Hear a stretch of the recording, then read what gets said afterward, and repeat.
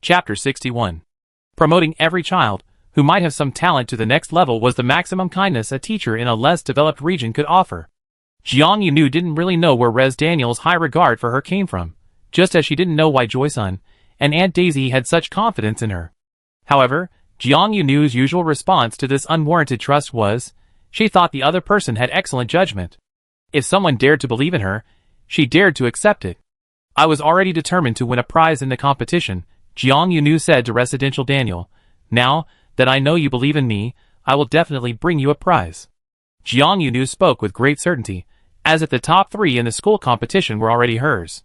Residential Daniel had always thought the girl was a bit arrogant, but hearing this, Jiang Yunu's level of confidence seemed to have refreshed his perception of her.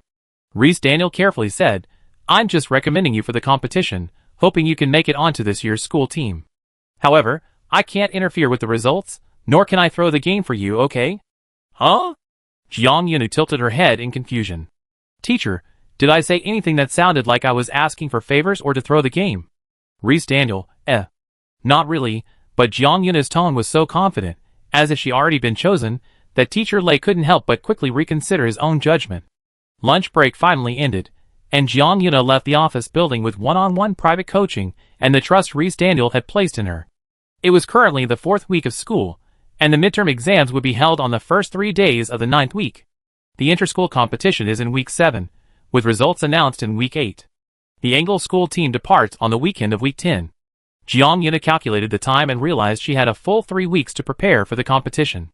During this period, she would also have 3 weekends, at least one of which would be spent returning to Charlotte to visit Aunt Daisy with Joy-sun.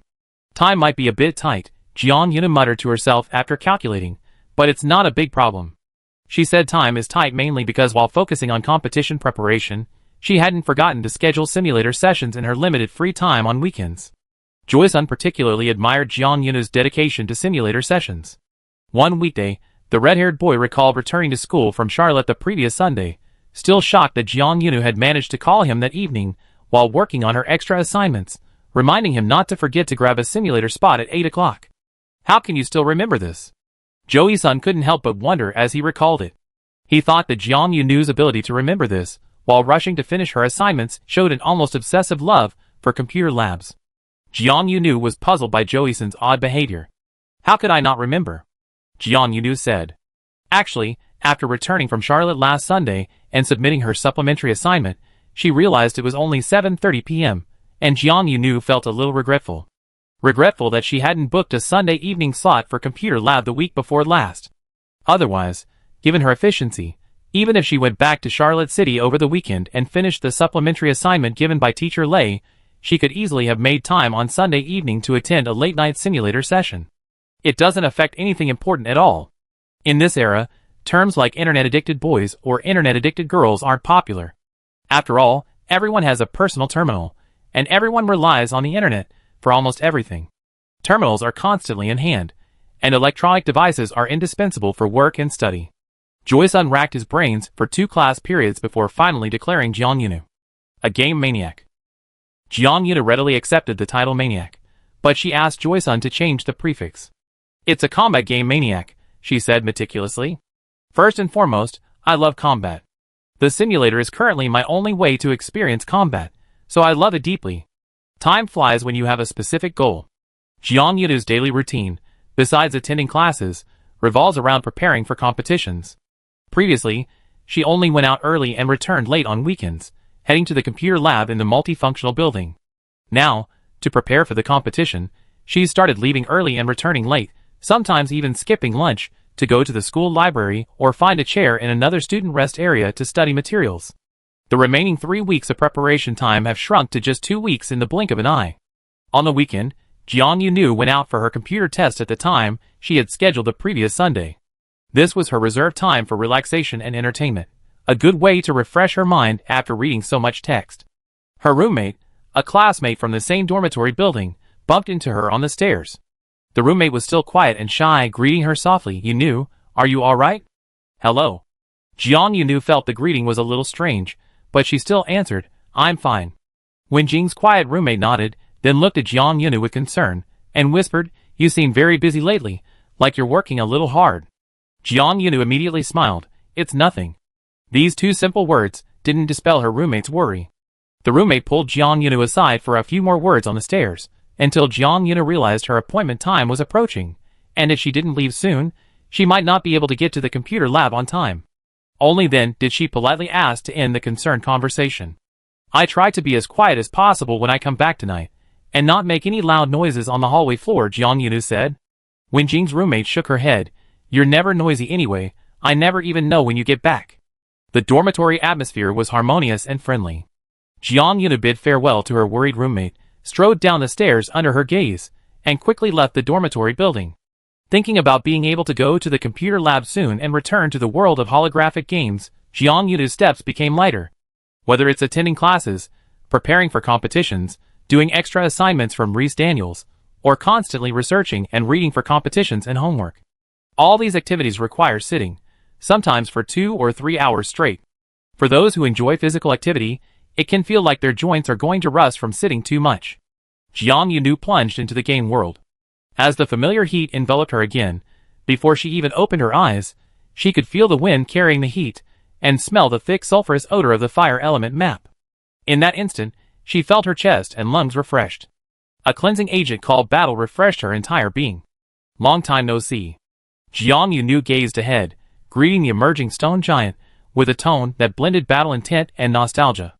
The stone giant remained unchanged, its massive, stone body draped in lava like a blanket. With each step it took, the ground trembled slightly, and sparks flew from its body with each movement. Jiang Yunu gripped the spatula tightly. "Your lack of response to my greeting is rather lonely." Jiang Yunu's tone was feigned melancholy, but its actions were swift and ruthless. The stone giant remained silent, its lava-covered body slowly approaching Jiang Yunu. Jiang Yunu swiftly charged forward to meet her opponent.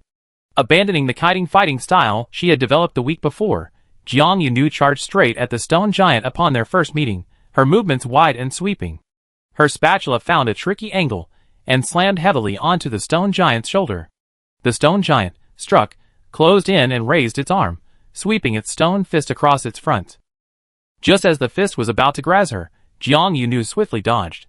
She crouched, like a nimble snake slithering past its prey, and in the blink of an eye, she swam behind the stone giant, and then raised her spatula to smash again. Clang! Sparks flew, and lava sprayed outwards in a point-in-line pattern upon impact. Jiang Yunu's hand was burned, but she gripped the spatula even tighter. The stone giant bent its elbow backward, seemingly intending to deliver an elbow strike to the troublesome human behind it, to poke Jiang Yunu away from behind. But Jiang Yunu had already swum to the other side. She sidestepped and bent her knees, lowering her body height, so that her entire torso was out of range of the stone giant's elbow strike, but the spatula in her hand thrust diagonally upwards. The third strike saw Jiang Yunu's shovel, sharp as a blade, pierce the edge of the crystal core embedded in the stone giant's left shoulder. Like magma and blood, it gushed from the edge of the crystal core, flowing down the shovel's surface and quickly sliding down the long handle to Jiang Yunu's hand. This time, the scorching heat triggered the body's instinct to avoid high temperatures. Jiang Yunu obeyed her instincts, pulling her hand back and leaping backward. 2 leaps were all it took to leave the stone giant's close range. The stone giant staggered, its large stone pressing against its left shoulder, then slowly turned around again, taking heavy steps towards Jiang Yunu. Jiang Yunu only rested for those few seconds while the giant turned. "All right." Jiang Yunu lightly shook her hand. Red marks from the intense heat still lingered on the back of her hand and forearm. The burned areas itched slightly, but her fighting spirit itched even more intensely. Jiang Yunu charged head-on at the stone giant once more. Just like releasing the pressure of a week of intense exam preparation, and taking the opportunity to stretch her body from sitting for so long, she had spent the entire evening using this head-on, physical impact fighting style. In the end, in these 2 hours of gameplay, Jiang Yunu far surpassed her efficiency in her first encounter with the stone giant 2 weeks ago. She destroyed 4 fire elemental cores. The price was that she was splashed with lava at close range more than 4 times, and her appearance before logging off was even more disheveled than when she logged off last time. Who cares about appearance?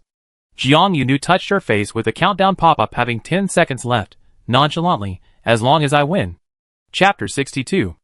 Exiting the holographic game world, all her disheveled appearance vanished instantly. Jiang Yunu stepped out of the simulation pod, stretched beside the equipment, and felt refreshed after 2 hours of virtual combat. Because she had reserved the last session of the day's simulation, she could leave the classroom a little more slowly than at other times, without having to rush to make way for the students behind her. After stretching, Jiang Yunu walked towards the classroom door, but out of the corner of her eye, she noticed someone watching her. It was 3 students who had come together to use the simulator. They had clearly just come out of the pod, and were lined up next to their machines. Jiang Yunu noticed the gaze and immediately looked over. The 3 seemed surprised that she would look at them. Some paused, while others instinctively looked away. Only the one who appeared to be the leader continued to stare at Jiang Yunu.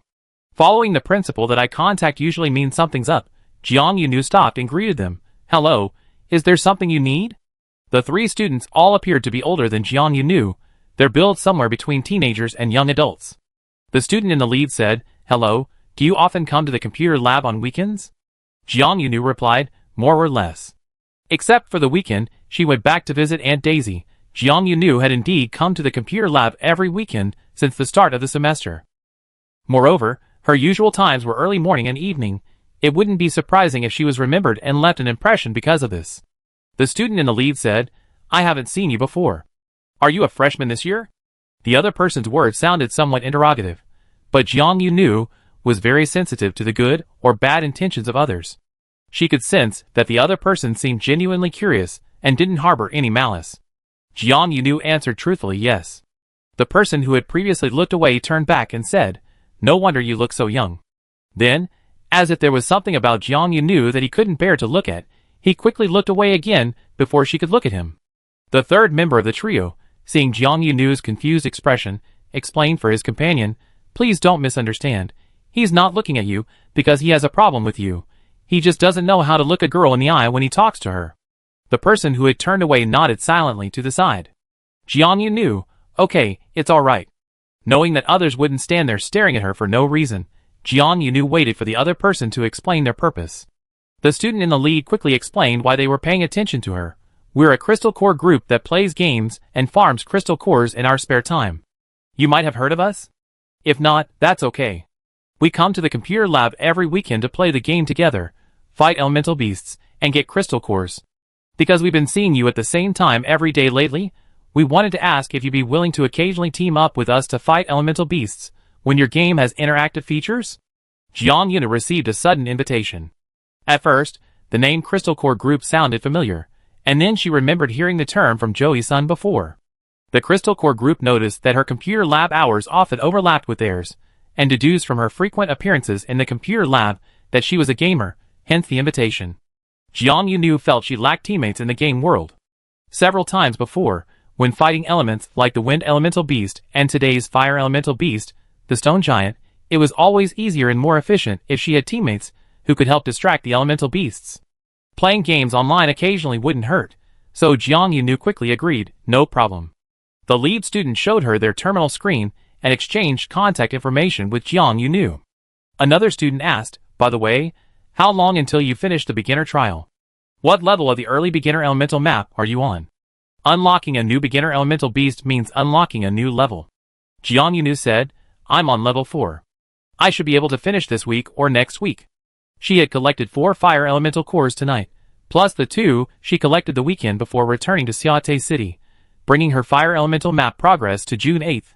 She only needed to defeat the last 2 fire elemental beasts to clear the Valley Lava map. Jiang Yunu gave a flexible timeline, mainly because her deduction was that collecting 32 crystal cores would allow her to escape the trial. She wasn't sure if the highly randomized game system would throw her a 5th level. Jiang Yunu considered her game performance average, but she hadn't expected that after she gave her answer, the surroundings would become noticeably quiet. The 3 upperclassmen members of the Crystal Core group remained silent.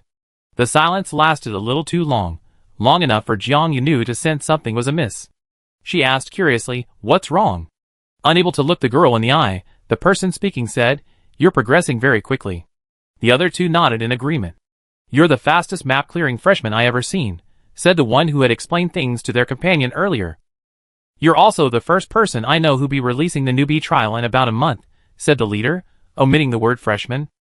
Perhaps because Jiang Yunu's game performance was so unexpected, the more outspoken leader paused, then couldn't help but ask, "You really reached level 4? You can clear the trial map in the next 2 weeks? You're not exaggerating?" Jiang Yunu wasn't afraid of being questioned. She swallowed back her question. Is this really that fast? After thinking for a moment, she said, if I really clear it in the next 2 weeks, we can arrange a team-up. If you can see me in the chat, it means I really done it. The 3 students from the Crystal Core group immediately agreed to this with Jiang Yunu. To be honest, I'm really looking forward to seeing you pass the newbie trial in these 2 weeks. It was quite late, and the group walked out of the multifunctional building together.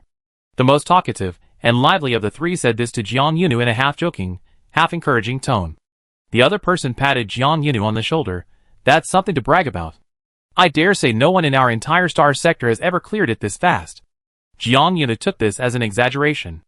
Although she smiled and replied, really? Oh, I'm going to break the star sector record. Thinking about it makes me a little excited. However, Jiang Yunu didn't really take it to heart. Because her recent focus was still on preparing for the school competition, Jiang Yunu still scheduled computer games for her weekends to relax. But she couldn't fill her weekend mornings and evenings as she had in previous weeks. For example, this week, she only booked computer lab sessions on Saturday and Sunday evenings. Joy-sun wasn't with her tonight. The red-haired boy had once again been dragged away by his roommate and Bambi to attend their boys' time activity. The next day was Sunday. Jiang Yunu woke up early as usual, then went to the library study area to find a spot, and spent the morning reviewing materials. At noon, she was called to the faculty office building by the respectable and kind Professor Lei, where she received in-person feedback on additional assignments in his office before leaving with a stack of new materials. In the afternoon, Jiang Yunu continued reviewing competition materials, and also completed the weekend assignments for other subjects. After 8:30 p.m., Joy-sun messaged Jiang Yunu, saying that he had already left the dormitory building. Jiang Yunu closed the screens filled with materials around her, quickly got up from her desk, and went to the agreed meeting point to meet Joy-sun. For the last computer lab session this weekend, Joyce was with Jiang Yunu. On the way, Jiang Yunu told Joyce about running into the Crystal Core group, and Joyce's eyes widened in surprise. Huh? Joyce said, they actually approached you? Jiang Yunu shrugged slightly. I was surprised too. Previously, every time Jiang Yunu went to the lab, she was focused on getting into the simulator and loading into the game world as quickly as possible, paying little attention to the other students in the classroom. However, after being approached by members of the Crystal Core group yesterday, Jiang Yunu later recalled it back in her dorm, and belatedly realized that the people looked somewhat familiar, their features were vaguely familiar, and she must have brushed past them quite a few times in the multifunctional building. Jiang Yunu had originally planned to go to the computer lab with Qiao Yisun today. If she bumped into the 3 again in the classroom, she could introduce herself to Qiao Yisun as well. However, the timing might not be right. The 3 weren't in the lab tonight, and their lab times might have clashed. Then we talk about it next time. Jiang Yunu put this small matter aside, and entered her respective simulator pods one after the other with Qiao Yisun. When she entered the simulator pod, she was still wearing casual clothes. Her hair wasn't styled very meticulously, but she looked like a normal girl, at least neat and tidy. After loading into the game through the simulator pod, Jiang Yunu found herself back on a fire element map with meandering lava on the ground. She had transformed into a wild warrior with messy hair, scorched ends, a torn hoodie, and sparkling spots on her pants, small holes from burns. Jiang Yunu shook her head, her scorched white hair flying wildly. She smiled at the stone giant that had spawned on the map. We meet again. The fire elemental beast still didn't respond to her greeting, only walking towards her silently and heavily. In just 1 hour, Jiang Yunu successfully killed the last 2 stone giants on this map, and obtained 2 more fire elemental cores. As the 2 newest cores were placed in her backpack, Jiang Yunu suddenly felt her bag become unusually heavy. She looked down into the still open bag, and found that an item had automatically been added to her inventory. A key inlaid with 4 gems. The 4 gems each corresponded to a color representing one of the 4 elements. The lava flowing on the rocky ground accelerated, transforming into a flame-colored guiding beacon. Jiang Yunu followed the flow of the lava, and a door appeared ahead. Chapter 63. The key that suddenly appeared in her backpack was clearly meant to open this door. Jiang Yunu took the key, inlaid with 4 colored gemstones, from her backpack.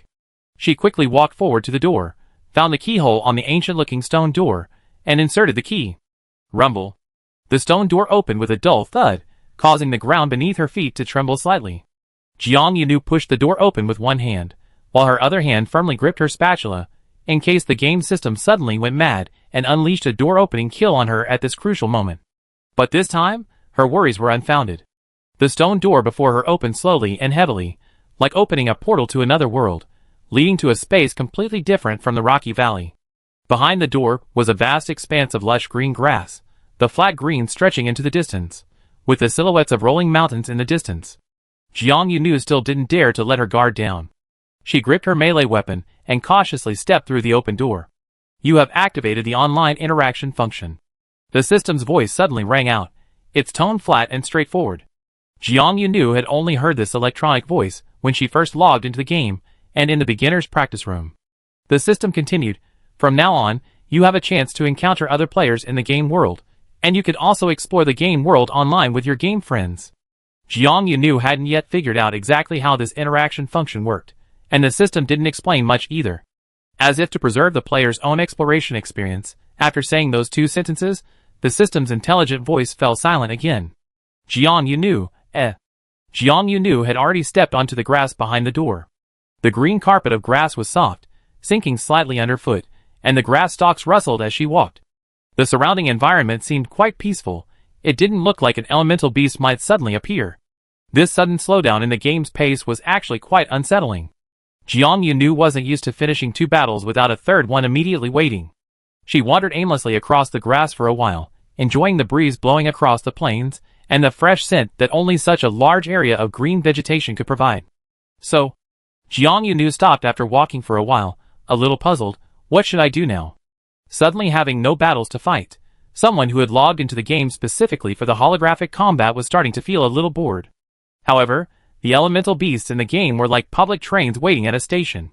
When you weren't waiting for anyone, they kept arriving one after another, but if you wanted to specifically wait for a particular train, it seemed to have disappeared halfway through the journey and never came. Jiang Yunu wandered around aimlessly, feeling somewhat bored, until her 2 points of boredom gradually increased to 5 or 6. Suddenly, just then, a dark shadow swept across the sky above the distant mountains. A whistling sound came from afar. Even with the decibel dilution caused by the distance, when the wind carried the unusual sound to Jiang Yunu's ears, she could tell. A huge creature must have spawned over there. Yay! Jiang Yunu's eyes lit up, like someone who had been starving for a long time suddenly discovering that the neighbors were distributing disaster relief supplies. She immediately turned around and started running towards the location where the dark shadow had last appeared. Jiang Yunu hadn't run so freely in a long time. The time she ran in the game fighting elemental beasts didn't count. Those were mostly short-distance runs, testing her burst speed and change of direction.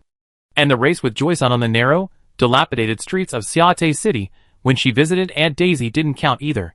Jiang Yunu hadn't used her full strength then, nor had she deliberately sped up. She ran very leisurely the whole time. Unexpectedly, she had the chance to sprint at full speed in the game after so long.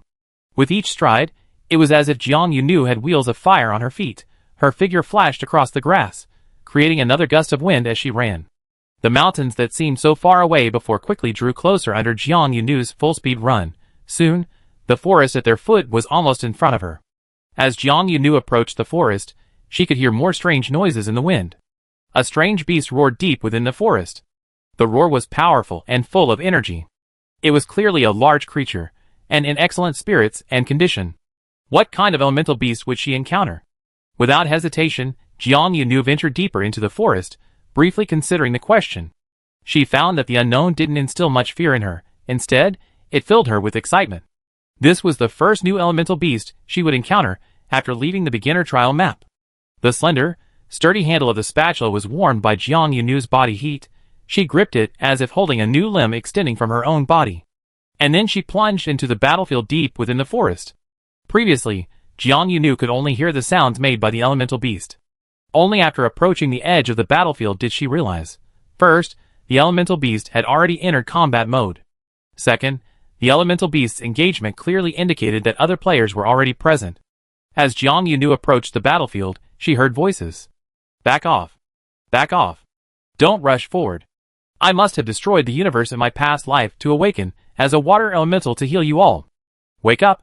This isn't a virtual battlefield. You can't use your abilities here. That makes sense. So, I just grab my weapon and kill you all first. Is that feasible? Several people were gathered in this forest battlefield, talking all at once, their voices mingling with the occasional noises and roars from the elemental beast. The ambient noise was quite loud, making their conversations clear to Jiang Yunu. Based on this information, it could be determined that these people were a small team. They're having a team battle? Jiang Yunu hesitated for a moment, unsure if the game had any rules against outsiders interfering in team battles. However, her hesitation didn't last long. Because, accompanied by a sudden curse, damn it, the wind around them suddenly turned fierce, and the ground shook so violently it felt like it would launch people off the ground. Can't you two even stop its movement? Someone shouted angrily. Before the person finished speaking, the massive elemental beast had already broken through the blockade, heading straight for the area where Jiang Yunu was. Jiang Yunu stood at the edge of the battlefield, her eyes meeting those of the elemental beast that suddenly appeared before her. It was indeed a massive creature, 3 times the size of any elemental beast she had seen in the beginner's trial map. It had folded wings on its back, and its feet left deep craters in the forest floor with each stomp. Its forepaws were raised high, their tips incredibly sharp. Jiang Yunu didn't have time to determine its elemental type. Despite its enormous size, it habitually glanced down at the ground, and in that instant, she saw herself, so small in comparison. A flash of snowy light appeared before her eyes. Jiang Yunu instinctively swung her spatula to block. Clang! The elemental beast's hard, sharp claws struck the metal spatula, then slid along its long, horizontal handle. The sound of metal clashing and scraping was unsettling, sending chills down her spine. Jiang Yunu was struck. From the first exchange, she knew this was no monster she could easily defeat.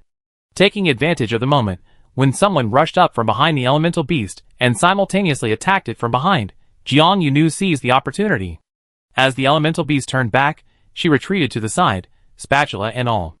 The pursuers, cursing and swearing, tried to control the beast again. Their actions were clearly frantic. Why do we have to learn how to control the elemental beast's movements?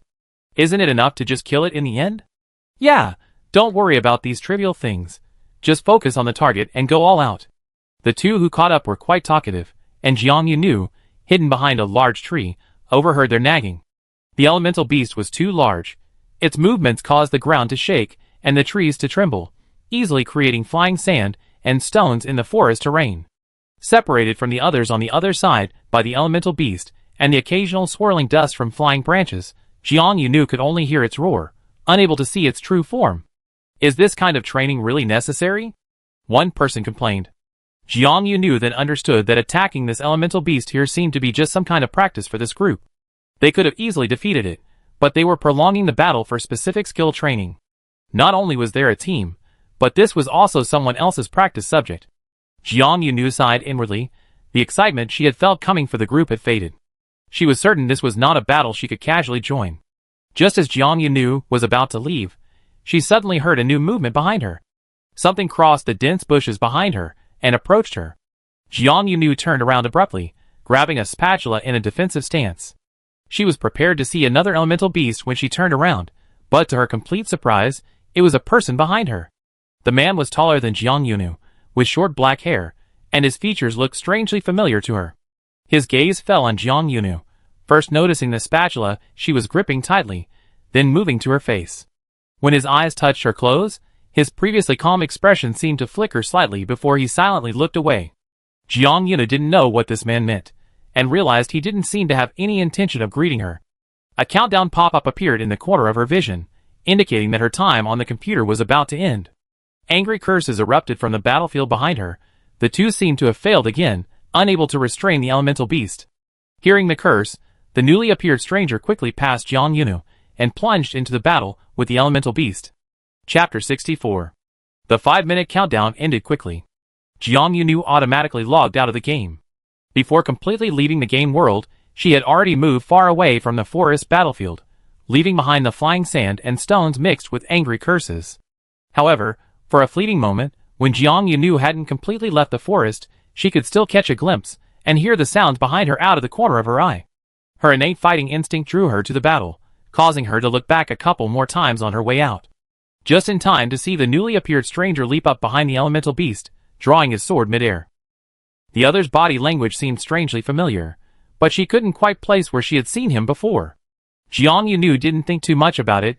The only thing that immediately came to her mind was the regret of not being able to participate in the battle. Sigh, those were someone else's practice monsters. It was inconvenient for her to join the fight against the elemental beast that had run across most of the grassland. Even if she could, she would be forcibly logged off in the blink of an eye, unable to fight for more than a few rounds. Sigh. With a heavy heart, Jiang Yuna left the forest. She had barely returned to the grassy area outside when the countdown in the semi-transparent pop-up window reached 0, and she logged off. Therefore, she had no idea. In the game, in the forest battlefield, the black-haired boy who appeared later joined the battle. With a single, powerful strike, he forced the elemental beast back into the designated lockdown zone. The group in the forest had been busy for half a day, but it wasn't as fast or efficient as his sudden appearance and that one strike. Team. Team! The group moved closer to him, centering on him. Those who had previously complained about the pointlessness of this practice stopped complaining. After the black-haired boy appeared, they all became obedient, as if they only dared to secretly mutter a few words about practice when he wasn't around. The boy called Team nodded, expressionless, his longsword held high, he himself like a blade, standing tall and sharp, embedded in the forest floor. The black-haired boy spoke, his voice as cold as his demeanor. "I thought you'd be quicker."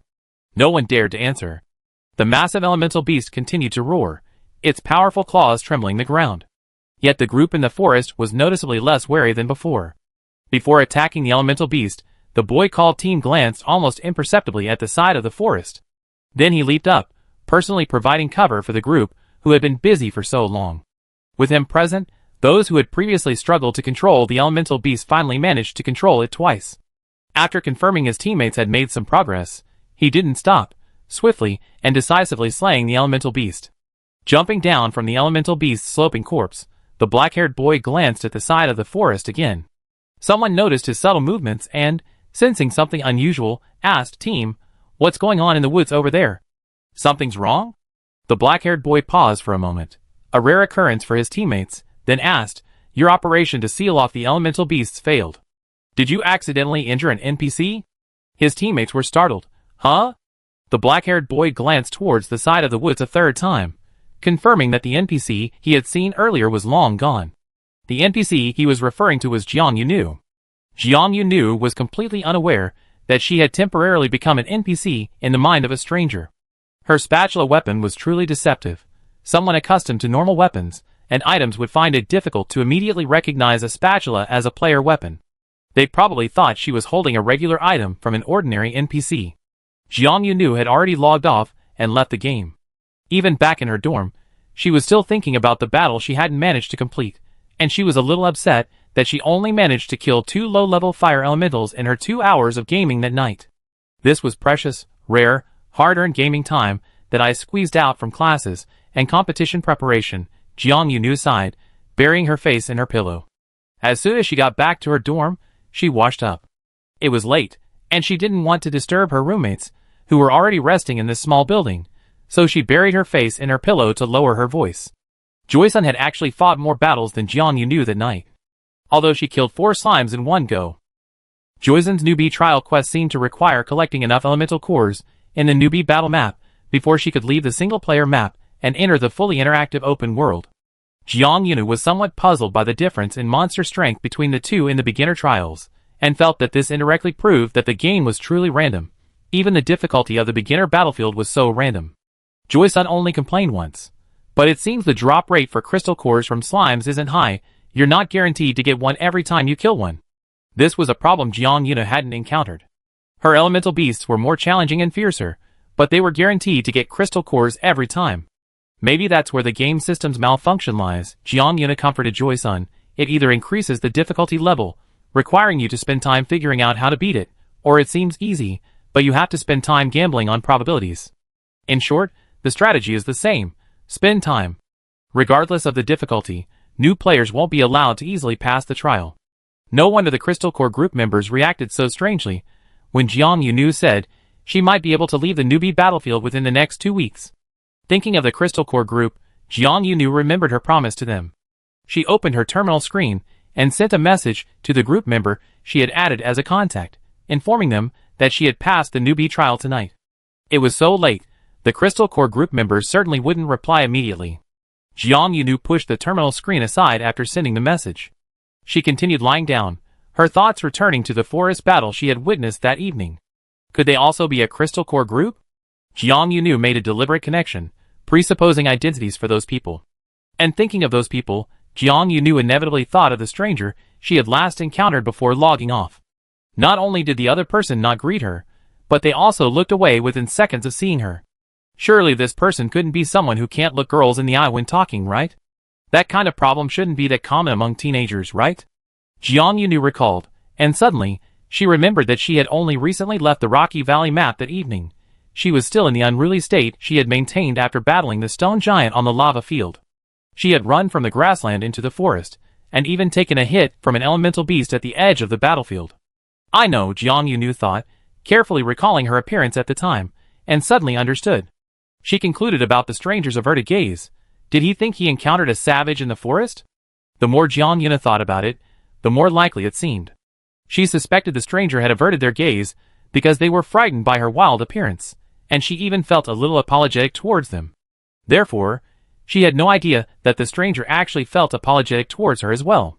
The game system's back-end data updates in real time, but for the data monitoring personnel, periodic manual reviews are conducted at set intervals.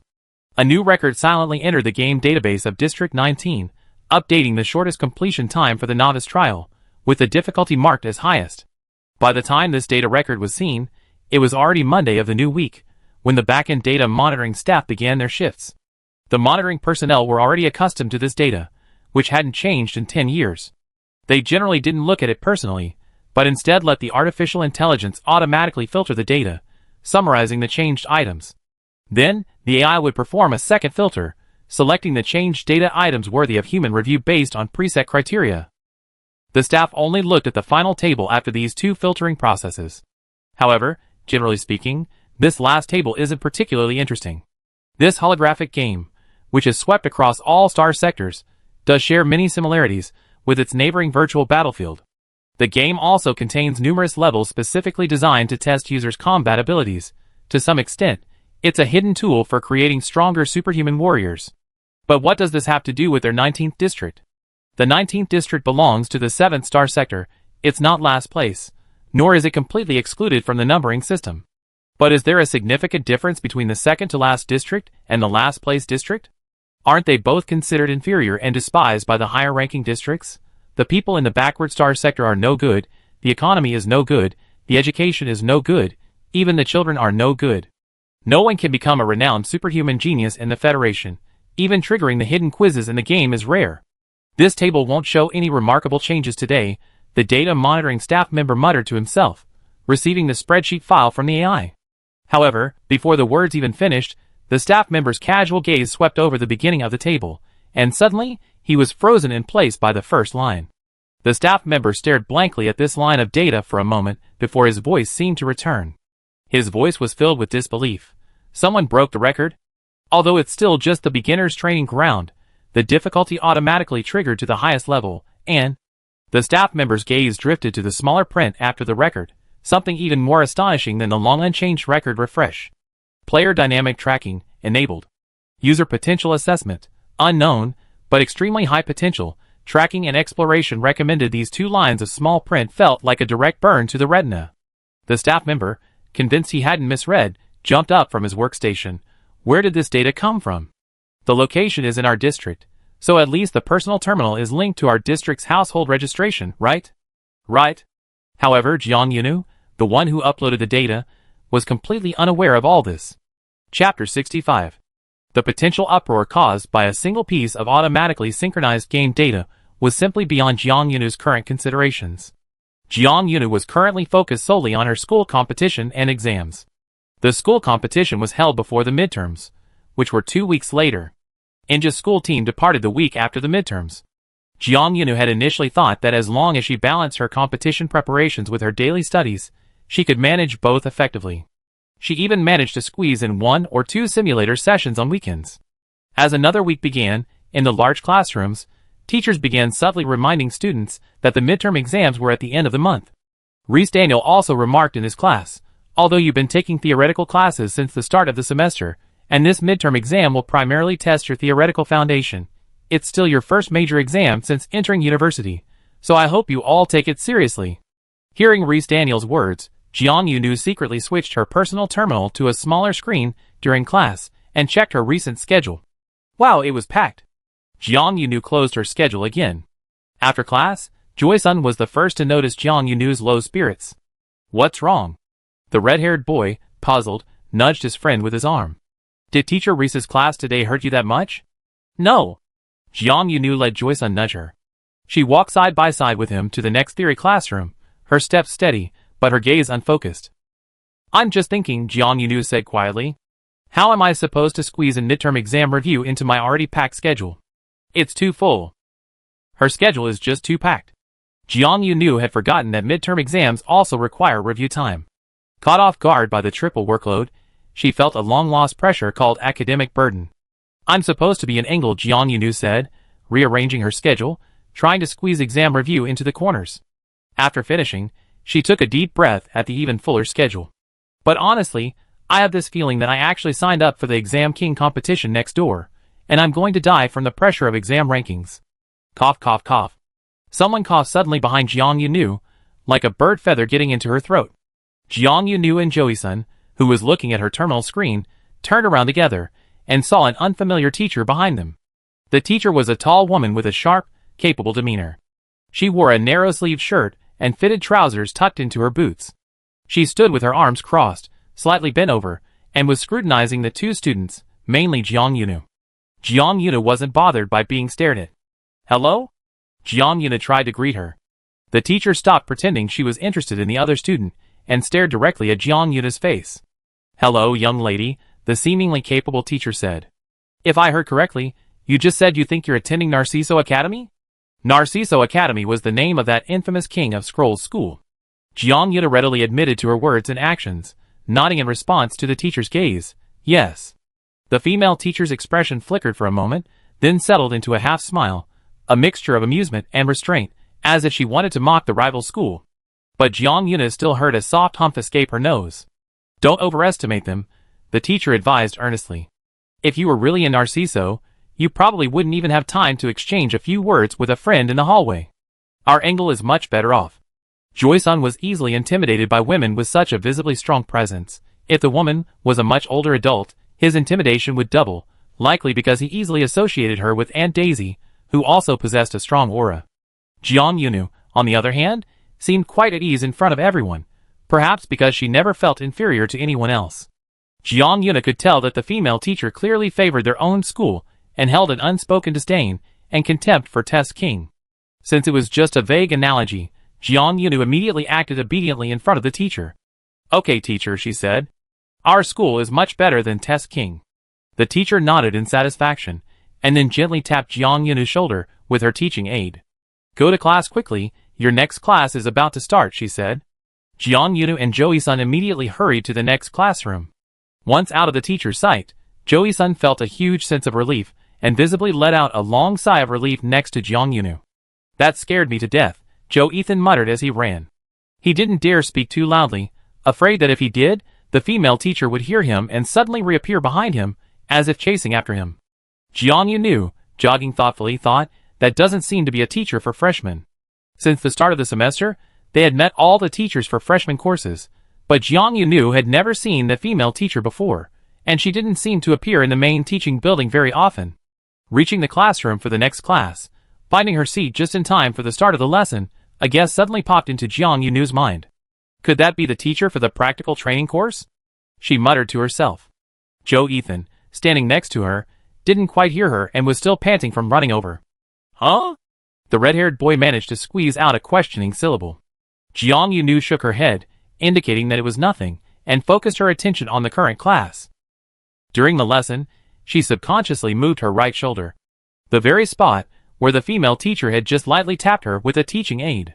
The teaching aid in the teacher's hand looked like an ordinary pointer, but when it touched Jiang Yunu, she instinctively felt that it was actually quite heavy. It was only thanks to the teacher's amazing wrist strength, her effortless grip and perfect control of the force, that such a heavy object only lightly brushed against Jiang Yunu's shoulder. To be able to handle such a heavy object with such ease, she was most likely one of the instructors from the practical training course. However, this was just a minor incident in the hallway during break time. Jiang Yunu had a guess, but didn't dwell on it. She was genuinely busy. Attending classes, studying, doing homework. Then researching, writing additional assignments, and preparing for competitions. Since receiving the teacher's group notification that midterm exams are approaching, Jiang Yunu has had to continuously squeeze in time to review the basic theories of each course.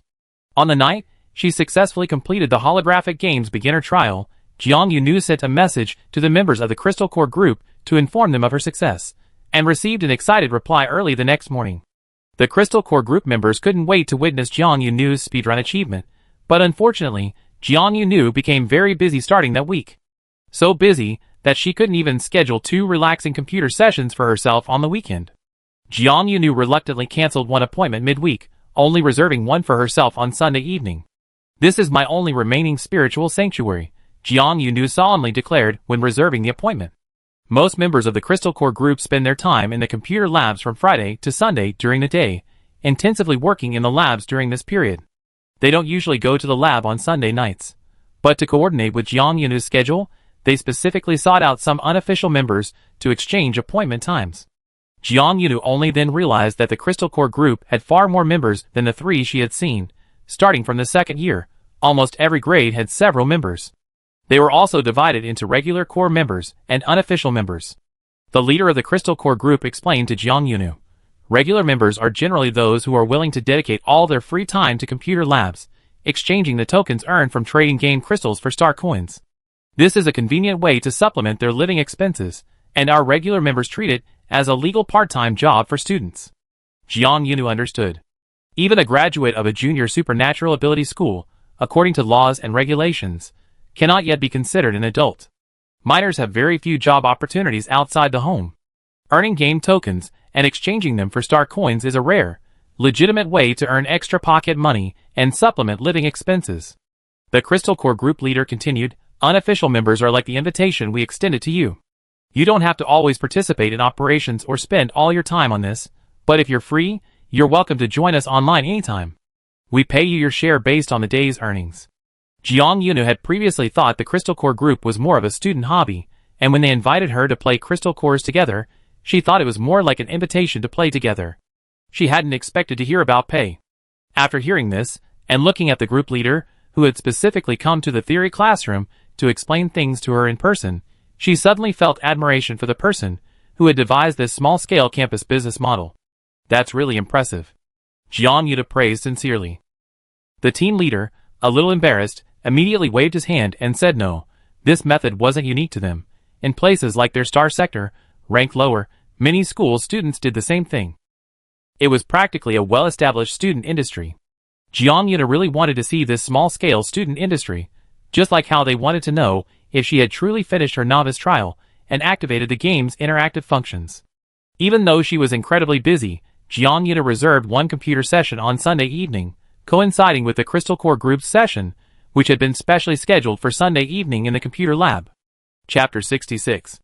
2 students squatted at the entrance of the computer lab. One asked, "Not yet?" The other replied, "It's still early, the previous round of computer lab sessions won't finish for another 20 minutes. Then the 2 turned their heads together and looked towards the other side of the corridor. On the other side of the corridor, diagonally opposite the computer lab door, a student was sitting on a bench against the wall. It was the leader of the Crystal Core group. The Crystal Core group switched shifts with others, which didn't quite fit their usual habit of using the computers for 4 consecutive hours or more at a time, but they still habitually arrived at the computer lab door early, waiting for the shift change, not wasting a single second. As a result, they accidentally arrived a little too early. The 3 of them had been waiting at the classroom door for quite a while. "Junior Jiang will be here in about 10 minutes, said the team leader sitting on the bench. "She messaged me 5 minutes ago saying she already left the dorm area." The 2 people squatting there were familiar faces to Jiang Yunu. One was the male student, who couldn't speak properly when looking directly at the opposite sex. The other was his friend, who was always explaining why his teammates wouldn't look people in the eye when they spoke. Hearing Jiang Yunu mentioned by the team leader, the boy, who seemed to have a phobia of the opposite sex, immediately tensed up. You guys really think," he said, his body tensing and his voice tightening, "Jiang, that junior girl, do you really think she's passed the beginner trial?" Although the time slot had been specifically changed to play with Jiang Yunu, this group member clearly still had some doubts about Jiang Yunu's speedrun of the entire beginner trial map. "She must have really passed, right?" Her friend, always trying to explain, said, "Look, she proactively messaged the group leader and immediately agreed to play online today. If she hadn't truly passed, why would she go to such lengths that would embarrass herself? However, It's understandable that some group members still harbored doubts about Jiang Yunu mainly. Her speedrun was something Jiang Yunu herself might not have thought much of. She lacked a clear concept of how fast she actually cleared the game, and no one provided a benchmark. Jiang Yunu's speedrun had broken the regional record and topped the regional data leaderboard. However, this data was not publicly available. More accurately, the 19th region simply didn't offer a regional game ranking data disclosure service. Activating this service cost star coins, and maintaining long-term dynamic data updates also cost star coins. Actually, the number of star coins wasn't large. It wasn't a significant expense for the entire region. But comparing it to the world Jiang Yunu used to live in, it's like a platform's programming being so bad that all the content was lackluster, making it hard for people to continue subscribing. Even if the amount isn't high, who would pay for something that's boring year after year? Unlike the top star regions, where even a single region's game rankings are full of hidden talents, with record-breaking and refreshed combat power data constantly emerging, allowing players to climb the overall rankings, compete against players across the entire galaxy, and claim the top spot in the game world. Who would pay to see their own star region's game data being not only boring but also at the bottom? No one wants to pay money to feel humiliated. But then again, if the 19th region hadn't simply given up on subscribing to public region data, Jiang Yunu wouldn't have needed to arrange this online multiplayer session, relying on online play to prove his newbie achievements. A student, seemingly suffering from heterophobia, scratched his head, squatted down, and ruffled his already unkempt hair into a messy, bird-like shape. It's not that I don't believe her at all, but you know, if she really did it, she passed way too fast. So fast it makes me feel like it's unbelievable. The last time Jiang Yunu met with a group of 3, she said, this week or next week. Next week was already fast enough, but she passed the very next night after saying that. Faster still. It sounded incredibly unreal, incredibly surreal. It was unlike anything their 19th district could produce. The team leader on the bench glanced at his terminal. Whether it's true or not, we know once Jiang Yunu arrives, and we're on the computer. The team leader trusted Jiang Yunu more.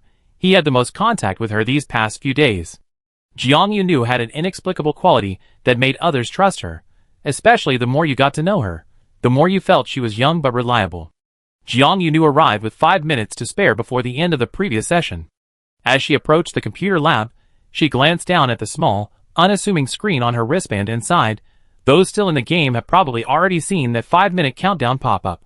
Jiang Yunu was frequently kicked out of the game at unexpected times.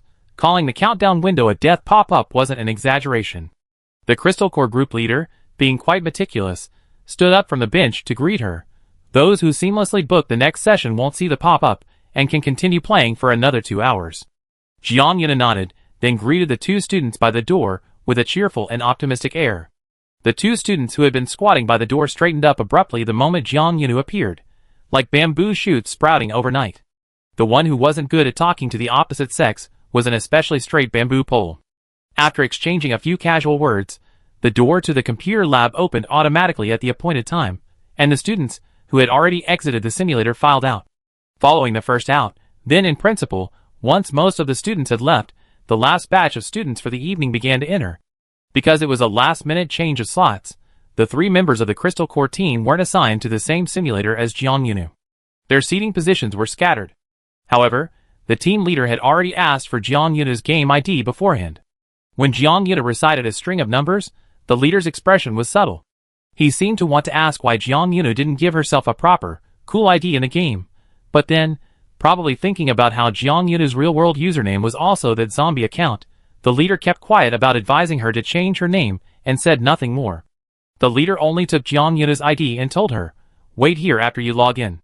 We send you a multiplayer invitation once we're in the game." Jiang Yunu said, "Okay." This was Jiang Yunu's first real experience with multiplayer interaction. She logged into the game first, and reloaded into the lush grassy area where she had logged off last time. While waiting for someone to send him an invitation on the grass, Jiang Yunu's thoughts wandered for a few seconds, reminiscing about the past. He thought for a moment about the small team he had met in the woods at the foot of the mountain last time. Did that team ultimately defeat the elemental beast that resembled a western dragon? Jiang Yunu felt they probably did. She had only stumbled upon their battlefield by chance and observed their battle for a short while, but she could tell they possessed the ability to directly kill the elemental beast. They were simply intentionally using it as tactical practice instead of attacking first. Anger hadn't given her a real combat lesson yet, but Jiang Yunu seemed to have an innate combat instinct. Sometimes, without any apparent reason, she could intuitively estimate the opponent's combat strength. You have received a new online invitation. The system pop-up suddenly appeared before her eyes. Jiang Yunu instinctively leaned back. You scared me. The combat-talented Jiang muttered. I only ever seen countdown pop-ups in this game so far. She almost thought she had just entered the game and was about to be kicked out. Time flies like an arrow. Jiang Yunu muttered as she pressed confirm below the invitation window. The surrounding scenery briefly turned pure white, and after 2 seconds of white light, as the light dissipated, Jiang Yunu found herself in a completely new map. It seemed to be a river valley near a village. The sound of water could be heard in the distance, and the wind carried a dampness. A few steps to the side, and she could step onto a rock shallowly submerged in water. The 3 classmates she had seen outside the game had all changed their attire, looking every bit the elemental beast hunter, perfectly embodying the image of adventurers from fantasy works. As Jiang Yunu recognized her classmates, they also recognized her. Then, utterly shocked, the team leader jumped up. Junior Jiang. Why are you dressed like this? Jiang Yunu was initially confused, then realized, sorry, she was back in her previous appearance, the one from the battle against the lava giant. I had this look since I came out of the beginner trial map, she said honestly. The student with a phobia of the opposite sex felt his eyes were glued to the ground. Why didn't you change your appearance? He asked. I didn't, Jiang Yunu answered every question, staring blankly at the shocked classmates. The third team member's eyes darted back and forth, his mind working the quickest. He clapped his hands. Wait a minute, I'm going into town first, give me a few minutes. Before the words even finished, he vanished in a flash, heading straight for the village beside the valley. A few minutes later he returned, still running, the thing he was carrying fluttering in the wind like a small flag. The other person went to the village and traded some common in-game items with a villager NPC for a set of clothes. Because it was clothing without any attribute bonuses, it could be exchanged for common in-game items. Jiang Yunu had no idea that she would encounter NPCs in this game, nor did she know that the most traditional form of barter trade existed here. If you want clothes with attribute bonuses, you have to bring crystal cores to the workshop to refine them, or buy them directly from the trading post, the leader kindly explained. Jiang Yunu gratefully accepted the ordinary outfit, and found a spot behind one of the rocks scattered around the valley to change. Ordinary outfits are cheap and easy to obtain, perfect for someone like Jiang Yunu who goes through a lot of clothes while playing games. However, after putting it on, she looked even more like a local villager NPC, strangely fitting the misunderstanding her previous encounter had about her. Chapter 67. But what does it matter? Jiang Yunu is completely unaware of the misunderstandings others have about her. Having donned a new appearance and ended her wild and free time in the game world, Jiang Yunu can finally explore the world with the Crystal Core team after enabling online interaction. The person who previously harbored doubts about her, suffering from opposites phobia, completely believed in her achievements the moment they saw her in the game, understanding that she truly passed the beginner trials at an astonishing speed. If Jiang Yunu hadn't appeared so unrestrained, the impact of her achievements might have been even stronger. Her entrance was so unique and captivating, it completely stunned her unfortunate classmate. After a moment, the classmate, having recovered, reflected on what seeing Jiang Yunu in the game meant. It meant that Jiang Yunu's performance was truly amazing. As a freshman, Jiang Yunu had at least proven her incredible gaming prowess. Yes, she really was amazing, but Jiang Yunu's disregard for her appearance was equally amazing. Jiang Yunu probably didn't even have the concept of caring about one's appearance in her mind at the moment, as evidenced by her initial act of cutting her hair with a knife on the deserted island for convenience. Were you playing particularly hard in your newbie trial? A member of the Crystal Core team asked. Including Jiang Yunu, the temporary 4-person team was exploring the valley map. Jiang Yunu thought for a moment and replied, probably. Each time a new elemental beast was unlocked, Jiang Yunu had to figure out a new fighting strategy, personally engaging in close combat to locate the elemental core. Although it was supposed to be a beginner's trial, Jiang Yunu felt she hadn't had an easy time. The team leader, standing beside her, showed an understanding expression. Judging from how you looked when you were pulled over by the team-up item, you must have fought really hard. She looked completely battered and bruised, and particularly badly so. If Jiang Yunu hadn't been still lively and energetic after teleporting to their side, they would have thought she was seriously injured. Fortunately, the serious injury was probably only to her appearance. Opposition to the opposite sex. Regardless of whether Jiang Yunu was battered or not, online or offline, he couldn't look directly at her, who was of the opposite sex. He was the only one who didn't speak to Jiang Yunu, holding a long stick-like object with a small megaphone-like accessory at the front, sweeping it around at the front of the team. Jiang Yunu's attention was drawn to the other person's actions. What is he doing? What's that? The team leader explained. He's exploring for elemental beast tracks near the valley. It's a handheld detector. The game contains a wide variety of items, but Jiang Yuna hadn't yet encountered most of them, so she was filled with curiosity about every new item she saw. The Crystal Core team leader told her that after leaving the beginner trial, aside from maps designated as human settlements like villages, towns, and cities, there was a chance to encounter elemental beasts anywhere else in the game. Furthermore, the types of elemental beasts varied greatly from map to map, and even within the same map, elemental beasts had different levels. Detectors help players check the area around themselves, scouting for traces of elemental beasts nearby. The higher the item's level, the wider its detection range, another team member added. There are also directional enemy luring items in the game. As the name suggests, if you know what elemental beasts are on the map, you can use these items to attract the type of elemental beast you want to fight. Jiang Yunu immediately became interested and asked how to obtain these items. Usually, you buy them from the trading post, the team leader said. However, if you have the player exchange function enabled, you can also trade items with others through the trading post, just paying a small platform fee. Since this is a game world, the platform fee doesn't refer to spending real-world star coins, but rather in-game tokens. As for how to obtain these tokens, that requires returning to the Crystal Core team's old business, defeating Crystal Cores, and then trading them in-game to obtain tokens. Upon hearing this, Jiang Yunu understood. It seemed that both Crystal Cores and tokens were considered hard currency in the game. Just then, hey! The guy with a phobia, who was engrossed in scouting, suddenly exclaimed. His two friends immediately turned around. Found it? The valley map was near a human village, the elemental beasts within weren't very high level, and a battle wouldn't take too long.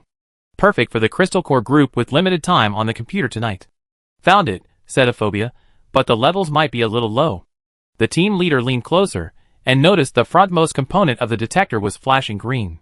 It was a rather intense shade of green. The team leader said. Jiang Yunu also leaned closer. Jiang Yunu rarely used game items, and her reaction wasn't as quick as those who frequently use detectors. She was a little puzzled by the team leader's reaction. What's wrong? The color the detector gives indicates the elemental beast's attribute and strength, the team leader said. Green means its earth attribute. Another team member said, but this intensity of green means its level shouldn't be low. We think we hit a mini-boss on the map. Based on the Crystal Core team's past combat experience, hitting a mini-boss usually required a team of at least 5 people, and they had to be prepared for a team battle lasting 40 minutes to an hour. But today there were only 4 people, one of whom was a junior student who had only recently completed the beginner trial. The team leader hesitated for a moment, then subconsciously checked the remaining game time for the day. Just as he was unsure whether to engage this monster today, or abandon the current exploration results, the junior student beside him, who had only recently completed the newbie trial, seemed to have grasped the situation and gripped the strange item he'd been holding since his appearance. A mini-boss on the map. Jiang Yunu exclaimed excitedly. Shall we go and take it down now? The team leader, The team leader felt the junior student's speech was subtly rough. But even more unpredictable than Jiang Yunu's speech was her actions. The team leader, sure. While the experienced team members were still assessing the situation, the junior student, who had just unlocked the new map, took the lead, grabbed her strange item, and charged out. Heterophobia only allows him to look directly at the backs of women. He glanced at the detector in his hand, then at Jiang Yunu's rapidly shrinking back. Does she know which way she's going? She knows. The team leader snapped back to reality, his tone slightly exasperated. Directed at himself. I just taught her how to look. Jiang Yunu grabbed the spatula and headed straight for the mini-boss on the map displayed by the detector. The Crystal Core team passively followed. While keeping up with Jiang Yunu, 2 team members exchanged glances with their wearied leader, both seeing a sense of whatever in each other's eyes. Whatever. Today they had witnessed, at least in their understanding, the fastest person they ever encountered, someone who had cleared the beginner's trial. To witness their junior's record, even if they couldn't defeat a mini-boss in 2 hours tonight, it would just mean less boss Crystal Cores. It's alright. We already gained other things tonight, so even without Crystal Cores, it's not a complete loss. With this thought in mind, the entire Crystal Core team adjusted their mindset and arrived at the map mini-boss, more than a step behind Jiang Yunu. Their first thought was, this junior is fast, But immediately, no one paid any attention to her running speed. Jiang Yunu, wielding what they considered an ordinary item, charged head-on at the appearing map mini-boss. How can one describe that scene, and how can one describe the psychological impact it had on these Crystal Core looting veterans? Before Jiang Yunu slammed her object heavily onto the over 2-meter-tall Earth Elemental Beast, no one expected that what she was holding was actually a weapon. No one could have imagined that she could leap up to be half the size of the Elemental Beast without a running start. Then, she brought the object down from above, aiming straight for the beast's skull. A team member muttered to himself, "What kind of fighting style is this?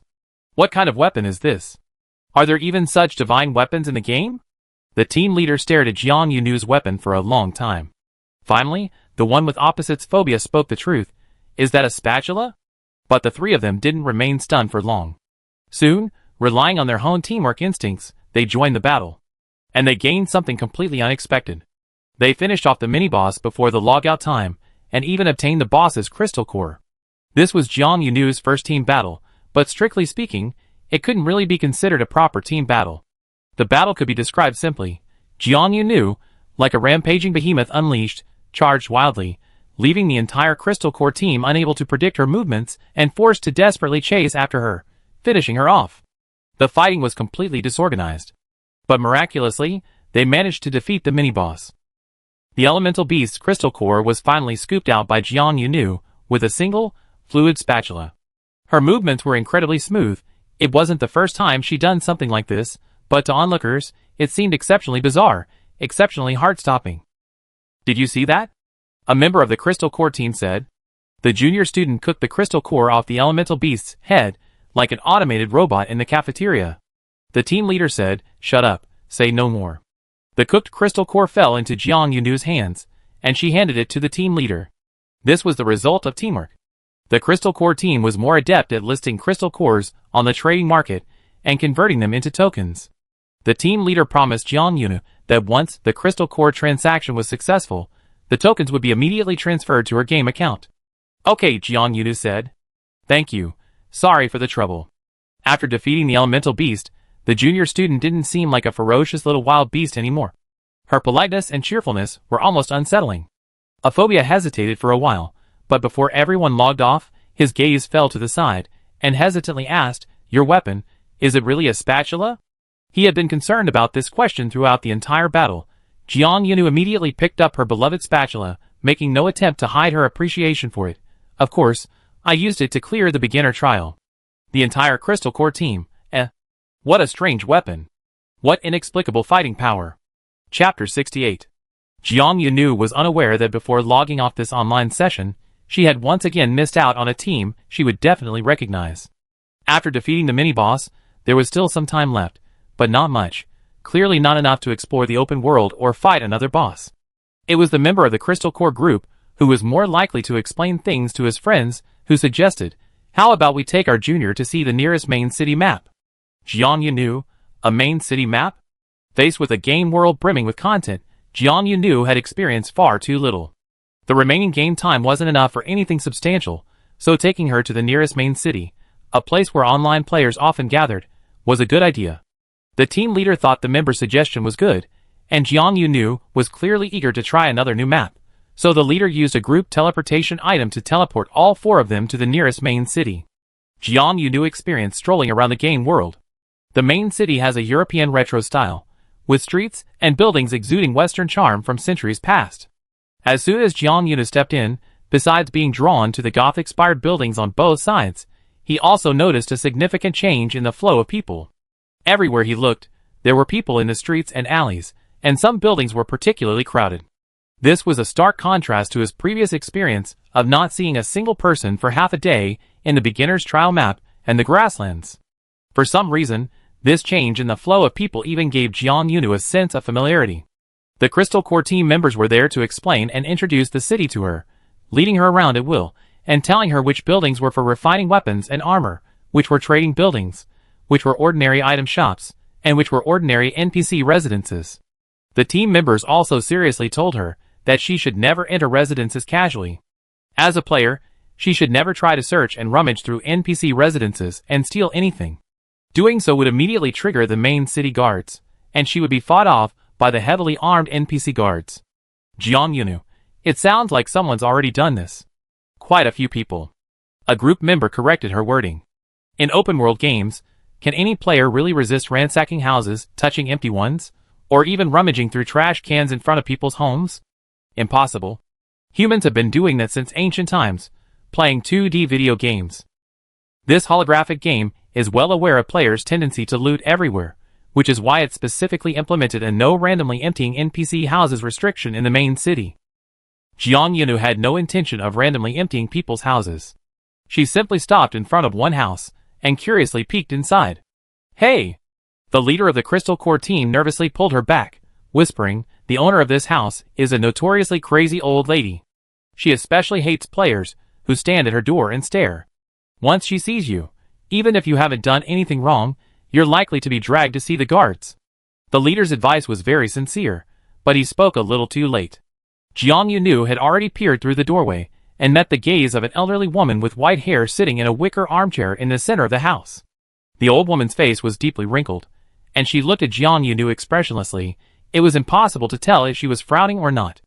The other two members of the Crystal Core team silently closed their eyes, thinking that they were destined to see the guards today. At this moment, Jiang Yunu took the initiative to greet the crazy old lady. "Hello, Grandma. I see the morning glories on the outer wall of the house are blooming very beautifully. May I be lucky enough to get one from you?" The Crystal Core team, Not only had Zhang's voice suddenly become incredibly pleasant, unlike her rough manner during the boss fights, but her smile was also sweet and her tone lively. Even more bizarrely, the crazy old lady, universally acknowledged by the main city players, wasn't crazy at all today.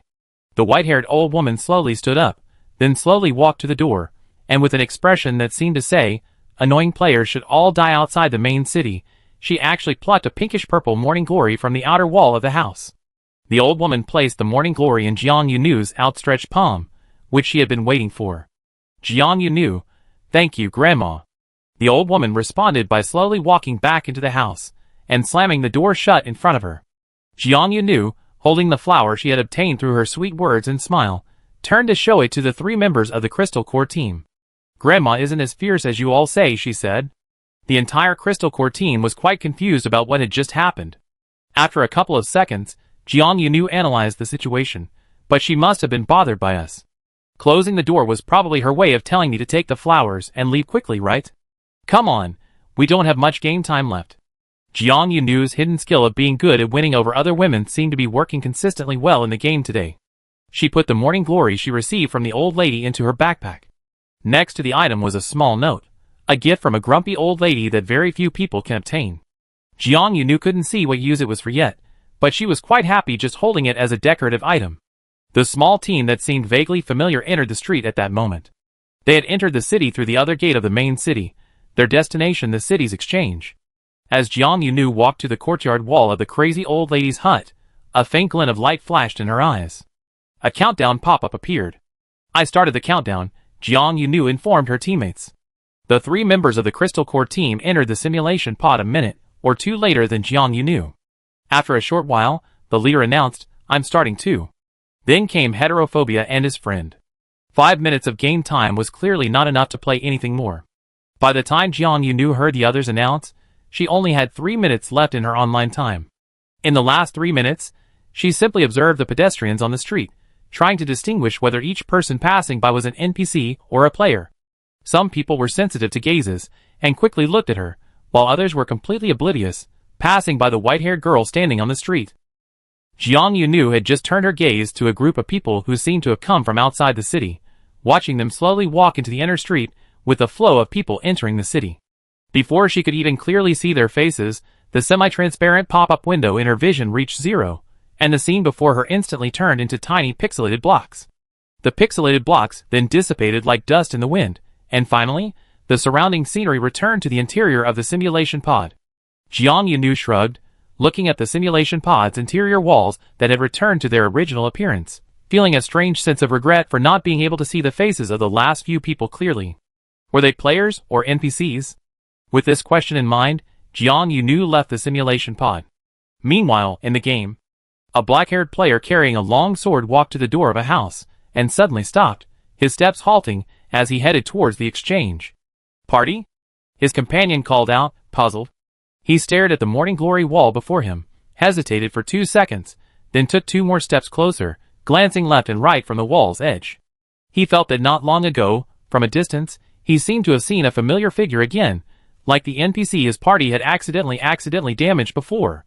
"Party," his companion whispered, "this doesn't seem safe to stay here. This is..." Before he could finish, the door of the small house behind the morning glory wall suddenly flung open, and the player community's infamous crazy old lady emerged. "What are you doing standing at my doorstep?" The old woman stormed up to the wall, shouting fiercely, "And you, what are you looking at?" "Guards! Guards!" Crazy old lady frantically called for guards to chase her away, and what happened next was naturally unknown to Jiang Yunu, who had already logged off. This online experience was quite enjoyable.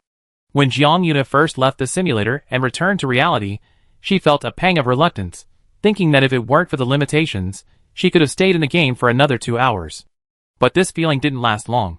She quietly made her way up to the second floor of the small building back to her dormitory area, trying not to wake her roommates. Back in her room, she opened her personal terminal and checked the greeting message sent by Zhou Jinxue during a break from her busy schedule. Reading her senior's message instantly dispelled any thoughts of relaxing in the game. "Ing Shui, how are your preparations for the competition and exams going?" Zhou Jinxue's gentle greeting instantly silenced Jiang Yunu, who had indulged in gaming that evening. Jiang Yunu knew Zhou Jinxue's schedule. Given the time she returned from her computer lab session that evening, she would already be asleep. Therefore, to avoid disturbing her sleep, Jiang Yunu replied early the next morning. "User 24071523. Starting this week, I'm in full-on intensive review and preparation mode. I report my progress to you regularly." The matter of reporting progress was initiated by Zhou Jinxue herself. She was busy, but she was very attentive to the junior she was mentoring one-on-one.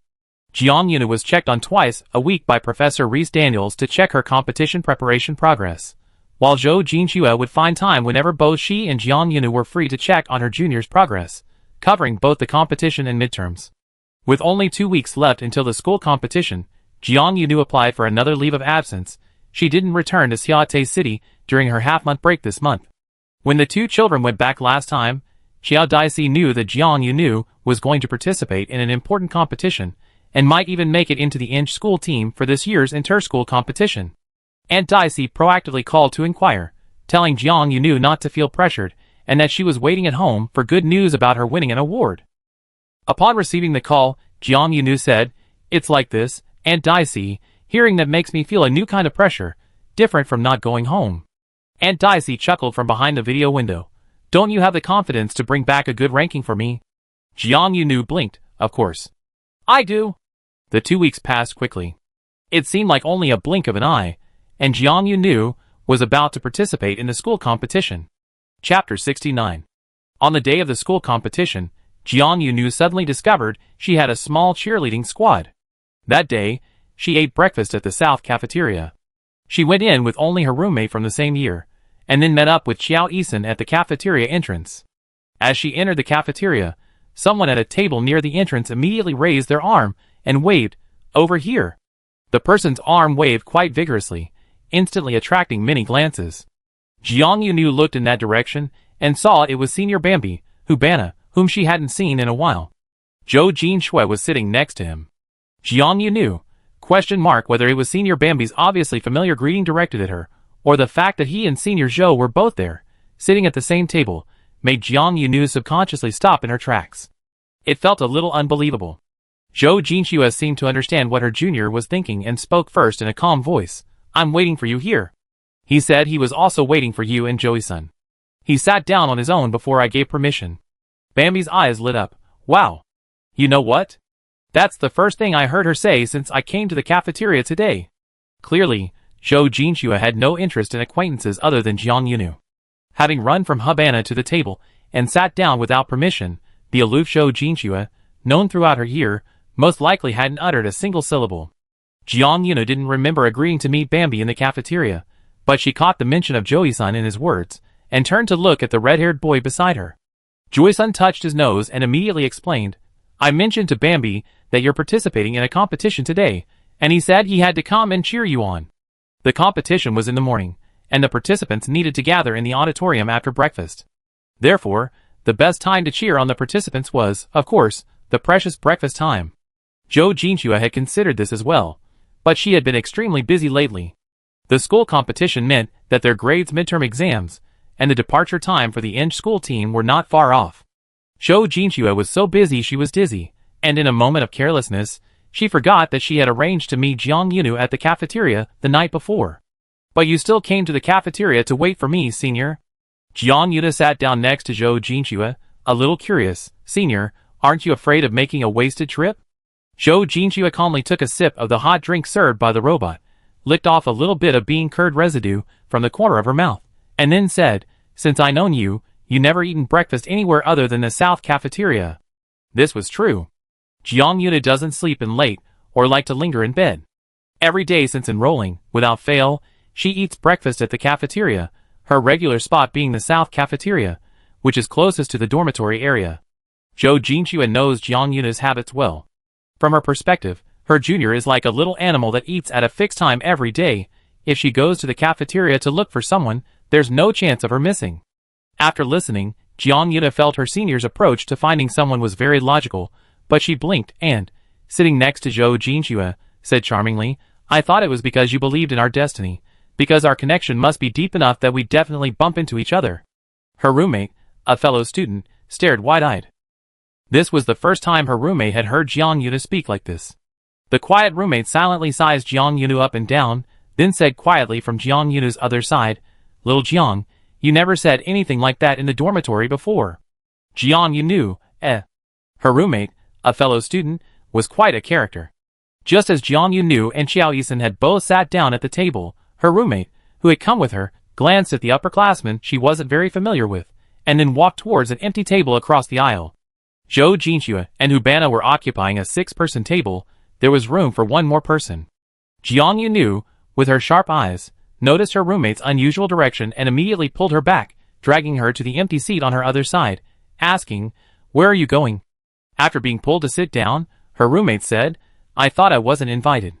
A slight chill seemed to sweep across the table. Only Jiang Yunu remained unaffected by the atmosphere, saying strangely, How could that be? You came with me. There's definitely a seat for you next to me. Her roommate smiled shyly and quietly, taking the seat to Jiang Yunu's right and finally sitting down. Zhou Jinxue was to Jiang Yunu's left.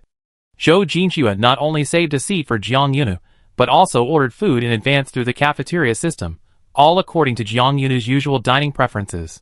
The cafeteria robot began serving the meals less than 3 minutes after the first-year students sat down. After a satisfying breakfast, Jiang Yunu looked up and found everyone had put down their utensils and were looking at her. Zhou Jinxue asked, Are you full? Hubana said, You need to eat well to have the energy for the competition. Although it's a theoretical competition, using your brain also takes a lot of energy. Xiao Yisan added, Don't eat too much, or you might get dizzy from overeating. Her quiet roommate pointed out the core reason everyone was gathered there. Good luck in the competition, Xiao Jiang. Despite only participating in a school competition, Jiang Yunu inexplicably felt as if she were being escorted to a solemn examination hall by her family and friends. At that moment, she was unaware that she would experience many more such moments in her life, carrying the blessings and expectations of others as she walked towards an examination hall. Jiang Yunu felt it was a little exaggerated, yet she was also touched by the concern shown to her by those she interacted with daily. Okay, Jiang Yunu said with the same certainty she had when talking to Aunt Daisy on the phone, I do my best. She even patted her chest. Hubana and Zhou Jinxue were going to their respective elemental classrooms for small group classes on supernatural abilities, while Xiao Yisan and her roommate were going to the large public classroom for a large theory lecture. They weren't going with Jiang Yunu, who was going to the auditorium, but they all chose to walk her to the auditorium entrance together, giving her another round of encouragement before parting ways to their respective classes. Jiang Yunu and the others were out of sight before she turned and walked into the auditorium, where she encountered Mr. Lei, who was looking at her with a half-smile. Residential Daniel said, Wow, quite the grand occasion, Jiang Yunu. Did you really need your little entourage to come all the way here? Jiang Yunu felt the encouragement from her cheerleaders, but she wasn't sure if people like Bambi, whom she didn't usually interact with, really counted as her support group. So she just smiled at Residential Daniel, trying to get away with it with a smile. Hee hee. Mr. Lei was still wearing his long trench coat today, the fabric thicker than when he first started school, and the coat was more structured, making him look even taller and more imposing. "Stop grinning like an idiot. Hurry up and go in for the pre-competition briefing." Reese Daniel gently nudged Jiang Yuna's shoulder, whispering as she walked in, "Good luck, do your best." Jiang Yuna found a seat near the front of the auditorium, listened to a 15-minute explanation of the competition rules and contestant conduct guidelines, checked her exam number on her personal terminal, and then left the auditorium with the rest of the crowd to the actual competition venue. The actual competition venue was a large multifunctional room that could accommodate 100 contestants. Each person sat according to their number, and each seat was equipped with signal jamming and monitoring devices to ensure that contestants could not use their personal terminals or any other electronic devices to look up information or seek help during the competition. As for the briefing in the auditorium, well, it was just a standard procedure that old schools always followed when organizing competitions. Jiang Yuna sat in her seat, waiting for the competition, or rather, the exam, to begin. It was a theoretical competition, so the competition format was, of course, answering questions. Jiang Yuna first completed the basic written questions in Group A, which tested her fundamental knowledge related to elemental abilities and elemental beasts, closely connected to the content she was currently learning as a first-year student. She answered them with ease. After the Group A questions, she moved on to the more advanced questions in Group B. The Group B questions went beyond the first-year curriculum, expanding towards the knowledge expected of upper-grade students. Fortunately, Jiang Yuna had already been made to do many extra assignments by Teacher Lei. Each time she did an extra assignment, she absorbed some knowledge beyond her current level. Jiang Yuna only realized how much advanced knowledge, far beyond the curriculum for a first-year student, she had unknowingly crammed into her brain when she reached Group B. She completed Group B relatively easily, then moved on to Group C. Generally, the first group of questions is basic, the second group is more advanced, and the third group usually presents deliberately designed difficult questions. These difficult questions can be categorized as moderately difficult, extremely difficult, and hellishly difficult. Although this was Jiang Yunu's first time participating in the Engle School competition, she knew that the difficulty level of exams and competitions throughout history had always followed this format. Group C's questions were indeed very difficult. Furthermore, from the start of Group C, the questions were no longer just text, for semi-transparent vertical panels rose around Jiang Yunu's seat, creating a small space that confined her. Jiang Yunu glanced around and found that everyone else was in the same situation. After the four boards formed a cubic space, the front board transformed into a screen, simulating different scenarios. Test takers needed to quickly respond to various problems and challenges arising in these scenarios. True mastery of knowledge meant being able to apply memorized theoretical knowledge to these scenarios. This round not only featured more difficult questions, but also tested one's adaptability. The space enclosed by the four vertical boards also had soundproofing and noise reduction effects. Jiang Yunu couldn't hear any audio from other people's sides, only her own. But after finishing this set of questions, Jiang Yunu glanced to the side through the semi-transparent boards and suddenly noticed that one of the seats next door was now empty, the vertical board had been lowered, and the original test taker was no longer visible. Chapter 70. Stepping out of the competition room, Qiao Yisan and her roommate were waiting at the door. Jiang Yunu paused for a second when she saw them, momentarily realizing that her competition hadn't actually taken much time. She only just entered the multi-purpose room and come out to meet her friends again at the door. But that was just an illusion. Jiang Yunu had checked the time when she submitted her answer to the last question. It was past noon, meaning the morning's regular classes were over. This was why Qiao Yisan and her roommate were waiting at the competition room door to greet Jiang Yunu after the competition. "Are you alright?" As soon as Qiao Yisan saw Jiang Yunu, she immediately squeezed through the crowd pouring out of the multi-purpose room and stood beside her, looking her up and down. Jiang Yunu tilted her head slightly. "The answering time was a bit long, but I'm not that fragile. I won't make any mistakes while answering the questions." As soon as she finished speaking, Jiang Yunu suddenly felt several gazes on her. "What's wrong?" Jiang Yunu was completely bewildered, glancing back at everyone. Joy-sun quickly pulled her out of the crowd, and the three of them, along with her roommate, found a relatively quiet spot in the corridor. Once away from the crowd, her roommate spoke softly. "Just now, about half an hour before your competition ended, several contestants were brought out by the teachers, and they all looked not very well." Joy-sun nodded beside her. "Several were helped out, and one looked like he was paralyzed. 2 teachers had to carry him out." The red-haired boy described the scene to Jiang Yunu, gesturing as he spoke. Jiang Yunu was genuinely stunned this time. "Huh? Someone actually got into trouble while doing the problems?"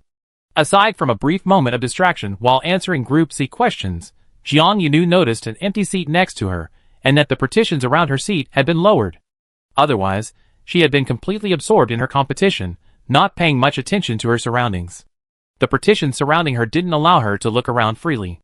Jiang Yunu was completely unaware of what had happened in the competition room. Qiao Yisen and her roommate, whose get out of class ended earlier than the competition, decided to meet her at the entrance. Seeing students being brought out one after another, all looking unwell, made them anxious, fearing the next one being helped out by the teachers would be a little girl with white hair. Thankfully, no. Jiang Yunu skipped out of the competition room, seemingly unharmed. Qiao Yisen observed her carefully, and found no signs of her reporting good news, but hiding bad news. Forget it. Joyce waved her hand dismissively. If you're feeling alright, that's good. Let's not think about it anymore. Let's go to the cafeteria for lunch. If we don't eat soon, I bet you really be in trouble. Jiang Yunu immediately agreed. Yeah, eating is important. Eating is so important. Mental exertion is also exertion. It's fine when no one's around, but the moment someone mentions eating, a strong sense of hunger instantly sweeps through every nerve ending of Jiang Yunu. The energy she consumed at breakfast was completely used up during the competition. She felt like her back was almost touching her chest if she just took a few steps outside the competition area. The group went to have lunch first. As for what exactly happened at the competition venue, and why some students were taken away midway through, it was only later that Reese Daniel informed them. For this reason, Teacher Lei specifically asked Jiang Yunu to go to his office. It was afternoon, just a few hours after the morning's competition. Jiang Yunu had been frequently visiting Reese Daniel's office for the past few weeks. Reese Daniel sat behind his desk, watching the white-haired girl walk in as familiarly as if she were returning to her own dormitory. You look to be in good shape, Reese Daniel said, looking at Jiang Yunu, his gaze carefully examining her face. Did you rest well at noon? Participants in the school competition had special privileges. They didn't have to attend regular classes that day. This meant that after finishing the competition and having lunch with Joy-sun and the others at noon, Jiang Yunu was free to do as she pleased for the entire afternoon until evening. Reese Daniel had initially worried that he might have sent the message too early, fearing that students who had expended a lot of energy in the morning for the competition would take a long nap in the afternoon. However, to his surprise, Jiang Yunu replied immediately on her personal terminal shortly after he sent the message and quickly arrived at the administrative building. Jiang Yunu patted her flat stomach. I had a huge lunch. Teacher Reese had no idea about Jiang Yunu's appetite and thought she didn't look like she could eat much. Reese Daniel teased his student. You ate a little too much, got dizzy from the meal, and slept until before I sent this message? Jiang Yunu had already walked to the desk, standing on the other side of the curved edge. Hearing this, she shook her head, remaining honest with the teacher. I ate too much. After eating, I felt so full that I didn't want to sit or lie down, so I just took a walk along the school path. I ended up walking around the school for 2 hours, and I saw the message just as I was about to continue. Reese Daniel, Although Mr. Reese didn't say it aloud, his expression clearly said, what kind of little girl would casually stroll around school for 2 hours? And say it so lightly. She's really just bored. Not sarcastically, but literally bored. Jiang Yunu suddenly said, yes, teacher, I'm just bored. Reese Daniel, Reese Daniel looked at Jiang Yunu, cautiously confirming, teacher didn't say anything just now, right? Jiang Yunu's lips curled up like two little parentheses. Teacher, your thoughts are written all over your face. She not only curled up her lips, but also laughed out loud. Reese Daniel stood up directly from behind his desk, walked around the edge of the desk, and stretched out his arm to give the little girl a swish on the head. Jiang Yunu's hair stood up a few strands from Reese Daniel's swish. What kind of child talks like an adult? The troublemaker who dared to laugh at the teacher was given a slap on the head by the thin-skinned teacher. After scolding Jiang Yunu, Reese Daniel returned to the main topic. Do you know why I called you here? Teacher Lei asked, his expression becoming more serious. Jiang Yunu shook her head. No. When you left the competition room at noon, did you notice anything unusual outside the competition venue? Jiang Yunu did know about this, including the gestures and explanations from Joy-sun and her roommate. Yes. That's why. Reese Daniel sighed. Jiang Yunu was suddenly scrutinized again, and she realized that Teacher Lei's way of looking her up was exactly the same as Joy-sun's at noon, with the same concern in his eyes. The last set of questions in this year's competition was beyond the syllabus, said Reese Daniel. And it wasn't just the scope of the knowledge tested that was beyond the syllabus, Even the format of the questions was out of bounds. Jiang Yunu could only roughly judge that the scope of knowledge points in this round of theoretical competition was indeed very broad, at least completely exceeding the reserves of a first-year student. But as to whether the format of the questions was out of bounds, she was completely blank, utterly clueless. She focused on answering the questions, and after finishing Group C, she noticed that Group D had popped up, with a bonus question group notification on the pop-up window. Jiang Yunu guessed that this last group was probably some kind of high-difficulty bonus question. Determined to get a good ranking, she only glanced at the notification box and continued working. Don't you think? Reese Daniel was still looking at Jiang Yunu. The answering section of that last set of questions was a bit uncomfortable. Reese Daniel's gaze was fixed on her face. Jiang Yunu knew that the other was carefully observing her expression, but under such meticulous scrutiny, she could only show a hint of confusion. "No, I don't think so," she said. Jiang Yunu indeed felt no discomfort. Reese Daniel suddenly fell silent for a moment. As the supervising teacher at the competition venue, Reese Daniel was one of the people who knew the student's situation best. This year's inter-school competition had undergone significant changes in both the questions and the answering format. The final bonus question was only decided upon yesterday. In terms of knowledge points, Group D's questions were not more in-depth than the previous Group C questions, but in terms of format, it went too far. Group C's questions in the inter-school competition already utilized projection scenario simulation, while Group D used panoramic projection combined with biomicrocurrent sensing. It not only simulated dynamically changing scenes on the 4 vertically erected screens, but also presented the contestants with a holographic simulation of danger, forcing them to withstand gradually increasing psychological pressure while also reacting quickly and calmly. Reese Daniel was opposed to the Group D supplementary question. He disapproved of including such a question in the school competition from the beginning. At the time, during the competition preparation meeting, the usually mild-mannered Mr. Reese unusually turned stern. "I don't see the necessity for setting such a difficult question," he said. "We're not preparing to let students experience a virtual battlefield in a theoretical competition." However, for some reason, the night before the competition, the format of the school competition was announced to have been finalized, and the competition was held today with the Group D supplementary question retained. In the last half hour of the competition, students were constantly being helped out of the classroom. Some were stressed from the series of holographic challenges, some fainted from excessive psychological pressure, and others experienced dizziness and vomiting due to the rapid changes in the dynamic environment. Jiang Yunu was a freshman specially recommended by Reese Daniel to participate in the competition. He was very worried about the girl's condition, but during the second half of the competition, he was so busy with students experiencing negative reactions that he barely had time to breathe all afternoon. He could only deduce from the fact that Jiang Yunu wasn't among the withdrawing contestants that she had at least stayed in the multi-purpose classroom to finish all the questions. Finally, having some free time in the afternoon, Teacher Lei quickly summoned his Jiang Yunu to check on her. As it turned out, this girl, who could still have a big meal and a 2-hour walk after the competition, was truly wonderful. Chapter 71. A particularly well-behaved-looking girl was dragged into the teacher's office. Teacher Lei looked her over carefully, from head to toe, until he was satisfied, before letting her leave. Before leaving, Jiang Yunu tugged at the doorframe. "Teacher, don't you have any gossip to share with me?" The girl blinked, her voice barely audible as she whispered the words gossip. The office door was an infrared thermal sensor. Seeing Jiang Yunu standing near the sensor area, and knowing she was being mischievous, she kept reaching her hand in while talking to him, causing the door to retract as quickly as if someone had touched its lead from a distance. Reese Daniel, Mr. Reese silently observed for a moment. This little girl was so playful she even played with doors. Before clearing his throat, pretending he wasn't distracted, "What kind of gossip do you want to know?"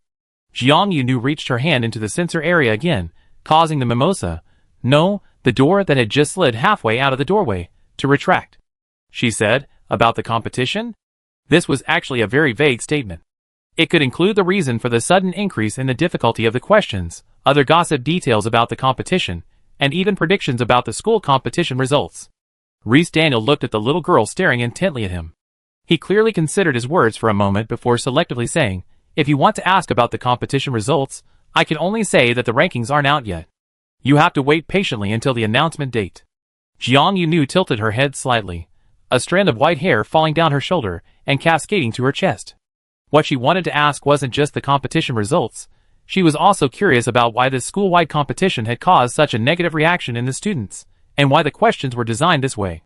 However, Although Reese Daniel hadn't explicitly stated it, Jiang Yunu had a strange intuition that even her teacher might not understand the reason for the last question. So Jiang Yunu finally only said, "Okay, thank you, teacher." The girl finally let go of the door she had been trying to close several times, waved to her teacher, and left the office full of energy. She was truly lively and energetic, completely unaffected by the negative impact of the highly difficult questions. Zhou Jinshui, well informed, once again took time out of her busy schedule to come to Jiang Yunu's dormitory building that evening, calling the worried junior out of the building and carefully examining Jiang Yunu under the public streetlights in front of the building. "Are you alright?" When Zhou Jinshui especially wanted to care about someone, her language became even more concise, almost barren. Jiang Yunu was almost halfway through her semester at the school, and she had never found Zhou Jinshui to be as aloof as the rumors suggested. On the contrary, she was particularly adept at sensing the other's true emotions when speaking to her. "I'm perfectly fine." To reassure her senior, the younger student not only answered firmly, but also took Zhou Jinshui's hand and pressed it against her forehead. Although Zhou Jinshui didn't know why she was pressing her hand against her junior's forehead, she did so because Jiang Yunu was pulling her. "Is your head feeling a little uncomfortable?" Zhou Jinshui carefully checked every detail. Jiang Yunu shook his head, placing his hand in Zhou Jinshui's palm, then pulled his senior's hand away. "Let me feel it," Jiang Yunu said. "Look, I don't even have a headache or fever. I heard many people went back with fevers after the competition." Zhou Jinshui voluntarily placed her hand back, carefully feeling it again. She touched Jiang Yunu's forehead and said, "You're fine." The senior was finally relieved. Of course, there were also Zhou Jinshui's classmates participating in the school competition. She had heard several stories of students fainting during large lectures that afternoon, and was very worried about Jiang Yunu. Fortunately, whether it was because Jiang Yunu had rested well in the afternoon or was exceptionally gifted, he was still full of energy when she saw him that evening. It's okay if a classmate faints. As long as Jiang Yunu is alright, that's all that matters. Zhou Jinshui escorted Jiang Yunu back to the dormitory building entrance, reminding her, "But you still need to rest." Even though the midterm exams were just around the corner, an intensive review should begin immediately after the competition, Zhou Jinshui openly showed her favoritism, believing that reviewing could wait until tomorrow, and that Jiang Yunu's knowledge was more than enough for the exam. "Senior," Jiang Yunu said, her body already pushed through the door, her head still outside, as she leaned against the door, "You have so much faith in me." Zhou Jinshui calmly retorted, "Shouldn't I?" Jiang Yunu immediately nodded vigorously, Of course. Unfortunately, Jiang Yunu wasn't the type to be modest. She not only felt she should, but also shamelessly added, "Senior, you can always trust me." Zhou Jinshui pursed her lips, revealing a faint smile. Zhou Jinshui said, "Okay, I always believe you." A few days later, the results of the school competition were announced as scheduled before the midterm exams. Before seeing the list posted on the school website, an instant notification arrived on Jiang Yunu's personal terminal. It was noon, just after the morning's general classes had ended. Jiang Yunu, Qiao Yisan, and her roommate were walking with the crowd leaving the teaching building when her personal terminal suddenly beeped, the wristband vibrating slightly on her wrist. "Who sent you a message?" Qiao Yisan said. "Could it be that Senior Zhou invited you to lunch?" Jiang Yunu said, "It shouldn't be. Senior Zhou usually only invites me in two ways. Either she sends a formal invitation more than 2 hours in advance, or she just waits for me at the cafeteria. And the former happens more often." Jiang Yunu didn't know who sent her the message at exactly 12 o'clock. She pulled up a small screen and checked her personal mailbox as she walked. Qiao Yisan noticed that as Jiang Yunu read the message, the girl's pace slowed down. "Watch out." Joyce grabbed Jiang Yunu's arm, parting the surging students heading towards the cafeteria to clear a path, pulling her friend, who was almost overwhelmed by the lunch rush because she slowed down, to a nearby open space. "What did you see?" Joyce asked quickly, pulling Jiang Yunu to safety. Jiang Yunu looked up, zooming in on her small terminal screen with 2 fingers and dragging it in front of Joyce. "Not sure," she said. "Can you take a look?" What in this world could make Jiang Yunu say not sure? Joyce and her roommate, who had squeezed into the open space, curiously looked at the screen, only to see a notification. "Dear Jiang Yunu, welcome to the school representative team as a candidate. Your first school team meeting will be held at 4 p.m. on Wednesday at XXXX. Please be sure to arrive on time." Joyce, Roommate, Joe Ethan snapped back to reality. "You're a reserve?" Her voice rose 3 decibels. "Wow. You made the school team?" Jiang Yunu also looked at the notice again with them, her tone still slightly uncertain, The school team meeting notice has been issued. Does this mean my ranking in the inter-school competition is pretty good? It wasn't that Jiang Yunu had suddenly become humble. It's just that after the competition, she only rested for one night before throwing herself back into midterm exam preparation, and for the past 2 days, she had forgotten to closely follow the competition results. Joe Ethan moved swiftly beside her, already opening his personal terminal and, with lightning speed, pulling up the screen, heading straight for the campus network. Jiang Yunu explained, "You'd definitely be an excellent battlefield healer in the future. You'd be able to instantly heal." Joe Ethan completely ignored her. The red-haired boy was currently focused on checking Jiang Yunu's competition results, finding the rankings page for this round of inter-school competition prominently displayed on the campus network. Joyce clicked on it. Joyce suddenly stopped. Jiang Yunu, standing beside her, guessed, "I just had a stroke of luck, barely made it into the front row, and now I'm the goalkeeper." Joyce. Joyce remained silent for a moment, then zoomed in on the page, bringing it directly to Jiang Yunu's view. Jiang Yunu initially looked from the bottom up, her gaze sweeping from the very bottom of the list of students. But halfway through, she suddenly realized that since she had received the school team recruitment notice and meeting notification, her name must be at least in the top 5. Jiang Yunu immediately switched to looking from the top down. Upon looking, the name in the first row seemed very familiar. Unsure, let me check again. Staring at the first line of the school competition rankings, Jiang Yunu blinked and pulled her roommate, who was also squeezed next to her looking at the results. "Is this my name?" Jiang Yunu pointed to the very first name. Her roommate's face was already flushed with excitement. Her roommate said in a voice that rose another 5 decibels, "Yes. Jiang Yunu, the first place winner in the inter-school competition." The fact that a first-year student had become the top-ranked student in the school competition swept across the entire school in just one lunch break. This was also closely related to the timing of the school competition rankings announcement. Noon, a work and study day. The entire school was filled with students who had just entered their lunch break. The 2 cafeterias were packed with people, including many participants in the school competition, who were having lunch with friends while checking their rankings on the school network in front of them. Upon seeing the first place name, many looked blank and exchanged bewildered glances with their friends. "Who is Jiang Yunu?" This question was asked at almost every 2 or 3 tables in the cafeteria. An upperclassman asked a lowerclassman he was on good terms with, "Is he a new prodigy in your grade? The kind who's always kept a low profile and never showed his skills in previous competitions?" The lowerclassmen looked blank. These lowerclassmen, at least second-year students, racked their brains, but couldn't recall anyone like him among their classmates. Just then, someone coughed twice from the back of the group, trying to cover up their conversation. The upperclassman who had led the questioning turned around and recognized the person coughing as a familiar face. "Who Bambi? What are you doing eavesdropping in the back?" Who Bambi immediately defended himself. "What are you talking about? I was just walking by, and I happened to overhear you talking about someone I know." The upperclassman said, "Someone you know?" The second-year student next to him reacted even faster. "Bambi-senpai, do you know Jiang Yunu, the one who got first place?" "Yes, I do."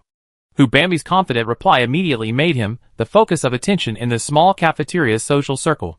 He subconsciously puffed out his chest, a sense of pride rising within him as he remembered cheering for Jiang Yunu on the day of the competition. The junior he knew was the first place winner. How could that not make him feel a little proud too? Who Bambi said in a boastful tone, "You're only matching names to second-year students and above. Of course you're not right. She's a first-year student." Chapter 72. The top scorer in the school competition is a first-year student. As one of the fastest-spreading places on campus, the cafeteria saw this explosive news spread rapidly, radiating throughout almost the entire Inch campus, using all the students eating lunch there that day as a conduit. Suddenly, Jiang Yunu noticed that wherever she went, she received significantly more attention from strangers. At first, she was a little confused by this. These stranger glances were usually accompanied by whispers.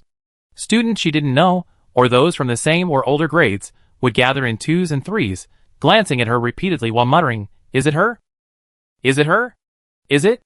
Jiang Yunu had excellent hearing, and was sensitive to others' gazes. She noticed all these movements and immediately turned to look at the person who seemed to be watching her. Most teenagers are shy, and many can't stand being stared at while gossiping about someone else. Jiang Yunu turned her head and looked at the other person 10 times. 7 or 8 times, she saw them shut up and casually look away, causing her small team observing her from afar to disband. Jiang Yunu? However, 2 or 3 times out of 10, the other person was bolder and more shameless. Having been caught red-handed by Jiang Yunu, they became even more courageous and approached her to talk. One person immediately asked, "Are you that freshman?" Jiang Yunu thought for 2 seconds. Midterm exams are next week. Strictly speaking, all first-year students are no longer considered freshmen. She answered sincerely. The other person seemed taken aback. The brave person, who had spoken up, wasn't swayed by Jiang Yunu's bizarre logic. They quickly composed themselves and asked again, "Are you Jiang Yunu, the winner of this round of the school competition?" Jiang Yunu admitted frankly, "I am indeed Jiang Yunu." Having received this confirmation, the other person looked Jiang Yunu up and down again, with a gaze that held a mixture of surprise and admiration, and then ran off. They ran towards the small group that had come with him. As they ran, they shouted, "Hey, that's her!" Their companions, too embarrassed to get a closer look at Jiang Yunu, simply craned their necks, observing her from afar after confirming her identity. Jiang Yunu, eh. Honestly, Jiang Yunu felt like some rare animal, the kind that was semi-open, open for the brave to observe up close. Several more days passed like this.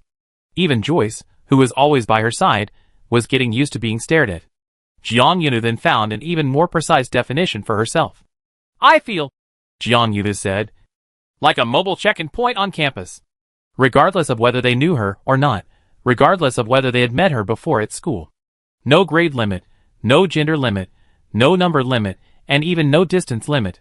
She had been checked in by countless people, near and far, in the past few days. Even some teachers had come to check in. Since enrolling, the people Jiang Yunu had most frequently seen were her general education theory course teachers, and among them, the one she knew and was closest to was Reese Daniel. These past few days have been the first time she's realized since enrolling that there are so many teachers she doesn't recognize at Engle Elementary Ability School. In a school where all students are minors, and the oldest graduate is only 16, the adult faculty and staff are surprisingly easy to spot. Jiang Yunu also encountered another semi-acquaintance. Because she had met this person once before at school, so they weren't complete strangers, but the brief encounter hadn't allowed for any real understanding, so the young girl privately categorized them as semi-acquaintances. This semi-acquaintance teacher was someone Jiang Yunu had seen again during her first Engle school team meeting as a prospective member. Following the notification she received on the day the rankings were announced, Jiang Yunu arrived at the designated classroom on Wednesday afternoon. This classroom was apparently the Engle school team's designated classroom. The smart lock on the door had access restrictions. Visitors had to scan their personal terminals to confirm authorization before entry. Jiang Yunu scanned the code with her personal terminal as instructed, heard a beep indicating access, and then the electronic door slid open in front of her. It wasn't even 4 o'clock sharp yet, but the classroom was already filled. As soon as the electronic door opened, the first thing you saw was the podium at the very front of the classroom. Behind the podium stood a tall figure, impeccably dressed, her trousers tucked tightly into her boots. The woman in the boots turned to look at the doorway. She had a somewhat sharp look, but upon seeing Jiang Yunu, she raised an eyebrow and smiled. "Welcome," the woman in the boots said. "You're certainly capable, young lady." Jiang Yunu quickly recognized her. This was the same female teacher who had appeared behind her and Xiao Yisun when they were chatting in the school building corridor about Wanwang's school, and who had solemnly declared that their school was far superior to Wanwang. The female teacher's surname was Liu, and her full name was Lucy. She was Eng's exclusive wind element instructor, and also the coach of Eng's school team.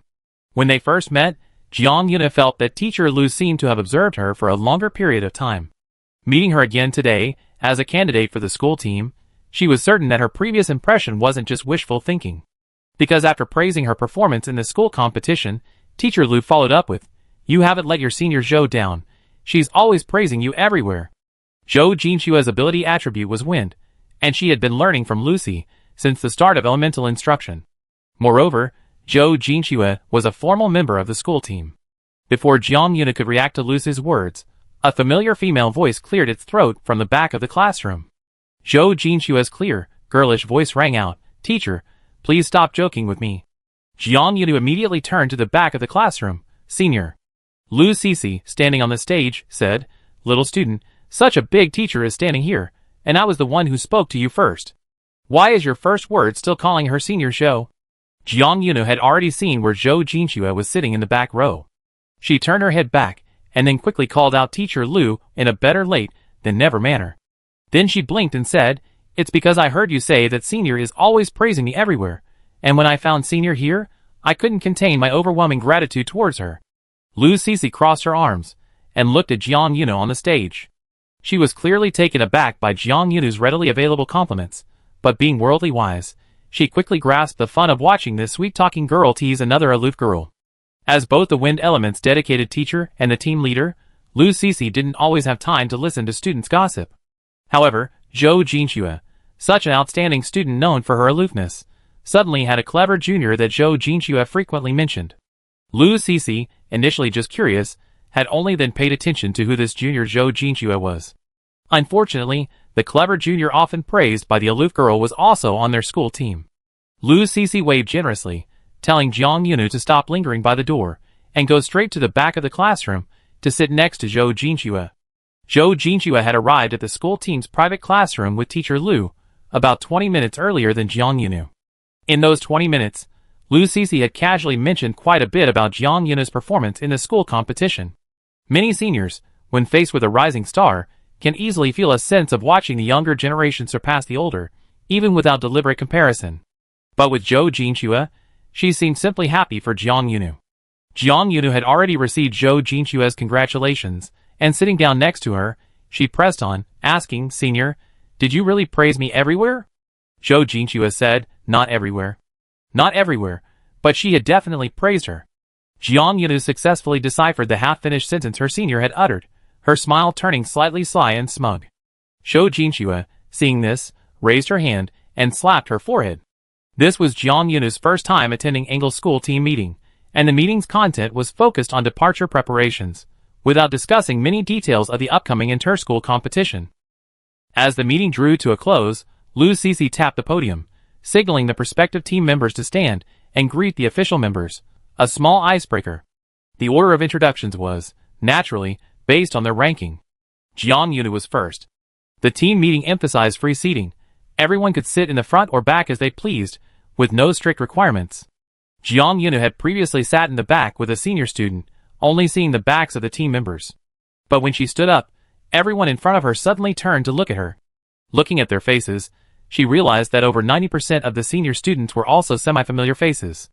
They were all people who had checked in at her booth over the past few days. Jiang Yunu, "Hello everyone, seniors you met before, I'm Jiang Yunu."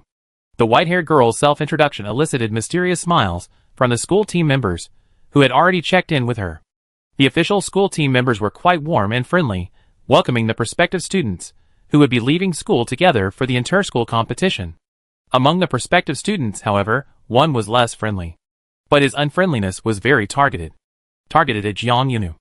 Jiang Yunu had barely finished her self-introduction, and sat down, when she keenly noticed an unfriendly gaze from the row in front of her. She looked back directly in the direction of the gaze, and found that the person looking at her also had a semi-familiar face. But it didn't seem to be someone who had recently checked in with her, rather, they had met somewhere on campus much earlier. Jiang Yunu thought and thought, until the prospective student's initial meeting ended, when the other person actually stepped across the classroom stairs and walked directly towards her. The person immediately said, "I won't easily acknowledge you." Jiang Yunu? ? "No, excuse me, who are you?" Jiang Yunu's bewilderment was clearly written on her face, but the person seemed oblivious to her expression, continuing, "It's just an inter-school competition, it doesn't prove you're really strong." Jiang Yunu, Hearing this, she suddenly realized the voice sounded vaguely familiar. Following the familiarity and the person's arrogant tone, Jiang Yunu remembered. She had seen this person before in the South cafeteria. Back then, Qiao Yisan, full of trust in Jiang Yunu, believed she was indeed very strong. This person passed by their table, heard the red-haired boy's words, glanced down at Jiang Yunu, and then let out a sneer. Jiang Yunu had even bluntly asked the person if they were laughing at her. Now she remembered everything. Jiang Yunu said, "So you also participated in the school competition, and you're ranked behind me?" The other person, Chapter 73. Jiang Yunu didn't even know the other person's name, yet her words nearly made him fall backwards on the classroom steps. Then her tone was incredibly natural and sincere, as if she were casually chatting with a classmate, saying something like, "The weather's nice today." This natural sincerity released a kind of sarcasm that was even more infuriating than ordinary sarcasm.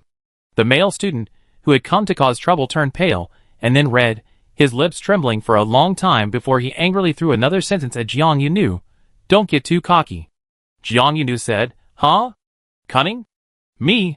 She not only asked sincerely again, but also raised a finger, the tip bent towards herself, her eyes wide open.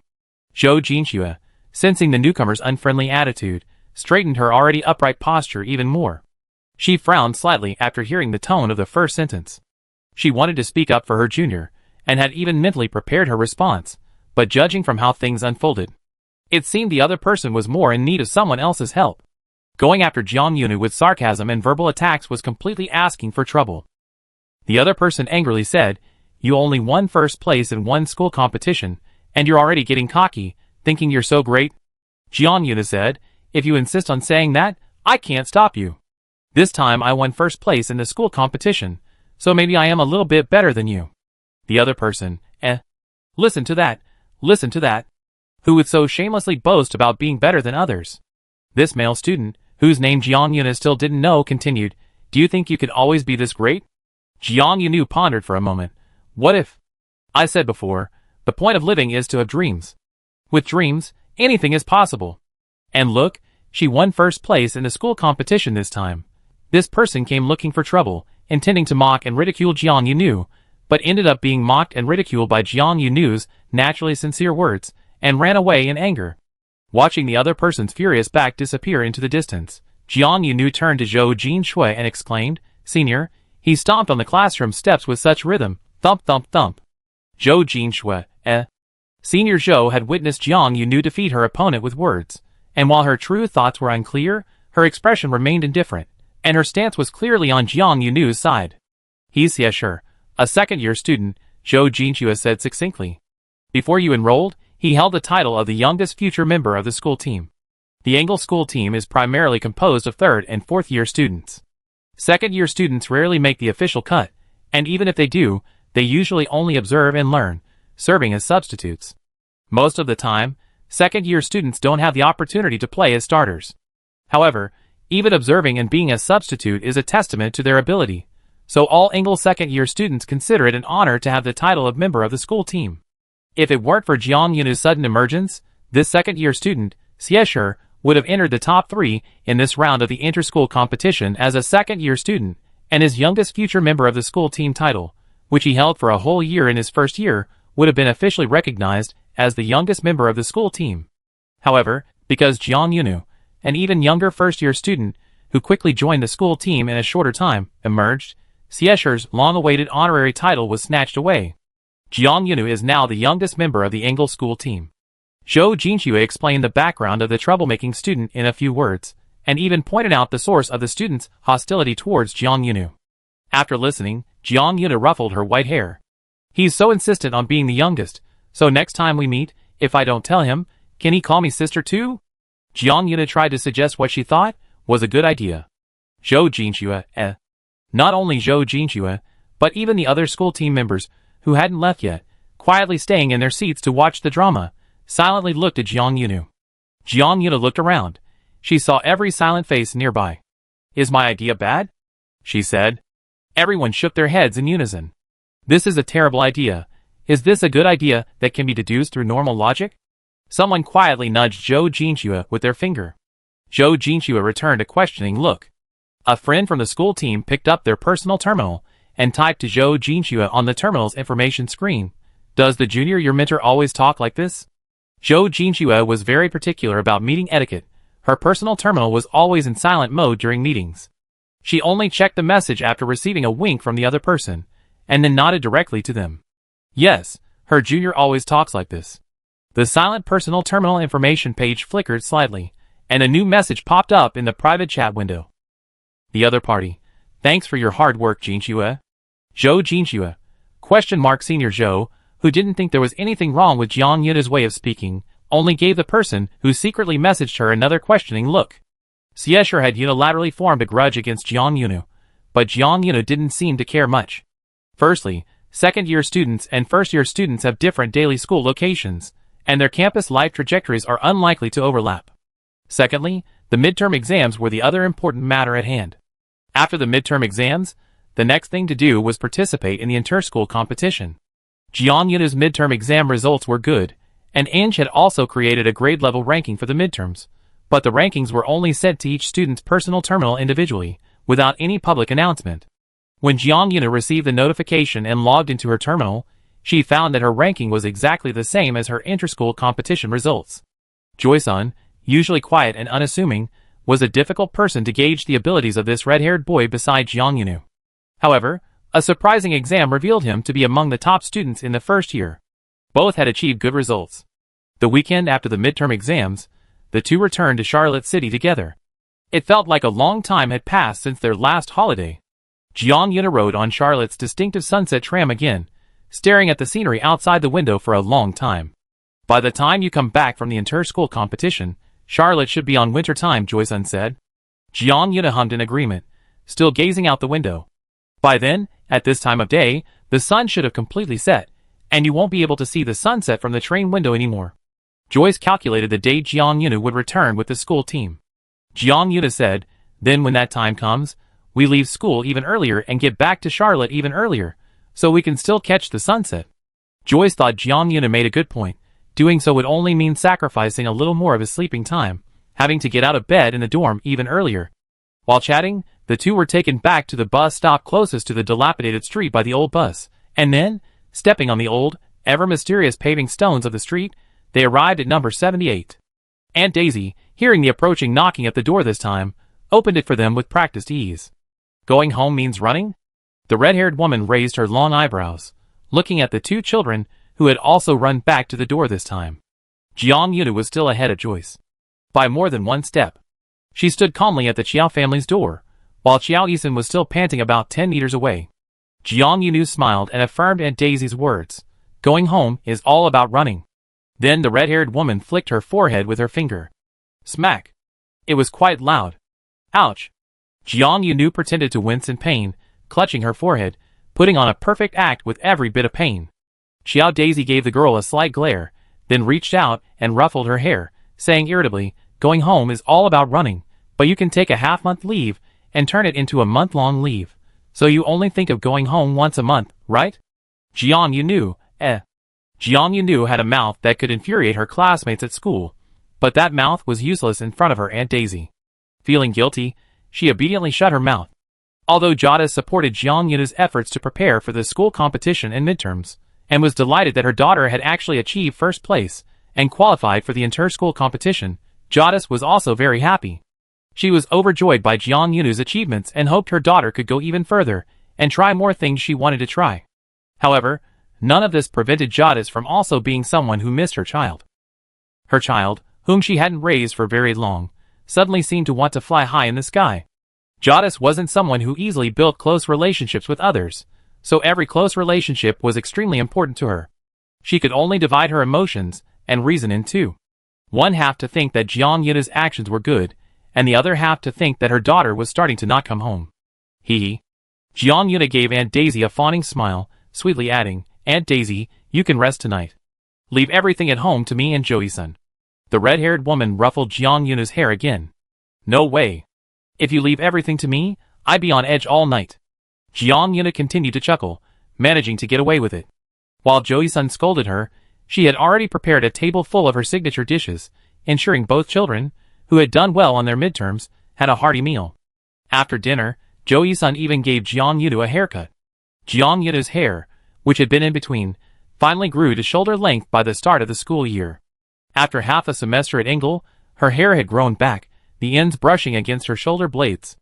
Let me tidy up the back of your hair, said Jadis. You're going to the inter-school competition next week. What would it look like if the teachers and students from other schools saw your hair looking like it'd been chewed by a dog? Jiang Yuna recalled the last time she got a haircut, realizing it was probably when she first arrived in this world, haphazardly cutting it herself with a razor blade in the underground base. She obediently let Jadis style her hair, closing her eyes, as the woman's slender fingers ran through her strands. Jadis had skillful hands, trimming the messy ends and even asking the young girl what length she preferred, whether she wanted her hair length changed. Jiang Yuna thought for a moment. Auntie, please cut it a little shorter. I still prefer shoulder length, just enough to tie up easily, that way it's convenient. Jadis agreed, adding a few more snips to adjust Jiang Yunu's hair length. The next day, Jiang Yunu returned to school with her new hairstyle. She would also be wearing this new hairstyle to the inter-school competition. Chapter 74. Zhou Jinxue was the first to notice Jiang Yunu's changed appearance. At the start of the new week, she carefully observed her junior's hairstyle. "You got a haircut?" Zhou Jinxue asked. Jiang Yunu shook her head, causing the white strands of hair hanging over her shoulders to sway. "I asked my aunt to cut it for me when I went home for the holidays," she said. Zhou Jinxue knew about the relationship between Qiao Yisun and Jiang Yunu.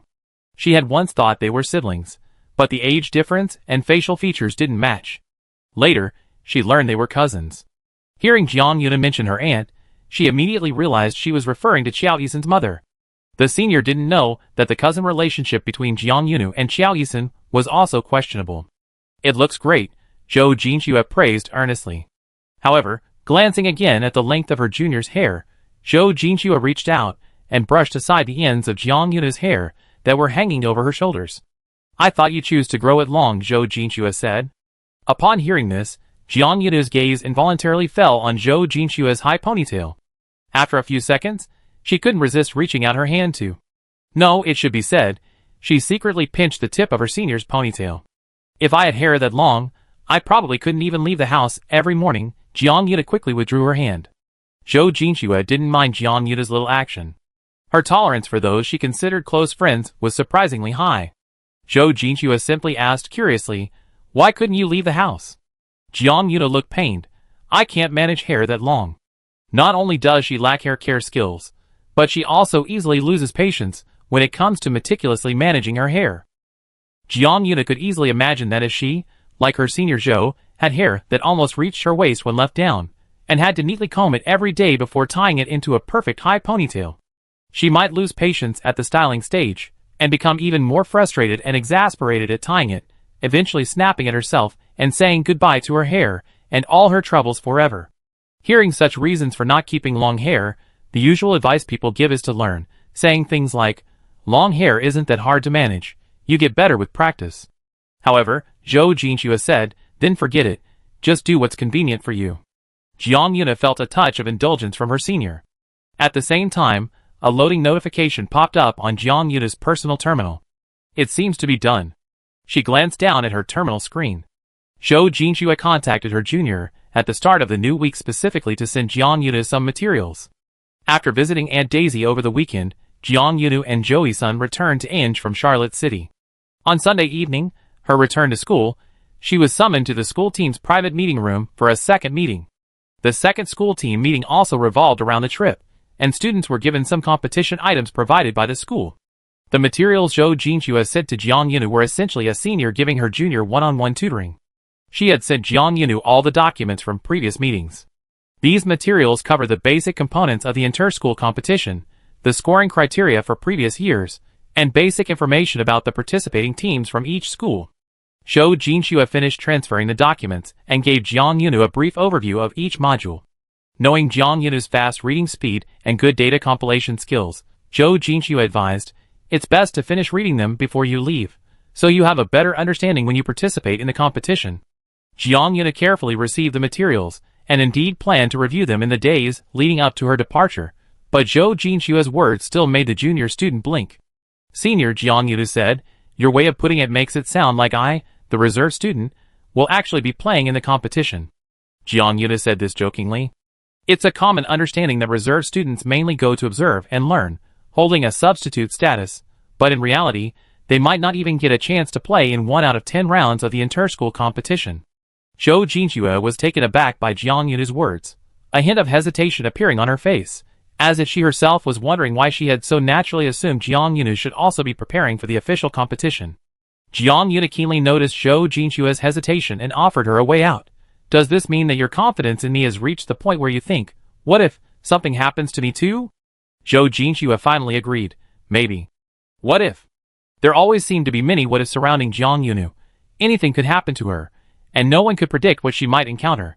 What if, by some chance, a reserve student gets a chance to compete in this year's inter-school competition? Jiang Yunu spent a week reviewing the materials, during which time she continued to receive greetings from relatives and friends. Midterm exams were over, and final exams were still far off. It was a time for students to relax and enjoy themselves. The Crystal Core team had originally wanted to invite Jiang Yunu for another online game session.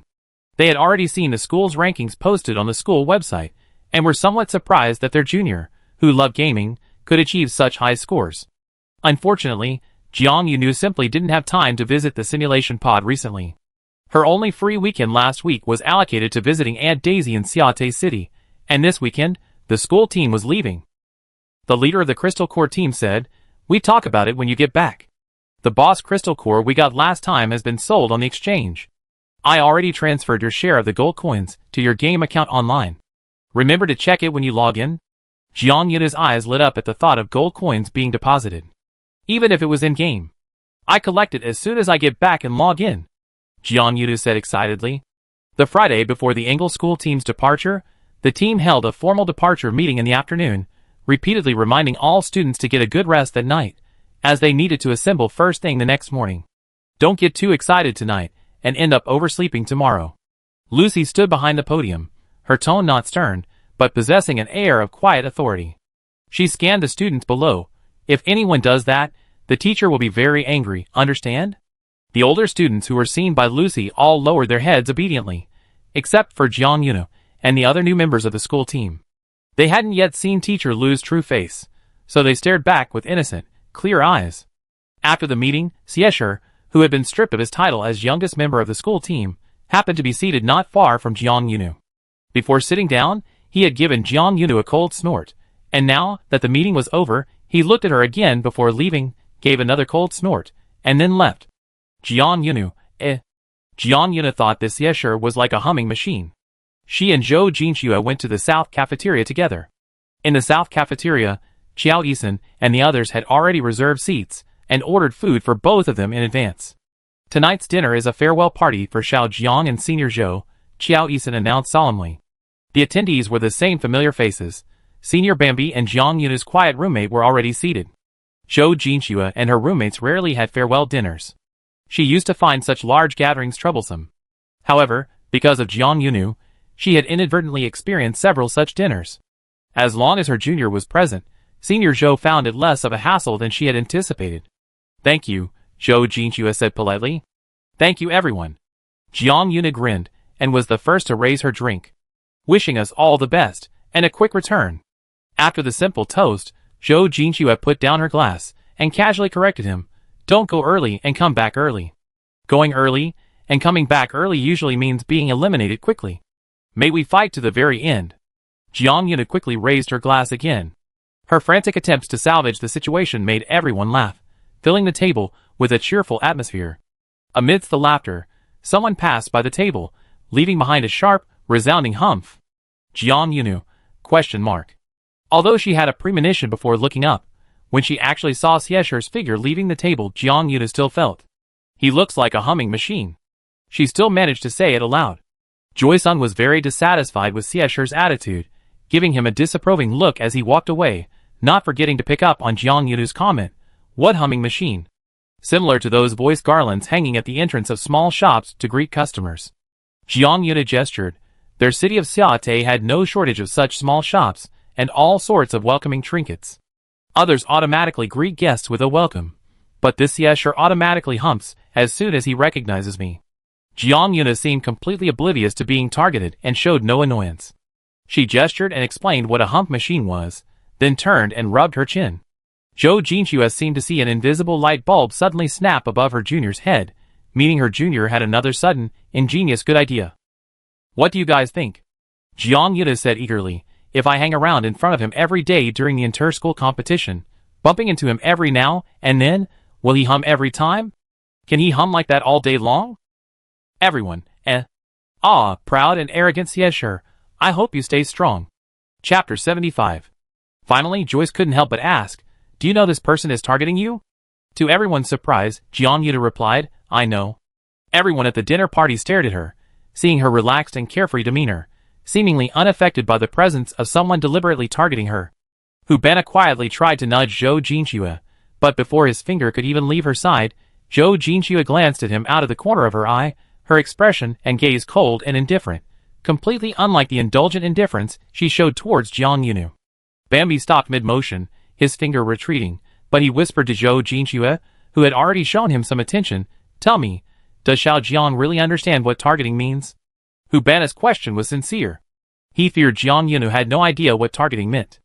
Zhou Jinxue hesitated noticeably, silently turning her gaze to Jiang Yunu, who returned her senior's seemingly innocent and sunny smile. Zhou Jinxue, Senior Zhou became uncertain. However, the two seniors had indeed worried for nothing. Jiang Yunu did know that Xiesher was targeting her, and she understood the concept of targeting, but that didn't stop her from finding it quite interesting. All things considered, Xiesher was the first person to openly target Jiang Yunu since arriving in this world. Before that, she seemed to have encountered many kind people, and received a lot of almost unconditional help. Even at the initial base on the deserted island, there was still the hard-working, silent, and unyielding 22, who would let her pose as she pleased, silently accompanying her by the pit, listening to her speak. Xiesher's targeting was quite novel to Jiang Yunu. Furthermore, Jiang Yunu might have a slightly mischievous streak, she possessed a harmless, at least so far, of minor wickedness. Just as felines might play with their prey when they're not hungry, the orca on Ocean Street might slap a passing ray simply for fun. Jiang Yunu's behavior was somewhat better than the above. As long as you didn't provoke her, she generally wouldn't try to play with you. Provided you didn't provoke her. The next morning, Jiang Yunu, who never slept in, got up on time, grabbed her backpack which she had packed the night before, and became the first person to arrive at the bottom of the long slope in front of the school gate. The long slope in front of the Engel Elementary Ability School, the vehicle parking area at the bottom of the slope, was the assembly point for the school team that had been notified the day before. Zhou Jinxue had originally planned to go out with Jiang Yunu. After washing up and packing her belongings, she messaged her junior, only to receive a live photo from Jiang Yunu. An empty vehicle dock, a junior waiting alone, half a figure vaguely visible in the frame.jpg. Looking at the photo, Zhou Jinxue realized Jiang Yunu had already arrived at the meeting point and was waiting. She was slightly surprised that Jiang Yunu was up so early, and then wondered if she, as the senior, had gotten up too late. She needed to hurry to the long slope at the school gate to meet him. Having already grabbed her luggage and rushed out the door, breathing in the cool morning air of the Engel campus, the senior, whose ponytail was still perfectly styled, began to ponder, who is the person in the photo Jiang Yunu sent, the one whose half-body appears to be visible in the background? Besides Jiang Yunu, was there anyone else who got up this early? Yes, there was. This person, who also got up incredibly early, was Xiesher. Xiesher was determined to perform well during the inter-school competition, ideally surpassing Jiang Yunu, who was also a candidate. In whatever way, he just wanted to outdo Jiang Yunu, desperately seeking a way to prove he was better than Jiang Yunu. So he decided to start the intensification from the early morning assembly. Xiesher hadn't gone to bed early yesterday, and it took 3 alarms to finally get him out of bed today. He then groggily washed up, hurriedly grabbed his bag, and rushed to the bottom of the long slope. He was convinced he was definitely the earliest riser, and that this would demonstrate his seriousness about the inter-school competition. He wanted to present a presentable and spirited image to welcome the rest of the school team at the bottom of the long slope. However, when he arrived at the assembly point, the vehicle parking area was rather empty in the early morning.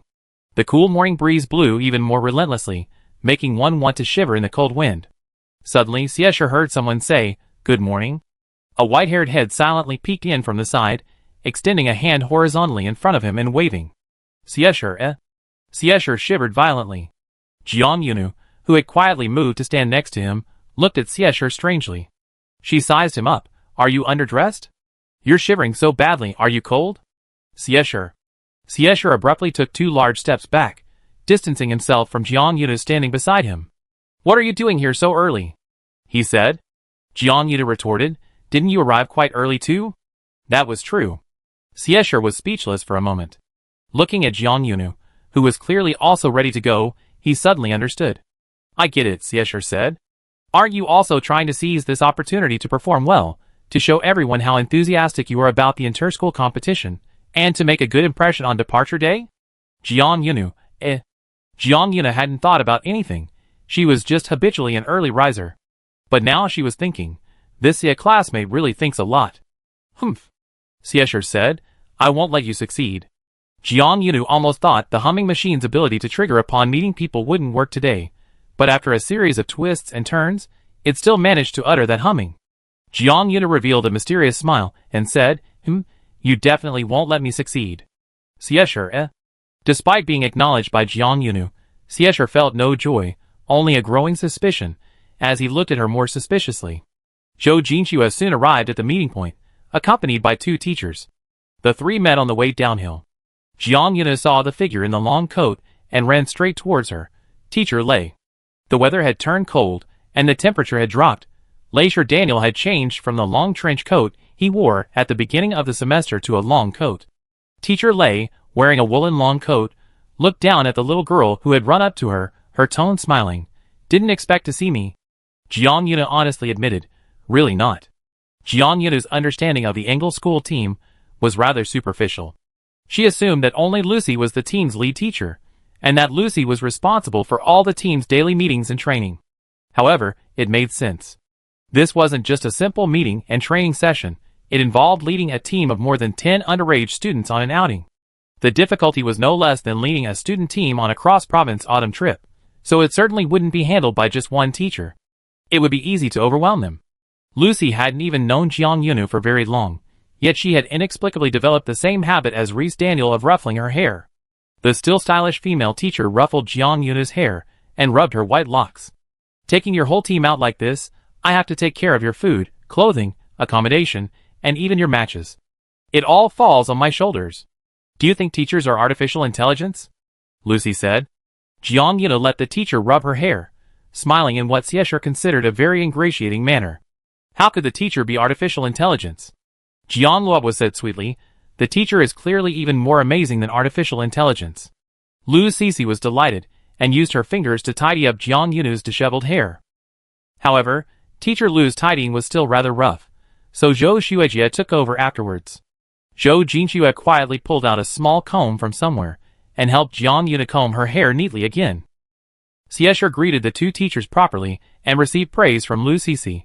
Not bad, in this year's departure team, 2 of the reserve students were the most proactive in getting up early. He was praised, but Jiang Yunu was also praised, so Siesher wasn't entirely satisfied. The rest of the school team members arrived within half an hour. During this time, a shuttle bus bearing the Engel school emblem was already prepared at the stop. After a head count, the students were led onto the bus. The bus carried the group for a short distance on the ground before accelerating upwards and entering the air-to-ground tracks. Their destination was their neighboring district in District 19, the leading district within the 7-star district. District 17.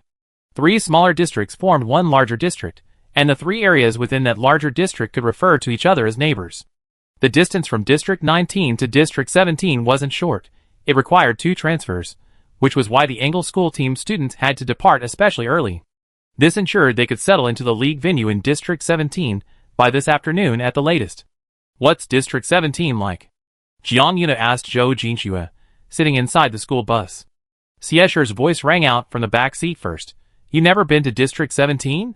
His tone clearly implied, you never even been there? Jiang Yunu was never ashamed of her limited knowledge of the world. She readily replied, no, otherwise why would I ask? After speaking, Jiang Yunu turned her head towards the back. Siesher, being quick-witted and unable to resist teasing her, hadn't expected Jiang Yunu to turn her head so directly, causing him to unconsciously press closer to the back of his seat. What are you doing? Siesher said. This was a school bus. Surely Jiang Yunu wouldn't hit him just because she didn't like his teasing, would she? Siesher inexplicably felt a pang of worry about his safety. He didn't know where this sudden sense of crisis came from, but just the fact that Jiang Yunu had turned her head and was staring directly at him made him think that way. However, Jiang Yunu blinked and said, you sound like you know a lot about District 17, so why don't you tell us about it? Chapter 76. Jiang Yunu's tone was utterly matter-of-fact. Siesher was stunned for a moment, staring at Jiang Yunu as if she were a little monster. After a while, she leaned back in her chair and said, huh? Jiang Yunu repeated her request. Since you asked me that, it means you must have been to District 17. You can tell me about it. Siesher was sure she hadn't misheard, but she still stared at Jiang Yunu incredulously. Why should I tell you?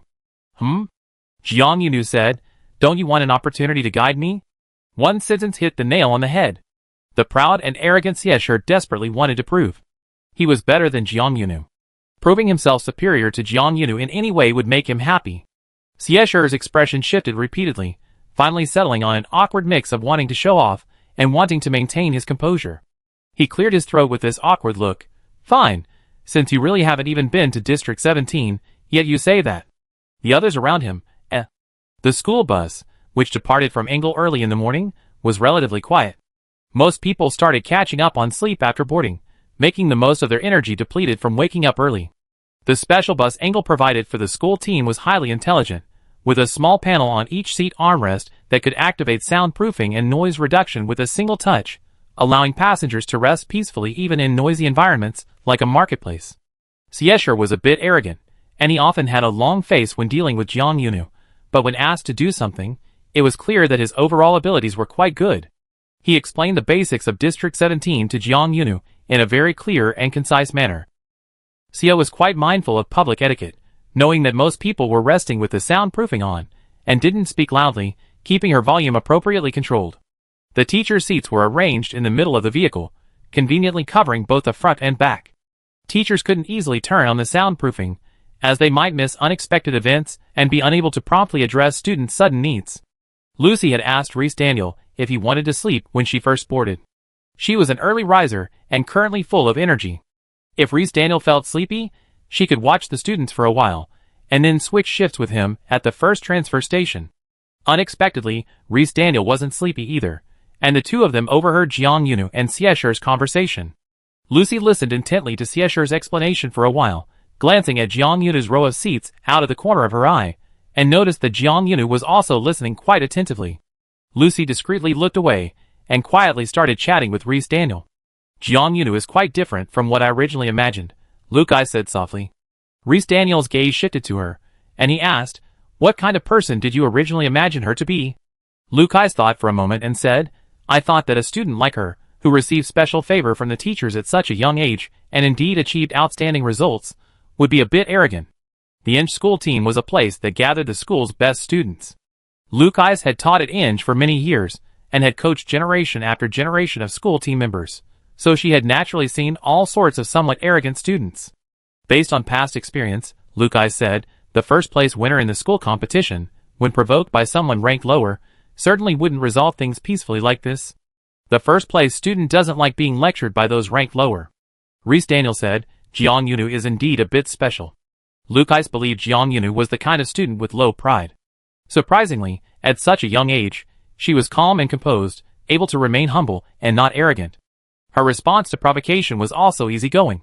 She was the kind of little genius who didn't have a temper. Rhys Daniel agreed that Jiang Yunu was special, but on the matter of pride, his opinion differed from Lys's. Lukai hadn't yet heard Jiang Yunu seriously boast, but Rhys Daniel had already witnessed how blindly confident this little girl could be when she made a boast. In Jiang Yunu's dictionary, it seemed she could try anything, do anything with a what-if mentality, and she always had an inexplicable confidence in herself, as well as the courage to face failure calmly. Jiang Yunu wasn't without pride, it's just that her pride didn't seem to need comparison or contrast with others. She seemed to absolutely trust and accept herself. And someone who absolutely trusts and accepts themselves cannot be without pride. Furthermore, Rhys Daniel felt that Lukai might have some misunderstanding about the word easygoing. He asked uncertainly, "Do you think her way of handling provocation is easygoing?" "No arguing or insults, no physical conflict," Lukai said strangely.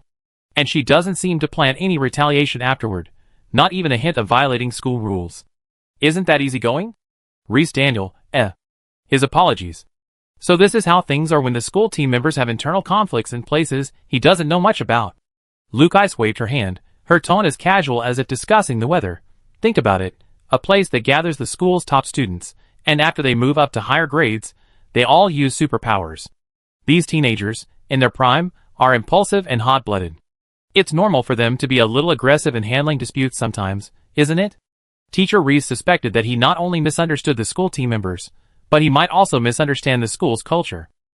Because Lukai also said, "Do you remember that long list of school rules you read to the first-year students every year when enrolled?" Rhys Daniel said, "Yes, I remember." Lukai, more than a third of those rules were added after the school team members violated the rules.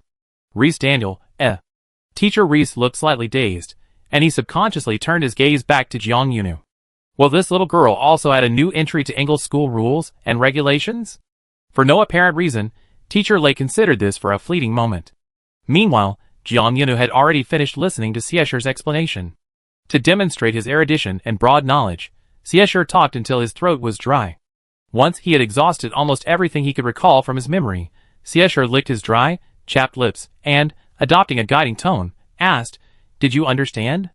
Jiang Yuna nodded cooperatively, behaving like an impeccable student, and praised, "I understood everything. You explained it very well." Xieshur wore a conflicted expression, as if he wanted to be happy but couldn't openly show it, having been praised by someone he considered his rival. Finally, Xieshur's roundabout way of expressing his happiness was with a simple humph. Jiang Yunu, okay, I get it. It seems humph can convey a wide range of emotions for this person. Through Xieshur's explanation, it was learned that District 17 was a level more developed than District 19, with more widespread use of various technological and intelligent facilities. Their destination was a floating city located in the central hub of District 17, over 70% of which belonged to District 17's largest and most luxurious school, Song and Ability Academy. Xieshur talked to Jiang Yunu about District 17, and also mentioned Song and Academy. Actually, Jiang Yunu had already seen the basic information about Song and Academy in the extra tutoring materials Zhou Jinxue had given her, but the first impression that came to her mind when the school was mentioned was still that school that didn't provide any subsidies to impoverished freshmen. When they were applying to schools, Song and Ability Academy was one of the first schools Jiang Yunu and Xiao Yisen selected, and also the first to be removed from the application list. The two of them had even seen Songnan's expensively produced 3D promotional projection, and it left a deep impression on them. Zhou Jinxue had been temporarily deprived of her right to talk to her juniors about District 17. When the school bus pulled into the first transfer station, the supervising teacher went to handle the cross-district pass certification.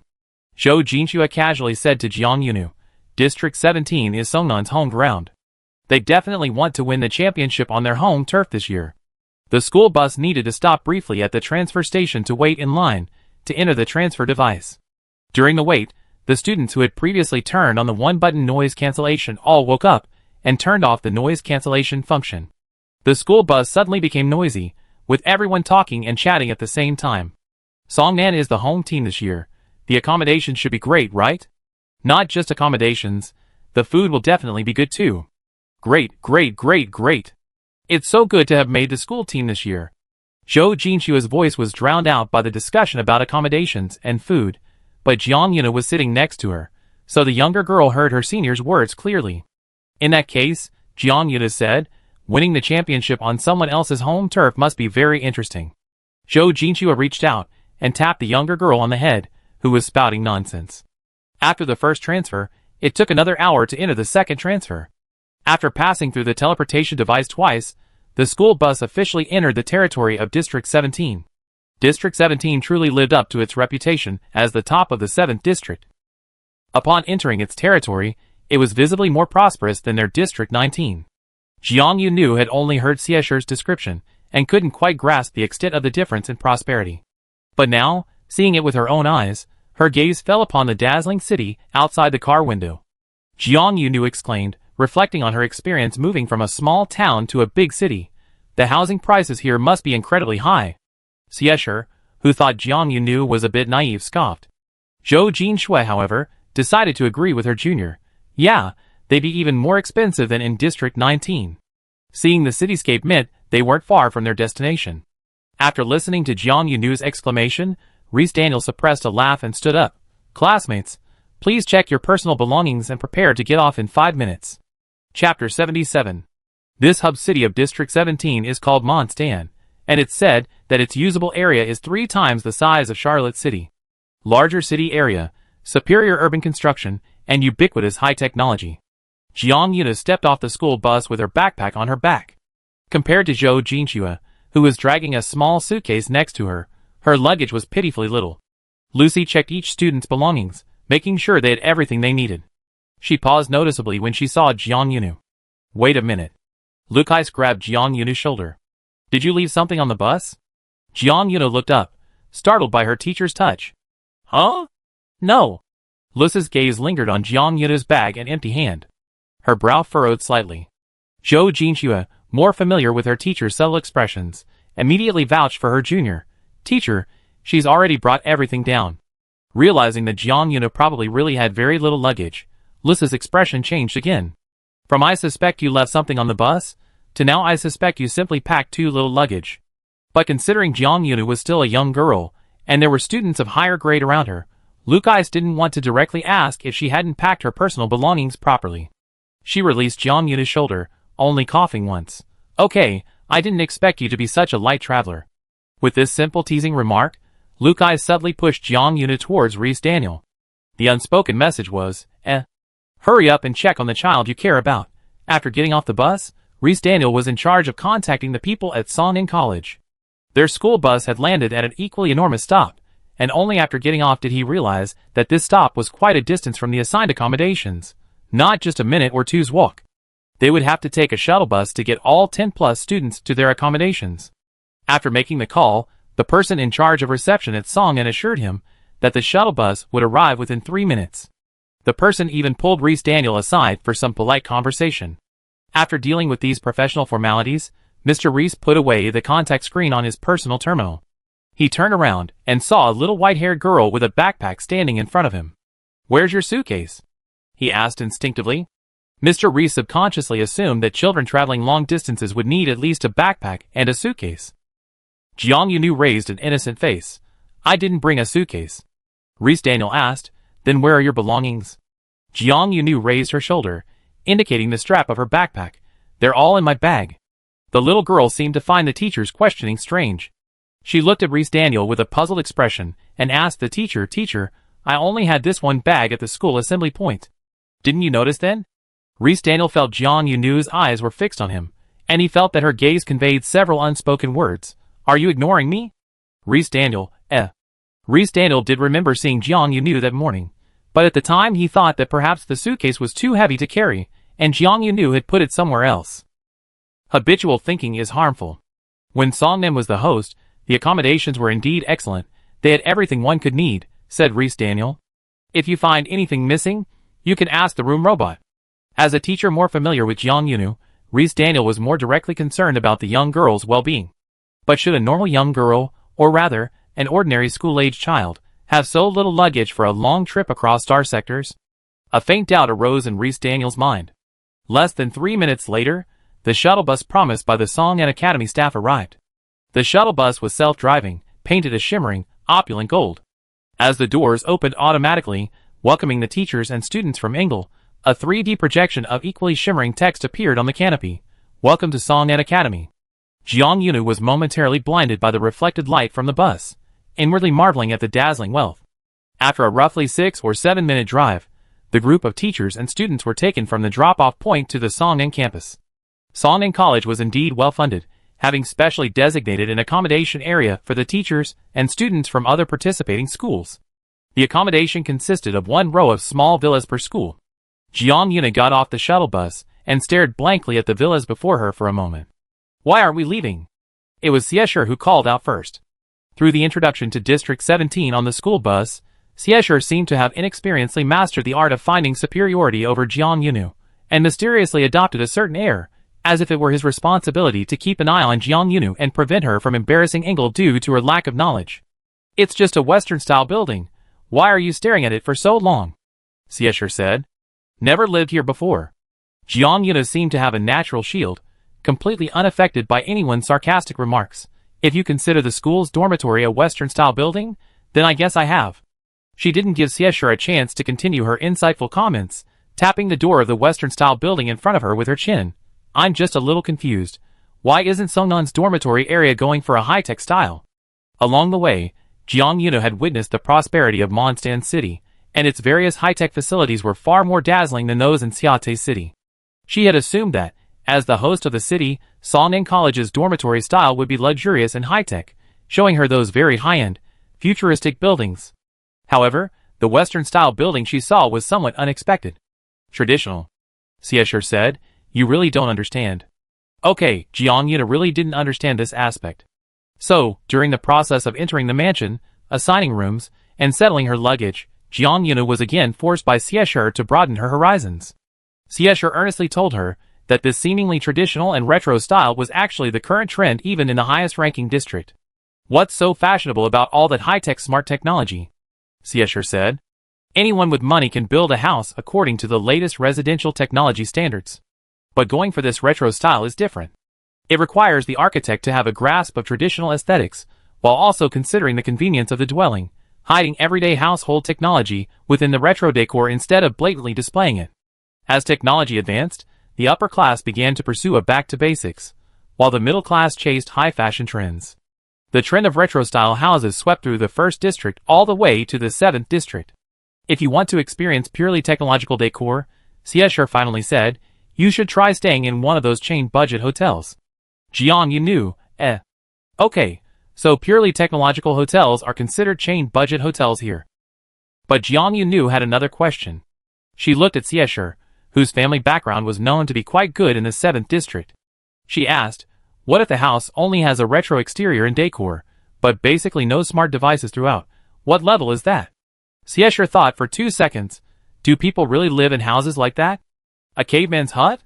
Jiang Yunu, Jiang Yunu was also silent for 2 seconds, then slowly gave Seisher a strange smile. It's okay. A savage like her, who crawled out of an isolated island base, is a perfect match for a caveman's hut. They're such a perfect match. Seisher was bewildered by Jiang Yunu's laughter. He had almost unknowingly followed her to the girls' dormitory area before being called back to another corridor by Rhys Daniel. The townhouse had 2 floors with an attic. Rooms were on both sides of the corridor, one for boys and one for girls. The guest rooms on the 1st and 2nd floors, closer to the middle, were for the teachers. After the students received their room numbers and entered the keys to the townhouse and their rooms into their personal terminals, they had free time until dinner. Jiang Yunu couldn't stay still. She left the townhouse and wandered around this friend's school dormitory area, discovering that they were actually the 2nd early arriving school. The first school to arrive was the King of Scrolls, renowned for its relentless pursuit of rankings among all the junior supernatural academies in the region. The King of Scrolls students and faculty reportedly arrived at the Songning campus before noon. Their own school wasn't close to Mondstadt, but to achieve this first place to arrive ranking, the entire team got up before dawn, taking a red-eye flight across the region, arriving at Songning by noon. Jiang Yunu heard this from a student of the King of Scrolls. She recounted seeing someone moving in an S-shaped pattern in a public area, about to crash into a tree. Jiang Yunu called out a warning, be careful. The person swayed, leaning against the tree trunk and slowly sliding down. Out of humanitarian concern, thinking the student had suddenly fallen ill, Jiang Yunu rushed over and caught the student just before he completely collapsed. The unfamiliar student was pulled up by her, revealing a drowsy, sleepy face. It wasn't a sudden illness, just lack of rest and extreme fatigue. She said she was a student officer for Rolling King. Jiang Yunu shared her experience with Zhou Jinxue, who had come to visit her after returning to Inja's small building. Their school departs at dawn and arrives before noon. After lunch, ordinary team members can go for a nap, but the officers have to stay and help the teachers with miscellaneous tasks. As a result, she hasn't been able to rest. Besides Zhou Jinxue, several other Inj students were around. After hearing this, they all agreed that being a student of Rolling King was truly miserable. Rolling King was the first to arrive, Inj was the second. That evening, after dinner, the dormitory area suddenly became noisy. Rhys Daniel counted his students and found someone missing. Then he noticed that a little girl with white hair was also missing. Jiang Yunu sneaked out again to gather intelligence and discovered that they had arrived at the Flea School, which was known for its ever-changing policies. Chapter 78. The students of Flea Academy, like their school spirit, were a bit unconventional and easily made a place lively. A group of newly arrived students gathered in the common area, busy assigning rooms and admiring their new living environment, creating a noisy and bustling atmosphere. Jiang Yunu had previously seen many complaints from students of the other school online. Those complaints seemed to be overflowing with resentment towards the school, almost like walking expulsion manuals. But looking at these students who had come from afar today, Jiang Yunu didn't see anything about them that made them dislike the school. Perhaps that's just how her alma mater was. She could write several long essays criticizing it online, but when she actually represented the school in real-life activities, she still felt the need to defend it. After observing the Flea students for a while, Jiang Yunu strolled back to Engel's own villa. Rhys Daniel was waiting for her at the gate. "Went to watch the fun," Teacher Lei said. Jiang Yunu walked with a brisk pace, almost blowing himself through the door, but stopped abruptly at the door for Rhys Daniel. "Teacher Rhys." Rhys Daniel grunted in response, his coat hem billowing in the wind Jiang Yunu had created. He looked down at the girl, still waiting for her reply. Jiang Yunu enthusiastically shared, I went to check on the fleas. Reese Daniel, They were all old acquaintances from the inter-school competition, and the teachers of each school naturally knew the nicknames of the various league schools. However, as the former big brother, was used to being polite and courteous to the other schools, whether as a team leader or a support staff member, and wasn't used to this kind of direct address by nicknames. Reese Daniel tapped the little girl on the head. Jiang Luobua, don't call them that in front of him. Jiang Yunu smiled, seemingly oblivious to whether he'd taken his words to heart. I won't, she said. I definitely call them Puston's teachers and students to their faces. Flea Academy's official name is Puston Junior Ability School, and Roll King Academy's official name is Jiu-Ri Junior Ability School, but Jiang Luobua personally felt that the nicknames of the neighboring schools were easier to remember and pronounce. Flea, known for its unconventional school spirit and ever-changing policies, Roll King, where everyone rolls in for the competition and even recruits student leaders. Then, there's the big brother, showing signs of decline, plus Song Man, the tycoon who provided food and lodging and was playing on home turf this time. With all 4 schools present, the inter-school competition officially begins tomorrow. This was Jiang Yunu's first time participating in a large-scale joint competition in this world. Initially, her impression of it was somewhat vague, categorizing it as something that sounded impressive, but she didn't quite understand what it was really like. Only after she was actually involved, even accompanying her school's team to Songnan's territory, did she clearly realize that this inter-school competition was, frankly, very similar to the ex-school joint examination from her previous world. Teachers from multiple schools collaborated to create questions, bringing together students for a unified test. However, compared to simply gathering students together to take the same test, the inter-school competition was further subdivided into many categories. Then, the scores from each category and each school were combined to arrive at a total score. The school with the highest total score was declared the champion of this year's inter-school competition. When Jiang Yunu saw the ranking of project points, she silently revised her opinion. She felt the inter-school competition was like a mixed sports meet themed around the knowledge and application of supernatural abilities. The projects were divided into 2 main parts, theory and practice. Jiang Yunu was already quite familiar with the theory part. She had read the outline distributed at the school team meeting and the extra study materials Zhou Jinxue had given her, knowing that the format of the theory competition was similar to their inter-school competition. The question format might vary greatly, but the test points and content would never stray from the established knowledge framework. The practical competition part was relatively new to Jiang Yunu, and was what interested her the most. Senior, are you really going to the simulated battlefield? Jiang Yunu excitedly went to talk to Zhou Jinxue, slipping into her senior's room. When Jiang Yunu came to talk to Zhou Jinxue about this topic, 2 days had already passed since the inter-school competition began. The first day was used to gather students from the 4 schools, listen to speeches from representatives of each school, and then read out the competition rules that the teachers and students had already read during the preparation stage. Afterwards, each school's team made their appearance, allowing teachers and students from different schools to get acquainted. The competition officially began on the second day. Zhou Jinxue had already completed 1 match with her school team today, a theoretical knowledge competition where both sides competed in a 3D projection testing room. Physically, it wasn't very physically demanding, but mentally it was quite exhausting. Having competed with complete focus, Zhou Jinxue was slightly tired, but when she heard that it was Junior Jiang Yunu knocking on the door, she opened it without complaint and led Jiang Yunu into the room. Yes, I have to. Zhou Jinxue answered Jiang Yunu's question. The practical competition comes after the theoretical competition. Exhaustion softened even her usually calm tone. The accommodations provided by Song An were excellent. Each room in the villa had a bed, a window, a desk, a small tea table, and a small sofa. Jiang Yunu, who had naturally taken the sofa upon entering, stood up, pulled Zhou Jinxue to the sofa, and then pressed her down to sit. She even tucked a cushion into her arms. I saw in the competition rules that the theoretical competition won't be over for another 6 days. Zhou Jinxue wasn't used to relaxing in her own space. She had been sitting upright in a wooden chair, but when Jiang Yunu pulled her to the sofa, she only symbolically raised her arm in slight resistance. Her body acted before her mind, realizing that her junior's position was more comfortable. She silently hugged the cushion in her arms, and remained in the same position Jiang Yunu had arranged. The inter-school competition usually lasts a month, because the combined theoretical and practical competitions take a long time, Zhou Jinxue said, hugging her cushion. There's also training before the practical competition, which also takes up time. Jiang Yunu sat down in the hard chair Zhou Jinxue had been sitting in, Can the reserve students participate in this training? The girl's eyes lit up when she asked this question. Zhou Jinxue immediately understood what she was up to. The theoretical competition is different from the practical competition. The former doesn't require any in-competition training. All participating schools have already solidified their team's knowledge base within their own institutions, and all team members are brought in after regular, rigorous knowledge training. However, practical competitions are different. Practical competitions require in-competition training.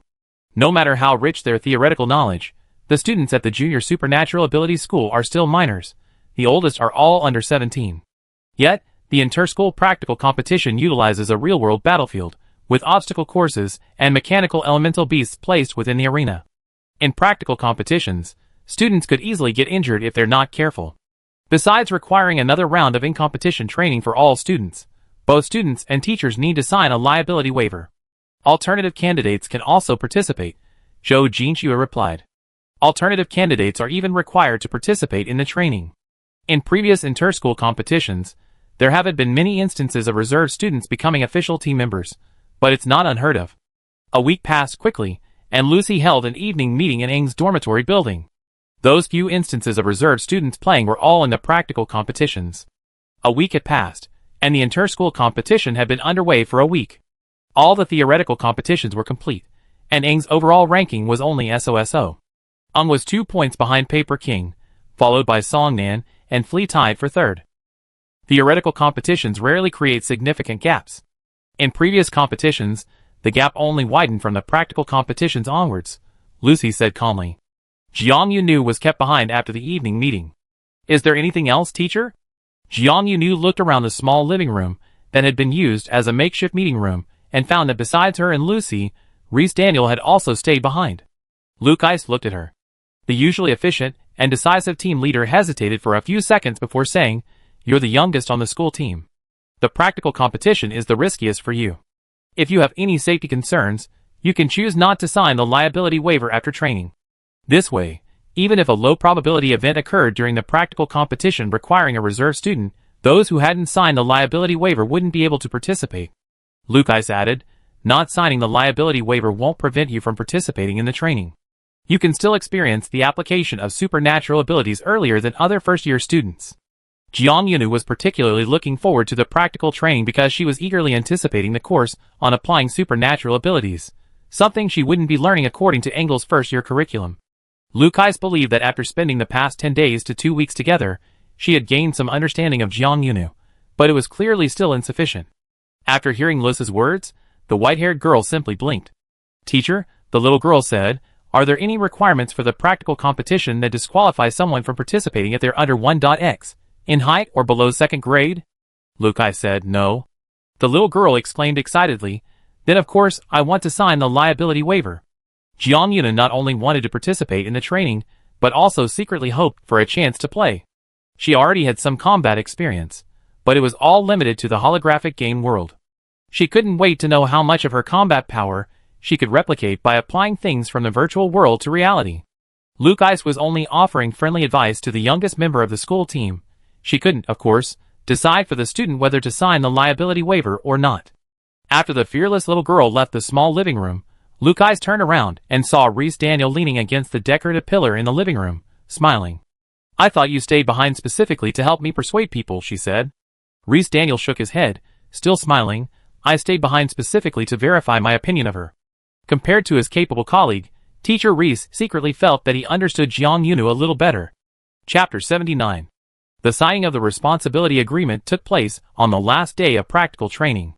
There was still plenty of time, so before that, Jiang Yunu first experienced the training she had been eagerly anticipating.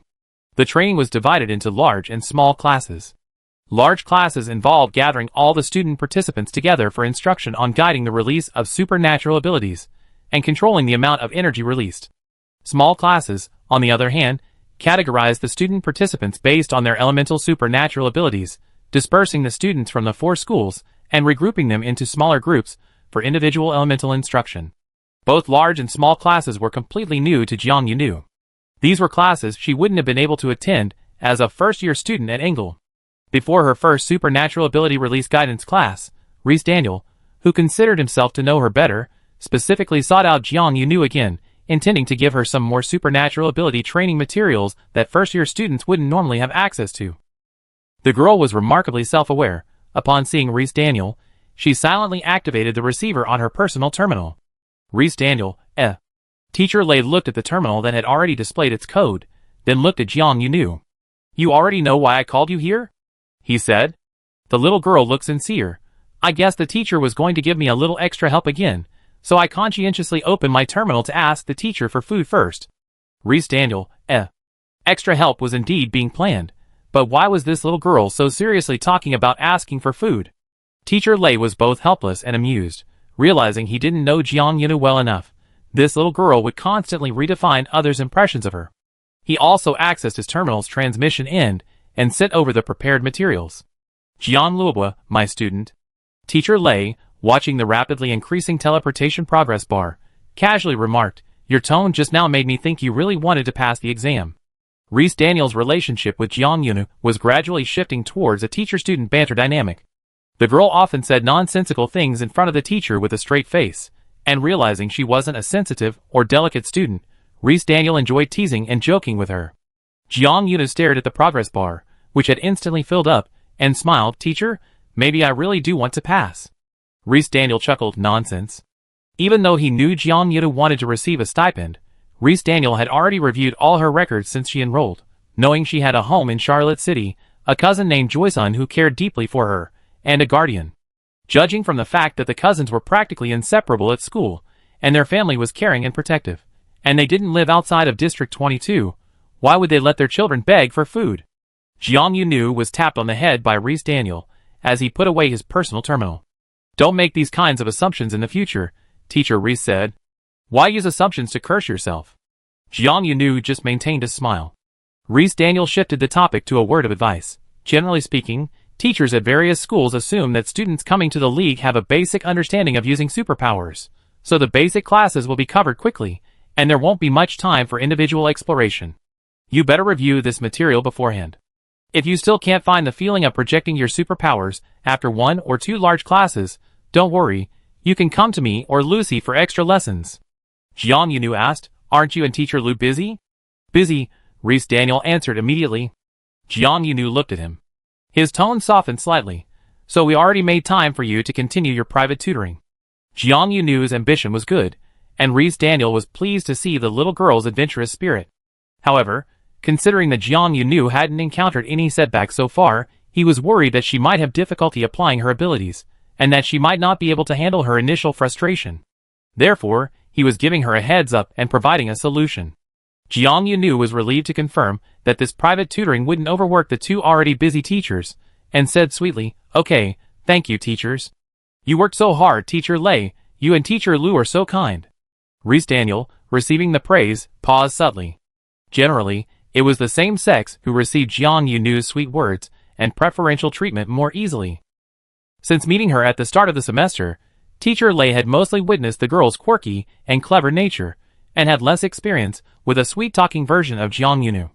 On the other hand, Lu Cece, even though Jiang Yunu had only been a candidate for the team for 2 days, privately remarked to Teacher Lei, these girls who joined the team this time are so eloquent and sweet-talking. They can even say different nice things to me, like little praise machines. Reese Daniel was initially puzzled. He knew Jiang Yunu could really talk her way out of things, but a teacher's little praise machine? Had he already missed that experience? Later, Reese Daniel observed that Jiang Yunu was indeed different in front of female teachers. She was much more likely to be sweet-talking. After diligently putting in a lot of effort, Reese Daniel found that he seemed to be receiving average female teacher treatment from Jiang Yunu. Many things are incomparable. Once compared, it felt strange. Jiang Yunu felt that Teacher Lei's gaze was a little strange. Teacher? Reese Daniel quickly snapped out of it, suppressing a subtle feeling. It's nothing. It was just a small matter. Jiang Yunu took the materials. She had become quite adept at inputting and organizing massive amounts of data these past few days. She went back and did the pre-reading as Reese Daniel had instructed. As it turned out, Reese Daniel and Luke Ice weren't worrying for nothing. It's just that their worries were in a different direction than they had originally expected. Jiang Yunu did indeed encounter difficulties in releasing her supernatural abilities. Her first supernatural ability release class could only be described in 4 words. Earth-shattering. It was 11 a.m., and the teacher, having finished the theoretical explanation for the large class, seeing that there was still an hour of class time left, asked the students to leave the classroom and go to the open space outside. Now you can experience the feeling of releasing supernatural abilities, the teacher said. First, feel your energy core. You can try to locate it by closing your eyes and adjusting your breathing. Feel its natural and vibrant sensation, just like your heartbeat. Then imagine a thin stream being guided from your energy core, through your limbs, to your fingertips. Jiang Yunu did as instructed. While doing so, she was reminded of Qigong from her past world, which also involved imagining a stream of energy condensing into force, starting from the dantian, lower abdomen, and then guiding this energy to various acupoints in the body, a surprisingly similar approach to the supernatural ability guidance the teacher had mentioned. However, while Qigong was something mystical to Jiang Yunu in the past, she could now genuinely feel the energy core her teacher spoke of in class. For humanity in this universe, the energy core is as normal and natural as another heart within the body. As long as one follows the taught methods to sense it, one will surely discover its existence. Jiang Yunu closed her eyes and found the energy core within her body. The world seen with closed eyes should be dark, but somehow, upon sensing the energy core, Jiang Yunu's state became strange. She felt color appear in her vision. It was like seeing a spot of light floating on the retina even after staring at the sun for too long, even with eyes closed. When Jiang Yunu noticed that color, she suddenly lost all perception of the surrounding world, as if all her sensory nerve endings were focused on the color before her eyes and her own energy core. The feeling was somewhat familiar, like returning to the moment when she had just struggled to escape the deserted island, only to be swept into a ruined temple by a seawater that didn't resemble seawater, and then dreamed within the temple of walking through a dark universe. She wanted light. Light began to appear in the dark universe. She wanted color. The colors of the universe began to grow from beneath her feet. Jiang Yunu focused intently on the dim vision and colors before her. She felt her energy core pulsating. It was like a pump that needed to be pressed, but without a connecting tube, unable to guide the pent-up energy outwards. Jiang Yunu's consciousness transformed into a tiny tentacle. Unable to perceive her surroundings, she focused entirely on herself. She extended that tiny tentacle, filled with curiosity, and poked her energy core. The energy core gave her only a slight response, because her touch was also very gentle. An indescribable, strange feeling spread through her body. She couldn't concentrate her power at her fingertips. It dissipated midway. You're like a bottle of shampoo with a clogged outlet. Jiang Yunu mentally negotiated with her energy core. The energy core remained silent, perhaps never having interacted with a master who attempted to communicate with internal organs before. Outside the classroom, over 80% of the students had successfully released their powers. The materialized symbols of the four elements condensed at their fingertips: clear, burning fire, water condensing and floating in various forms in midair, wind swirling with faintly visible golden phantoms, and earth bearing various green life forms. The remaining 20%, who hadn't yet released their powers, were mostly reserved students from the four schools' teams.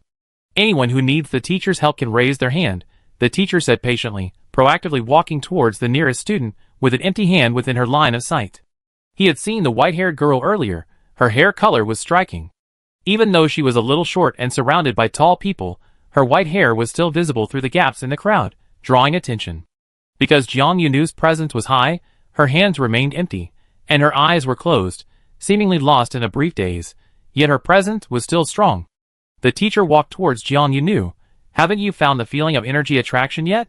At the same time, Jiang Yunu was still negotiating with the energy core internally. Do you want me to press harder? She said. Can I try pressing you with all my might? The teacher in the large classroom approached Jiang Yunu, and when she was a few steps away, suddenly, the ground beneath her feet trembled. Chapter 80. An enemy attack? Humanity has developed to its current level, and the floating cities are basically unaffected by natural disasters, let alone natural earthquakes. At the same time, the Human Ability Alliance is stable. Although there are occasional conflicts between different star sectors, they are mostly peaceful exchanges. Furthermore, diplomats and politicians might engage in verbal battles and remote meetings. No one would suddenly have a change of heart, tear up the alliance agreement, and actually start a war that would be detrimental to both sides and not necessarily beneficial. Therefore, under these premises, what can be called an enemy attack generally refers to a beast horde attack by elemental beasts. But how could that happen in Mondstadt? How could it be? This is Mondstadt. It's the most economically developed and best defended place in the entire 7th district. What kind of beast horde could bypass the 3 layers of defenses inside and outside the main city, then break through the heavily invested campus protective shield of Song and Ability School, and infiltrate the teaching center in such a stealthy manner? And the earth is indeed trembling. The ground transformed into a trampoline, making it difficult to maintain a stable footing. Students who had been scattered across the open space practicing their supernatural abilities swayed precariously. Some reacted quickly, supporting each other to barely keep their balance amidst the earthquake. Others, with less agility and reflexes, wobbled and fell to one side, colliding with others who were also tumbling. The two became tangled together, like human bowling balls swept up by an invisible sphere, rolling away with a clatter. The teacher's first instinct was to save the students. It was instinct. Instinct compelled the teacher to reach for the nearest student. Prioritizing stabilizing each one as quickly as possible, the teacher, preparing to approach Jiang Yunu for guidance, stretched out her arm and placed her hand on the white-haired girl's shoulder. Don't space out. The anxious teacher, seeing the girl's eyes still closed, completely unaware of her surroundings, spoke urgently, hurry up. Jiang Yunu abruptly opened her eyes. As her shoulder was firmly placed on her shoulder, Jiang Yunu's perception of the world finally returned. The panicked voices, the trembling of the ground, the shouts so close. They surged forth like a tidal wave, engulfing Jiang Yunu instantly. Jiang Yunu pulled herself away from her surroundings, her white hair swaying slightly with the tremors, partially obscuring her eyes. She slowly blinked behind her hair. Boom! Or perhaps more than just a boom. It was a sound that blended multiple tones, emanating from beneath the trembling ground, burrowing like a dragon to Jiang Yunu's feet. Jiang Yunu felt the ground beneath her feet spring upwards with a thump, and she stomped on it. The upward surge of force immediately shifted to the side, finding another clearing still very close to Jiang Yunu's feet. And then a giant tree burst forth from the ground. It was a tree that shot up from the ground, instantly reaching the height of a small 3-story building. As it broke through the ground, it was covered in mud from underground. It grew rapidly as soon as it emerged, its branches transforming from weak to thick, and in the blink of an eye, its branches were adorned with leaves. A large tree. A large tree appeared out of nowhere, standing vibrantly beside Jiang Yunu. The teacher, her hand still on Jiang Yunu's shoulder, murmured, eh. The earthquake stopped as the tree fully emerged and grew. Jiang Yunu looked down at the ground. Parts of the tree's roots were exposed, sprawling between the broken paving stones. The teacher stared blankly for about 10 seconds, her gaze shifting between the suddenly appearing tree and Jiang Yunu. Finally, she asked uncertainly, "Did you do this?" Jiang Yunu said, "No way." She used a cautious, questioning "no way." As if asserting ownership of its origin, the tree, with a snap, sent another section of its creeping roots sprouting from the ground, growing along the cracks in the broken paving stones, and pressing down on Jiang Yunu's shoes. The teacher's gaze followed the tree roots. Jiang Yunu, whose foot was being hit by a root, stabbed. The teacher confirmed, "It's you." The students, who had been swaying and staggering like bowling pins, quickly regained their footing, got up, and separated from their entanglements. Everyone gathered around to observe the tree. And incidentally, to observe Jiang Yunu. A faint green light shone from Jiang Yunu's fingertip. It was so inconspicuous that Jiang Yunu herself hadn't noticed it at first. It was only when Zhou Jinxue finally arrived that she noticed the green light on Jiang Yunu's fingertip. The senior ignored the strangely appearing tree and focused solely on examining her junior, from head to toe, checking for injuries. During this time, Zhou Jinxue first noticed the green light on Jiang Yunu's fingertip. The green light was thin and long like spider silk, seemingly fragile at first glance, but if you looked along the direction of the green light thread, it went all the way into the ground, probably hooking onto the roots of a big tree. Reese Daniel and Lucas arrived 15 minutes after the incident. The sudden earthquake triggered the school alarm at Songyang campus. The robot guards were deployed before the teachers, but the earthquake abruptly stopped them midway. The robot guards failed to detect any signs of a threat. By the time the teachers arrived at the scene, where paving stones were broken and large trees stood prominently, the robot guards had already switched to maintenance mode and were cleaning up the rubble. "Are you all right?" Lucas strode towards her students. Jiang Yunu said, "I'm hurt." Reese Daniel frowned and quickly reached Jiang Yunu's side. "Are you injured?" Several self-service medical machines had appeared in the ravaged outdoor teaching area, and students were queuing up to treat minor scrapes and sprains caused by the chaos. Jiang Yunu looked pained. "I feel like I should be responsible for this chaos, but can I afford the ground repairs and everyone's medical bills?" Residential Daniel, Lucy, Zhou Jinxue couldn't bear to see her junior's cautious and dejected appearance, and blurted out, "I pay." The senior's tone was calm, but her attitude was firm, causing both teachers to turn and glance at her. Zhou Jinxue was usually low-key and never flaunted her wealth at school, but Lucy, who had mentored her for a long time, knew that in terms of family background, Zhou Jinxue was only above, not below, the more flamboyant young master Xiesher. Lucy's expression was indescribable. She wanted to laugh, but felt it was inappropriate in this environment, her lips twitching slightly, and finally she simply rolled her eyes. "Mind your own business," she said. "Is this something you need to think about? You wouldn't chase after a minor for compensation." Jiang Yunu was taken away by her own teachers, her lunch break was cancelled, and her afternoon classes were shortened by Teacher Lei. She was immediately taken for another comprehensive examination. In the examination room, the doctor in the white coat patiently guided Jiang Yunu. "Try to find the feeling you had when you released your energy this morning, and then inject all your superpower into the sphere in front of you." That sphere was a superpower collector, capable of handling very high superpower input values. It was also a disguised superpower level detector. Jiang Yunu conjured a tree out of thin air, making the superpower release class earth-shattering.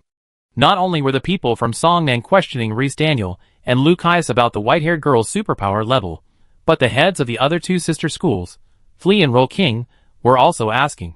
However, the answer was surprisingly, they didn't know. Upon receiving this reply, the person in charge of Songnan looked incredulous, raising their eyebrows. "Don't know? A student who caused such a commotion, and even brought to participate in the inter-school competition, and the two Angle teachers say they don't know her ability level?"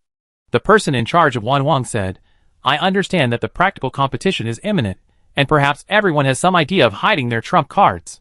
But after making such a fuss today, the ability level of a trump card isn't some completely secret, is it?" The person in charge of Tiaozhao turned to look at the person in charge of Wanwang. "Huh? Judging from your tone, you also have a trump card player hidden."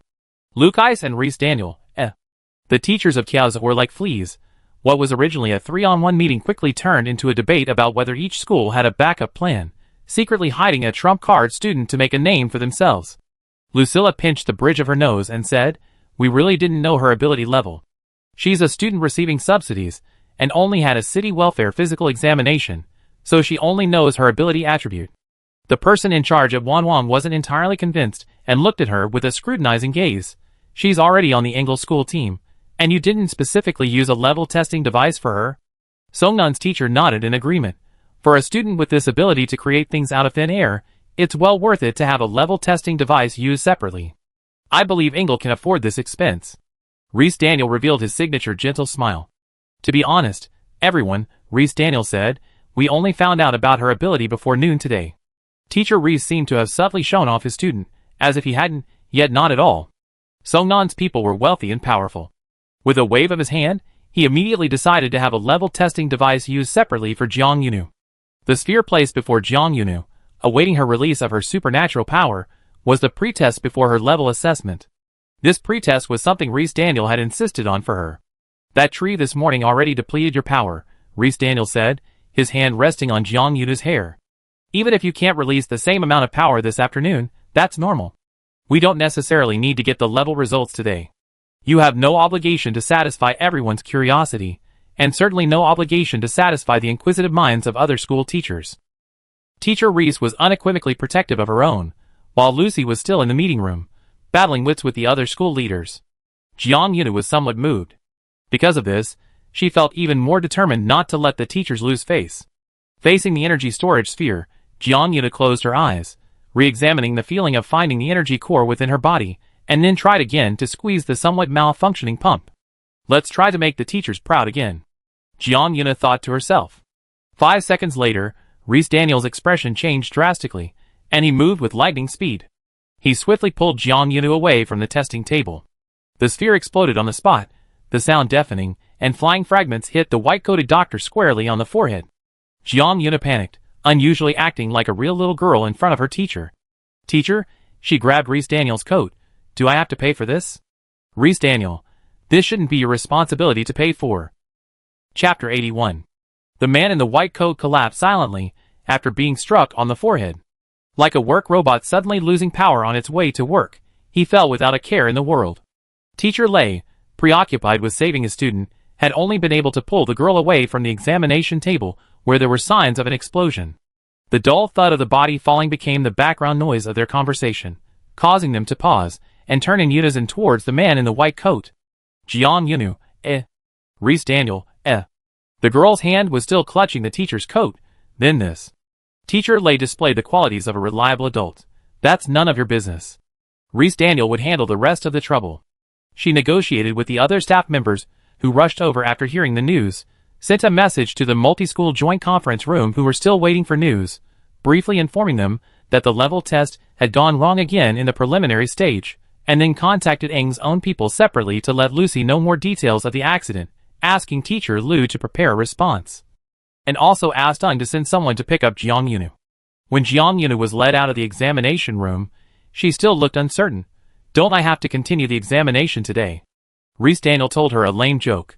Song En might not be prepared to destroy 2 preliminary testing machines in one day. Jiang Yunu subconsciously said, they are very rich. Teacher Lei gently slapped the girl on the back of the head. Being rich and using money to blow up a test machine for other schools are 2 different things. Jiang Yunu suddenly remembered that she had already had a compensation crisis in the morning, and in the afternoon, she had blown up a preliminary testing machine. It seemed that another crisis was coming. She immediately sobered up and stopped worrying about whether she would get a result for her ability level test today. Jiang Yuna kept her mouth tightly shut like a quail, behaving obediently beside the busy teacher Lei.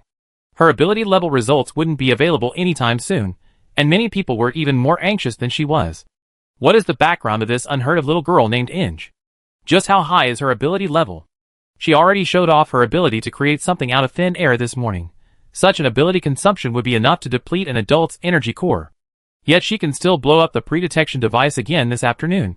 Is this really possible? What kind of trump card is Inge hiding? Suspicion and speculation are like willow catkins scattered by the spring breeze.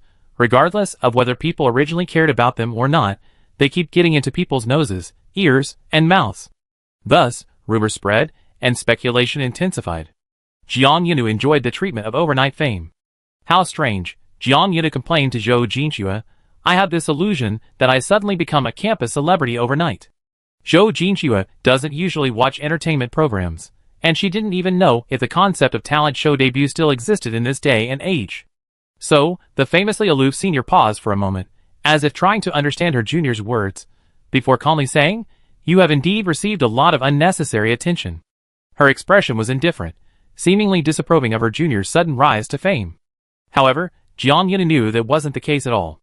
Zhou Jinxue was annoyed by the gazes that were either openly or subtly probing Jiang Yunu's background. She wasn't very polite to these people. Excessive attention is a disturbance. They have no right to bother you out of their curiosity. Jiang Yuna hugged Zhou Jinxue tightly. Who's spreading rumors that senior is aloof? Is she aloof? She's so gentle and considerate. Wah! Jiang Yuna's crying was completely fake. She was clinging to Zhou Jinxue at the drop of a hat. In front of her, Zhou Jinxue was indeed not aloof at all. In fact, she was rather passive. The passive senior felt that her junior was becoming more enthusiastic the closer they got, but at the same time, she felt that being clung to by Jiang Yunu was like being a little animal snuggling up to her. So what if she was snuggled up to by her wildlife junior? What's wrong with that? Did anyone dare say it was bad to her face? Even if they did, she could just coldly ignore them. Zhou Jinxue let Jiang Yuna cling to her, and after about 10 minutes, she patted her junior's white hair. You should get ready, you have to go to teacher Lu's class. Jiang Yunu's ability to release and control her power was a big problem. Before figuring out how high her level of talent was, regardless of her talent, she needed to learn how to rationally utilize her power first. Lucilla had already obtained the peak energy data monitored in the examination room when she detonated the pre-detector, and the teacher had also shown this data to Jiang Yunu herself. Lucilla asked, any thoughts? Jiang Yunu looked at the data table. A mountain rising from flat ground? On Jiang Yunu's energy value table, in the early stages of her power release, the table only showed a straight line, extending gently forward, as if Jiang Yunu were a D-level or lower ability user with an ability level so low as to be almost non-existent. However, at a certain moment, that line rose from its spot, flying vertically upwards, reaching the breakthrough value that would cause the pre-detector to self-destruct in the blink of an eye. Even roller coasters have a climb, but Jiang Yunu's ability release skipped that climb entirely, taking off vertically from flat ground. Luke I shook the form, her gaze towards Jiang Yunu serious. Your talent level is beyond question. Even though we don't know its exact level yet, your teacher Lei and I initially estimate you should be at least an A. Jiang Yunu nodded, midly noting, I'm a 5-star SSR. Above A is only S, and A level is already the elite among ability users. S level represents legendary figures. Any S level ability user deserves a place in history. Luke Ice and Reese Daniels guessed that Jiang Yunu's ability talent level should be A was quite bold for District 19 and District 7. Because it's already difficult for a backward star region to produce even one A-level user, an A-level user here would undoubtedly be the center of attention, a top-tier ability user, 1 in a million. Jiang Yunu is still so young, and has no family background whatsoever, not even bordering on the wealthy and powerful families of a backward star sector. If she truly does possess an A-level supernatural talent, such a talent level appearing in a girl with no connections naturally requires her teacher to consider many things. We won't reveal our speculations to anyone for now, Luke I said, but we've chosen to tell you because you need to know the power you might possess to understand why you need to double your efforts in learning control techniques. Jiang Yuna looked at Luke I. Luke I said, if you only get used to using your supernatural abilities in an unrestrained way, you might cause consequences that you never anticipated, and that would be difficult to manage. This is the so-called with great power comes great responsibility. Jiang Yunu said, is the teacher worried that I might accidentally cause a huge disaster? The sharp-looking woman glared at her. The teacher is worried that you be like a fool who owns a swimming pool in the desert, thinking you have abundant resources. So you keep squeezing out as much water as possible every day, and eventually, you completely drain yourself. Clearly, Lucilla's concern for Jiang Yunu wasn't just about guarding against a little wild animal causing damage, but more about her unrestrained and reckless use of energy, which could ultimately harm her. Residential Daniel thought similarly. Therefore, Jiang Yunu had to resume her tutoring, working overtime every night with Lucilla to learn energy release control. This was a decision made jointly by the two teachers. When Jiang Yunu first sensed her energy core, she viewed releasing energy as pressing a pressure pump on a shower gel bottle. The first 2 times, she pressed with what she perceived as her maximum force, and the resulting energy was more astonishing each time. In truth, Jiang Yunu harbored a vague suspicion. She suspected that the 2 energy peaks she had suppressed weren't her release threshold. This conjecture was buried deep within her. It sounded too far-fetched and arrogant. She currently had no evidence to prove she could release more. She was currently learning how to control her power, evenly and meticulously. Lucy wouldn't give her the opportunity to maximize her power release. Thus, the suspicion remained a secret known only to Jiang Yunu. She only remembered that after the 2 large-scale power releases, she hadn't felt any depletion or stagnation in her energy core. Perhaps more than worrying about damaging her energy core from releasing too much of her power, she needed to learn to control her unbridled desire when drawing upon it. Stable, quantitative, precise. These were the standards Lucilla set for Jiang Yunu's power release training. Life didn't stop because of Jiang Yunu's suddenly displayed exceptional talent, and the inter-school competition wouldn't be delayed because of a student's explosion. Besides continuing to participate in the unified pre-competition training every day, Jiang Yunu was also dragged to 1v1 private lessons with a master teacher every night. Logically, such blatant preferential treatment from the teacher should have caused some minor controversy within the Angle team and some dissatisfaction among individual students. The principle of not worrying about scarcity, but worrying about inequality applies everywhere. But surprisingly, this time, Jiang Yunu's special favor from the teacher didn't cause any controversy within the Angle team. Even Xiesher didn't come to her with any sarcastic remarks. Jiang Yunu was a little puzzled. Unable to figure it out, she went to dinner with a heavy heart. Dinner was at a school cafeteria near the dormitory area on the Song'an campus. During the inter-school competition, it had become a temporary guest reception restaurant, mainly frequented by students like Engel, Flea, and Paper King. Teachers had an additional guest dining room. As Jiang Yunu ate, she noticed the subtle glances from students from other schools. She was feeling a bit bored, thinking, so many people are secretly watching, why doesn't anyone dare to come up and talk to her? And then, her wish came true. The light suddenly dimmed, and someone plopped down opposite Jiang Yunu. Hi, the person said cheerfully, long time no see. Chapter 82. Who is it? Jiang Yunu didn't look up when she sensed someone approaching. She was intently gnawing on a grilled lamb chop, tearing strips of meat and tender fascia from the bone with her sharp canines. At a time like this, Jiang Yunu wouldn't allow herself to be distracted. Nothing was more important than tearing this grilled lamb chop clean. So the newcomer greeted her politely, only to see the white-haired girl across the table continuing to tear and chew. Even though, given their height difference and viewing angle, he couldn't see how the girl's sharp teeth were perfectly separating the meat from the bone, it was strangely intuitive. He felt as if he had transcended human physiology and perspective, seeing the sharp gleam of the girl's teeth as she lowered her head, and witnessing how she processed her prey. Oh no, her food. This man was very outgoing. Even after being ignored by Jiang Yunu, he didn't immediately change his expression or storm off. He simply watched Jiang Yunu eat with curiosity for a while, then proactively said, "Did you really like today's lamb chops? Is this enough? If not, I see there aren't many people at that window over there. I go get you another one. It's on me." Hearing the word "on me," Jiang Yunu finally looked up from his lamb chops. Then he saw a smiling blonde puppy. "Jiang Yunu, is that you?" The blonde puppy grinned. "Yes, it's me. Want some tissues?" Even as he asked, the blonde puppy had already grabbed the tissue box, swiped out 2 tissues, and handed them to Jiang Yunu. Jiang Yunu took the tissues, and saw the other man tap his lips with his empty hand. "Cumin seeds," the other person said. Jiang Yunu used the tissue the thoughtful little golden retriever handed her, to wipe the cumin seeds that had gotten on her lips while eating lamb chops. After wiping, she unconsciously licked her lips, her tongue returning a scent of cumin mixed with the fragrance of the tissue. "Eek," Jiang Yunu said, "why are the tissues in your school cafeteria still floral scented?" The little golden retriever sitting opposite her laughed even harder. "How are you sure these are our school's tissues?" Jiang Yunu looked at the little golden retriever with a "Are you a little fool?" "Look." The little golden retriever coughed. "What I mean is, I just greeted you for the first time since we met, and you already know which school I'm from." As she spoke, the little golden retriever glanced around, her moving eyes and expression implying, "There are plenty of students from different schools who eat at this restaurant." Jiang Yunu's words just now clearly confirmed that he was from Songnan. Jiang Yunu picked up his water glass again, took a sip to wash away the strange mixture of mutton, cumin, and floral scents from the tissue paper on his tongue, and then said, "The competition is already halfway through, and the practical competition is next week. I already met all the students from Flea and Roll King, and all the members of your Songnan school team participating in this round. You only showed up today, so it's obvious you can't be a member of the other 2 schools, and even less likely you're from my school. There are only 4 schools in total. By process of elimination, Little Golden Retriever's affiliation is obvious. Furthermore, given Songnan's home ground, only Songnan's own students could have been absent from the training grounds and dormitory area for the past few days, only to suddenly appear today in the foreign guest canteen of the participating college." "Okay," said the blonde-haired boy. "I really am from Songnan."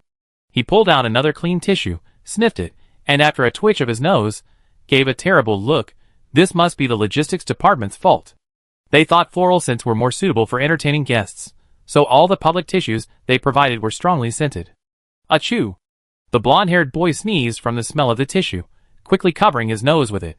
When he looked up, rubbing his red nose, Jiang Yunu was watching him from across the table. The blonde-haired boy rubbed his nose and said, "You still remember who I am, right?" Jiang Yunu felt that as she shook her head, this overly familiar and emotional boy might wrinkle his nose and start crying at her. She found the scene a little strange, yet also somewhat interesting. However, she wasn't some particularly wicked person who enjoyed seeing people's faces contorted in pain, so Jiang Yunu said, "I remember, you're Shui Zhanxing. You talked to me and my brother at the hospital in Xiate City."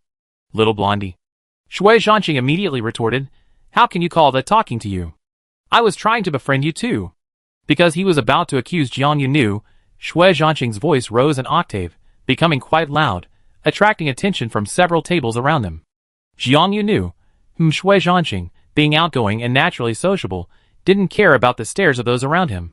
He only pressed Jiang Yunu, asking, "I'm not your friend?" Jiang Yunu didn't care about being stared at, but she was more precise in her definition of friend than Shui Zhanxing. "A friend you only met once?" she said. "This isn't just a casual meeting." Shui Zhanxing argued forcefully, "Look, I witnessed your physical exam, I witnessed you being old enough to go to school with your brother, and I even witnessed you causing a device malfunction during the attribute classification test." Hearing Shui Zhanxing list all the things he witnessed as the last item, Jiang Yunu discreetly made a mental note. Sensing that the other party's intentions were impure, Jiang Yunu remained outwardly calm. She said, "So, it sounds like this meeting was indeed quite important." Shui Zhanxing immediately nodded vigorously, right. This one meeting is worth more than many others. The white-haired girl neither confirmed nor denied this statement. She simply stared into Shui Zhanqing's eyes in her usual way. After thinking for a moment, Jiang Yunu decided to get straight to the point. The inter-school competition has been going on for so many days, and I've been at your school for so many days too. Why did you suddenly think of looking for me? Shui Zhanqing started rubbing his nose. Don't make me sound like a weasel visiting a chicken for New Year's greetings. Jiang Yunu said, at least when people visit for New Year's greetings, they remember to bring a gift. May I ask where your gift is? Is it that lamb chop you promised? Shui Zhanqing was stunned. He hadn't expected that Jiang Yunu, who was engrossed in his meal, would actually listen to his initial words. He seemed to be a young master who wasn't short of money at all. He immediately jumped up from his chair. I go right now. You're not allowed to send me away to buy lamb chops and sneak off first. Before Shui Zhanqing could finish speaking, he was already 2 steps away, turning back as he spoke. Then, as if he was sure that Jiang Yunu wouldn't take the opportunity to sneak away, the little golden-haired boy finally turned around and plunged into the crowd.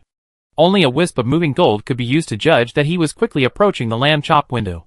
Jiang Yunu didn't force Shui Zhanqing to give her a New Year's gift, but the little blonde's initiative was also typical of blondes, so she decided to accept this gift from her friend she only met once. Anyway, his sudden visit might not have been for pure reasons, so what was wrong with accepting a small gift? Shui Zhanqing quickly returned with lamb chops. The freshly made chops, sprinkled with seasoning, smelled incredibly appetizing. The little blonde sat down again across the table, watching Jiang Yunu tear the meat. He felt the white-haired girl was even more enthusiastic towards him than before. While Jiang Yunu was eating the lamb chops, Shui Zhanqing told her that he hadn't intentionally delayed visiting his friend he only met once. He'd been sick at home and hadn't come to school at all. Jiang Yunu glanced at him briefly, seeing no sign that the healthy-looking little blonde was sick. Are you better now? She asked. Shui Zhanqing's answer was vague, more or less. I guess so. Jiang Yunu didn't press the matter further. Shui Zhanqing was a very talkative person. Even though she had only met him once before at the hospital in Xiate City, Jiang Yunu was deeply impressed by his talkativeness. She could still clearly remember how this blonde-haired boy had cornered the outwardly aloof Qiao Yisan with words, until he wanted to become mute and deaf, leaving Qiao Yisan with lingering fear. She also remembered how much she had rambled on with him. Jiang Yunu herself was quite talkative, but she only became relatively silent in the face of delicious food. Her mouth chose to eat rather than talk, as a sign of her respect for the food. So Jiang Yunu overheard Shui Zhanqing muttering complaints about how badly he had fallen ill, getting sick right before the school team selection and the first half of the competition, as if fate was deliberately preventing him from participating. Shui Zhanqing also grumbled that this year's song and school team selection was quite varied, with many conditions not seen in previous years, and those who finally became members of the school team through strict selection were the best of the best among their peers. Shui Zhanqing also said that he initially had no idea who had come to Engle this year. He didn't even know that Joysun and Jiang Yunu had applied to Engle and were now Engle students, because they hadn't exchanged contact information at all. I thought you two would be going to the city center in the next few days, Shui Zhanqing said, looking aggrieved. I did wander around the hospital and the central business district in the following days, but I didn't run into you at all. Jiang Yunu seriously thought that in this interstellar superpower era, for a young master to try to bump into friends by wandering around the business district on foot was no less difficult than in the ancient Blue Star era, when modern people would say to each other, "Contact me in a bottle if needed." I don't know where you two got into, but your names weren't on the list of freshmen at Songnan, so I knew you weren't here, Shui Zhanqing said. When I was recovering from my illness and about to return to school, I happened to hear that a student from Engle was making a big splash in the practical competition training, even blowing up one of the school's pre-testing machines. I immediately thought of you, the one who caused the hospital's equipment to malfunction. The little blonde guy grinned, revealing a set of white teeth, and when I asked the Engle student's name, it really was you. At this point, Jiang Yuna couldn't help but ask, so you were able to find me in the cafeteria today? Did you wander around here for several days, and finally bump into me? Shui Zhanqing immediately gave him a how did you know? Look! Chapter 83. Wow! Exclaimed the little golden retriever, you're so smart. Jiang Yunu, Jiang Yunu didn't consider herself smart. She only looked at Shui Zhanqing with a discreetly scrutinizing gaze. Shui Zhanqing was undoubtedly enthusiastic and outgoing. Once he opened his mouth, he would chatter on, as if he had saved up half a semester's worth of words to tell a friend he had only met once. But her earlier intuition remained. With her keen, almost animalistic, senses Jiang Yunu still sensed. Perhaps Shui Zhanqing wasn't as innocent and enthusiastic as he appeared. Some of his words seemed deliberately spoken to Jiang Yunu. But why? Even with all his confidence, Jiang Yunu wasn't confident enough to believe he had any real connection with Shui Zhanqing, whom he only met once. Their relationship certainly wasn't close. So, under these circumstances, why would Shui Zhanqing deliberately stage a chance encounter and say things that seemed to have hidden meanings? What was his purpose? What motivated him to do this? From what the other person said, it was clear that Songnan's school team selection this year was very strict, with many additional conditions, and the other person himself had, by sheer coincidence, been filtered out of the selection criteria. Shui Zhanqing, Jiang Yunu suddenly called his name. Huh?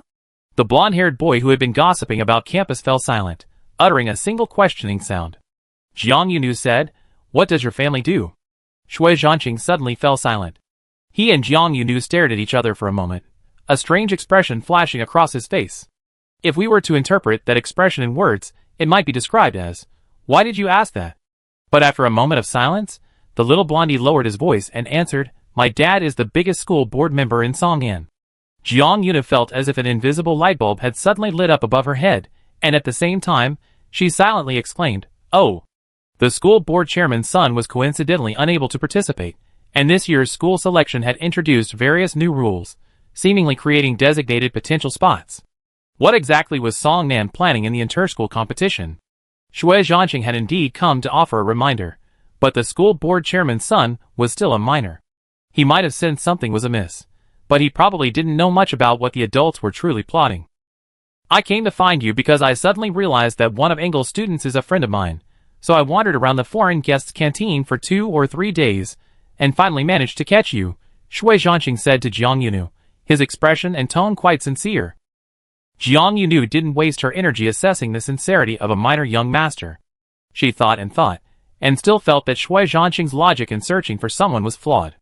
"Didn't you ever consider coming directly to Inja's temporary residence at the small villa, choosing an evening around 8 p.m., when most people are home, and then finding me directly?"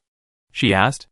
"No," Shui Zhanqing said decisively, "coming directly to someone's door like this makes me feel like we're not destined to meet." "What do you mean, not destined to meet?" After finally finishing her second serving of lamb chops in the cafeteria and seeing Shui Zhanqing off, Jiang Yunu couldn't help but think as she walked back to Inja's villa. Could it be that Shui Zhanqing's decision about whether or not to come to her to leave a message was entirely based on fate? If he really did bump into Jiang Yunu, then fate had arrived, and all the necessary reminders would come to fruition. If he hadn't run into Jiang Yunu, this matter could have been forgotten? Remembering what Shui Zhanqing had said at the hospital, that some 11-year-olds prayed to the stars before their ability classification tests, hoping to be assigned their desired attribute, Jiang Yunu was increasingly suspicious that the child Shui Zhanqing mentioned, who believed in metaphysics, was himself. "Why are you only just getting back?" Just as he reached the entrance of Inja's mansion, someone suddenly spoke in a harsh tone. Jiang Yunu looked up and saw Xiesher standing, like a life-size cardboard cutout in front of the door, arms crossed. "When I got back?" Jiang Yunu asked, bewildered. "What's it to you?" There was no group evening training today, only Jiang Yunu and Lu Cici's private evening tutoring, but the tutoring time was after 8 p.m., and it wasn't even 7 p.m. yet. Xiesher was clearly taken aback by Jiang Yunu's attitude. The young master's expression worsened. "Young Master Xie said curtly, it wouldn't normally be a problem, but Teacher Lu asked me to remind you that tonight's class is moved to 7:15. The teachers have a meeting after 9 p.m., so you need to hurry to class." Jiang Yunu was taken aback. "Oh, thank you, but why did you have to come?" Young Master Xie's expression and tone were equally harsh. "Because Senior Sister Zhou was pulled away by Teacher Lei to do statistics. So Senior Sister Zhou wasn't there, and young Master Xie had been dragged along by Lu Cici to deliver a message." Jiang Yunu suddenly remembered her earlier question. Even Xiesher, who usually didn't like her, hadn't objected to Lu Cici giving her special tutoring this time. This made her stop and glance at young Master Xie a few more times. Xiesher noticed her gaze keenly. "What are you looking at? You seem to have become very kind lately." Jiang Yunu said honestly, "Didn't you dislike me? But lately you haven't been making fun of me about the power explosion and the special treatment, and you're even standing here, kindly waiting for me to come back to let me know when I'm going to class." Xiesher's expression softened. He became genuinely angry. "Do you think I'm petty?" Jiang Yunu tried to be tactful, but she was still quite blunt. I just thought you weren't that generous. Xiesher said sternly. Jiang Yunu realized she had said the wrong thing. She probably shouldn't have brought it up in the first place. She wanted to pretend nothing had happened and simply slipped past the sizzling Xiesher. But then an arm blocked her way. One thing at a time, Xiesher said angrily. I may not like you, but you have to attend Teacher Lu's class. I never seen anyone with worse energy control than you. If you master control, it'd be better for everyone. Jiang Yunu pondered Xiesher's last sentence, better for everyone, and suddenly realized it was an unspoken better for yourself. Okay, Jiang Yunu said. I know I misunderstood you. I'm sorry, thank you for your concern. Actually, you're a pretty good person. Xiesher's eyes widened. I didn't care about you. However, the white-haired girl, while saying slipped past him like a slippery fish.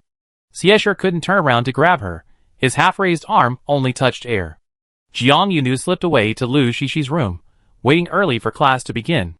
At 7:15 sharp, Lu Shishi opened the door to the room that served as the classroom and swiftly checked Jiang Yunu's ability to release and control her powers, the stability of her quantitative power release, and other related techniques. Jiang Yunu had long been accustomed to Lu Shishi's immediate checks these past few days, and she obediently accepted the inspection, completing the procedures as instructed. Lu Shishi's brow relaxed after Jiang Yunu finished all the procedures. Very good, Lu Shishi said with satisfaction. Your power release control is finally starting to look decent. Jiang Yunu had been frantically studying for days, and the only comment she received was starting to look decent, but she didn't seem discouraged. In fact, she was quite happy. To be praised like that by you, teacher, means I made great progress, she said excitedly. Luke's eyes glanced at the girl. Don't you think I'm being too strict with you? Jiang Yunu blinked. Not at all. A strict teacher produces outstanding students.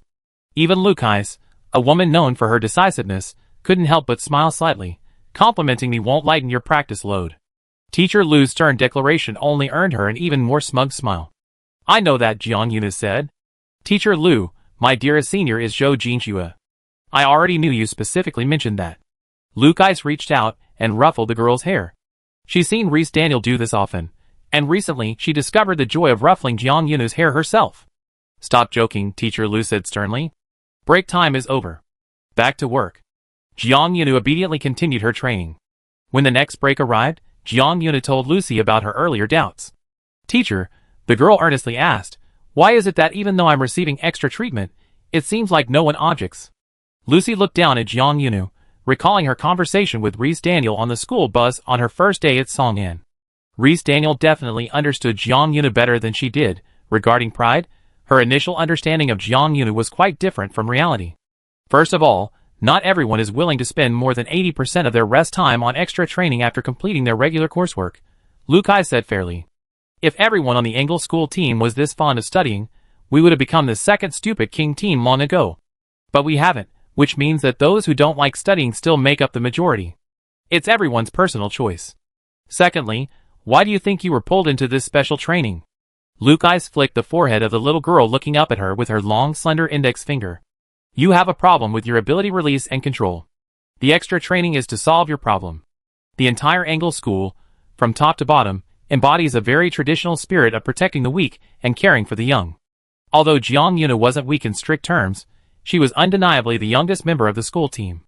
The youngest member of the school team displayed both exceptional talent and abysmal control skills. So, before worrying about Jiang Yunu receiving preferential treatment or being overshadowed by a younger talent, the Engel student's primary concern was, is our youngest member alright? Under Engel's traditional values, everything else could be set aside. However, it's only natural that some people might have opinions about this and gossip behind your back. Lucilla could sense that Jiang Yunu was a girl who could listen to reason, so she didn't shy away from stating certain truths. You need to try to maintain a calm attitude and focus on yourself. Yes, teacher. Jiang Yunu obediently replied, I understand. Engel students all seemed to suffer from the youngest member of the school filter. Even Xiesher, who had lost the title, couldn't escape it. Perhaps Xiesher's initial desire for the title stemmed from having already witnessed how thick the filter was.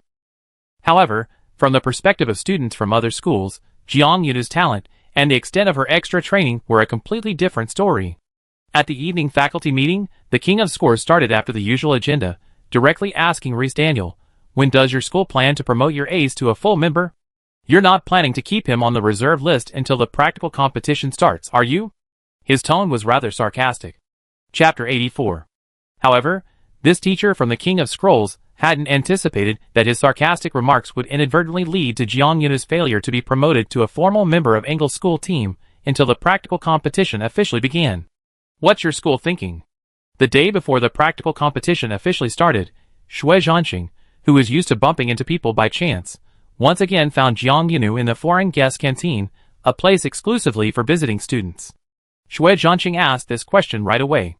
Today, the special offering in the foreign guest canteen wasn't lamb chops, but some kind of charcoal grilled meat drizzled with a secret sauce. The charcoal was supposedly made from a tree species that was relatively expensive even in District 17. Only a wealthy school like Song'an Academy would use the wood from such a famous tree as firewood, turning its aroma into a flavoring spice for the food. Jiang Yunu had an equal and universal love for all food. She'd been training extra every night lately, which had taken a toll on her energy, and she especially craved delicious protein. She was engrossed in devouring a whole plate of large grilled meat. Shui Zhanxing was used to no one responding when he spoke while Jiang Yunu ate, but he also knew that although she was focused on her food, her hearing was excellent. She would listen to what others were saying. Sure enough, it didn't take long for Jiang Yunu to finish her grilled meat. She looked up and naturally answered Shui Zhanxing's earlier question. You also want to know why I haven't been promoted to a full member of the school team? Shui Zhanxing nodded. Yes, yes. Jiang Yunu smiled mysteriously. That question. The white-haired girl drawled out her words, lowering her tone, as if she wanted to share a secret. She even gestured for Shui Zhanxing to lean closer. Shui Zhanxing, unsuspecting, leaned closer and heard her whisper in his ear, It's a secret. Shui Zhanxing, He silently distanced himself from Jiang Yunu, retreating from near her seat. The little blonde complained, You're playing me. You don't consider me a friend. Jiang Yunu maintained her smile. Then let me ask you, did you specifically come to ask me this question today out of concern for a friend you only met once, or to gather information for your school? Shui Zhanxing paused. After a moment, the little blonde strictly corrected him. We're not just friends anymore. I only know your brother as someone I only met once. That was true. The two had met several more times on the Song'an campus. If you really wanted to count the number of meetings, only Qiao Yisan and the other person still fit the definition of only met once. But that wasn't the point. The focus was on the latter half of Shui Zhanxing's sentence. He first strictly corrected the definition, and then his entire demeanor softened. Can it be both? The little blonde said. I am concerned, but you know, there are too many people who want to know if you're participating or not. Every time I come to see you, I don't hide it from people. I haven't specifically sought a private meeting with you, and many people have already seen us chatting together. Of course, a bunch of people have come, asking me about you every day. They kept asking him why Jiang Yunu wasn't participating, and since they seemed to have a good relationship, could he find out some inside information about Engle? And they also wanted to know what Jiang Yunu himself thought. Even the young master of the school board's family gets bombarded with questions like this? Jiang Yunu sighed. Sounding sarcastic coming from anyone else. But Shui Zhanxing looked Jiang Yunu over and over, sensing that Jiang Yunu genuinely felt this way, and was simply expressing a sigh. Because he's from the school board's family, he has to deal with so many things. Shui Zhanxing sighed as well. This aunt, that uncle, and that aunt's brother, and that uncle's daughter, layers of relationships pile up, and even things he doesn't want to do or isn't interested in are forced upon him. Shui Zhanxing didn't name names, but Jiang Yunu sensed that he was implying that he didn't actually want to pry. Alright. Jiang Yunu felt a little sympathy for Shui Zhanxing's situation, so she relented. Actually, probing me won't help. I completely accept whatever arrangements the teachers make.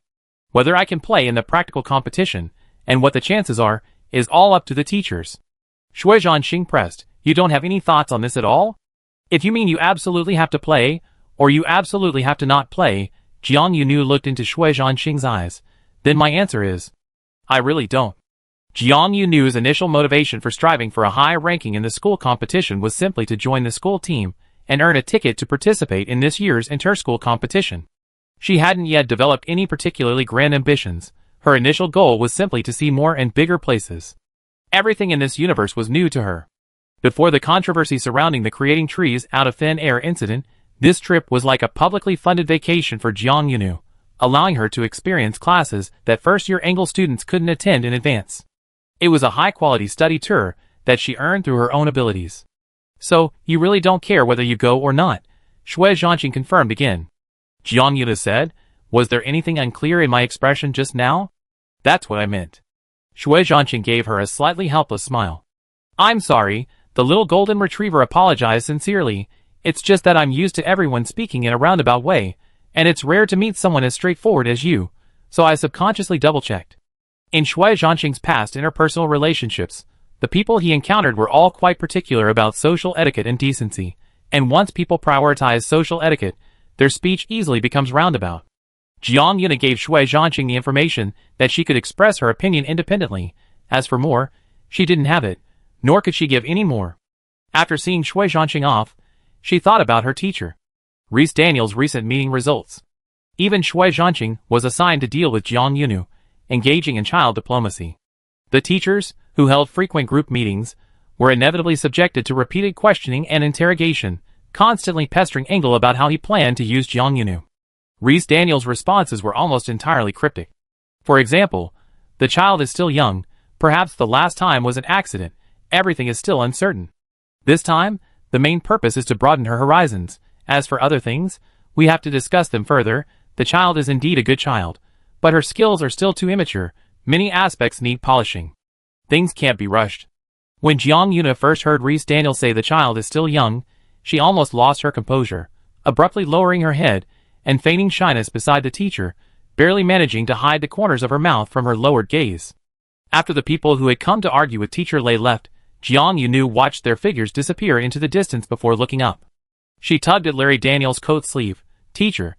Ray Daniels said, Jiang Yunu said, if I really get a chance to play later, and need to be a regular member of the team, are you going to tell them, since you're already here? Ray Daniel thought for a few seconds. That's a plausible way to put it. Wait, what are you laughing at? The white-haired girl, in front of her teacher, once again revealed a smile that left the teacher bewildered. Regarding the veiled meaning Shui Zhanqing had previously spoken to her, Jiang Yunu had also taken the opportunity to mention it to Larry Daniel before the practical competition began. However, she didn't mention her unfounded speculations, only that Songnan's school team had also had strict selection criteria this year, and had changed many conditions just before the selection. Jiang Yunu felt that her teachers were all intelligent people. Even if she hadn't mentioned her baseless guesses, the teachers would definitely have sensed something. Reese Daniel frowned, recalling the last set of questions he hastily decided upon for his school's internal competition. Noticing Jiang Yuna looking at him, the gentle, refined male teacher quickly relaxed his brow.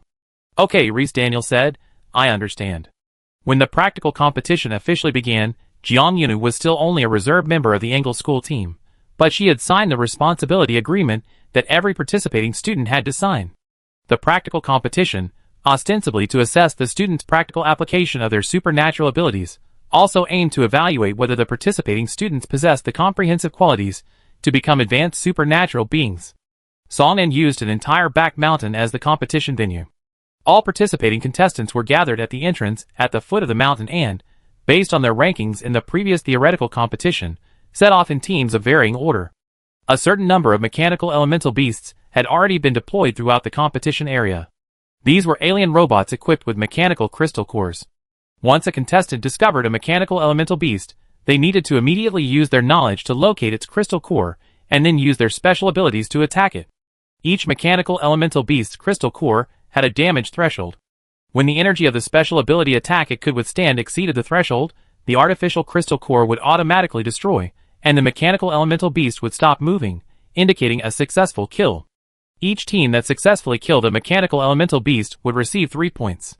The points for defeating the mechanical elemental beasts were far higher than those for answering questions in the previous theoretical competition. This is why experienced students had previously said. In the inter-school competition, the real difference in scores lay in the practical competition. The real battle for points began with the practical competition. The practical competition was divided into 2 rounds, each lasting 3 days. This meant that each batch of trainees had to stay within the designated area for 3 full days after entering. Unless there were unforeseen circumstances, trainees would not easily leave. Multiple supplied points and a safe zone for trainees to rest and spend the night were set up within the area. Within the safe zone, no mechanical elemental beasts would appear. Jiang Yuna looked at the 2 conditions: stay for 3 full days and no mechanical elemental beasts will appear within the safe zone, and suddenly, without warning, his right eyelid twitched. First round of the practical competition, day 2. As Inge's official participant in the previous round, Zhou Jinxue's personal signal disappeared within the area. Chapter 85. When the news first reached the sidelines, it was only a very general announcement. Zhou Jinxue from the Inge school team has been eliminated. Jiang Yunu was stunned upon hearing this. Who? Her ears had indeed caught the words Inge school team and eliminated, and her brain clearly knew that someone from her team had to leave the field. However, Jiang Yuna felt a strong sense of doubt regarding the name in the announcement. She suspected she hadn't heard the name clearly. The waiting area outside the field had seats for teachers who wanted to observe the match in real time, and for students who wanted to watch from the sidelines. Sitting next to Jiang Yunu was Xiesher. She nudged his arm. Did you hear the name in the announcement? I think I misheard. I thought it was talking about senior sister. The Inge school team's official members were evenly split between genders, so Zhou Jinxue wasn't the only senior sister. However, over 90% of the time, when Jiang Yunu called someone senior sister, she specifically meant Zhou Jinxue, a tacit understanding among the Inge students. Xiesher's expression was somewhat unpleasant. He didn't argue with Jiang Yunu, nor did he take the opportunity to mock her for not hearing properly today. It was about senior sister Zhou, Xiesher said, his face grim.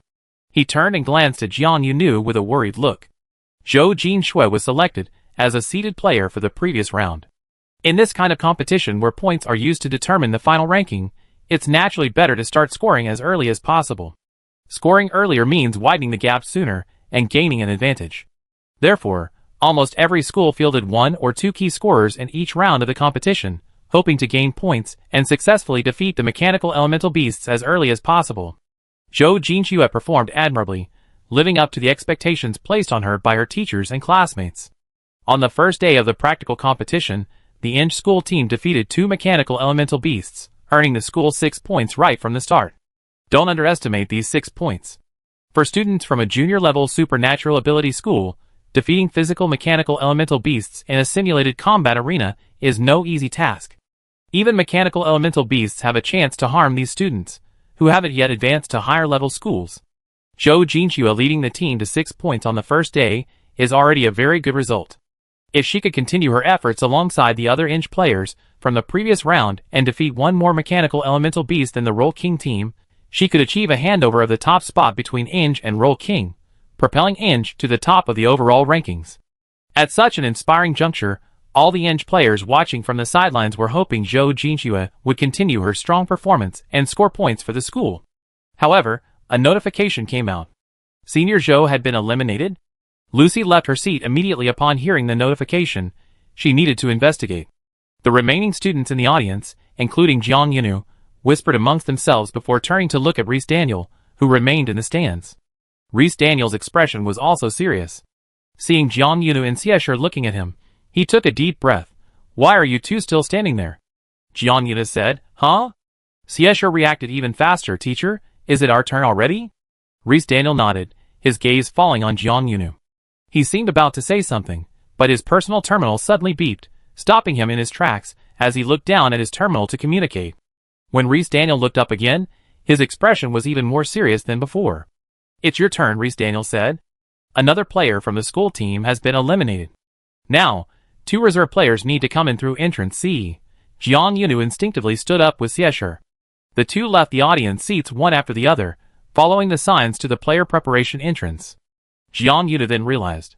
According to the rules, the official player rosters for both rounds of the practical competition were prepared from the beginning and submitted to the competition system. This meant that once an official player was eliminated in the previous or next round, there were no official players available to replace them. Only reserve players could be used. The opportunity to have reserve students perform, something that might only happen once in 7 or 8 competitions, actually occurred in their year. The spectator seating for the practical competition wasn't contiguous between schools, but it was roughly within the same area. Songnan University, being wealthy, provided each school with its own large VIP box. As Jiang Yunu and Xiesher left Inge's box, students in other boxes frequently turned their heads to peek through the large glass windows facing the corridor. Seeing Jiang Yunu among the students heading towards the contestants' passage, a slight murmur arose from the other boxes. But soon the chatter abruptly rose, erupting in a commotion from the box closest to Jiang Yunu and his group. What are they arguing about? Xiesher asked impatiently. Never mind. Don't you want to stop and watch the show? Jiang Yuna didn't stop walking, only glancing to the side. This is Flea's box. Before he finished speaking, the door to Flea's school's audience box was flung open. The people inside didn't even wait for the electronic door to open and close automatically. They pushed the door open themselves and rushed out. Several figures swept past Jiang Yunu and his group like the wind.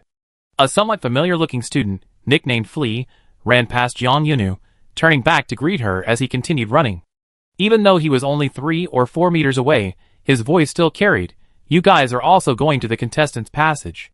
The reserve students are about to go on stage, right?" Jiang Yunu's heart skipped a beat. She said, "Yes, you guys too?" The corridor had a natural acoustic echo structure, so there was no need to raise her voice.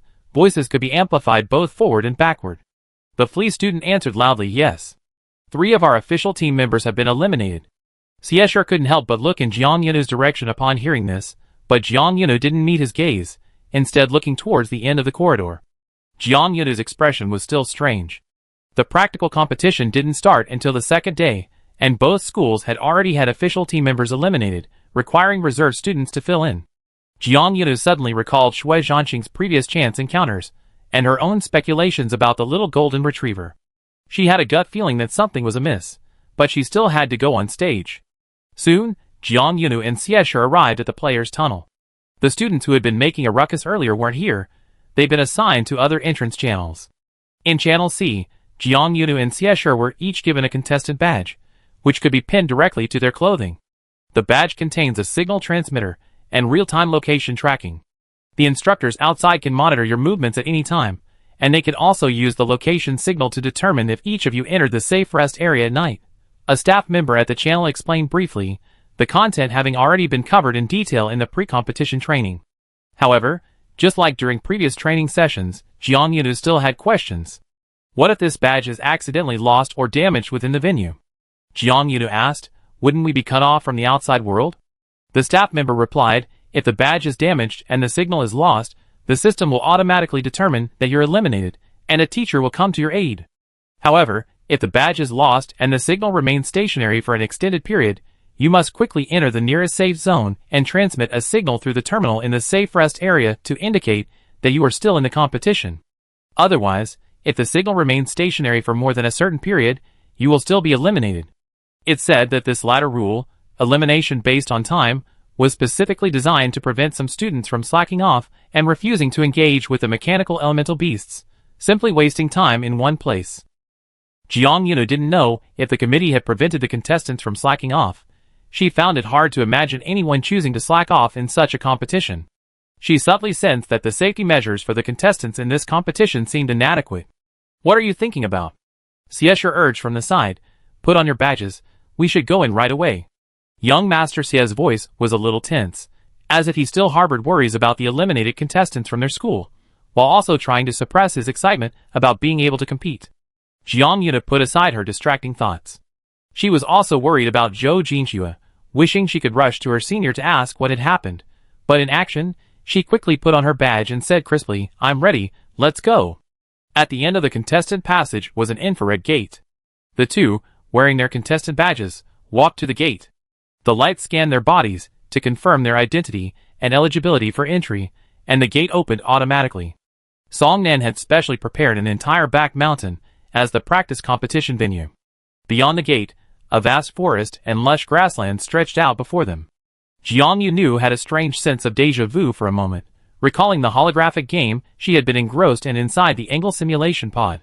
Stepping out of the gate felt like leaving a game's tutorial area, seeing the beginner's combat map for the first time. Jiang Yunu Xiesher, like Jiang Yunu, was entering this realistic combat area for the first time. He couldn't help but stare at the scenery for a few seconds, then suddenly called out Jiang Yunu's name dryly. Jiang Yunu said, What? Young Master Xie was silent for a moment before saying, Which direction do you think we should go? Jiang Yunu. Jiang Yunu didn't expect him to ask her such a question, and gave him a curious look. Young Master Xie didn't usually seem like someone who would seek her advice, but since they had entered together, and the practical competition was continuing, and they were each other's only teammates, Jiang Yunu didn't intend to waste her energy teasing this young master. Teasing someone during a mission was a waste of time. Let's find our team first and meet up with the rest of the school team, Jiang Yuna said. If we encounter any mechanical elemental beasts on the way, we take them down and earn some more points for the school. Chapter 86. Jiang Yunu spoke casually. It was as if the mechanical elemental beasts were like radishes in the back mountain field of Songyan. If he encountered them, he casually pluck a few and give them as a greeting gift to his fellow students, who had already toiled all day in the back mountain field. Xie. Young Master Xie thought Jiang Yunu was exaggerating, but today he clearly recognized that the two were teammates, and currently, his only teammate. So, just as Jiang Yunu had refrained from teasing him, he also kept his tongue in check, not uttering any sarcastic remarks about Jiang Yunu's boasting. Not to mention, while Jiang Yunu was saying those words to him, several more students entered through the D gate on the side. They were the same fleas. Oh, sorry, the Flea Academy's prospective students, who had rushed out of the private room earlier. The entrance to the practice competition venue was at the foot of the mountain. Although it was divided into multiple lanes, A, B, C, and D, these lanes weren't scattered around the mountain. They were still essentially within a single area, with spacing roughly double that of a traditional running track. The Flea students, who had been running briskly down the corridor, seemed much faster than Jiang Yunu and Xie. However, they were surprisingly slower than the two during the preparation and gate crossing, only emerging from lane D after Jiang Yunu and Xie had already entered. Those students overheard Jiang Yunu's words. Someone immediately shouted at Jiang Yunu, "That's hard to say. What if we give our school extra points first?" Then they ran off. Jiang Yunu and Xie only saw the fleet candidates disappear into a grove of trees, like a gust of wind, without any intention of deciding which direction to go. They vaguely heard a few sounds. Whoa! Yo-ho! Xie, What's wrong with them all? Jiang Yunu, What a lively opponent! With such an opponent, Xie would be even less likely to complain about Jiang Yunu's easy way of talking about scoring in front of others. He would never casually boost the morale of other schools.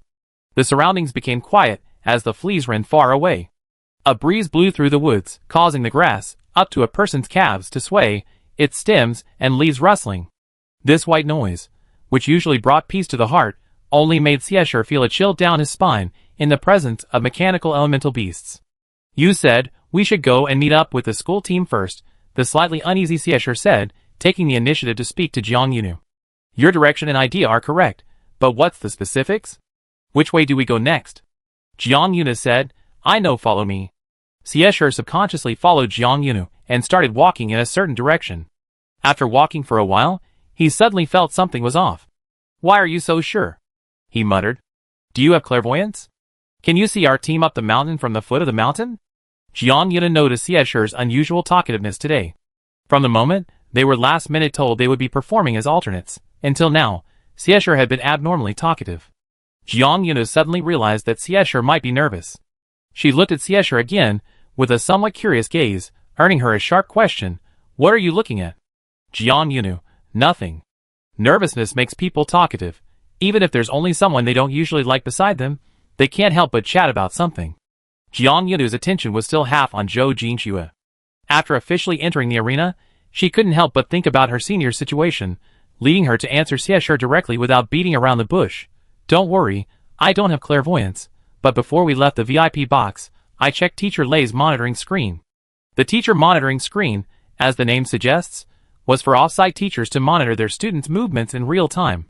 However, it wasn't as high-tech as the ones Jiang Yunu had seen in movies from her previous world. It didn't have real-time video transmission capabilities. It was said that dynamic probes with high-definition camera capabilities and the ability to protect against close-range supernatural power release were quite expensive, and even Songnan wouldn't use them in competitions for elementary school students, let alone provide one for every student. Therefore, on the off-site teachers' monitoring screens, the teachers could only see the dynamic coordinates transmitted through the players' badges. Xie remembered that screen, but at the time, things happened suddenly. He heard the news of Zhou Jinxue's elimination, and his attention was completely focused on the coordinates where Zhou Jinxue had disappeared, leaving him no time to consider the coordinates of the other team members. You memorized that screen? Young Master Xie's tone was hard to decipher, perhaps tinged with surprise. Jiang Yunu had been walking forward as she spoke to him, and she didn't stop walking even as she answered. Not only did I memorize it, she said, I also saw the direction the school team was moving. Engel's school team had initially been concentrated halfway up the mountain. When Zhou Jinshue's coordinate signal disappeared, Jiang Yunu saw the team members remain in the same position for several minutes. Then, a few people's coordinate signals broke away from the group, scattering in all directions, perhaps to scout, perhaps for other reasons. The remaining concentrated signals then began to move uniformly towards the nearest safe zone. First, finding her own school team would reveal what had happened to Senior Zhou. Jiang Yunu steadily advanced, following her memory of the monitoring screen. Matching the flat screen image with the three-dimensional reality is difficult for some, but for her, this transformation from two-dimensional to three-dimensional seemed effortless. The tall weeds and dense trees didn't distract her. Xiesher followed Jiang Yunu, watching her navigate the woods almost effortlessly, recalling the fleas from before. They too advanced without hesitation, yet their demeanor was completely different from Jiang Yunu's. The flea's students walked forward recklessly, giving the initial impression of recklessness, forcing their way in without knowing the direction. Jiang Yunu, however, didn't give that impression of recklessness. Jiang Yunu gave the impression of having the entire terrain of the back mountain by heart, as if this back mountain didn't belong to Songnan, but to her territory. But how could that be? Xiesher couldn't explain where this eerie feeling of déjà vu came from. He continued following Jiang Yunu, a sense of unease lingering in his heart. As they walked, Xiesher noticed Jiang Yunu's pace slowing. First she slowed down, then gradually came to a stop. Xiesher instinctively asked, "Are we there?" He looked around, trying to find traces of his school team. Jiang Yunu said, "We ran into them." Xiesher didn't immediately understand. Ran into what?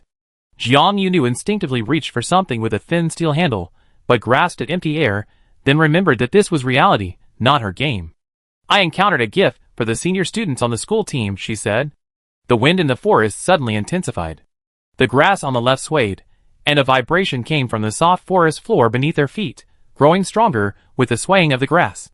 A mechanical elemental beast suddenly emerged from the grass on the left. Even with his slow reaction, Xiesher understood what was happening when he saw the metal beast's claws emerge from the grass. Jiang Yunu was closer to the steel beast than he was. He frantically searched his mind for combat knowledge while shouting a warning, "Watch out!" Jiang Yunu didn't watch out, she charged straight at the mechanical elemental beast. Jiang Yunu's movements were so fast that Xiesher couldn't even see them. He felt like just a second ago Jiang Yunu was right next to him, facing the mechanical elemental beast emerging from the grass, but in the blink of an eye, Jiang Yunu seemed to have vanished into thin air, and there was no trace of the metal beast between them. Jiang Yunu couldn't possibly use earth elemental abilities to burrow into the ground in front of a mechanical elemental beast, could she? Xiesher thought incredulously. The next time he blinked, he saw Jiang Yunu's figure appear above the mechanical elemental beast. She was incredibly agile, nimbly flipping onto the nearest tree and crouching on a lower branch. Looking down from the tree, Jiang Yunu confirmed her guess. It was a pangolin-type earth elemental beast. The familiar green crystal core was firmly embedded in her familiar spot. The artificial core had the texture of a green beer bottle bottom. These mechanical elemental beasts, designed specifically for elementary school competitions, seemed less intelligent than the one she encountered in the game. When the target in front of her changed from 2 to 1, a living person seemingly disappearing right before her eyes, the metallic beast didn't even flinch. It merely shook its head, then its eyes darted around, fixing on Xiesher. Xiesher saw Jiang Yunu on the branch turn his head towards him, mouthing, "Don't move." "Don't move? Really don't move?" Xiesher wanted to confirm again whether Jiang Yunu had truly given him the command, but time was running out. The metallic beast in front of him moved. The pangolin-shaped mechanical elemental beast charged straight at him, its forward legs stomping heavily on the ground, causing the earth beneath his feet to tremble. Xiesher gritted his teeth, thinking, "If I get knocked away by this mechanical elemental beast, I make my mother sue Jiang Yunu until she's bankrupt." Although he didn't understand the point of bankrupting a poor man, but Jiang Yunu's meager fortune was still saved. The pangolin-shaped mechanical earth elemental beast, with a crystal core the size of a beer bottle bottom embedded in its forehead, suddenly noticed something when it was about to reach Xiesher. A thread connected to its forehead. It was a thread emitting a faint green glow, wrapped around the mechanical elemental beast's crystal core like a simple rope loop, perfectly wedged into the protruding outer wall of the core, trapping it within the loop. This was a materialized power thread, the end of the loop pointing directly at the branch where Jiang Yunu was, which she held in her hand. The metallic beast, unaware of being lassoed, continued running forward. The thread, condensed from Jiang Yunu's external power, was incredibly strong. She stepped onto the branch and leaped into the depths of the forest behind her. The power injected into the crystal core had already loosened it. Under the combined pull of the two forces, with a slight click, the mechanical elemental beast, having reached Siesher, suddenly froze, its two front paws raised high. Its crystal core was pulled from its forehead, the green core flying into the air and lingering there. Siesher stared at the mechanical elemental beast frozen in front of him, looking at its forehead now only a dent, and suddenly shivered. Chapter 87. The green crystal core, tossed into the air, was retrieved by Jiang Yunu and retrieved into her hand via her ability-based rope. Holding the crystal core, she jumped down from the tree, now several meters away from the path, and steadily walked back to Siesher's side. "Why haven't we heard the announcement about the points changes?" she asked, somewhat puzzled. Siesher didn't immediately respond. Young Master Xie was still staring blankly at the frozen mechanical elemental beast before him. Jiang Yunu suspected that her previous command had caused the young master to be so close to the beast, frightening him. She stretched out her hand and waved it in front of him. "Siesher? Young Master Xie? The unlucky guy whose youngest team member I took?" The last address was the most provocative. As soon as Jiang Yunu finished speaking, Siesher's blank face lit up, and he angrily retorted, "Who are you calling an unlucky guy?" "Nobody." Seeing that he had come to his senses, Jiang Yunu readily withdrew her hand, and even blinked. "Why did you suddenly bring up unlucky guy? Did I scare you by telling you not to move, so you're hallucinating now?" Siesher retorted angrily, "I'm not hallucinating. You just called me that." Seeing that she couldn't fool him, Jiang Yunu shamelessly said, Siesher, She was utterly shameless. The green crystal core was very conspicuous on Jiang Yunu's fingers, which were paler than normal, and could be seen with a slight tilt of the head. Unable to win the verbal battle with Jiang Yunu, the young Master Xie simply changed the subject. How did you come up with the idea of attacking the crystal core in this way?" Asking about Jiang Yunu's method of attacking with the crystal core seemed to cause Siesher some pain, as if the scene of Jiang Yunu taking out the crystal core of the mechanical elemental beast made him feel a pang of pain. Jiang Yunu weighed the crystal core in his hand twice. The oldest kind of tooth extraction, ever heard of it? It involves putting a rope around the child's tooth that needs to be pulled, then the adult pulls hard, the child runs in the opposite direction, and relying on the instantaneous burst of force at both ends, snap! The tooth is pulled out smoothly. Siesher was now genuinely starting to feel a phantom pain in his tooth. He gasped, clutching his cheek. "How can there be such a tooth extraction technique?" Siesher clutched his cheek, incredulous. "Isn't this illegal? And I never heard of people in Xiate City having their teeth extracted like this." He wasn't unfamiliar with Xiate City. Jiang Yunu shrugged. "Not in Xiate City." Then, Siesher clearly wanted to ask more, but Jiang Yunu changed the subject, holding up the green crystal core in her hand. "Don't worry about such trivial matters. Here, take a look at this first." Siesher didn't consider the existence of such a seemingly inhumane tooth extraction method a trivial matter, but with the crystal core in front of him, he prioritized the important matter. "What's wrong with this crystal core?" As he asked, Siesher took the crystal core from Jiang Yunu's hand, examined it closely, and casually commented, "This is definitely man-made. The texture looks fake. I've seen real ones at home." Jiang Yunu didn't pay attention to Siesher's subtle boasting. She was only focused on her previous question. "We successfully defeated a mechanical elemental beast," she said. "But we didn't hear the notification about adding points to Angle." Jiang Yunu asked in confusion, "Where are our points?" "Yes, where are the points?" The points in the practical competition are always updated in real time. Once a school team scores, not only will there be a notification inside the arena, but the score will also change immediately on the monitoring screen outside, so that everyone inside and outside the arena knows the score movement as soon as possible. Jiang Yunu and Siesher had just killed a metallic beast, but they hadn't heard anything. Siesher hesitated, then said, "Is it that your tooth-pulling technique was a bit unorthodox? So the assessment system didn't give it a score?" Jiang Yunu replied decisively, "Impossible. The rules don't say you have to use a standard method to deal with mechanical elemental beasts. The rules only say..." "Wait! I think I know."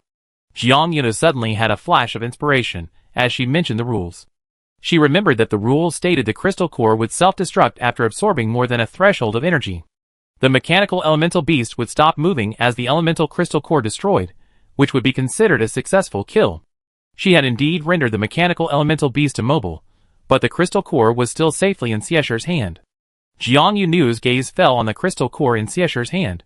Does it have to be destroyed for it to be considered a valid kill and to count towards the points? Siesher was taken aback. He looked at Jiang Yunu and reached out his hand towards her. Seeing that she didn't intend to take the crystal core back, he asked uncertainly, "Should I?" Jiang Yunu gave him a "you don't even need to ask" look. "You can't come?"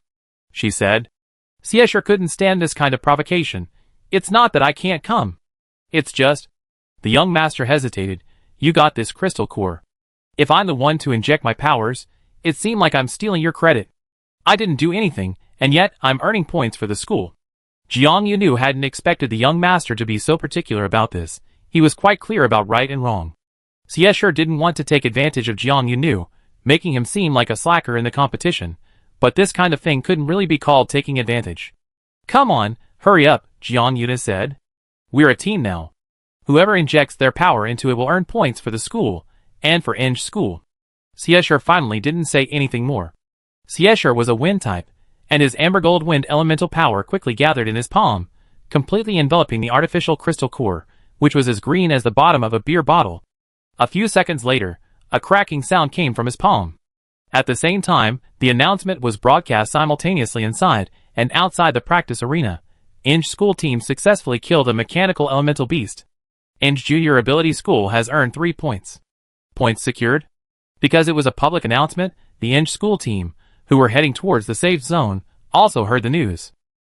This team, whose morale had been somewhat low, initially perked up upon hearing the news. The expressions on everyone's faces brightened with the increase in points. Then, most of them looked puzzled. The members of the school team exchanged glances. Someone couldn't help but ask, who scored this point? The remaining main force of the school team was all here. Zhou Jinxue had already been eliminated. The two who left the team earlier were temporarily appointed as resource explorers. They had set off for the nearest supply point to collect supplies before heading to the safe rest area to rejoin the main force. The main force hadn't encountered any mechanical elemental beasts. The two who went to explore had discussed the situation beforehand, agreeing that if they encountered any metal beasts along the way, they should avoid combat as much as possible, prioritizing bringing back the supplies safely and ensuring the survival of all the official team members. Including Zhou Jinxue, the school team already had 2 official members eliminated. If they eliminated another one, they would have to bring in another from the reserve team. It wasn't us who scored, and it's most likely not the 2 resource explorers either. The temporary squad leader, who had replaced Zhou Jinxue, said, "Who are the reserve students currently filling in?" The school team had received news of the reserve students' entry, but the specific personnel arrangements were not transparent. Even the regular team members didn't know who the teachers would select. The person who had asked who scored earlier was silent for a moment, then suddenly said, "I suspect there's a cheerful version of Little Zhou." Jiang Yunu was still unaware that she had gained a nickname. Zhou Jinxue was 2 grades above her, making her an undisputed senior in Jiang Yunu's eyes. However, the primary supernatural ability school was a 4-year program, and even senior students had upperclassmen. Only students 1 grade above Zhou Jinxue, currently in their graduating year, could call her Little Zhou. Jiang Yunu was Zhou Jinxue's pair junior, from the same department. She was outgoing, seemingly able to chat with anyone, even those who weren't human. Yet, she was also quite diligent in her studies. Despite being forced into one-on-one intensive training by Lu Sisi for several days in a row, with virtually no personal rest time, she never complained. She didn't let Lu Sisi's grueling training turn her into a grumpy, resentful person. Her spirit remained positive and healthy. Her love of learning and resilience earned her Lu Sisi's appreciation, but her more enthusiastic and cheerful personality led the graduating class's team members to privately call her the cheerful version of Zhou. Cheerful Zhou Jiang continued walking towards the safe rest area with Xiesher. The back mountain area of Song'an was large enough that half of the 4 school teams were already there. However, after Jiang Yunu and Xiesher fought a mechanical elemental beast and had been advancing for half a day, they hadn't encountered anyone else besides the few flea students they had met at the beginning. This shows how vast the area behind Song'an Mountain is. Do you know how many mechanical elemental beasts will be released in the practical competition? Jiang Yunu asked. She had been pondering this question for a long time. Xiesher said, "What kind of strange question is that? The exact number is never announced." Jiang Yunu narrowed her eyes. She said, "Not announcing the number always makes me feel like there's an opportunity to cheat. Even schools that seem to be at the bottom of the rankings could suddenly accumulate a large number of points by releasing a lot of monsters at a certain time." Xiesher hadn't actually thought about it that way. He paused, then thought about it after Jiang Yunu's words, and realized that this was indeed a possibility. But, Why do I feel like I almost got led astray by you? Young Master Xie suddenly realized something was wrong. He looked at Jiang Yunu as if she were a monster. What are you talking about? Even if a large number of mechanical elemental beasts could be encountered at a time, the number of beasts each team could withstand at the same time was limited. Even the best school teams couldn't withstand a relentless battle against mechanical elemental beasts. During their actions, the announcements had already come on twice more, reporting that Flea School and Roll King School each had scored 3 points. As for Songnan's school team, as of noon today, there had been no score announcements, seemingly indicating they had achieved nothing. Chapter 88. Seizing a rare opportunity, Xiesher finally dared to directly criticize Jiang Yunu since entering the arena. In this practical competition, who can have unlimited stamina and unlimited superpowers to keep fighting the mechanical elemental beasts? Jiang Yunu, seemingly oblivious to the meaning of self-awareness, replied with a smile, "Who knows? Maybe I can?" Xiesher was shocked by Jiang Yunu's audacity, and couldn't think of anything to deflate his arrogance. Besides, they were currently in the same group, both representing the Inch school team, so criticizing Jiang Yunu would be seen as criticizing their own team.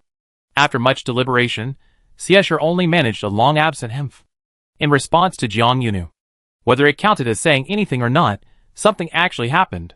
When Jiang Yunu and Xiesher were still half a mountain path away from the safe rest area, they encountered the mechanical elemental beast for the second time. This time, the warning of the metal beast's arrival wasn't the swaying of grass, but a sudden change in the wind. Jiang Yunu is an earth elemental ability user.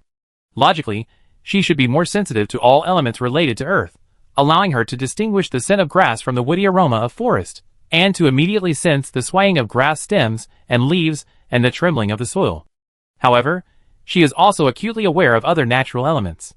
When the wind suddenly shifted as they passed through the woods, Jiang Yunu sensed it before Xiesher, stopping in the wind. Xiesher was a step behind Jiang Yunu, opening his mouth to ask what was wrong, but his words trailed off. He too realized the wind was amiss. A shadow suddenly swept across the forest path. A metallic beast's wings spread, whistling as it passed over the two candidates, then abruptly turned back somewhere ahead. The wind whipped up by its wings swirled, gathering a swirl of twigs and leaves from the branches, creating a small whirlwind of tiny branches and vibrant green leaves. The whirlwind grew increasingly faster, becoming like a whirlwind arrow as it approached Jiang Yunu and Xiesher. The branches and leaves caught within it became tiny projectiles attached to the arrow. The leaves, amplified by the wind, were as sharp as knives, while the branches whipped wildly through the air like whips. No command was needed. Anyone would instinctively dodge such an attack. Jiang Yunu and Xiesher leaped to the left and right, allowing the whirlwind to pass through the space between them. Fortunately, the winged mechanical elemental beast lacked the ability to make the whirlwind circulate. The wind arrow, laden with countless tiny natural projectiles, swept between them, struck a nearby tree, and dissipated with a violent tremor. The mechanical elemental beast let out a long howl. They were not far from the safe rest area. Other groups nearby, also heading towards it, heard the howl. However, those who heard the commotion were still some distance from the center of the battle, and would need time to arrive. Jiang Yunu and Xiesher faced the metallic beast. Its elemental attribute was obvious, it was wind. From this day forward, Xiesher would take Jiang Yunu's surname. "I control its movements," Xiesher shouted. Amber gold energy erupted from his hands, splitting into several streams of energy in midair. Jiang Yunu's previous fighting style inspired Xiesher. He diligently controlled his released energy, also splitting it into energy lines, attempting to bind the wind-type mechanical elemental beast's wings with these energy lines. Jiang Yunu immediately understood what Xiesher was trying to do, but compared to her finely crafted threads that could encircle the elemental beast's core, Xiesher's energy lines were a bit too thick, looking more like energy chains. "Split into 2 strands, tie them to the wing roots," Jiang Yunu commanded, while quickly surveying her surroundings, spotting the large tree that remained standing despite being struck by the whirlwind. "Connect the other end to the tree." Xiesher hurriedly retrieved the excess power he had allocated, adjusting it into 2 sufficiently thick power cables. "You make it sound like we're having an outdoor barbecue." He had some reservations about the tie the wing root suggestion. Jiang Yunu was attracting the attention of the mechanical wind elemental beast. She leaped from branch to branch in the forest. The wind from the elemental beast's metal wings whipped the branches, but she moved with effortless grace, treading on the trembling leaves. "It's not impossible," Jiang Yunu said mid-leap. "Once I train and develop a steel stomach, I can tear the elemental beasts apart and eat them." Like the mechanical earth elemental beast before her, the mechanical wind elemental beast possessed ample combat skills, but lacked combat awareness, falling short of the intelligence and agility Jiang Yunu displayed in the game. The two lower-grade students' intentions were obvious. Xiesher's energy beams were already probing around the mechanical elemental beast's wings, creating a pincer movement. However, the mechanical elemental beast's target remained firmly locked onto Jiang Yunu, being guided by him towards the large tree. Jiang Yunu flashed behind the tree, watching as the elemental beast's wings unfurled to the sides. "Now!" she said. Unexpectedly, Xiesher cooperated perfectly. The moment she spoke, golden energy beams had already wrapped around the mechanical wind elemental beast's wings, firmly gripping the base of its wings. Done. As soon as young Master Xie uttered those words, the other end of the energy beams had already coiled several times around the tree trunk. The mechanical elemental beast was trapped in the tree. "It's your mealtime," young Master Xie informed Jiang Yunu. Jiang Yunu brushed past him as he spoke. She was more used to fighting with a spatula as her partner, but in this practical match, facing an opponent who lacked even basic thinking ability, it wasn't a problem for Jiang Yunu not to have a suitable weapon. Xiesher saw Jiang Yunu's figure quickly approaching him. He saw her charge straight at the mechanical elemental beast, and suddenly he noticed something in her right hand. What was that? Because Jiang Yunu moved so fast, Xiesher only saw a blur before his eyes. He couldn't even make out the exact shape of the object in her hand. He only saw Jiang Yunu leap in front of the mechanical elemental beast. Her jumping ability was so high that it seemed she carried some kind of feline gene, allowing her to jump 3 times her height from a standing position. Jiang Yunu leaped high in front of the elemental beast. The metallic creature raised its steel beak, attempting to peck at her midair, but she nimbly dodged it. She raised the object she held in her hand, aiming it in a certain direction. Then she stabbed downwards. Using her own weight and the momentum of her fall, Jiang Yunu's stab was both fierce and swift. The object in her hand erupted with a shimmering green arc of light, like a scythe appearing out of thin air, precisely piercing the mechanical wind elemental beast's chest. Unlike the wind elemental beasts in the game, which had thick chest feathers for protection, the mechanical elemental beast's chest only had a few metallic feathers. Its crystal core was basically embedded bare in its metallic surface. It was an easy target to catch. The tip of the green scythe pierced its chest, hooking the amber gold crystal core, and then the green light swallowed the gold. The clamor and wind subsided briefly for a second. Anger's school team has successfully killed a mechanical elemental beast. Anger Junior Ability School scores 3 points. The announcement rang out again, breaking the silence. Xiesher stared intently at Jiang Yunu's arm, completely absorbed by her actions and the object in her hand. Jiang Yunu was turning away when she heard Xiesher whisper from behind, "What are you holding? Where did you conjure this scythe from?" The dazzling green light that had been able to cut through the wind was dissipating in Jiang Yunu's hand, revealing the object she held. It was a tree branch. The branch was still adorned with tender leaves, and the cut end at the tip shone with vibrant green, clearly having been casually broken off from the tree not long ago. Having endured such a fierce attack and been used as a weapon, the leaves on its branch were still intact, even appearing more vibrant than the green leaves still growing on the tree beside it. Xiesher, a knife. Xiesher's gaze was fixed on Jiang Yunu's hand as she slowly uttered the last word of her sentence. "Why are you suddenly so breathless?" Jiang Yunu asked. She swung the casually broken branch in her hand. While it wasn't as comfortable and well suited to her grip as the spatula in the holographic game, her opponent's performance had been quite good, making her find the branch somewhat endearing. She had decided to carry it with her. Xiesher stared blankly at her, also standing there dumbfounded. After a while, Xiesher asked in a low voice, What was that fighting style?" The traditional method for dealing with mechanical elemental beasts taught at school. First, dodge the elemental beast's attack. Second, use your knowledge to quickly determine the elemental beast's attribute and locate its core.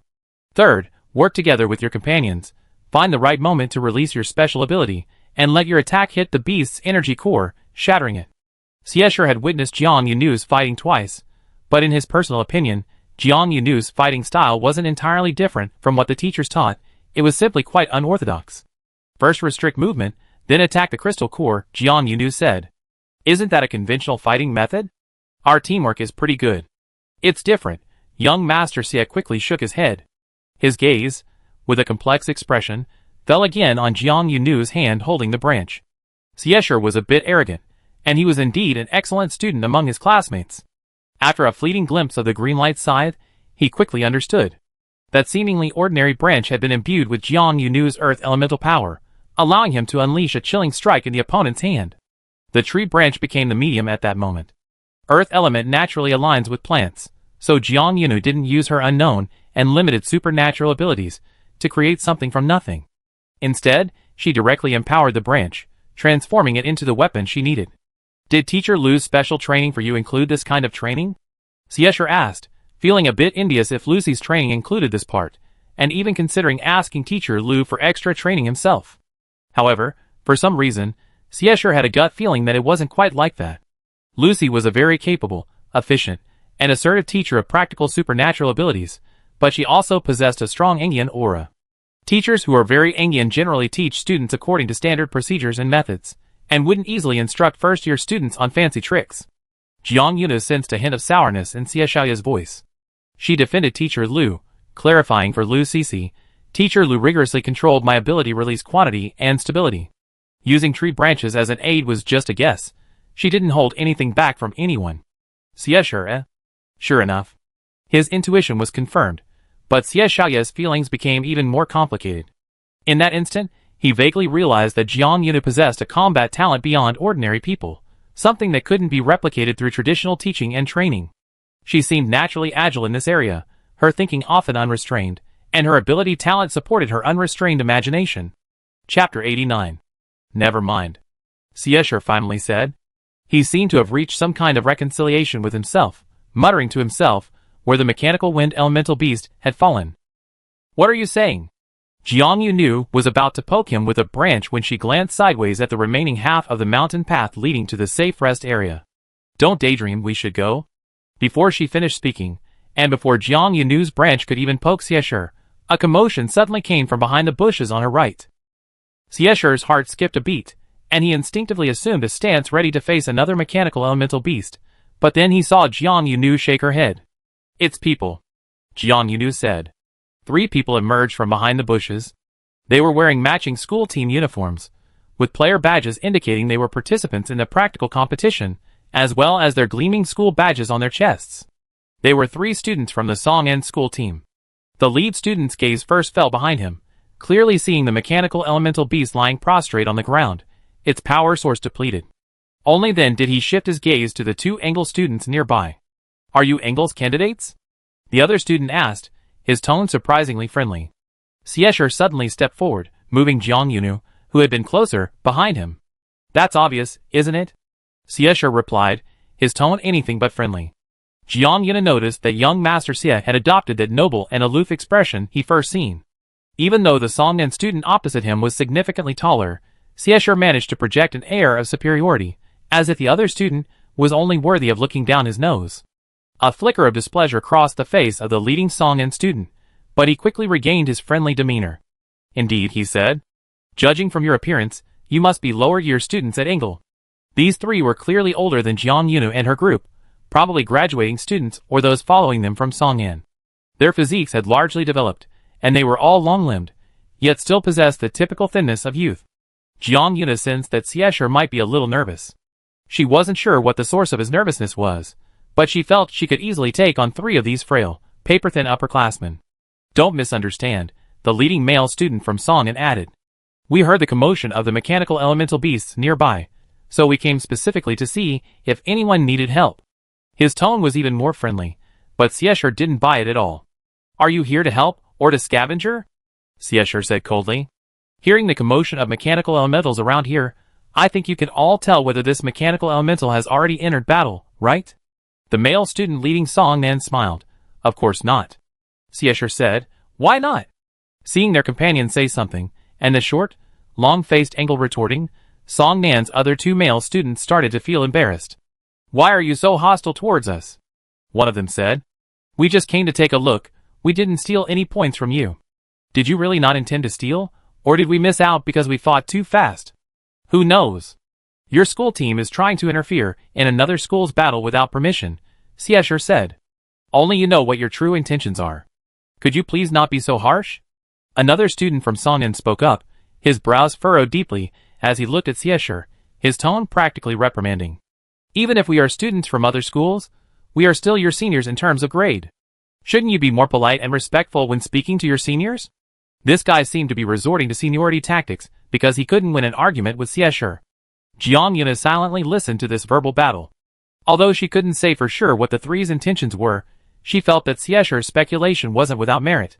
If it weren't for her and Xiesher's astonishingly fast teamwork in fighting the elemental beasts, and their relatively effortless victory against the mechanical wind elemental beast, allowing them to easily secure 3 points, then the three from Songnan might have arrived just in time to find the battle in progress.